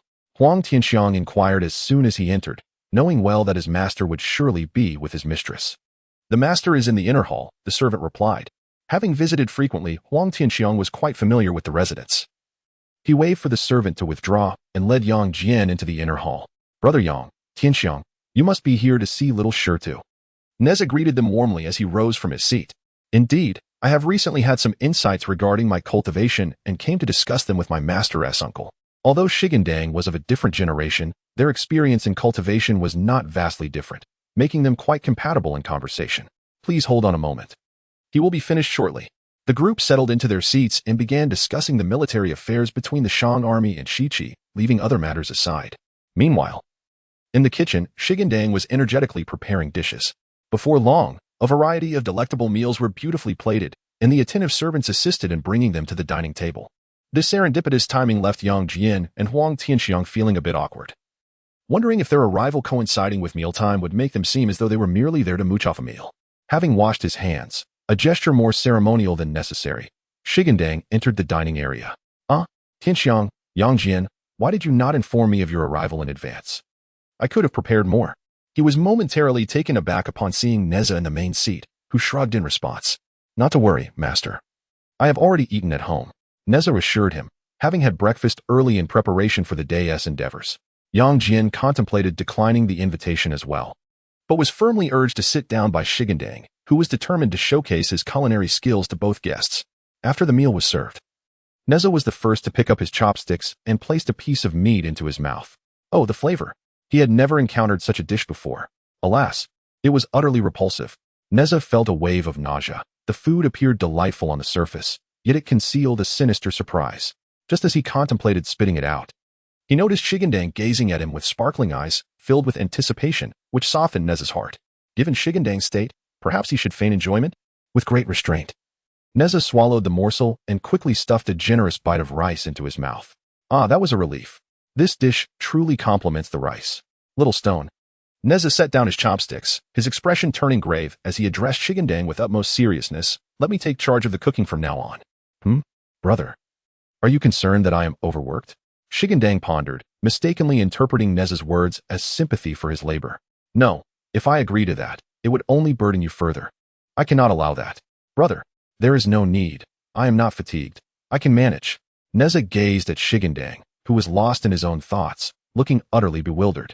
Huang Tianxiang, head bowed, quietly consumed his meal, occasionally stealing glances at the two with a gossiping air, until he took a bite of the dish. Huang Tianxiang was not as considerate of Shi Gandang's feelings as Nezha. After just a couple of chews, he spat it out, utterly impolite, yet unable to withstand the horrid taste. Are you all right? Shi Gandang, oblivious to the situation, hurried over to pat Huang Tianxiang on the back, inquiring softly. Only Nezha, aware of the circumstances, sighed, realizing that they could not continue with this meal. Yet perhaps it was for the best. It's nothing, master, just that the dish is exceedingly unpalatable. Send the cook away later, and I shall bring you too. Huang Tianxiang, startled, felt as if he had glimpsed his mother from the other shore beckoning to him. What a fright! Upon hearing this, not only was Shi Gandang taken aback, but even Yang Jian was astonished. Was it truly that dreadful? Fortunately, he had merely scooped it into his bowl and not tasted it. This dish is my creation, Shi Gandang admitted somewhat sheepishly. He had never tasted his own cooking, yet Lei Jinzi had declared it delectable, claiming it bore the same flavor and praising his culinary talent. Moreover, he had prepared it only 3 times, and none of the 3 who had tasted it had complained. Oh, Huang Tianxiang glanced at Nezha, and upon receiving a confirming look from his master, opened his mouth, wishing to defend his earlier statement. However, once spoken, those words could not be retracted. Like water spilled from a vessel. Ahem, master uncle, this rice is indeed fragrant. Even without the vegetables, I could consume 3 bowls. Yang Jian interjected, attempting to alleviate Huang Tianxiang's embarrassment. If silence persisted, the atmosphere would become unbearably awkward. This rice was prepared by the servants, Shi Gandang expressed in a low voice, clarifying that he had not cooked it himself, merely instructing the servants to do so. All right, I truly deserve to be reprimanded. I should have kept my mouth shut. Yang Jian turned away, quietly gazing down at his bowl. Curiosity piqued about just how unpalatable it could be. Perhaps he should give it a taste? Nezha arose and summoned a servant, declaring that the meal was unfit for consumption and should be discarded, perhaps to be fed to the pigs. Though the servant was perplexed by the situation, he complied without question, unaware of why such a delectable array of dishes would be so squandered.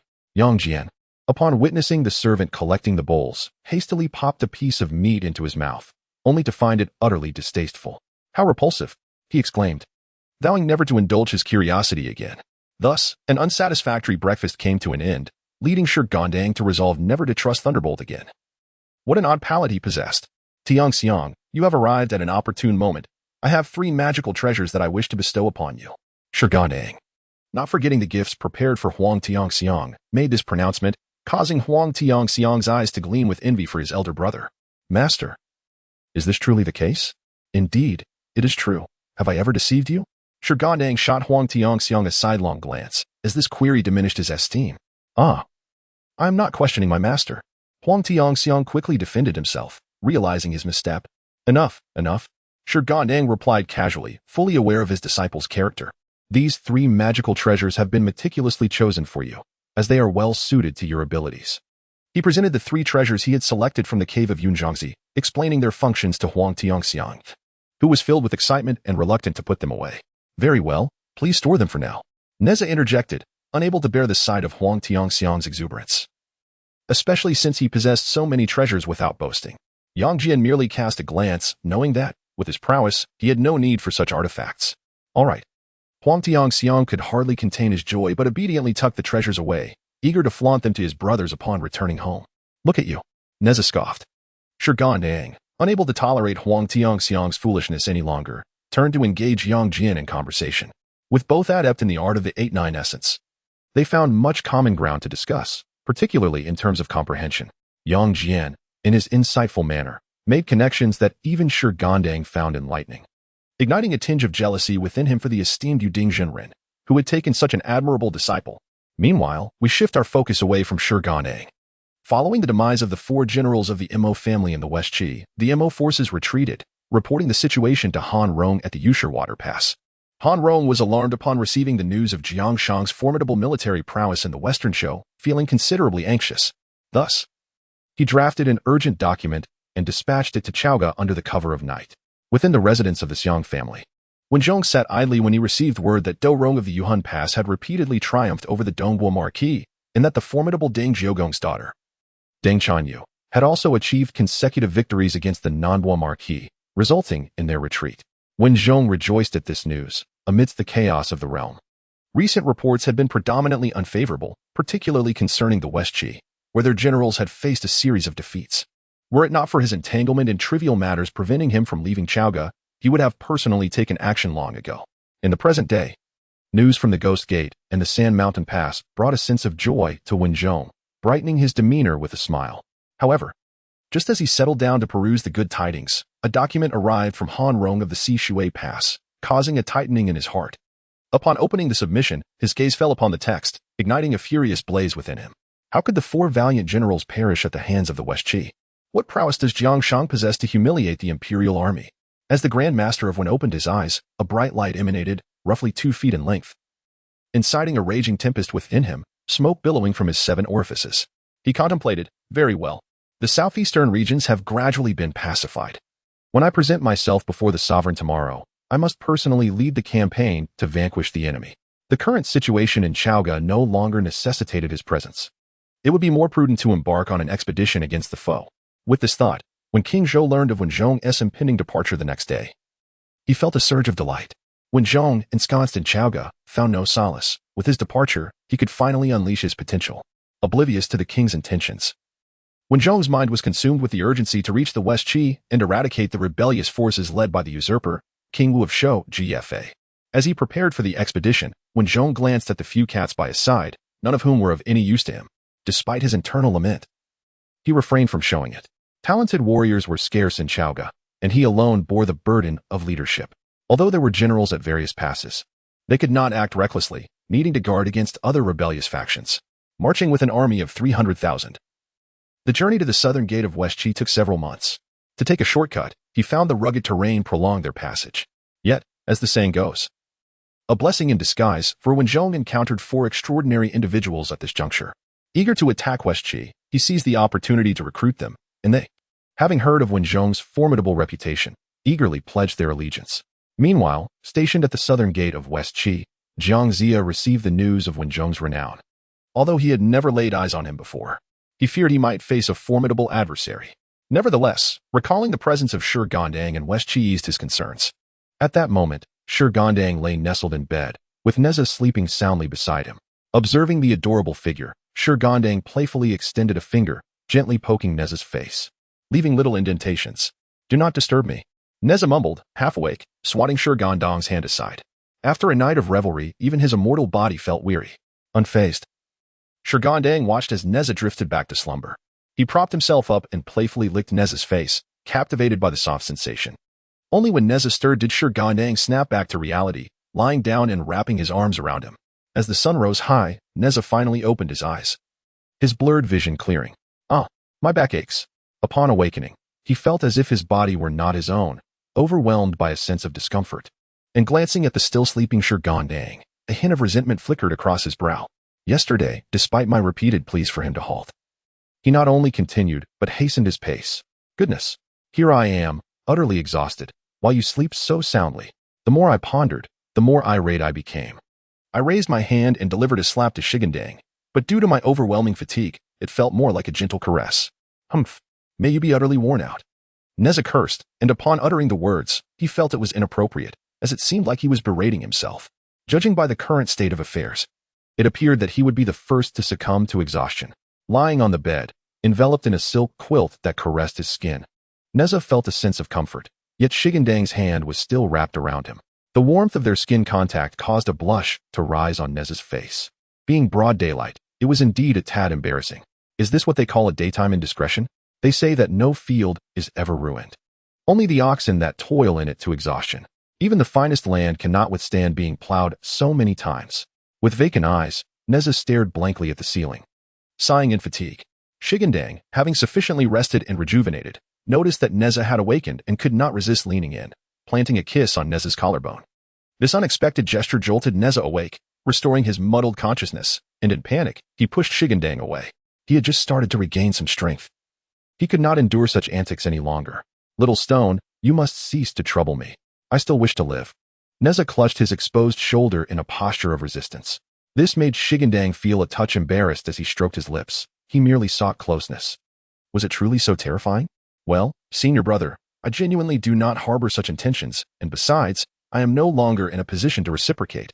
He spread his hands, revealing his current state, acknowledging that excessive indulgence could be detrimental to one's health, even for an immortal. Ah, that is unfortunate. Nezha lowered his hands. The marks from the previous night clearly visible. Glancing at the sky outside, the two of them did not linger in bed. After a brief rest, they dressed and washed up, simultaneously instructing the servants to prepare a meal. At that moment, a messenger sent by Jiangxia arrived once more to convey orders. Chapter 65. The 10 heavenly lords established the 10 absolute arrays. It is said that when Zhou had settled his camp and established a stronghold, preparing for an assault on the city, however, he remained restless.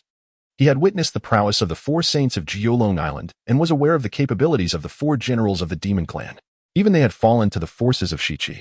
Despite Wen Zhong's confidence in himself, he recognized that it was not without its limitations. Should he falter here, he would need to summon his allies for assistance. With a serious demeanor, Wen Zhong regarded the 4 heavenly lords of Huanghua Mountain as merely an auxiliary force, placing little importance on their potential to threaten Shichi. Brother Wen, it has been some time since we last met. I hope you are well? Just as Wen Zhong contemplated how to confront Shichi, a voice from outside the camp brought a flicker of joy to his expression. He hurried out of the camp and beheld 10 figures outside, some adorned with headbands, others with gold crowns or jade crowns, and various traditional hairstyles. Wen Zhong dispersed the soldiers surrounding the 10 individuals, inviting them into the camp. These 10 were his closest friends, fellow disciples of the. Although overjoyed by their arrival to offer assistance, Wen Zhong was perplexed as to why his companions had come. Qin Tianjun stepped forward to clarify, explaining that upon learning of their brother's campaign against the Western Qi, and with the previous invitation from Shun Gongbao for assistance, they had diligently practiced the 10 formation diagram, which they now deemed ready. Shun Gongbao. Wen Zhong silently noted this person's kindness. Though he was unaware of why a disciple of the Chan teaching would aid him, he reasoned that if they could vanquish the rebel forces of Western Qi, he need not concern himself with such matters.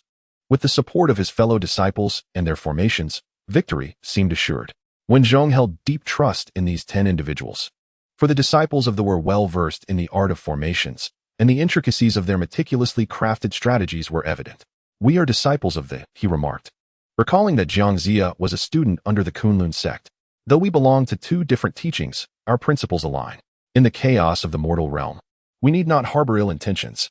With the 10 formations at our disposal, let us engage in a battle of wits. For that is where the true essence of our respective teachings lies. If we resort to brute force, we stray from the path of our order. As Wen Zhong conferred with the 10 heavenly lords on strategies to defeat their foes, Yuan Tianjun pondered aloud. If we were to confront them through martial prowess, we would undoubtedly face defeat, for their expertise lies not in combat but in formations. His statement garnered unanimous agreement from the others. Your words hold great wisdom, they affirmed. With the strategy in place, Wen Zhong wasted no time. He and the 10 heavenly lords exited the camp, positioning themselves before the city of Western Qi and instructing messengers to summon Jiangxia. Within the governor's residence, Jiangxia felt assured and did not dwell on it further. He dispatched someone to summon Shi Gandang, mobilizing the 3 armies to array themselves outside the city, their banners displaying 5 colors, the generals standing tall, seated upon his steed.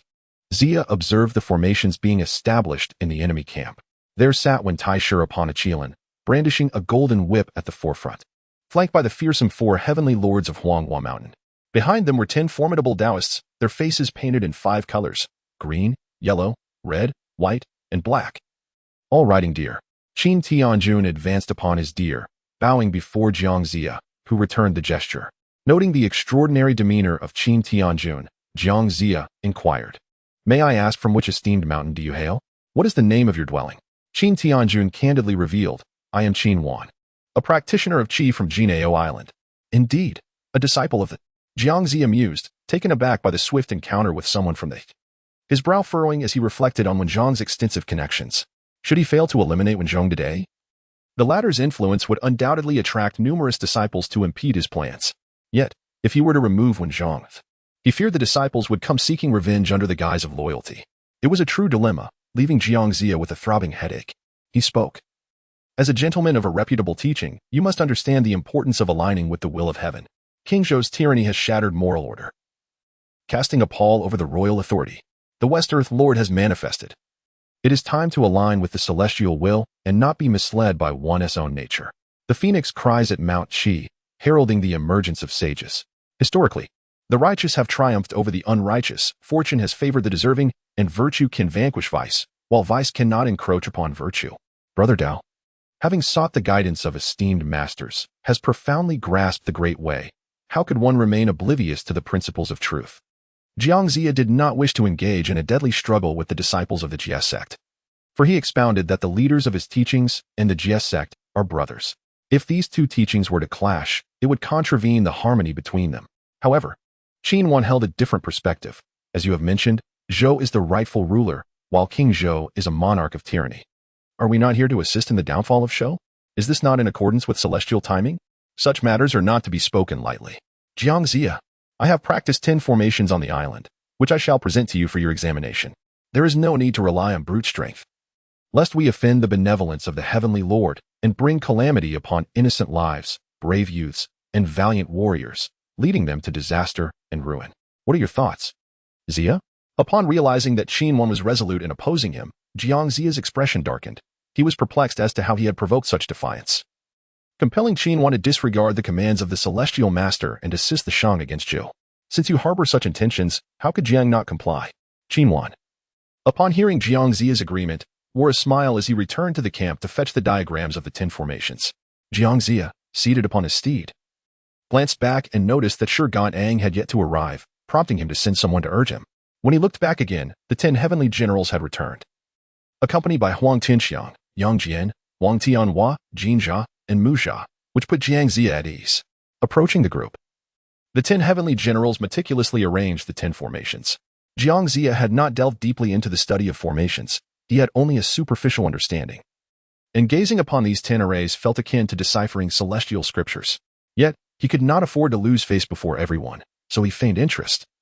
But the more he observed, the more regret filled his heart for having agreed to assist them so hastily. Such intricate formations were beyond his capability to unravel. Could Jiang Zia break this formation? He feigned calmness, revealing no hint of trepidation. Being within the Tao, how could he not find a way? Qin Wan, observing Jiang Zia's apparent confidence as if breaking the 10 formations were as simple as eating and drinking, began to doubt his own judgment. Yet, in truth, Jiang Zia resolved that he must return to Kunlun Mountain to seek out the primordial supreme being. His fellow disciples were scattered throughout the world, and without them, he could only appeal to the primordial supreme being to personally summon them back. When shall we break this formation? Lord Yuan Tianjun inquired. This formation is not yet complete. When your day arrives, I shall inform you through written word, and only then will we dismantle it. Please be patient. Jiang Zia, lacking the intent to break the formation, could only delay as much as possible. Qin Wan and the others harbored no suspicion. Rather, they believed Jiang Zia might truly possess the ability to dismantle the formation he had set, contemplating the need for further refinement. Once the others returned to the camp, Jiang Zia returned to his own place, feeling discontented, just as Shi Gandang emerged from the mansion.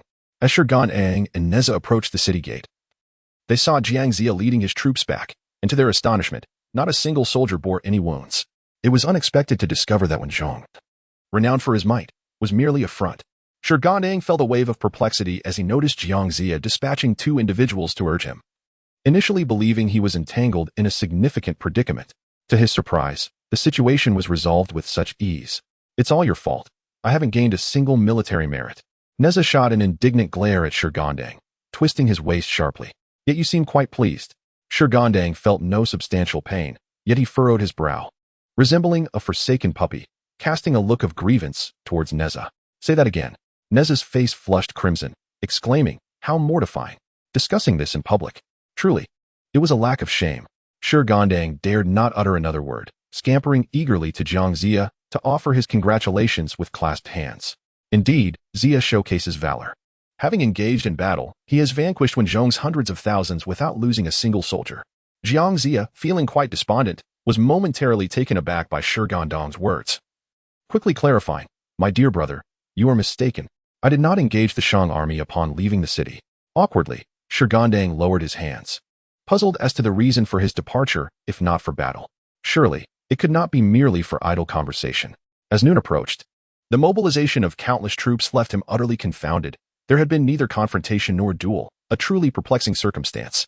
My brother, you must understand. The 10 heavenly lords from Jinao Island, aware of my conflict with Zhong, came to assist with the formation of the 10 absolute array. While Zhang Zia internally lamented his own frustrations, he led the generals to the governor's mansion to deliberate on how to dismantle the array. Upon hearing Zhang Zia elucidate the entire situation, Shi Gandang's eyes nearly rolled to the heavens. If you cannot break the array, why did you agree to set it up? Such folly. Now, the array was already in place. If they failed to dismantle the 10 absolute array, they would remain ensnared within the confines of West Qi. You truly are something. Those 10 heavenly lords clearly excel in formations rather than martial prowess. By exploiting my weaknesses to attack their strengths. Are you not merely hurling eggs at a rock? Zhang Zia fell silent, regret gnawing at him. Yet, out of pride, he found it difficult to voice his sentiments. My actions were born of necessity. The 10 heavenly lords provoked me, accusing my sect of relying on strength to oppress the weak, to uphold the dignity of my brothers. I had no choice. Zhang Zia glanced around at the gathered individuals, leading Shi Gandang a few steps forward, leaning in to whisper. The extraordinary figures like Yang Jian and Huang Tianxiang were rendered speechless. Do you not wish to reconsider what you are saying? Nezha, puzzled, merely furrowed his brow at the two who were standing too close for comfort, questioning the necessity of such proximity in their conversation. Hearing Zhang Zia's words, Shi Gandang refrained from further comment, recognizing that Zhang Zia was merely striving to uphold his brother's honor, having committed no wrongdoing. Yet, little did Shi Gandang know that Zhang Zia was deceiving him, as he continued to marvel at Zhang Zia's filial piety. After dealing with Shi Gandang, Zhang Zia, feeling somewhat unsettled, adjusted his garments and glanced back at Yang Jian and the others. Although he refrained from voicing his thoughts, Zhang Zia discerned disdain in their calm eyes. Am I not merely striving to enhance the prestige of my teaching? He reassured himself. Yet, since you, Zia, are acting to uphold the dignity of your senior brothers, it would be unjust to shoulder the burden of the 10 absolutes array alone. Shi Gandang, with his head slightly bowed and a hand resting thoughtfully on his chin, acknowledged his inability to break the array and realized he would need to seek external assistance. You are right, and I had the same intention, he thought, recalling Zhang Zia's pace, and thus resolved to undertake this significant responsibility himself. Upon returning to the residence, the group convened and unanimously agreed to seek outside help. The 10 heavenly lords required time to perfect the formation, granting Shi Gandang ample opportunity. Nevertheless, to avoid delays, they decided to depart early the following day. Upon arriving at Nezha's abode, Shi Gandang noticed his initially cheerful demeanor had instantly soured. Observing this, he embraced Nezha from behind and gently reassured him, do not worry. My journey will not take long. Nezha's expression remained unyielding, his rosy cheeks slightly puffed, as he turned his head away, offering no response. You said the same thing last time. Seeing that Nezha remained unresponsive, Shi Gandang looked around and, finding no one in sight, decisively lifted Nezha into his arms. The sudden elevation caused Nezha to gasp in surprise, instinctively wrapping his arms around Shi Gandang's neck. Once his emotions stabilized, Nezha shot a fierce glare at Shi Gandang, who could clearly perceive the anger in Nezha's eyes. Be good, my brother, shall we? Shi Gandang said as they reached a pavilion, taking a seat on a stone bench. He casually cast an illusion, lowering his head as he began to coax Nezha like a child. I am not a child, Nezha retorted, delivering a soft punch to Shi Gandang's chest, the feeble force entirely unnoticeable unless one looked down. If you are not a child, then why sulk with me? Shi Gandang chuckled, fully aware of Nezha's feelings, which stemmed from a reluctance to part. Yet this was unavoidable.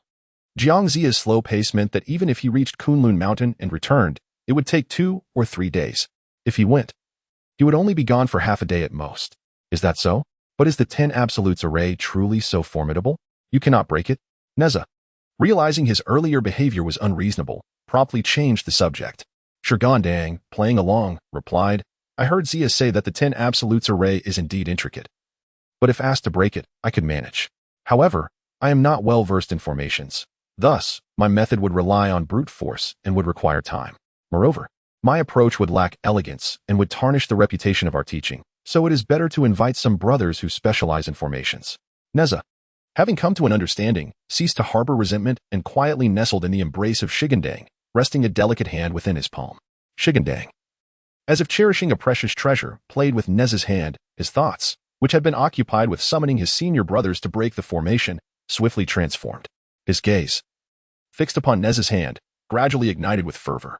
Senior brother, he murmured with a voice imbued with tenderness, laced with a hint of charm, rousing Nezha from his momentary drowsiness.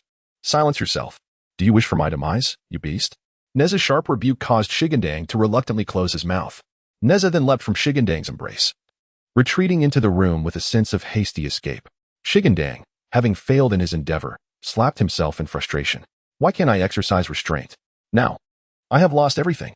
In the realm of Wenzhong, despite the 10 heavenly lords having just established the 10 absolute formation, discussions within the camp revolved around the intricacies of the formation.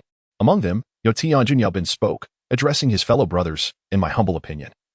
Shiqi City is but a speck, and Jiangzia merely an inexperienced man. How could he withstand the might of the 10 absolute formation? If I were to employ a slight trick to eliminate Jiangzia, the army would be left without a leader, and Shiqi would naturally crumble. As the saying goes, a snake cannot move without a head, and an army cannot function without a leader. Why engage in trivial contests of strength? The others, upon hearing his words, found merit in his reasoning, as their original intent was indeed to assist Wenzhong in vanquishing Shiqi.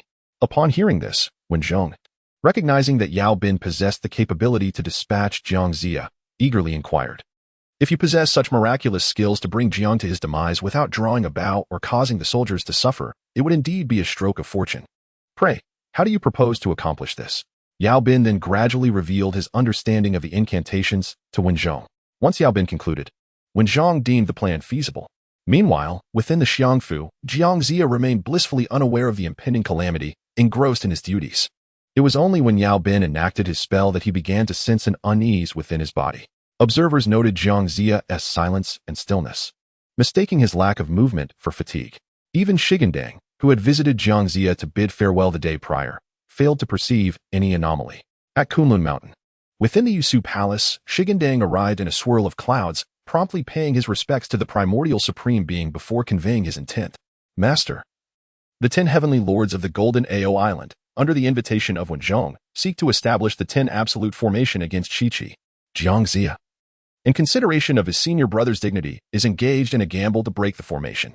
Although I possess the strength to dismantle it, my approach lacks elegance, and I fear it may diminish our sect's reputation. I have come to implore my senior brothers to descend and assist in breaking the formation.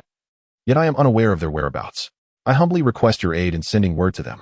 Upon hearing these words, the primordial supreme being slowly opened his eyes. Sensing the vexation caused by the misdeeds of his countenance bore a hint of displeasure, recalling the day when the 3 teachings established the divine ranking. However, his true intention was to dismiss the matter, forbidding his disciples from descending the mountain to partake in the divine ranking.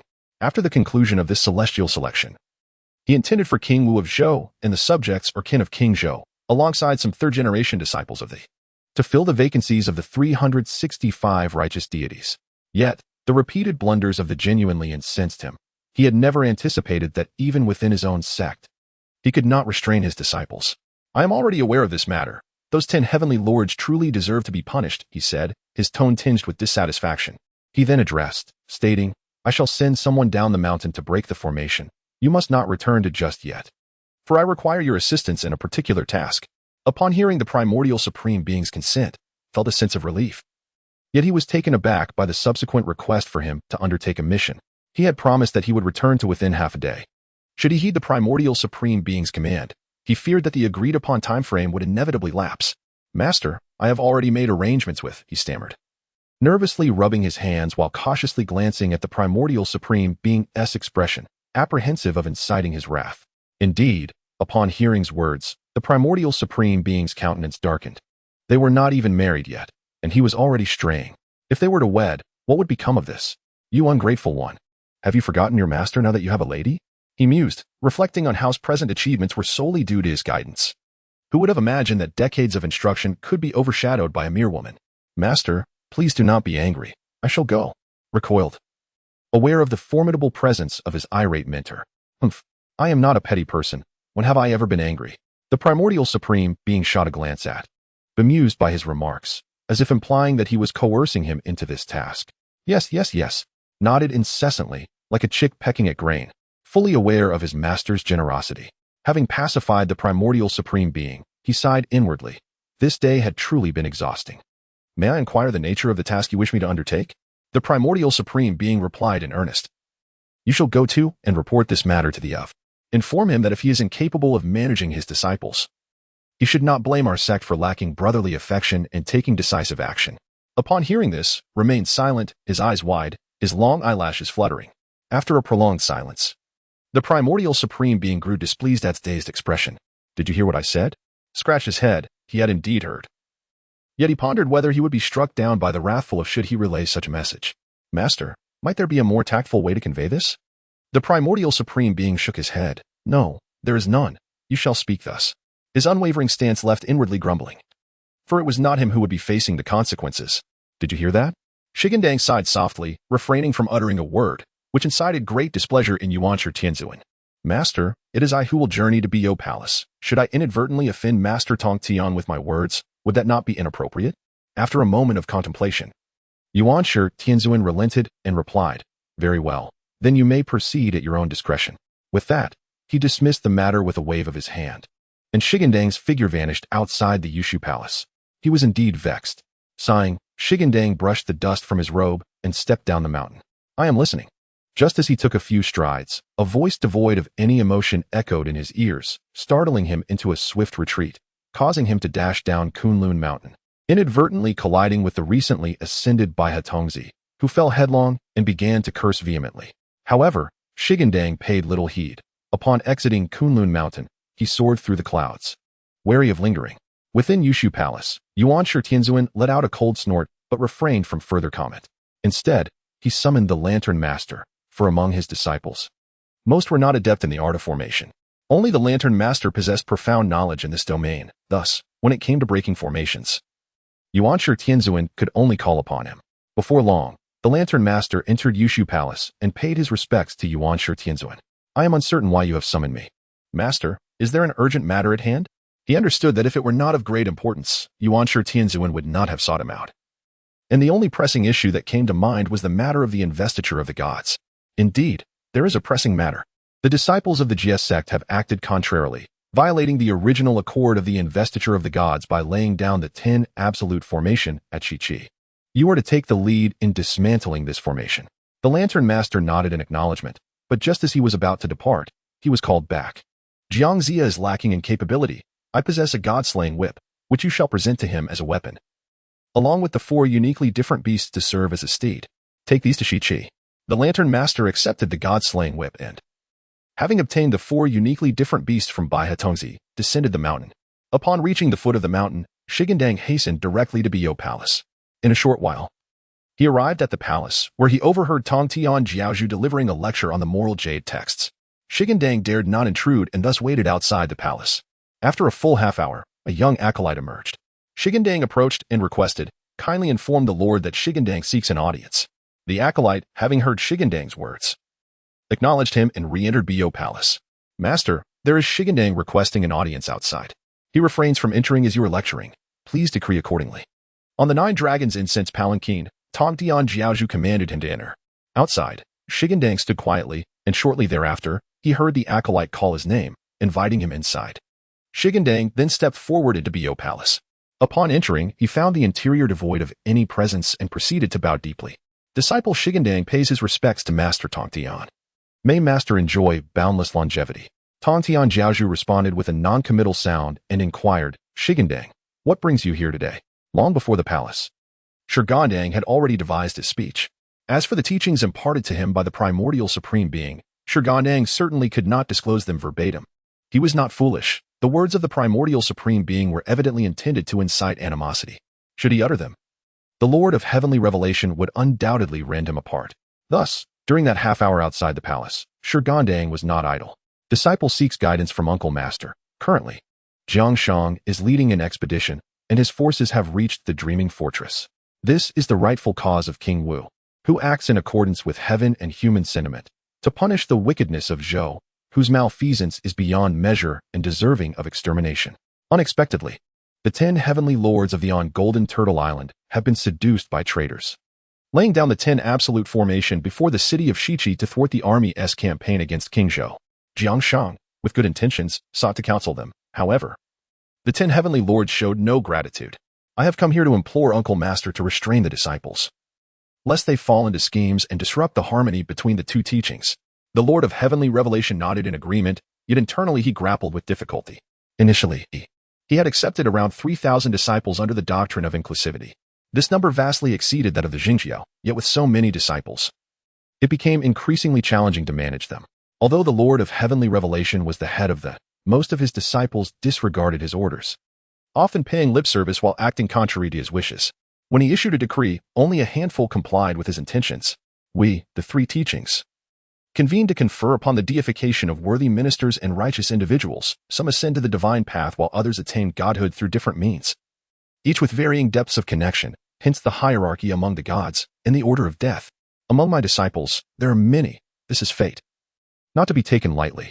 Moreover, there are matters of destiny that are only understood posthumously. Shi Gandang, go and speak to Shang. If any disciples of mine obstruct him, let them be free to strike. The other day, I issued a decree outside the palace, and all disciples ought to remain vigilant. Should they disregard the teachings, they invite their own misfortune, which bears no relation to Shang. Now go, Shi Gandang. The Lord of heavenly revelation had made his stance abundantly clear. If any of his disciples opposed them or hindered the campaign against the Shang, they could be killed without concern for his opinion. As for managing his disciples, he regrettably lacked the authority to do so. Understanding this, Shi Gandang took his leave and exited the Bo Palace. Meanwhile, many disciples, upon hearing the Lord's declaration that any disciple who disregarded teachings could be attacked, felt a profound sense of dissatisfaction. After deliberation, they awaited Shi Gandang's return along his route outside the palace. As he emerged from the Bo Palace, he was met by a throng of people encircling him. Shi Gandang looked around and saw their expressions were anything but friendly, and they were well prepared for confrontation. Might I inquire why my senior brothers and sisters await me here? One among them, the fiery-tempered Holy Mother of Turtle Spirit, was the first to speak. Are you Shi Gandang? Shi Gandang found it peculiar, as he believed he had not wronged her, nor had he ever encountered her before. Indeed, I am he. Excellent. You are precisely the one I seek. Without allowing Shi Gandang to discern the reason, the Holy Mother of Turtle Spirit swung her sword at him.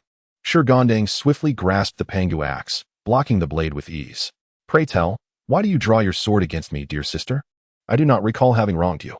A fleeting chill flickered in Shi Gandang's gaze, however. Given that they were within the confines of the Bo Palace and the Tongdian was still present, he could only respond with civility. I shall ensure you meet your demise with clarity. You slander my sect as a mere offshoot of the righteous path, claiming that my fellow disciples are naught but uncouth individuals, akin to beasts, and that they may cohabitate with the likes of you. With such a weighty accusation, Shi Gandang felt his head spin. When had he ever uttered such words? The very phrase "thou art of the unorthodox" had originally been uttered by Jiangxia to condemn those who opposed the Western Qi practitioners, including some disciples of the. Yet the latter part of your claim, neither he nor Jiangxia had ever spoken. My esteemed sister has misunderstood me.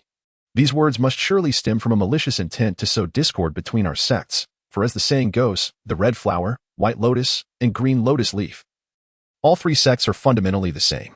Although we appear as 2 sects, in reality, we are but one. To speak ill of my sister is to speak ill of myself.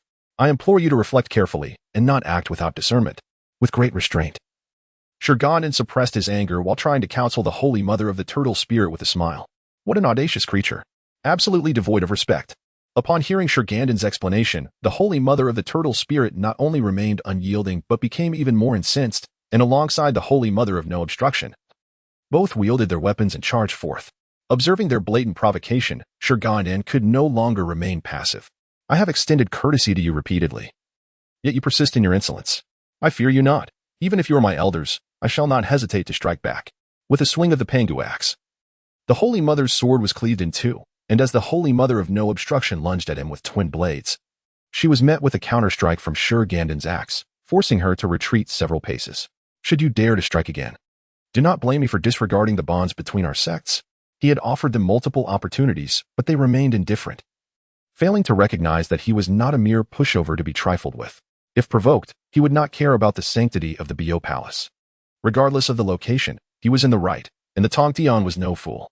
Bah, who among you shares any bond with me? At that moment, Daobao Daoist, accompanied by the Qiushou Immortal, Wuyan Immortal, Jingguang Immortal, and Jinya Immortal, approached, loudly refuting Shi Gandang's words. Daobao Daoist looked upon the young Shi Gandang with disdain and mockery in his eyes. With your meager cultivation, you dare to be so arrogant.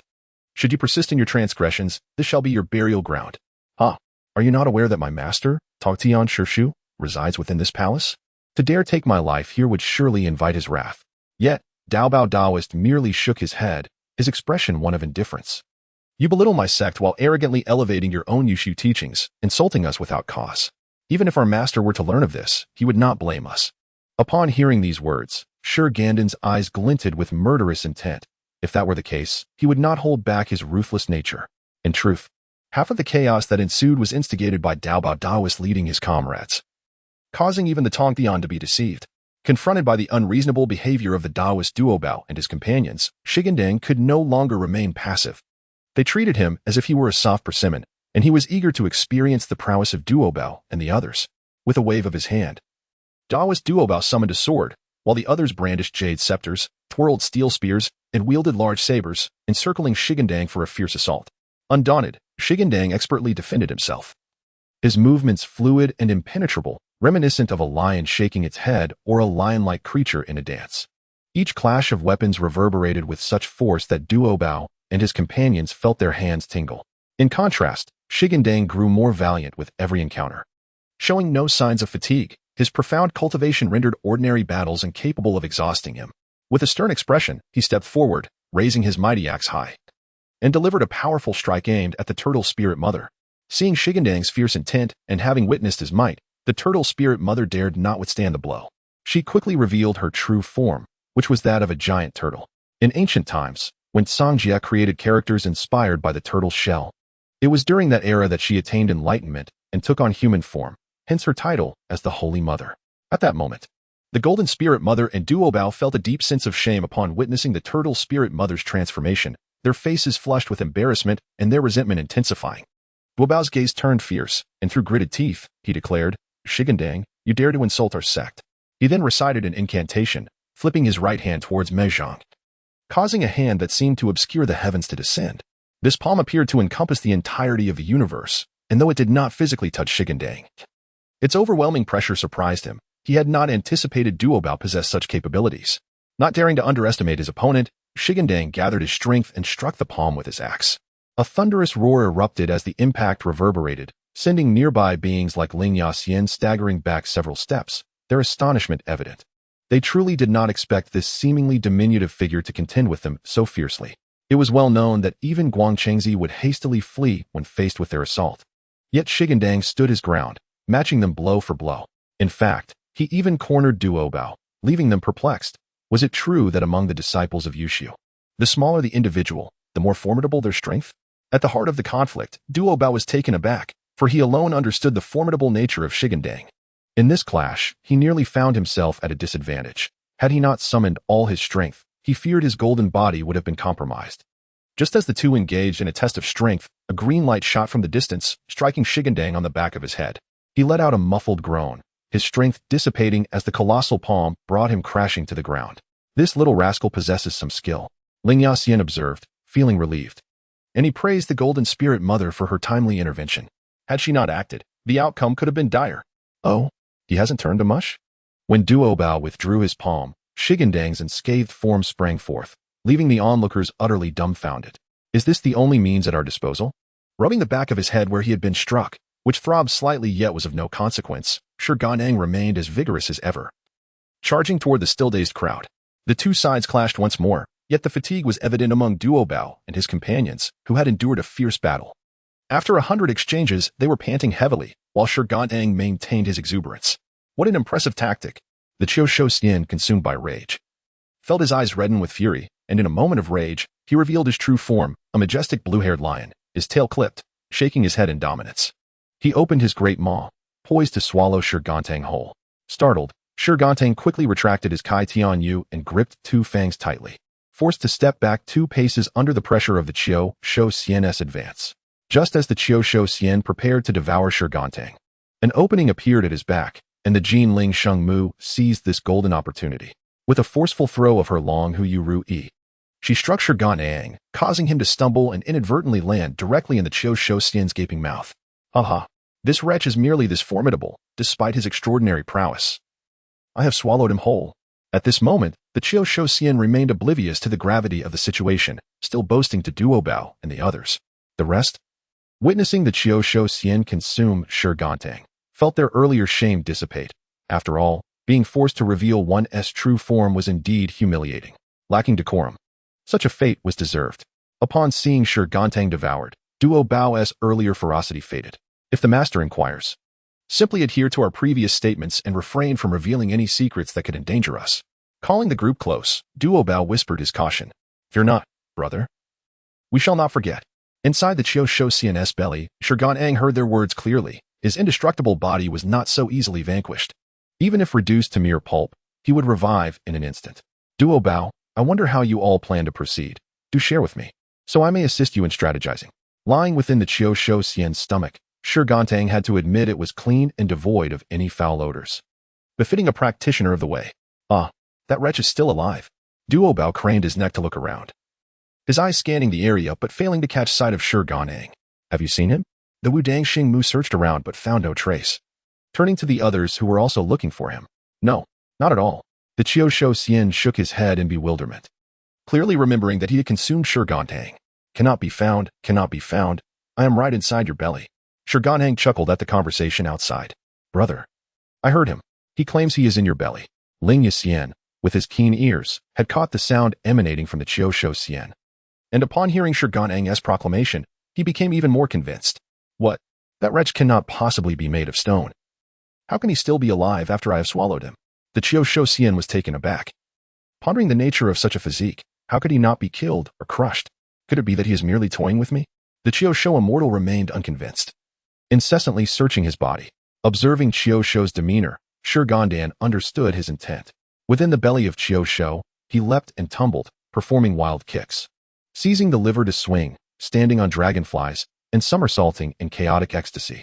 However, these antics inflicted unbearable pain upon Qiu Shou, who collapsed to the ground, crying out in agony.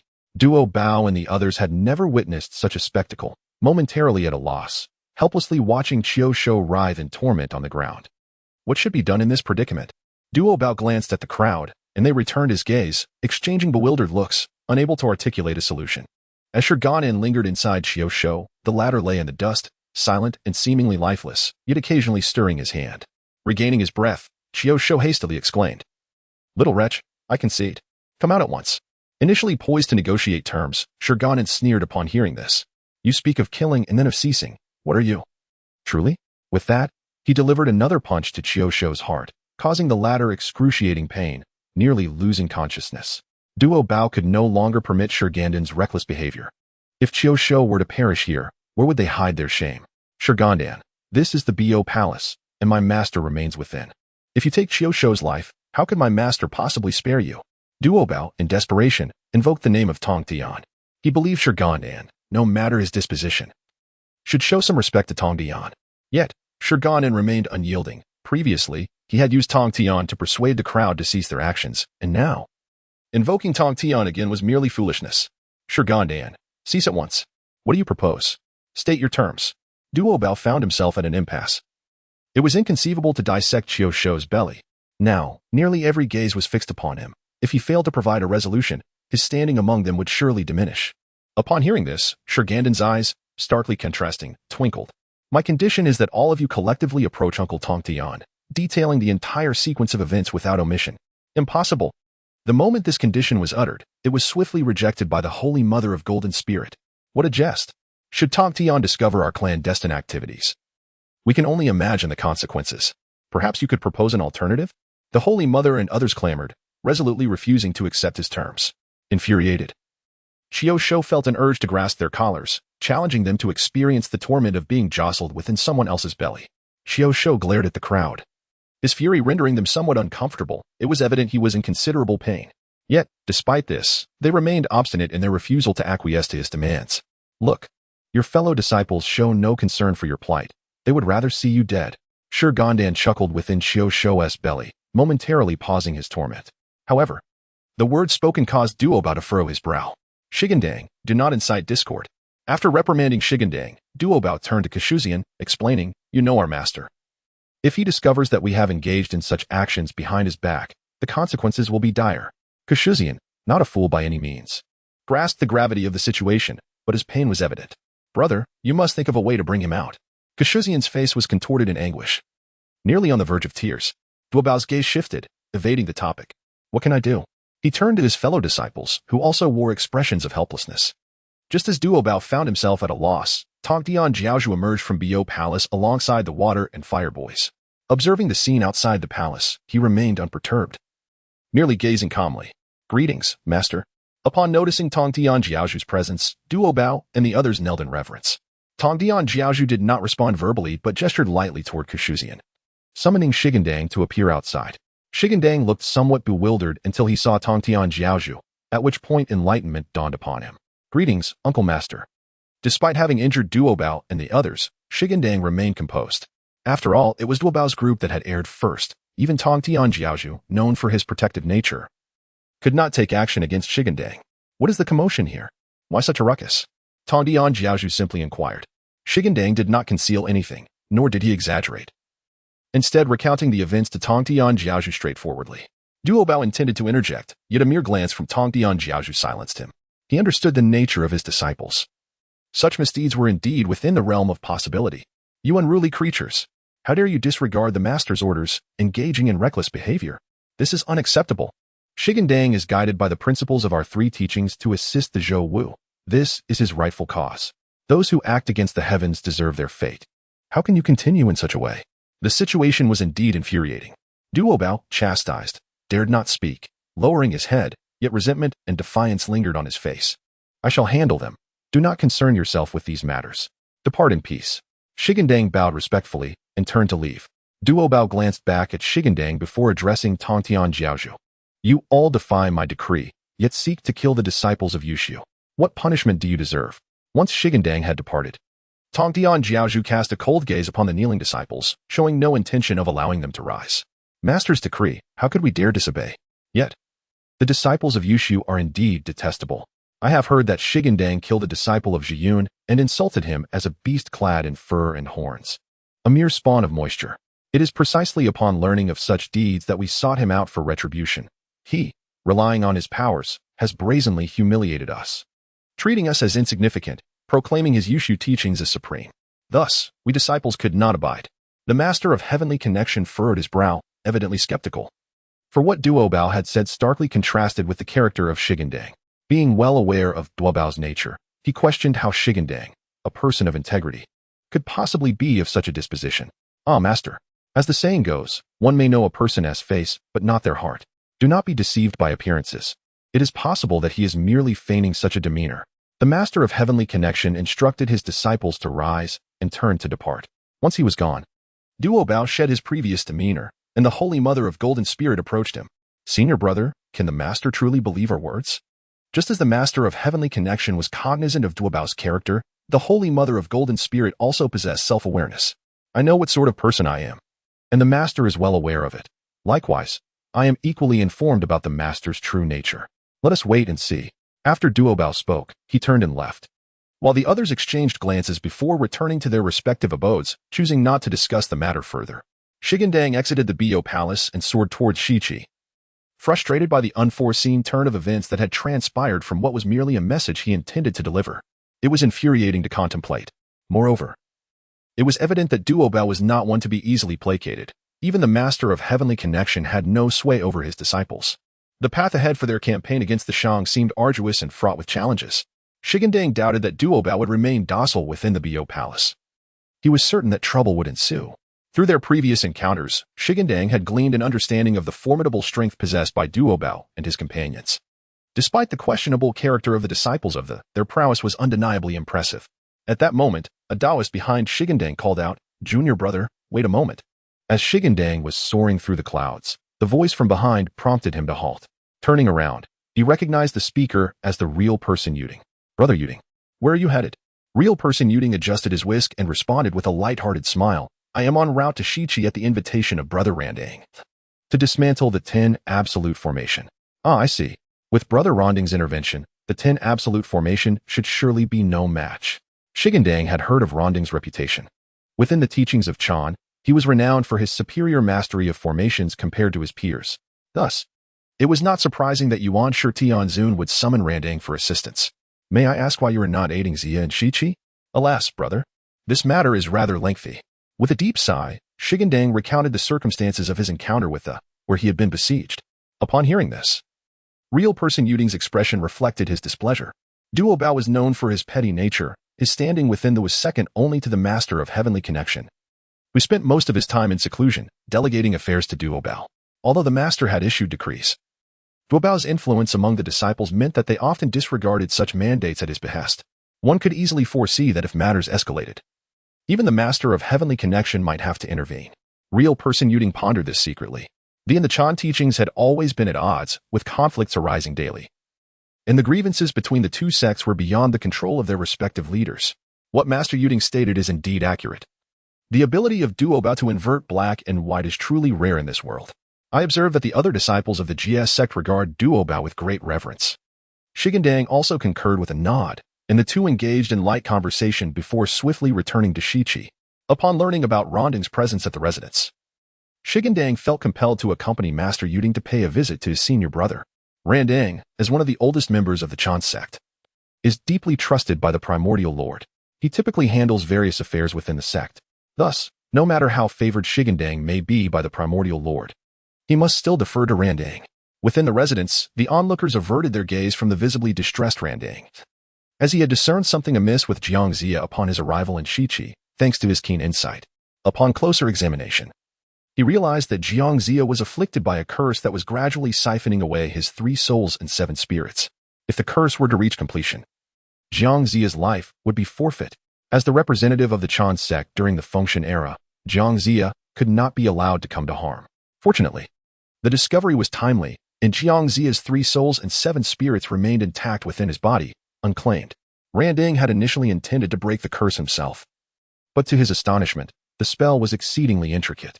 Not only did he fail in his attempt, but he also lost his precious artifact, the Lili lamp. Within the opposing formation, what transpired? Upon arriving at the residence, Master Yuding, unaware of the situation, noticed Randang's grim expression and the peculiar looks exchanged among the crowd. He inquired of Huanglong Zhenren, who, without reservation, recounted the events to Master Yuding in detail. This matter is of great significance. After hearing the account, Master Yuding deemed it unacceptable to let the issue rest. A second-generation disciple and a leader within the Chan sect had been bested by a mere third-generation disciple, resulting in the loss of a treasured artifact. If this news were to spread, it would bring shame upon the Chan sect. Moreover, since they had already intervened, they could not afford to relent. They must see the matter through to a satisfactory conclusion. Does Brother Randang have any further ideas?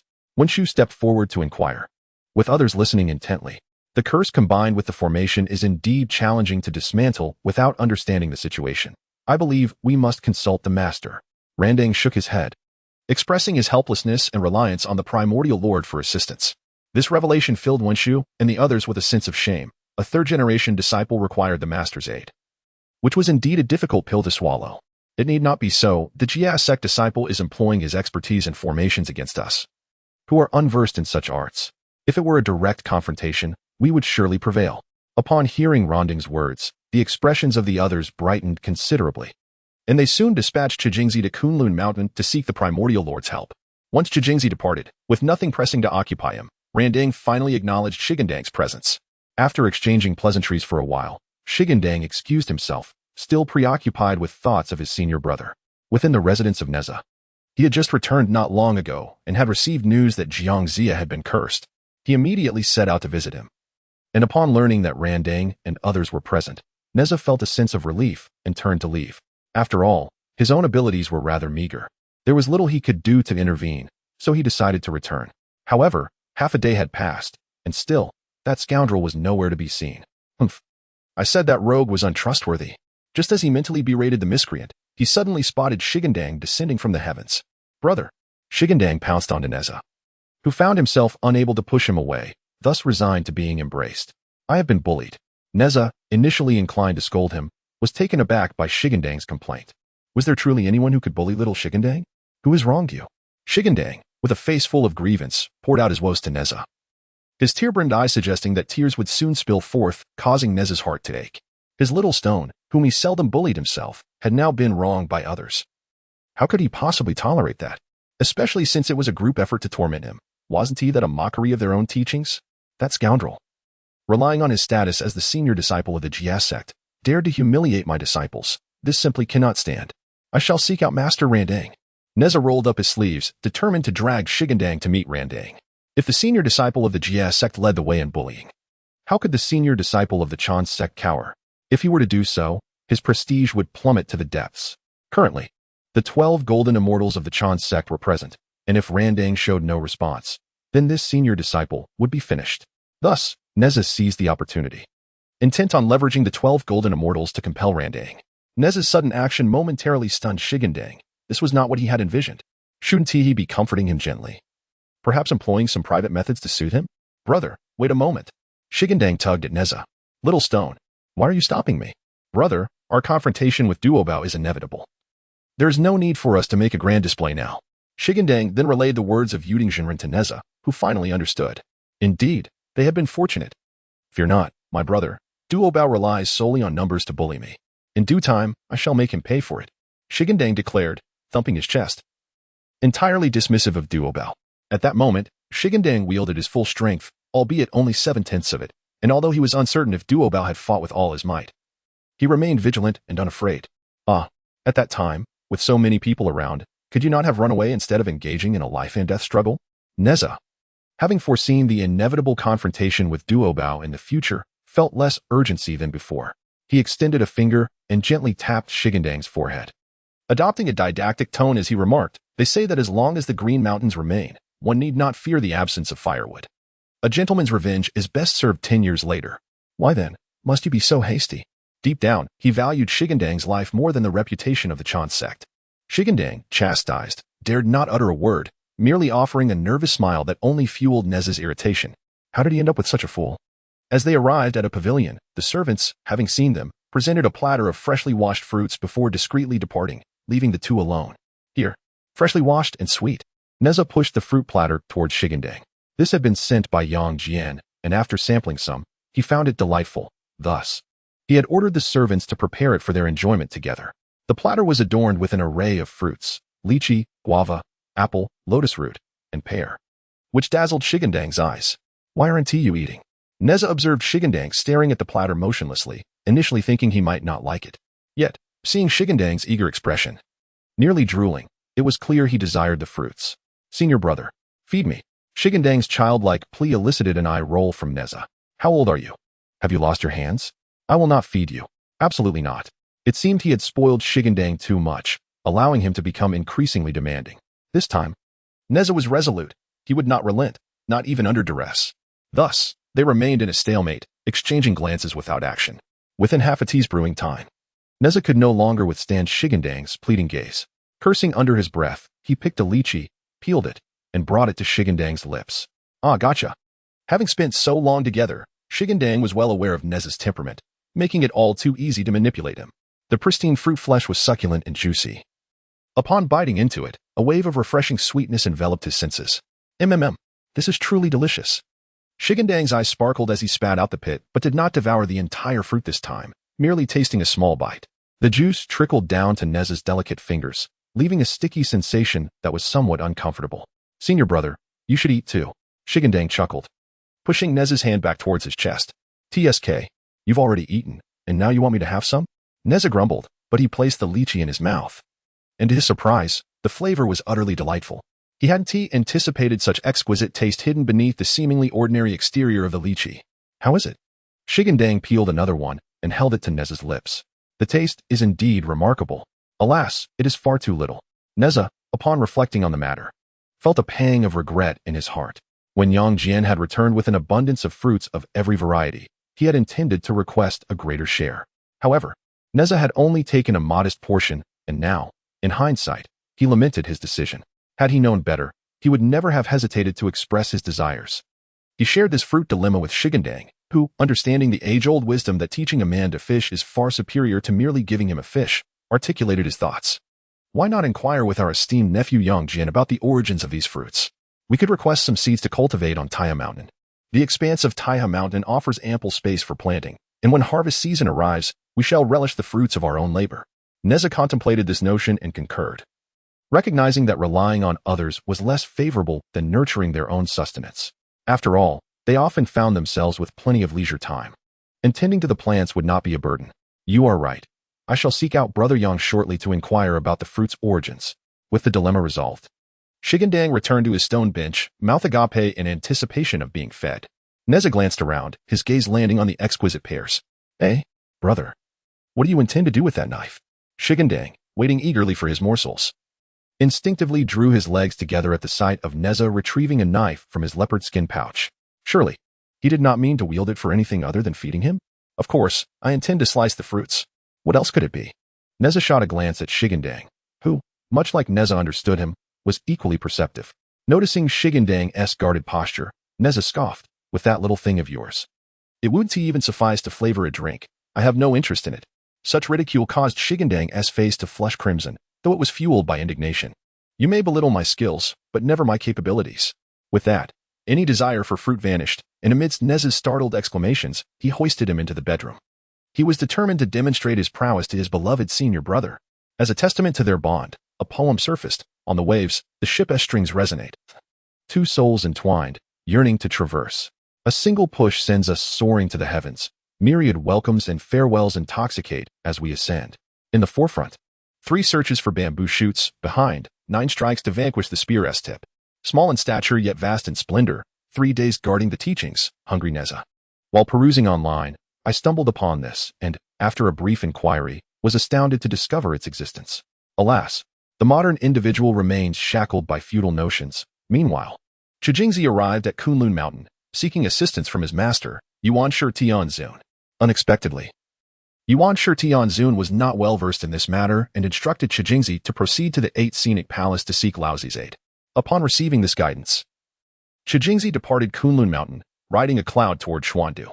In no time, he arrived at the Celestial Mountain, where the Deluo Palace, Xuandu Cave, lay, the abode of Laozi. Within, the 8th Scenic Palace offered a realm of extraordinary beauty, leaving one in awe.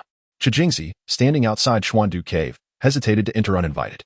After a brief wait, the Grand Master of Xuandu emerged from the palace, spotting Chijingzi and inquiring, "Why have you traveled here, dear friend?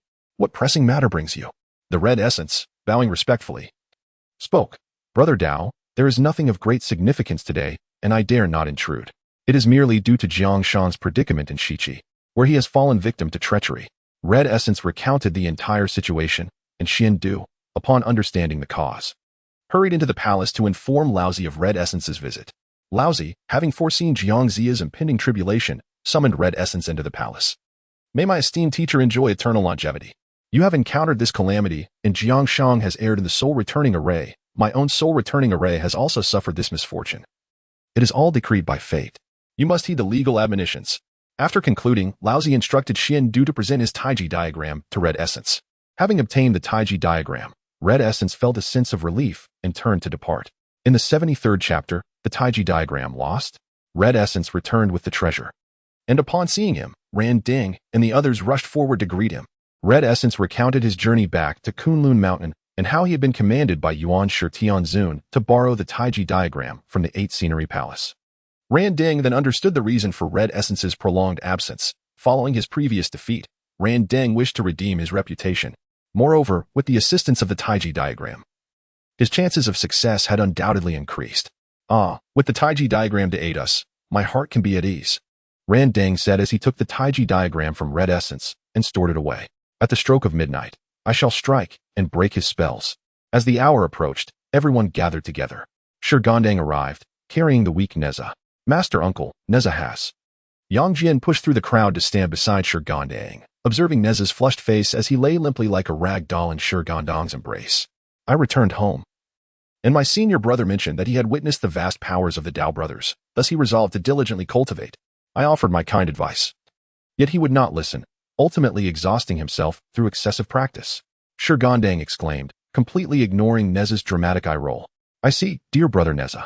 It is commendable to aspire to become stronger, but one must not become overly fixated on cultivation.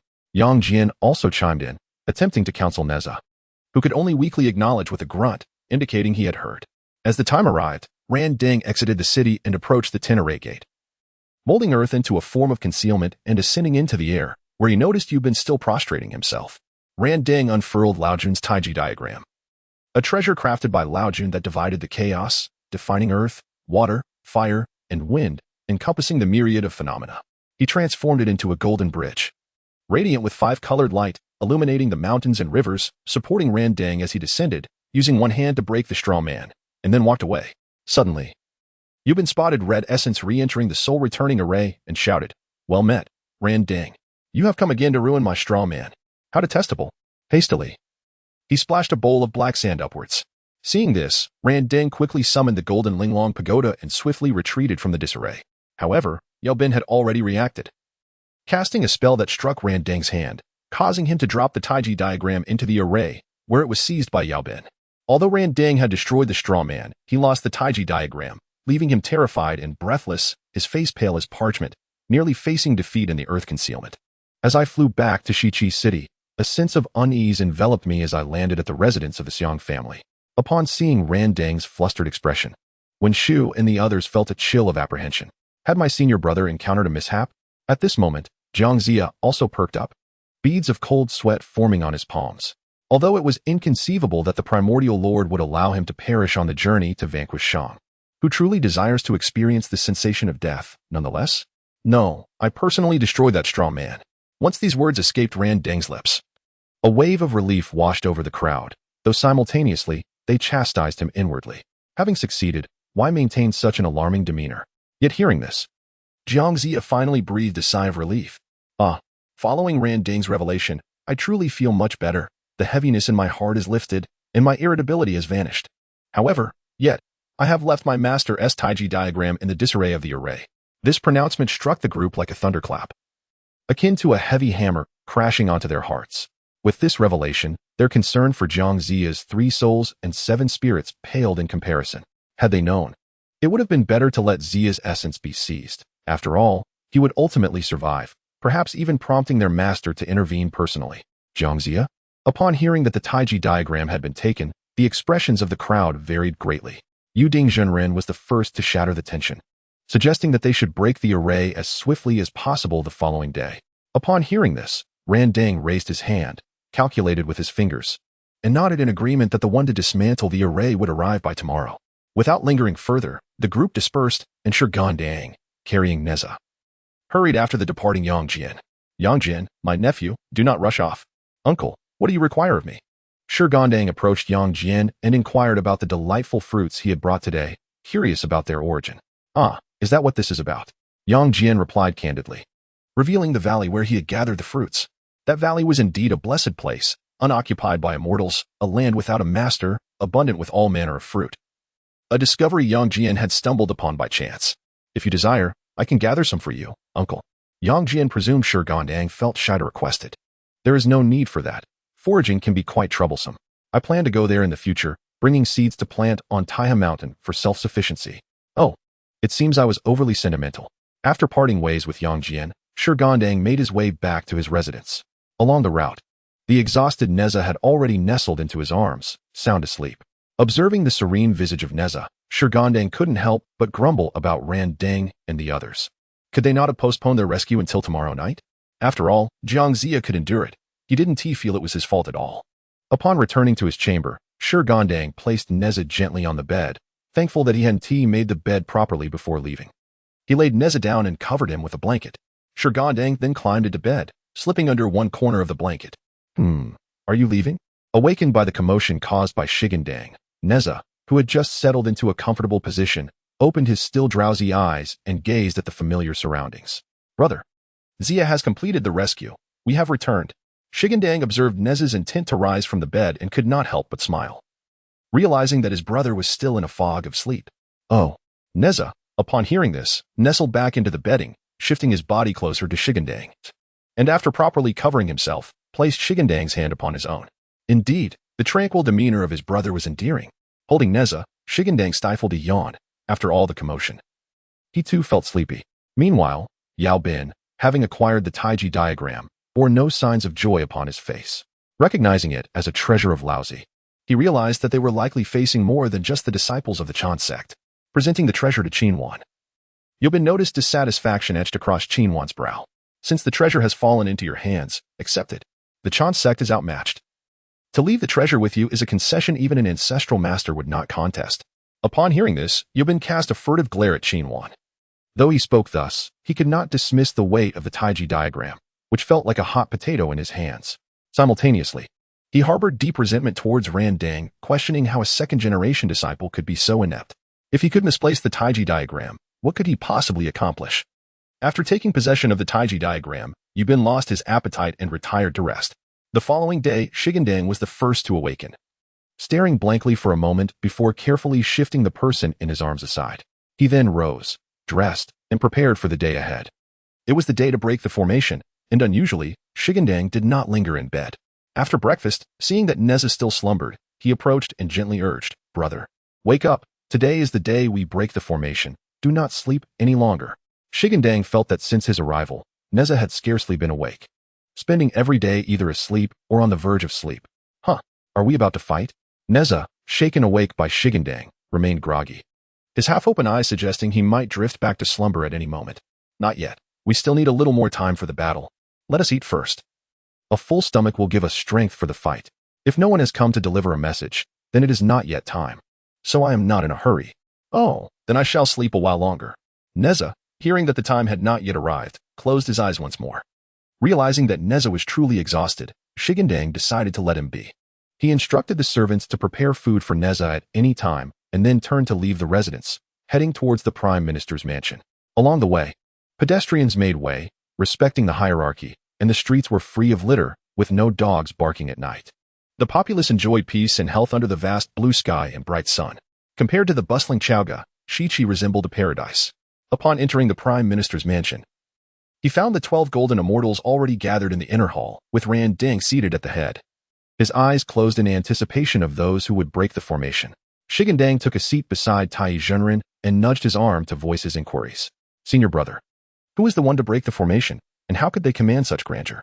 Upon hearing Shi Gandang's inquiry, Tai Zhenren took the opportunity to elucidate. Shi Gandang learned that this individual was not there to dismantle the enemy's magical array, but rather to serve as a sacrificial offering to the formation. Only in this manner could the second person safely breach the array. Thus, those like Wan Ding were essentially to serve as cannon fodder, and the chosen sacrificial participant was not selected arbitrarily. Otherwise, many from Shichi could have been utilized in that role, and Wan Ding would have long since chosen them. As noon approached, the one destined to break the formation finally arrived, a latecomer indeed. It was Deng Hua, the fifth disciple of the Yushu Palace, wielding a Fangtian Huaji.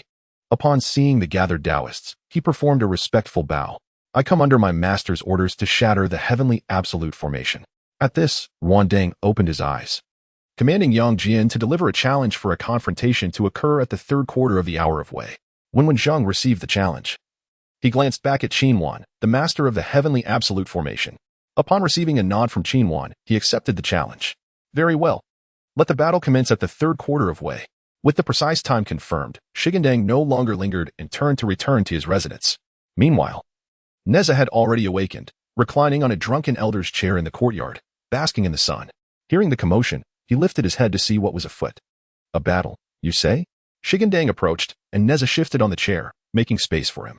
Though the chair was not particularly large, it felt a bit cramped for two. Shi Gandang lifted Nezha into his embrace, resting his chin in the nook of Nezha's neck, the delightful fragrance uplifting his spirits. "Stop it, that tickles." Nezha squirmed slightly, prompting Shi Gandang to relent. "You haven't answered me yet." "Oh, we are to engage in battle, but we must wait a while longer." "For how long?" "Until the third quarter of Wei." Nezha understood. Excitement flickered in his eyes at the prospect of combat, yet he felt his skills had waned from disuse. "Senior brother, do you truly enjoy fighting so much?" Noticing Nezha's evident excitement, Shi Gandang playfully pinched his cheek, feeling the soft flesh. Of course, fighting is what men ought to do. Nezha pouted. How could you not know this? I scoff at you. Shi Gandang chuckled awkwardly, having nearly forgotten that his senior brother was, in fact, a little tyrant with a penchant for battle. After all, Nezha was so well behaved in his presence, it was quite deceiving. The midday sun was exceedingly harsh, and after a brief period in the courtyard, Nezha could no longer endure it, springing to his feet. What is it, senior brother? What could it be? The sun is blazing. It could roast me alive. Nezha shot a glance at Shi Gandang, who seemed unaffected, exclaiming with irritation, Little stone is clever enough to hide beneath you, leaving me to bake in the sun. Indeed, I was curious as to why your face was so flushed. It turns out you've been sunbathing. Shi Gandang moved the drunken old man's chair beneath the shade of a tree, where the atmosphere was considerably cooler, and a gentle breeze occasionally swept by, providing a most delightful sensation against the skin. Leaning back, Shi Gandang patted his thigh, beckoning Nezha to join him. Despite his words, there was no hesitation as Nezha took a seat. Just then, a refreshing gust of wind blew through, prompting an involuntary sigh of pleasure from Nezha. Senior brother, please refrain. I cannot endure this, Nezha exclaimed, momentarily taken aback by the sudden outburst, only to realize something, causing his already flushed cheeks to redden further. You lecher. Why are you so fixated on such matters all day long? Nezha playfully punched Shi Gandang, though it lacked force, yet still stung slightly upon impact. I cannot help it. Shi Gandang felt a tinge of grievance. Had Nezha possessed the beauty of Zhou Dynasty, he would have remained unfazed by any advances, but Nezha's allure surpassed even that of Shang. And as his own beloved spouse, he found it utterly irresistible. Are you implying that this is my fault? Nezha's tone suddenly turned cold, prompting Shi Gandang to smile apologetically, fearing to offend. No. It is my error for yielding to temptation. He tightened his embrace around Nezha and rubbed his face against Nezha's hair, which reminded Nezha of the celestial dog raised by Yang Jian, who often exhibited similar antics. Occasionally, he would tease the dog, which would reciprocate by nuzzling against him, its warm tongue lapping at his hand. However, after Shi Gandang discovered this behavior, Nezha never dared to approach the celestial dog again. Ah, such a petty soul, Nezha mused. What thoughts could a mere dog harbor? Reflecting on the celestial dog brought a tinge of regret to Nezha's heart. If circumstances allowed, he would have liked to keep a couple of them for amusement. Upon sharing this thought with Shi Gandang, he was met with immediate disapproval. I, Shi Gandang, am indeed a jealous and petty soul, understand? Go. How can you be jealous even of a beast? Nezha teased, tugging playfully at Shi Gandang's face. Is it really necessary to be this way? If you do not wish for it, then that is sufficient. You need only care for me. Shi Gandang feigned stubbornness, leaving Nezha at a loss for words. You are not a dog. Why would you require my care? In truth, Shi Gandang's accomplishments now surpassed Nezha's, to the extent that Nezha found himself relying on Shi Gandang's support, having made his own sacrifices in return, namely, offering his body. Woof, woof, enough. Nezha turned around, straddling Shi Gandang's waist and playfully tormenting his face. Should outsiders witness a disciple of the esteemed Yushu Palace mimicking a dog, it would surely astonish many. I, Shi Gandang, will go to any lengths for the affection of my wife. Chapter 75, The Breaking of the Celestial Array at the Appointed Time. The hour for breaking the array had arrived. Both forces emerged from the city for battle. However, it was merely the array breakers and the main array defenders, while the armies remained stationary within the city. As this was not a decisive confrontation, the mortal troops who ventured outside the city found themselves of little use. Who among the Yusu sect dares confront my array? The master of the Celestial Oblivion Formation, Qin Wan, activated the array and approached the city. Gazing at the distant figure of Ran Deng and his companions, Qin Wan cautioned, there is no need for arrogance, nor to act recklessly. Deng Hua stepped forward. His Feng Tian painted halberd pointed directly at Qin Wan, his tone brimming with arrogance, making one believe he was a figure of great renown. Unaware of Deng Hua's true identity, Qin Wan was momentarily taken aback by his bravado. Who are you to speak so boldly? You wretched fool. Do you not even recognize me? I am Deng Hua of the Yushu sect. Qin Wan's mind raced as he pondered, yet he could not recall the name Deng Hua. Do you dare to challenge me in this formation? Having received a decree to descend from the mountain, how could I return empty-handed? With that, Deng Hua lunged forward with his halberd, while Qin Wan summoned his deer to evade, their movements swift and intertwined as they clashed before the Celestial Oblivion Formation. After a fierce exchange of 3 to 5 rounds, Qin Wan feigned a weakness, and Deng Hua, indeed, fell for the ruse. Unaware of the impending danger, he was struck by a mace, wincing in pain. You wretched fool, witness my might. Deng Hua roared, his fury ignited as he charged toward Qin Wan. Having achieved his goal, Qin Wan led the deer into the formation, while Deng Hua, consumed by anger, failed to realize it was all part of Qin Huan's scheme. Observing Deng Hua rush into the formation, Qin Huan ascended the platform alone, where a few altars and 3 flags awaited. Grasping the flags, he spun them several times before casting them downwards, summoning a thunderous roar. Deng Hua, disoriented and dazed, collapsed to the ground, transformed from an imposing figure into a mere offering for the celestial oblivion formation. Descending from the platform, Qin Huan severed Deng Hua's head and emerged from the formation, shouting at Ran Deng and the others from the Kunlun sect, "Who dares to gaze upon my celestial oblivion formation again?"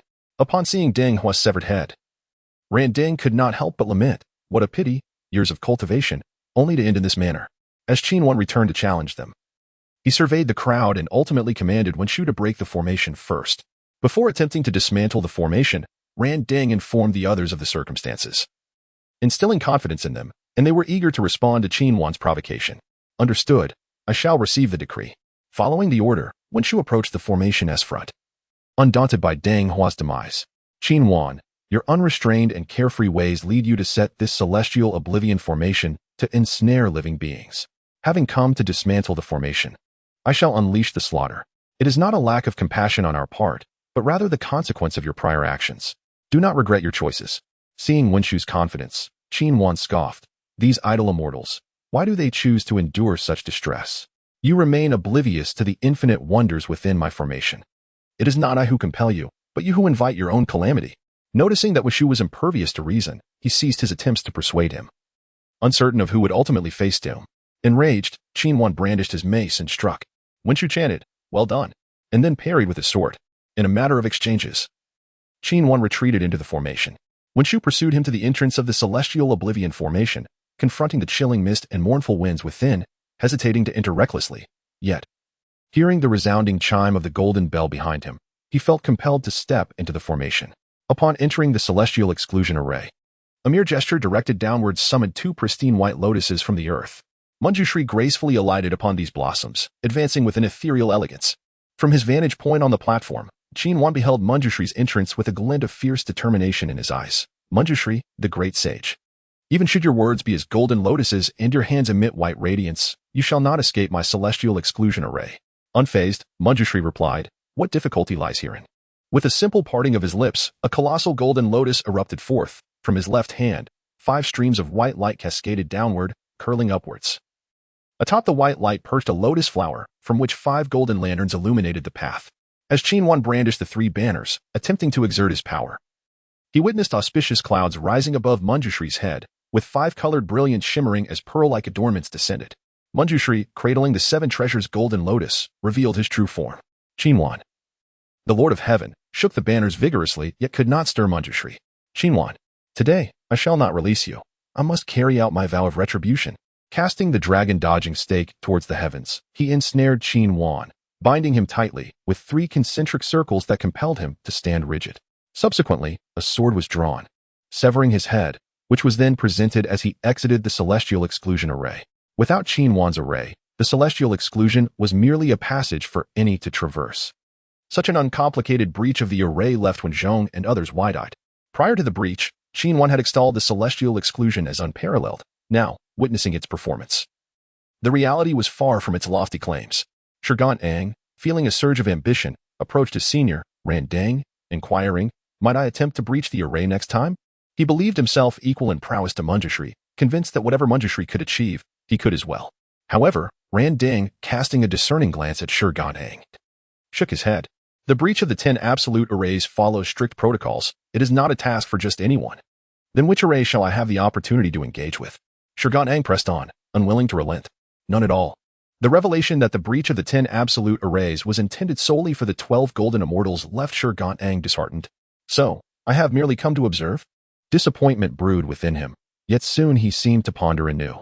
What of Nezha? Does he require intervention? No intervention is necessary. With this knowledge, Shi Gandang chose not to linger for the battle, reassured by Ran Deng's presence, yet he silently mourned for the one who would perform the ritual. They, after all, possessed scant fortune and were unlikely to achieve greatness in the celestial realm. Securing positions within the heavenly court was merely a means of sustenance. Upon returning to Nezha's side, he noted Nezha's restless demeanor, a slight smile gracing his lips. "Brother, there is no need for you to wait here." "Oh?" Is my presence required on the battlefield? Hearing this, Shi Gandang recounted Ran Ding's words, inciting Nezha's barely contained fury. After such a long anticipation, he found all his preparations rendered futile.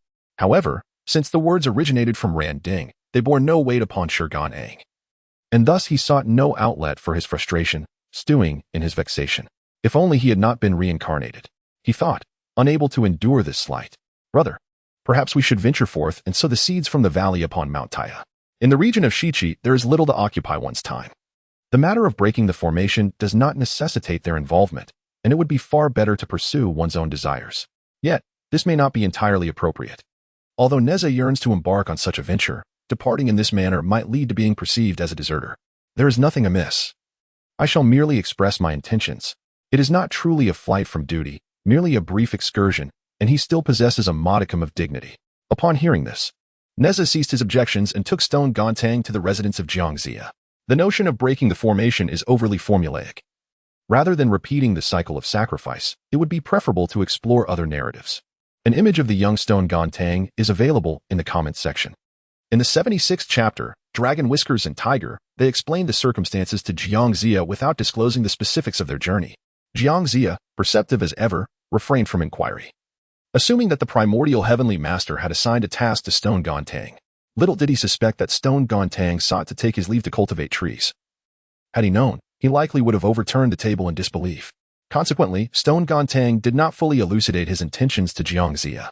Upon receiving Jiangxia's consent, Zhou Dynasty promptly departed with Nezha, bringing along the ever-immersed Xuanwu from the lake outside the city. Concerned that Xuanwu might grow weary of solitude, he decided to take him back to Tai Mountain, where he could assist in the planting of trees and, in turn, make practical use of his abilities. Though Xuanwu's pace was not as swift as that of Zhou Dynasty and Nezha, it was not excessively slow either. It took them nearly a quarter of an hour to reach the valley indicated by Yang Jian. As Yang Jian had described, various fruits abounded in this locale, and ginseng and purple herbs were also quite common. However, what was considered a life-saving elixir by many outside held little significance for Zhou Dynasty. Disembarking from Xuanwu, Zhou Dynasty walked along the narrow path, his gaze wandering in awe amidst the vibrant array of fruits that delighted him. Little stone, Nezha exclaimed, bounding towards a tree laden with bright red lychee. With a leap, he snapped off a branch heavy with the succulent fruit. Quick, taste this. Observing as Nezha peeled one and took a bite, Zhou Dynasty couldn't help but smile. The sweetness was exquisite, causing his eyes to narrow in delight. He resolved to gather a substantial amount of lychee before departing. Senior brother, you must have one too, Nezha insisted, indulging himself with a piece, relishing the sweet juice and tender flesh that delighted his palate. This watermelon is quite sweet, Xuanwu chimed in, happily devouring one. Without further ado, Zhou Dynasty began his work, uprooting the lychee trees, pomelo vines, and various fruit-bearing trees to place within the realm he had cultivated. In a short span of time, he had amassed a considerable collection. However, the valley was vast enough that his actions did not significantly impact its abundance. Having crafted another basket filled with an abundance of fruits for their journey, the two set forth on their majestic Xuanwu towards Tai Mountain. Along the way, they leisurely indulged in their fruits while admiring the picturesque scenery. Even Nezha, who had previously been somewhat despondent, found his spirits lifted. In the heavens above, could that be Shi Gandang? Just as Shi Gandang was reveling in the offerings, a sound emanating from below prompted him to halt Xuanwu. What could that be? Upon hearing the noise, Nezha glanced down and beheld a fearsome creature. Its head resembled that of a camel, its neck that of a goose, its whiskers akin to shrimp, its ears like those of a cow, its body akin to a fish, its hands resembling those of an eagle, and its feet reminiscent of a tiger, presenting a grotesque and menacing visage. Startled, Nezha instinctively grasped his Qiankuan circle, ready to strike, believing the creature intended to cause trouble. Hold on, brother. He does not appear to seek vengeance. Let me descend and inquire. Without waiting for Nezha to protest, Shi Gandang leapt from Xuanwu and scrutinized the creature intently. Who are you? Why have you summoned me here? Upon recognizing Shi Gandang's identity, the creature's demeanor shifted to one of respect. For your enlightenment, I am the Dragon Whisker Tiger. Born during the reign of Emperor Xiaohao, I have absorbed the essence of heaven and earth and have attained immortality. Recently, a traveler passed by this place.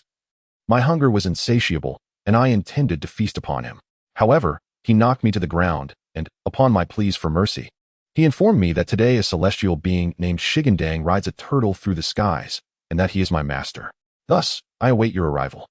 Upon hearing the Dragon Whisker Tiger's explanation, Shi Gandang's expression darkened. The creature, sensing Shi Gandang's discontent, hastily prostrated itself. O exalted one, you are renowned for your compassion and virtue throughout history. Pity my 1,000 years of toil in cultivating the 12-tiered tower. If you grant me mercy this one time, I shall be eternally grateful. Shi Gandang waved his hand, bidding the dragon whisker tiger to rise, but his displeasure was palpable. Who informed you that I ride a turtle? The more Shi Gandang pondered, the more incensed he became. What turtle? That is clearly Xuanwu, the divine beast of the north. How has it been distorted into a mere turtle in someone else's words? Ah, the traveler initially referred to it as Xuanwu. Yes, indeed, Xuanwu. However, I am unfamiliar with its appearance, so he described it as resembling a turtle. The dragon whisker tiger fidgeted like a misbehaving child, his fingers twisting anxiously at his chest. But, esteemed one, you too are at fault. Why did you choose a mount that resembles a turtle? Selecting one like me would have been far more impressive and formidable. With this, the dragon whisker tiger cast a reproachful glance at Shi Gandang, chiding him for his lack of discernment. Shi Gandang was rendered speechless by the dragon whisker tiger's remarks. Realizing the irony in the creature's words. Hey, you down there, beast. I have been listening to you for quite some time. Finally, Xuanwu could endure no longer and descended to confront the dragon whisker tiger. I have heard your incessant references to turtles from above. Initially, Xuanwu had strived to maintain composure. But the dragon whisker tiger's incessant taunts had become intolerable. What of turtles? Have they devoured your fish? Why can't I serve as a steed? My appearance alone commands respect, far surpassing that of this one-legged shrimp spirit. In a fit of anger, one exclaimed, Who are you calling a beast? Do you dare to throw stones at me? The dragon whisker tiger, a fool in his own right, had just sought the favor of Zhou Dynasty, only to find himself embroiled in a quarrel with the black tortoise. Come then, strike me if you dare. If you manage to kill me, I shall take your surname. The black tortoise, loathing to be called a turtle, promptly confronted the dragon whisker tiger. Enough of this ruckus. What a disgrace. Nezha interjected. Observing the imminent clash between the two beasts, Little Stone, how shall we deal with this creature? He leaped beside Zhou Dynasty, gesturing towards the dragon whisker tiger. Despite his unseemly appearance, he seemed to possess some utility. Dragon whisker tiger, what skills do you possess? Considering the need for manpower in the future campaign against the Shang, perhaps this creature could instill fear in the enemy's soldiers. My disciple is adept with stones, he remarked, releasing a massive stone that soared through the air, raining down like a storm, enveloping the mountains in dust and chaos. Truly, he was of practical use. Elated, Zhou Dynasty agreed to accept him. I shall guide you. Take my letter and proceed directly to Shichi, following Jiang Zia's orders. The dragon whisker tiger, overjoyed, took the letter and bounded away. The black tortoise, watching the departing figure, muttered to himself, clearly irked by the earlier insults. Without lingering, Zhou Dynasty led Nezha onward toward Mount Tai. Meanwhile, in an unknown realm, a figure clad in a plain robe strolled leisurely, moving swiftly as if soaring through the clouds. As they journeyed, the black tortoise suddenly found his path obstructed by an overwhelming aura of resentment. A dark, oppressive force loomed ahead, resembling a black wall adorned with faces twisted in agony, instilling terror in those who beheld it. There must be wronged souls below, Nezha remarked, directing his gaze downward. Upon closer inspection, he discovered a village in ruins, its roads stained with crimson blood. With a mere blink, a faint golden vortex swirled around his eyes, and upon further examination, he discerned shadowy figures moving in the desolate village, souls devoid of awareness, resembling mere husks. Those are their spirits, he realized. After death, souls linger on earth, gradually dissipating with time, and if their demise was not natural, a potent resentment arises. Black tortoise, descend, he commanded. The black tortoise complied, slowly descending from the heavens. The lost souls, lacking consciousness, did not react to the imposing figure of the black tortoise. Had they been ordinary villagers, they would surely have been paralyzed with fear. Despite the presence of blood, no corpses were visible amid the devastation of the houses, indicating that demons were likely responsible. Nezha, experienced in matters of destruction, surveyed the scene and reached a conclusion. Truly, you are worthy of being my senior brother. Zhou Dynasty gave Nezha a thumbs up, leaving Nezha somewhat speechless. Is this truly a form of exaggerated praise? With so many lives lost, it seems they can only die in vain. Allow me to eradicate that demon. It would serve as a form of vengeance for you all. The current Zhou Dynasty is no longer the timid figure who once hid behind others. Witnessing the unjust deaths of so many weighs heavily upon his heart. Yet, he fears that the demon is elusive, making it difficult to locate. While avenging these souls may not pose a challenge for Zhou Dynasty's abilities, finding the demon is a different matter altogether. Nezha possesses the power to slay demons, but lacks the means of tracking them. He turned his gaze towards Zhou Dynasty. Little Stone, do you possess a strategy? Zhou Dynasty found himself at a loss. He indeed lacked such supernatural skills. If it came to confronting the enemy, he would have no issue, but searching for someone. Fear not, my fellow cultivators. I know precisely where that demon lurks. Just as Stone Gandang and Nezha were in a quandary, a middle-aged man in a plain robe with a long beard approached from a distance. Upon witnessing the devastation in the village, he furrowed his brow. Brother, do you possess the ability to locate that demon? Stone Gandang stepped forward, bowing slightly, and inquired. I may lack other skills, but the art of tracking and seeking individuals is indeed my forte, the man replied, lifting his chin and straightening his back, exuding confidence in his abilities, which instilled a degree of faith in Stone Gandang. Excellent. I shall rely on your expertise. Not at all, the man replied. Nezha approached, offering a slight bow. Might I inquire as to your origins? Where did you attain such enlightenment? I am Zhang Yuan, a wandering immortal. Upon hearing this introduction, Stone Gandang shared his and Nezha's identities in return. After a brief exchange of pleasantries, Stone Gandang redirected the conversation towards the demon, hoping that Zhang Yuan might assist in locating it and thus eliminate this scourge upon the world. Yet, to his surprise, Zhang Yuan did not seem eager to act. Instead, he gazed into the souls of the villagers, sighing deeply, his face etched with sorrow. Why do you appear so troubled? Stone Gandang asked, noticing his demeanor. Ah, my friend. You are unaware that chaos has already engulfed the world. Demons are rampant. This is the 7th place I have witnessed in such disarray. Zhang Yuan approached Stone Gandang, continuing. Countless souls wander aimlessly, ultimately dissipating into the void, serving as a form of return to the heavens. If you are so concerned for the nation and its people, why not aid the Western Qi sovereign in reclaiming the realm, thereby putting an end to this chaos? Nezha remarked, his tone tinged with sarcasm. You lament this situation yet remain idle, merely voicing grand statements without affecting any change. Not so, for even if Western Qi were to triumph, the cycle of birth, aging, sickness, and death would persist. The souls of the departed would still find no passage, ultimately fading away. I traversed the world solely to find a refuge for these countless souls with nowhere to go. Stone Gandang was astonished by Zhang Yuan's perspective, concluding that this man must possess an extraordinary background. Can you indeed find a solution? Certainly. Shi Gandang was taken aback, his eyes sparkling with an unusual light, as if he possessed an inexplicable yearning for this method, as if it were destined to intertwine with his fate. Might I inquire if you would be willing to share?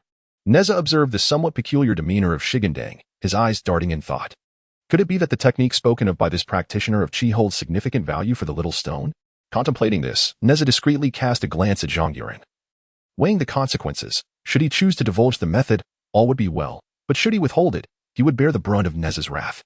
Unbeknownst to Zhang Yuan, Nezha subtly shifted his stance, blocking the latter's path, while the mysterious heavenly silk had somehow coiled around his waist. Zhang Yuan, noticing Nezha's movements, inwardly shook his head, amused by the antics of these two young beings. If you are willing to listen, I have no objections, he replied, revealing no intention of concealment. In this realm, there exist 3 worlds. The first, above, is the celestial realm, governed by the heavenly court. The second, in the middle, is the human realm, ruled by the emperor of mankind, where numerous Qi practitioners and immortals remain hidden. The third, below, is the netherworld, which encompasses both the underworld and hell, as well as the Yellow Springs. Though the underworld exists, it is devoid of management and is merely an empty shell. The method I envision is to allow the souls of the human realm to reside within the underworld, for its scenery is most suited to their nature. Upon hearing Zhang Yuan's words, Shi Gandang was left speechless. While the underworld may be appealing, it remains under the dominion of the Supreme Heavenly Emperor, without the netherworld's activation. Such notions are merely fanciful dreams. I acknowledge your words, yet this matter is beyond my control. It must be entrusted to the Supreme Heavenly Emperor, he asserted earnestly. After all, the Supreme Heavenly Emperor had yet to voice any concerns. It was not Shi Gandang's place to dictate matters. Was he attempting to usurp another's responsibilities? Zhang Yuan, upon hearing this, merely smirked and replied, I am well aware of what you speak. However, we cannot entrust everything to the Supreme Heavenly Emperor as his subjects. We too must bear our share of the burden. If all responsibilities rest solely upon him, he would surely be overwhelmed. Shi Gandang was taken aback by this audacious statement, hastily shaking his head. Such disrespect cannot be tolerated. If word of this reaches the wrong ears, it could cost you your head. The Heavenly Court possesses the celestial execution platform, established specifically for the immortals of the 3 realms. Remember, as the ruler of all, every being in this world is a subject of the Supreme Heavenly Emperor, regardless of their rank. Even the primordial supreme being is not exempt, let alone a mere Shi Gandang. Indeed, if you wish to court death, do not drag us into it. Nezha interjected, amused by the audacity of this individual, who dared to speak of the Supreme Heavenly Emperor with such irreverence. One must exercise caution in their dealings, lest they find themselves ensnared in unforeseen consequences. Zhang Yuan, observing the antics of the two, felt a mix of exasperation and amusement. Very well, I shall lay my cards on the table. In that moment, the previously amicable Zhang Yuan transformed, exuding an imperial majesty that surged forth like a torrent, his eyes deep and inscrutable, yet capable of perceiving the essence of all things. Shi Gandang was momentarily taken aback by this sudden transformation, but soon regained his composure and respectfully saluted Zhang Yuan, the heavenly emperor. I have come to pay my respects to the great celestial sovereign. Nezha, too, dared not act rashly and performed a respectful bow. While Xuanwu was so frightened that his legs turned to jelly, after bowing, he lowered his head and buried it deep in the ground. Observing the swift change in the demeanor of the three, the heavenly emperor felt a tinge of frustration, but quickly composed himself and addressed both Shi Gandang and Nezha, indicating that they need not be so formal. I am incognito, merely here to observe the state of the mortal realm. The souls of this world, upon death, have nowhere to go and thus dissipate. This is evidently unacceptable. I initially intended to open the underworld, yet there is no one to assist. Your Majesty, you are currently in the midst of bestowing titles. Once the divine appointments are complete, the celestial officials shall be plentiful, and the underworld can be opened then. Shi Gandang suggested.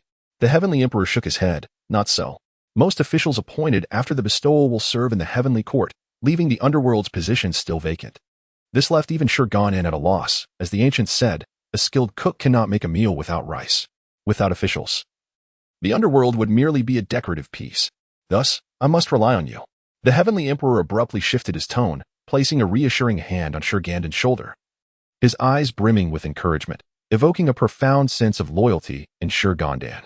However, he quickly suppressed this excitement. He was no child, and such flattery could not easily sway him. Your Majesty, I currently lack any personnel, he protested. Furthermore, I am unaware of the situation in the underworld. Upon hearing this, the heavenly emperor produced a dark, heavy token adorned with purple stripes, exuding an inexplicable weightiness. The token bore the character for underworld, which he placed into Shi Gandang's hands. This token grants you dominion over the underworld. With it, the entire realm shall be governed by your will. You may act as you see fit. Shi Gandang trembled, nearly dropping the token. Wait, I merely mentioned it in passing. How did I suddenly become the master of the underworld? Raising his gaze to the heavenly emperor, he noted the seriousness of his expression, devoid of any deceit, leaving him at a loss for words. Isn't it said that emperors possess a strong desire for control and are deeply attached to power? What then is the meaning of this token? As he sensed its connection to the underworld, he was momentarily dumbfounded, unsure of how to respond. So, does this mean I am to be the master of the underworld? To serve there? Though the underworld was ominous, this was still a position of authority that many might spend their lifetimes yearning for. Especially one bestowed by the heavenly emperor himself, such a gift could not be refused. Alas, Shi Gandang, what troubles you? The heavenly emperor inquired. Do not confine your aspirations to the position of the underworld sovereign. I bestow upon you the underworld token not merely to elevate you to a minor role, but to grant you the power to freely appoint officials throughout the underworld. You should not be limited to such a modest domain. The supreme deity of Haotian cast a profound glance at Shi Gandang, leaving him in a contemplative state, his pupils dilating in a shock that was difficult to articulate. Your Majesty, could it truly be as you envision? Thus, do not grow complacent. That dreary task shall be entrusted to you. I shall venture forth to revel in freedom. As for those chaotic matters, let those who wish to deal with them do so. I shall not concern myself. Rubbing his head, Shi Gandang could hardly fathom that one day he would succeed Haotian as the ruler. Although the position of the Lord of the Three Realms was indeed splendid, he lacked the desire for it. Comparatively, he yearned to explore mountains and rivers with his elder brother, indulging in leisurely pursuits. Oh, no, he could never have children. Very well. The decree of the underworld is now in your hands. Arrange everything promptly. Allocate positions as you see fit. And the task of rebuilding the netherworld rests upon you. He added, oh, and one more thing. Ensure you maintain your position, and do not lean excessively towards any faction. With a final penetrating gaze at Shi Gandang, the supreme deity departed, leaving Shi Gandang to fidget with the decree of the underworld. This outing has resulted in my being burdened with the responsibility. Shi Gandang sighed, rubbing his temples. Wait, you still haven't informed me about the position concerning the demons. Realizing too late, he found the supreme deity had vanished. Gazing at the hundreds of souls before him, Shi Gandang sighed. Let us first address the immediate situation. Little stone. Does this mean I shall henceforth be known as the golden mother of the Yaopool? Nez's eyes widened in astonishment, his mouth forming an O shape. Well, what do you think, elder brother? Are you pleased? It seems that Li Jing, that old rascal, will have nothing more to say. Yet, there is a slight annoyance. Does this mean that old fellow will become a national patriarch? While there is joy, there is also surprise. How could one not be astonished? In the blink of an eye, my husband has transformed from an ordinary individual to the sovereign of the three realms. Although that is not yet the case. It is still quite breathtaking. Never mind, let us first explore the underworld. Returning to Taiha Mountain is no longer feasible. Time is of the essence. I must prioritize the most crucial tasks. With Ming Xuanwu following closely behind, Shi Gandang led Nezha into the underworld. Upon entering, the sky darkened instantly.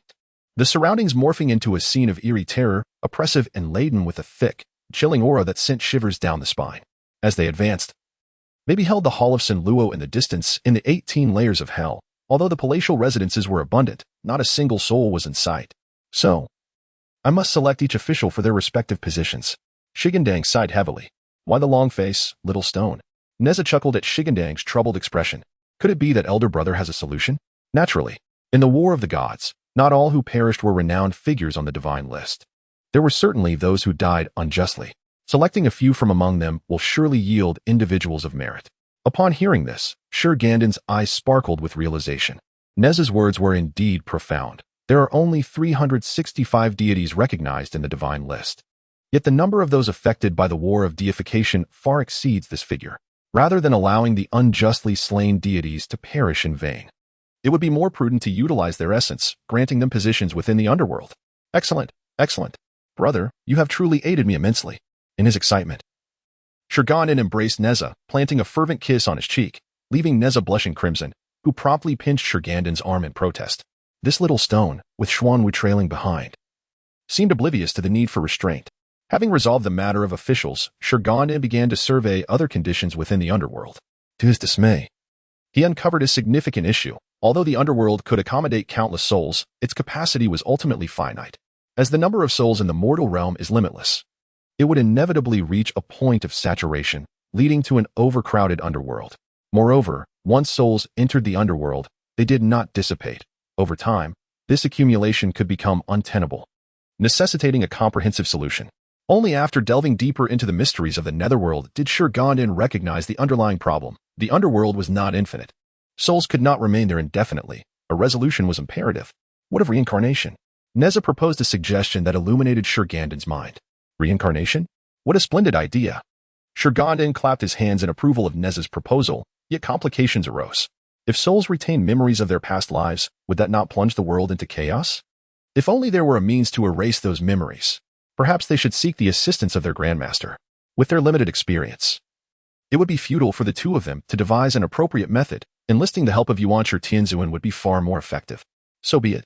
After wandering through the underworld and examining the various positions, he found it easy to locate the lower-ranking officials like the soul collectors and ghostly soldiers. However, finding suitable candidates among the higher ranks, such as the judges and the Tenyama kings, proved to be a daunting task. Not to mention the elusive 5 emperors of the directions, the lord of the netherworld, and the emperor of Fengdu. What a predicament! Feeling no desire to linger, Shi Gandang and Nezha rode Xuanwu around the outskirts of the village, hoping to encounter the man-eating demon, but their search yielded disappointment. After investing considerable time, they ultimately failed to catch a glimpse of the demon's shadow. With no other option, Shi Gandang reluctantly returned to Taiha Mountain. As for the souls of the villagers, he refrained from ushering them into the netherworld. The underworld was indeed the most suitable dwelling for souls, yet the villagers lacked sentience in the mortal realm. In the underworld, however, he feared that once they regained their intellect, they might wreak havoc. Understanding that the dissolution of souls was not an instantaneous process, Shi Gandang felt more at ease. Upon returning to Taiha Mountain, he was met with a sense of unfamiliarity, as if he were a stranger in his own abode. He glanced around, gradually rekindling the familiar sensations. A day apart feels like 3 autumns, he mused, and truly, this sentiment rang true. Nezha found his chamber, where a delicate hand caressed the mirror stand. Gazing into the mirror, he beheld his own reflection and offered a gentle smile. Brother, shall we venture out? Having arranged for Xuanwu to amuse himself, Shi Gandang approached Nezha, holding a pear, his intentions unmistakable. He wished to plant fruit trees. Of course. Nezha checked his appearance in the mirror and found no fault, then followed Shi Gandang out of the Taiha Palace. Shi Gandang, well acquainted with Taiha Mountain, led them to a spot not far below, motivated by the prospect of quickly savoring fresh fruit. The thought of the fruit's flavor made Shi Gandang lick his thin lips, the rosy hue glistening with a sheen of saliva under the sun. Unintentionally observing this scene, Nezha couldn't help but steal a few glances, his heart fluttering slightly. What troubles you, brother? Noticing Nezha's furtive gaze, Shi Gandang touched his face, recalling that it was clean. He had checked his reflection before leaving. Nothing. Nezha hastily averted his eyes, chastising himself internally for his weakness. When had he become akin to those lovesick loaches? Unspoken, Shi Gandang remained oblivious to the shift in atmosphere, merely observing quietly. At the base of Tai Mountain, to the east along the ascent, lay an expanse of vacant grassland, with a flowing river beyond. This was the site Shi Gandang had chosen. Nezha regarded him, realizing the area was insufficient. They would need to shift the trees outward. Shi Gandang shared the sentiment, casting a spell to expand the space, thus enlarging the clearing significantly. This looks much better. Satisfied with his handiwork, Shi Gandang then extracted the fruit trees from his pocket dimension, where time stood still, ensuring they emerged unchanged. Thousands of fruit trees of various kinds were sorted and replanted, with other vines and seedlings positioned alongside them. In no time, the clearing was brimming with greenery. With the aid of wind and rain, Shi Gandang watered the newly planted trees before finally pausing. From now on, we shall have fresh fruit every day, Nezha exclaimed joyfully, rushing to a nearby tree to pluck some fruit. Shi Gandang leisurely approached a tree, observing the soil beneath, which had become muddy after the rain. Unfazed by the dirt, he squatted down and quickly fashioned a mud ball. Little stone, this one's for you. Nezha had gathered some lotus fruits, their deep purple hue appearing translucent, tempting one to taste. Catch this. Upon hearing the movement behind him, Shi Gandang remained silent. As Nezha drew closer, Shi Gandang swiftly turned, launching a mud ball that struck Nezha squarely in the face before he could react. Even the muddy hand of Shi Gandang brushed against Nezha's face. How's that, brother? Did you expect this? Shi Gandang rubbed his nose with the back of his hand, looking at Nezha's dirt-streaked cheeks, and couldn't help but chuckle. Brother, you look just like a little kitten. Nezha remained silent, placing the heavenly lotus on the grass beside him. Observing Shi Gandang, who was still laughing heartily with his hands on his hips, Nezha decisively scooped up a handful of mud and hurled it at him. Whoa, brother. You're aiming for my mouth. Shi Gandang, who had been watching Nezha closely, dodged instinctively as the mud flew towards him. Do you dare to evade? Nezha, seeing his first attempt fail, quickened his movements, sending the mud flying as if it were free of charge. This onslaught frightened Shi Gandang, compelling him to seek refuge off the open ground. If he couldn't evade, he would surely become a little mud doll. Thankfully, my reflexes are quick. Looking back at the spot he had just occupied, the mud he had thrown had already formed a small mound. Little stones. Splash. Before Shi Gandang could relish his fortune, a sound from beside him made him instinctively turn his head, resulting in mud splattering all over his face. Was that a clone? Even amidst the play, spells are being cast? Of course. If I didn't use some spells, would you have fallen for it? Nezha, sporting a face smeared with mud, placed his hands on his hips, gazing at Shi Gandang with annoyance, while wiping his face with the back of his hand, revealing a patch of fair skin. Indeed. Shi Gandang wiped his face, cleaning his features and revealing bright eyes, which made Nezha laugh. You look just like a mud spirit. Chapter 80. Bathing Hay. What are you doing? Let go of me. Just as Nezha's laughter faded, Shi Gandang pushed off the ground with force and charged straight at Nezha, the immense impact sending Nezha tumbling backward. Thud. Nezha's back hit the ground, but fortunately he was not merely immortal. Despite the loud sound, he felt no pain whatsoever. After such a collision, Nezha glared angrily at Shi Gandang. Absolutely not.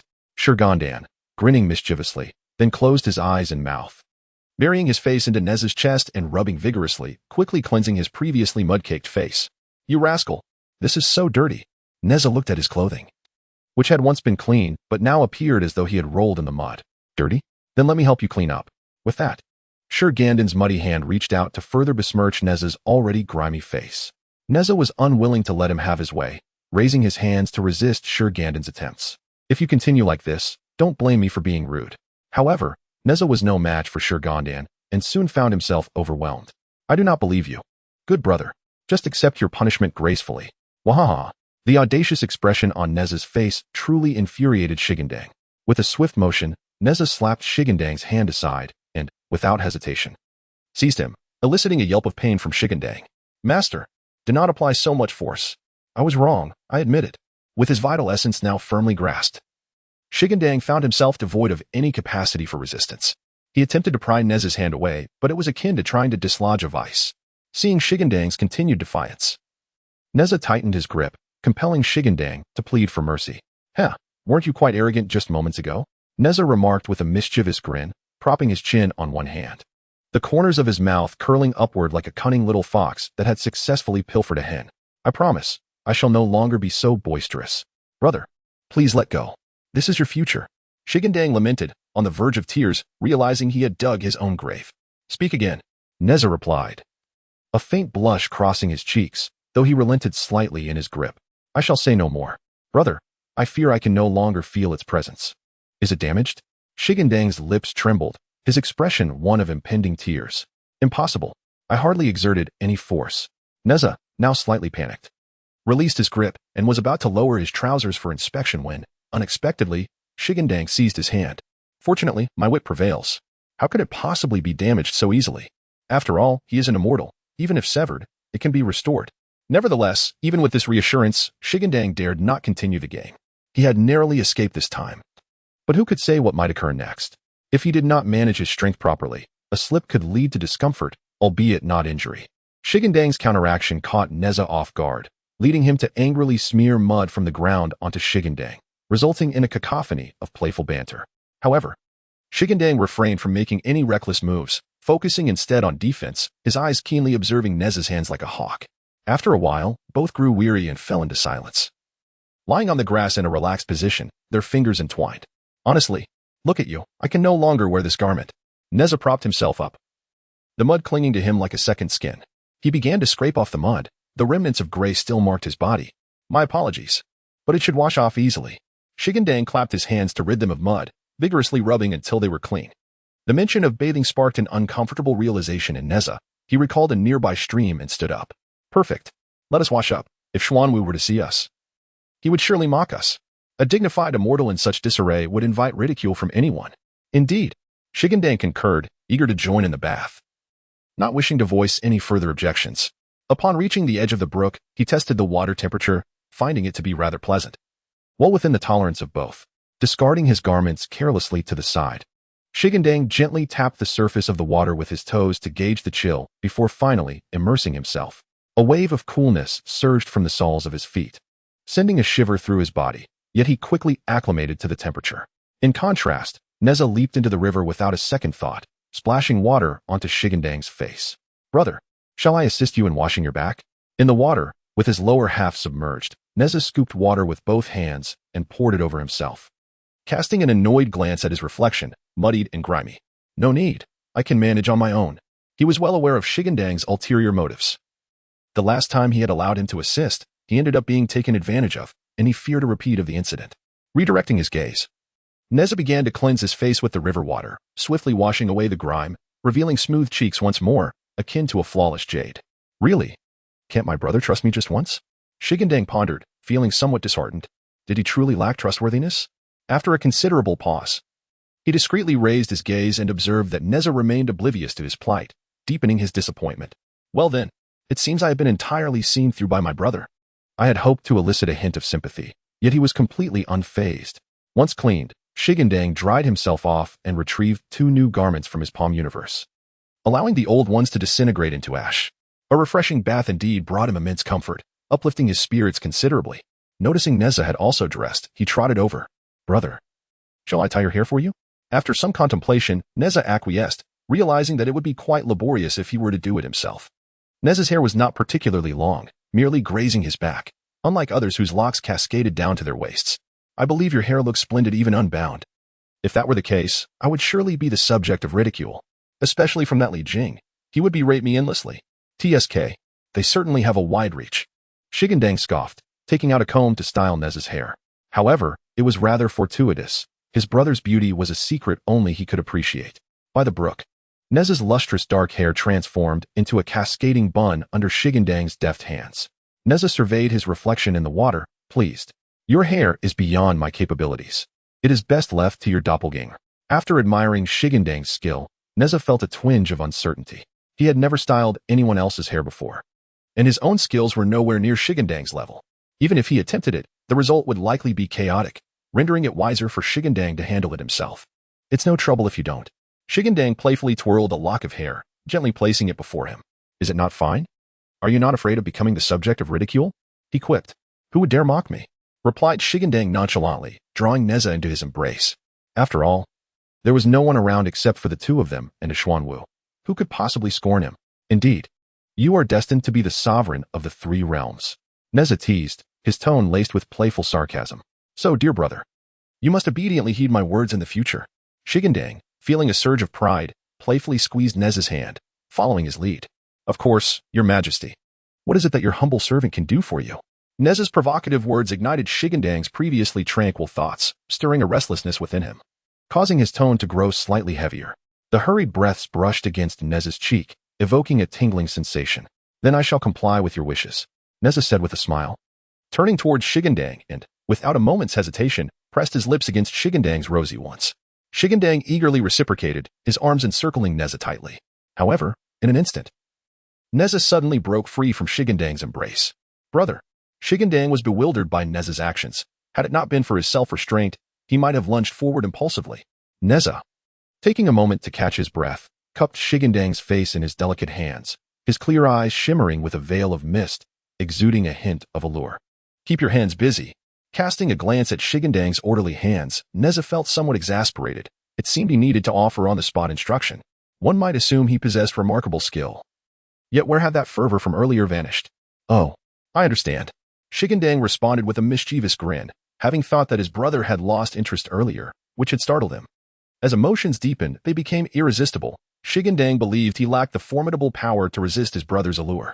Under Nezha's guidance, he suddenly experienced a revelation, and his hands began to wander freely. Yet, he had forgotten that Tai Mountain stretched for miles, teeming with countless creatures, and birds and beasts were ubiquitous. Their intimate exchange did not go unnoticed, as numerous curious beings began to gather around. A pair of Qilin tilted their heads in wonder, observing closely. If they were not mistaken, this was a pair of men. Is it truly permissible between men? One Qilin questioned its partner, its animalistic eyes filled with perplexity. Having lived for so many years, it was the first time encountering such a scenario. Surely you must be mistaken? The Qilin leaned forward, now only a few paces away, while the oblivious pair remained engrossed in their moment. It was only when the Qilin approached that Nezha finally noticed. Thud! Ouch! Brother? Shi Gandang, having fallen to the ground, looked at Nezha in confusion, his excitement abruptly interrupted. What was this sudden turn of events? Nezha remained unresponsive, meticulously adjusting his disheveled garments, concealing any exposed skin. He smoothed his hair and noticed that Shi Gandang had yet to recover from his astonishment, prompting him to huff and gesture for him to avert his gaze. Only then did Shi Gandang notice the Qilin, who was curiously observing like an innocent child, lifting its head as if urging the two to continue. You beast! Why don't you hurry up and leave? Shi Gandang, now fully aware, wished fervently to chop the creature into mincemeat, yet he forcibly suppressed his fury and admonished the two spectators. Observing Shi Gandang's ire dissipate, Nezha's own anger faded too, replaced instead by a broad smile. Startled by the reprimand, the Qilin hurriedly fled. The Tai Mountain was too daunting, and it would be wise to avoid wandering about carelessly in the future. With the Qilin's interruption, Shi Gandang felt disinclined to linger any longer. Brother, shall we return? It is safer at home, he suggested, indicating Tai Palace. Indeed, Nezha's temper had been ignited once more. He could not let the matter rest so easily. Nodding in agreement, he followed Shi Gandang and hastened back to their chamber. Meanwhile, Xuanwu, who had been strolling, appeared somewhat bewildered. Were those two shadowy figures not the masters? Judging by their stature, it seemed likely. Upon this realization, he resumed his leisurely pace, executing his slow, deliberate gait to perfection. Upon their return to the chamber, where no one dared to intrude, Shi Gandang acted with more boldness and urgency. Nezha, aware that they were not in the wilderness and would not encounter any foolish creatures, allowed himself to indulge a little more. The actions that transpired were a symphony of movements, first ascending, then descending, followed by lateral motions, and finally, rapid and slow rhythms. Nezha's voice resonated with a cadence of breaths, first a pause, then gasps, followed by weariness, tranquility, and the sound of nibbling. The two exchanged soft murmurs, their breaths mingling. As they shifted, the fragrance of intimacy enveloped them. They reveled in the passion of the moment, employing the techniques of the room, oscillating between depths and shallows, quickening and slowing, while casting glances at one another. Their complexions flushed, voices trembled, hair disheveled, and eyes sparkling with desire. Time slipped away unnoticed, and as evening descended, neither felt inclined to dine, deciding instead to forego the meal altogether, deeming one missed meal inconsequential. Shi Gandang employed his magic to tidy the space, drawing Nezha into his embrace as they drifted into a peaceful slumber. Nezha remained unresponsive, while Shi Gandang still possessed vigor, though he chose to rest. At that moment, even if the heavens were to collapse, he would remain oblivious. After a yawn, Shi Gandang succumbed to his fatigue, closing his eyes and plunging into a deep sleep. The following day, at noon, Shi Gandang sensed himself constrained, something heavy pressing against his chest. Upon opening his eyes, he discovered that Nezha had turned his chest into a pillow. The sense of bondage stemmed from Nezha's hands and thighs, coiling around him like a serpent, embracing him with every part of his body that could. Shi Gandang showed no intention of breaking free. Rather, he seemed to relish the moment, using one freed hand to embrace Nezha in return. Nezha was utterly exhausted, and he did not wish to disturb him, so he could only wait for him to awaken on his own. Until noon, Nezha remained in this position, not having stirred. And if it were not for the faint sound of his breathing, Shi Gandang might have assumed he had ascended to the ranks of the divine. However, this indirectly demonstrated his own prowess, albeit at the expense of his senior brother. Shi Gandang wore a look of pride. Meanwhile, outside Tai Mountain, two figures surveyed this celestial abode and nodded in apparent satisfaction. "My friend, what do you think of this place?"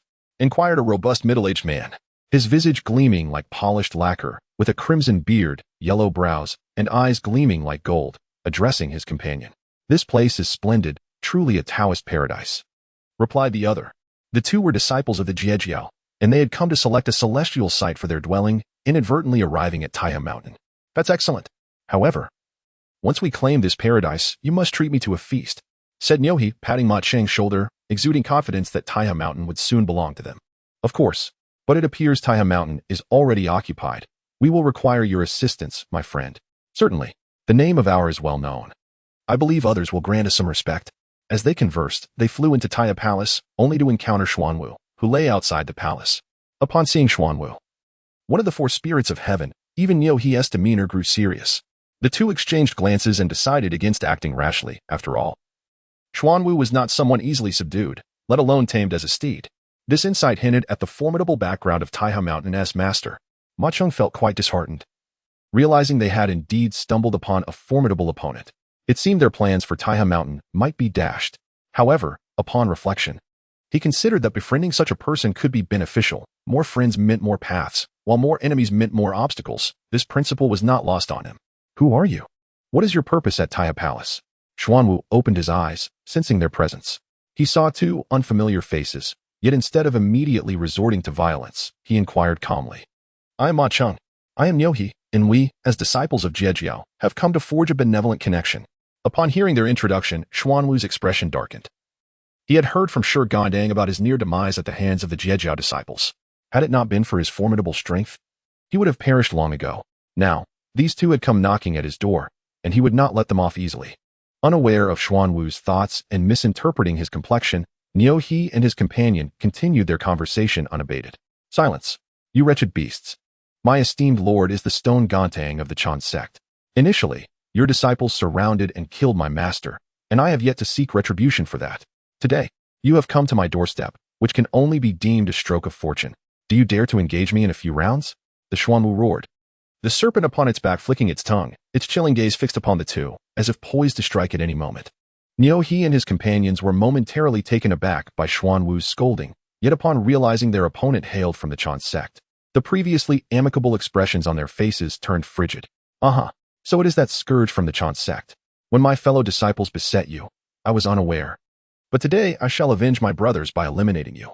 Ma Cheng drew forth a red tassel spear from his leopard skin pouch, while Nyohi brandished a steel fork, charging at Xuanwu with intent to kill.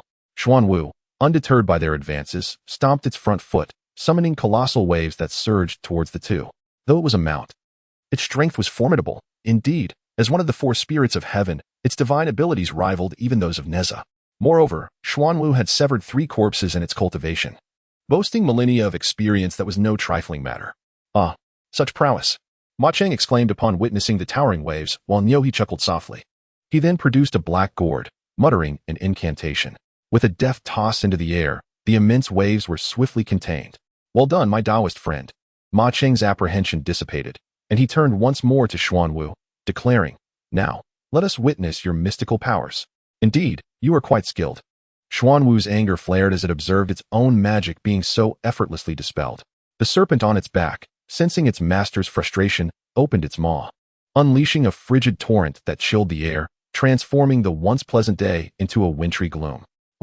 Ma Cheng shivered, clearly affected by the frigid blast. As the icy wave approached, he hastily recited a spell. In an instant, a powerful sound wave collided with the cold current, shattering it into pieces.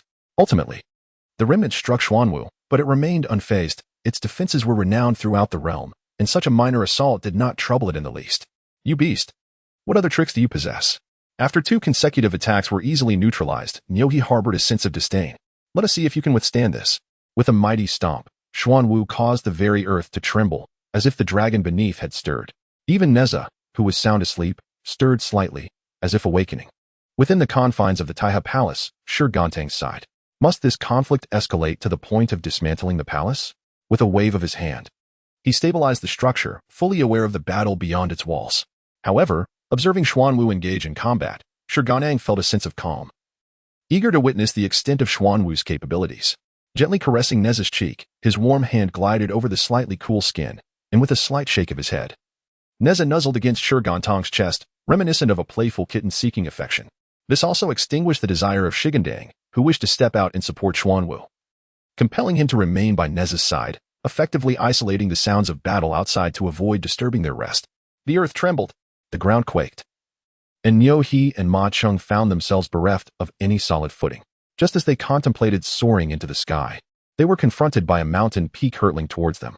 Have you lost your mind? Nyohi exclaimed. This is not a fight. This is sheer destruction. He surmised that even if Xuanwu emerged victorious, the cave would be left in ruins. I have my own methods to resolve this. Your meddling is unnecessary. Xuanwu retorted with an air of indifference, focusing intently on the battle. As Ma Cheng evaded the descending boulders, he cast a glance at the looming mountain peak. A sense of retreat beginning to take hold. If the steed was this formidable, what prowess must the unseen Shi Gandang possess? Nyohi clutched the black gourd, chanting incantations to contain the mountain peak, his expression revealing a hint of strain, for this gourd was not capable of holding everything. Meanwhile, Xuanwu appeared utterly unbothered, directing the small mountain to advance towards the two. In the midst of the chaos, the relentless onslaught of the diminutive Taiha mountain upon them left the surroundings, save for Taiha Palace protected by Shi Gandang, in utter disarray as if ravaged by war. Shi Gandang could no longer remain idle. If this continued, his cave would surely be lost.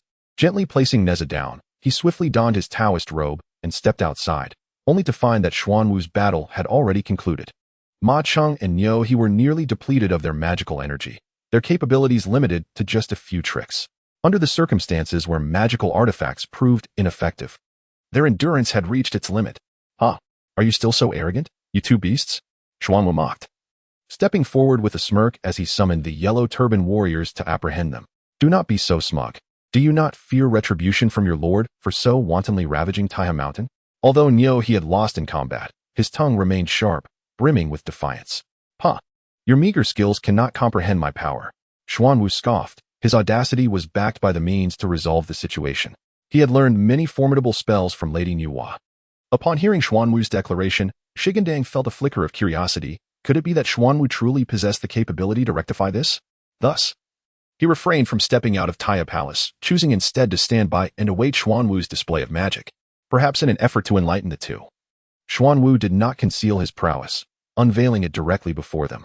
Return the wind and reignite the fire.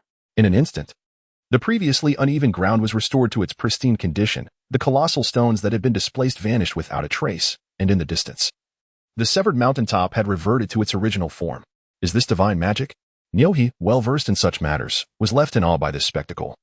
Astonished by Xuanwu's immense power, realizing they had indeed stumbled upon an insurmountable obstacle. How enlightening! Your methods, steeped in the arcane and obscure, cannot possibly be compared to my own. Xuanwu belittled the two, inciting a fury in them that could almost manifest as a lethal gaze. Upon witnessing the cave restored to its original state, Shi Gandang exhaled in relief. He then exited the Taiha Palace, channeling his magical energy, his strikingly clear eyes glimmering with an otherworldly light, revealing the true forms of the two, one a bull, the other a horse. Truly, they were disciples of the. However, since they had offended me, they could not be permitted to linger. If they were renowned figures from the Fengshan Bang, then I would indeed be aiding Zhang Zia in eliminating two adversaries. If not, then I would claim them for myself, as my underworld could certainly use more hands. Master. Upon Shi Gandang's departure from the palace, Xuanwu nodded in acknowledgement. A sign of respect. The two kneeling figures glanced at Shi Gandang, astonished by his diminutive stature. Shi Gandang twitched his nose, feeling as though their gaze was a personal affront. Who would have thought that disciples of the wood dare to assault me? Master Tongtian had ordered all disciples to enter seclusion. Your defiance of his decree means that even should I slay you here, Master Tongtian would not utter a word of reproach. The two attempted to struggle, but were swiftly dispatched by Shi Gandang's dual thunderbolt spells. The yellow turban warrior, witnessing their demise, contemplated fleeing, only to be halted by Shi Gandang's voice. Do you have any commands, my lord? The yellow turban warrior, of modest rank, had once been a soldier and, upon his death, was enshrined by the Emperor Haoyan as a yellow turban warrior. Though granted immortality, he was at the beck and call of the heavenly realm, subject to the whims of those more powerful. Can you cook? The two, initially expecting a different task, revealed their skills without hesitation. I was once a chef in a tavern, but was forcibly conscripted by the Pingnan Marquis. Thus, I am quite familiar with the culinary arts. Shi Gandang expressed his delight, realizing he had stumbled upon a stroke of luck, especially since he had not dined, and would soon require sustenance for Nezha upon his awakening. Excellent. In that case, proceed to the kitchen and prepare a feast. With a wave of his hand, he dismissed them. Turning his gaze back, he noticed that the souls of Ma Cheng and Niu he had not yet dissipated. Their expressions were somewhat vacant, yet they still retained a semblance of consciousness. It appeared they were not figures of the Fengshen Bang. Shi Gandang chuckled softly, recognizing the fortuitous opportunity before him. These two could serve as the 10 Great Commanders, leading squads of soul collectors. The 10 Great Commanders include the King of Ghosts, Day Traveler, Night Traveler, the Black and White Impermanents, Bullhead, Horseface, Leopard Tail, Birdbeak, Fishgill, and Wasp.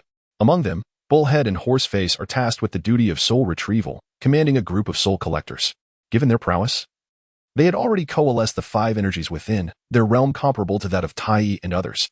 I have indeed acquired a bargain. Shi Gandang produced the decree of the underworld and recited an incantation, a beam of black light enveloping the two figures. The spirits of Niu and Ma Cheng slowly transformed, their forms taking on the guise of beastly heads atop human bodies. Their once dull gazes became clear, and their attire shifted from Taoist robes to majestic armor. One donned golden armor, while the other was clad in white, both exuding an imposing presence. As they regained their senses and beheld their new garments, a desire to speak arose, yet it ultimately morphed into a sigh of regret. Had they known, they would not have come here to display their bravado. What is this? Are you unwilling? Shi Gandang squinted menacingly. Fear not. We shall dedicate ourselves to serving you faithfully from this day forth. Perhaps resigned to their fate, their demeanor became markedly more respectful. Very well then. You shall each command a legion of ghostly soldiers, guiding the souls of the departed into the underworld. Shi Gandang succinctly outlined the various roles within the realm of the dead, and it was then that Niu and Ma Cheng comprehended the origin of this underworld. Marveling at Shi Gandang's formidable prowess, it seemed they had indeed aligned themselves with the right individual. His influence was vast, and the future looked promising. Your Majesty, might I inquire about the whereabouts of our ghostly soldiers? Ma Cheng, now acutely aware of reality, wore a hint of obsequiousness on his face. Well, that is something you will have to resolve on your own for the time being, Shi Gandang replied, rubbing his hands together awkwardly. Then, Your Majesty, how many souls do we currently have in our underworld? Niu felt an ominous premonition, especially upon witnessing Shi Gandang's uneasy expression. Well, it's just as few, he admitted. Is it too late to withdraw? Fear not, for the underworld shall only improve in the days to come, Shi Gandang asserted confidently, painting a bright future for them. Then why not grant us higher positions, perhaps as the 10 Yama Kings? Niu lamented, his head bowed, while Ma Cheng quietly echoed his sentiments. At Ma Cheng's remark, Shi Gandang could not help but cast him a sidelong glance. Did he not realize his own limitations? Being appointed as a ghostly commander was already a significant privilege,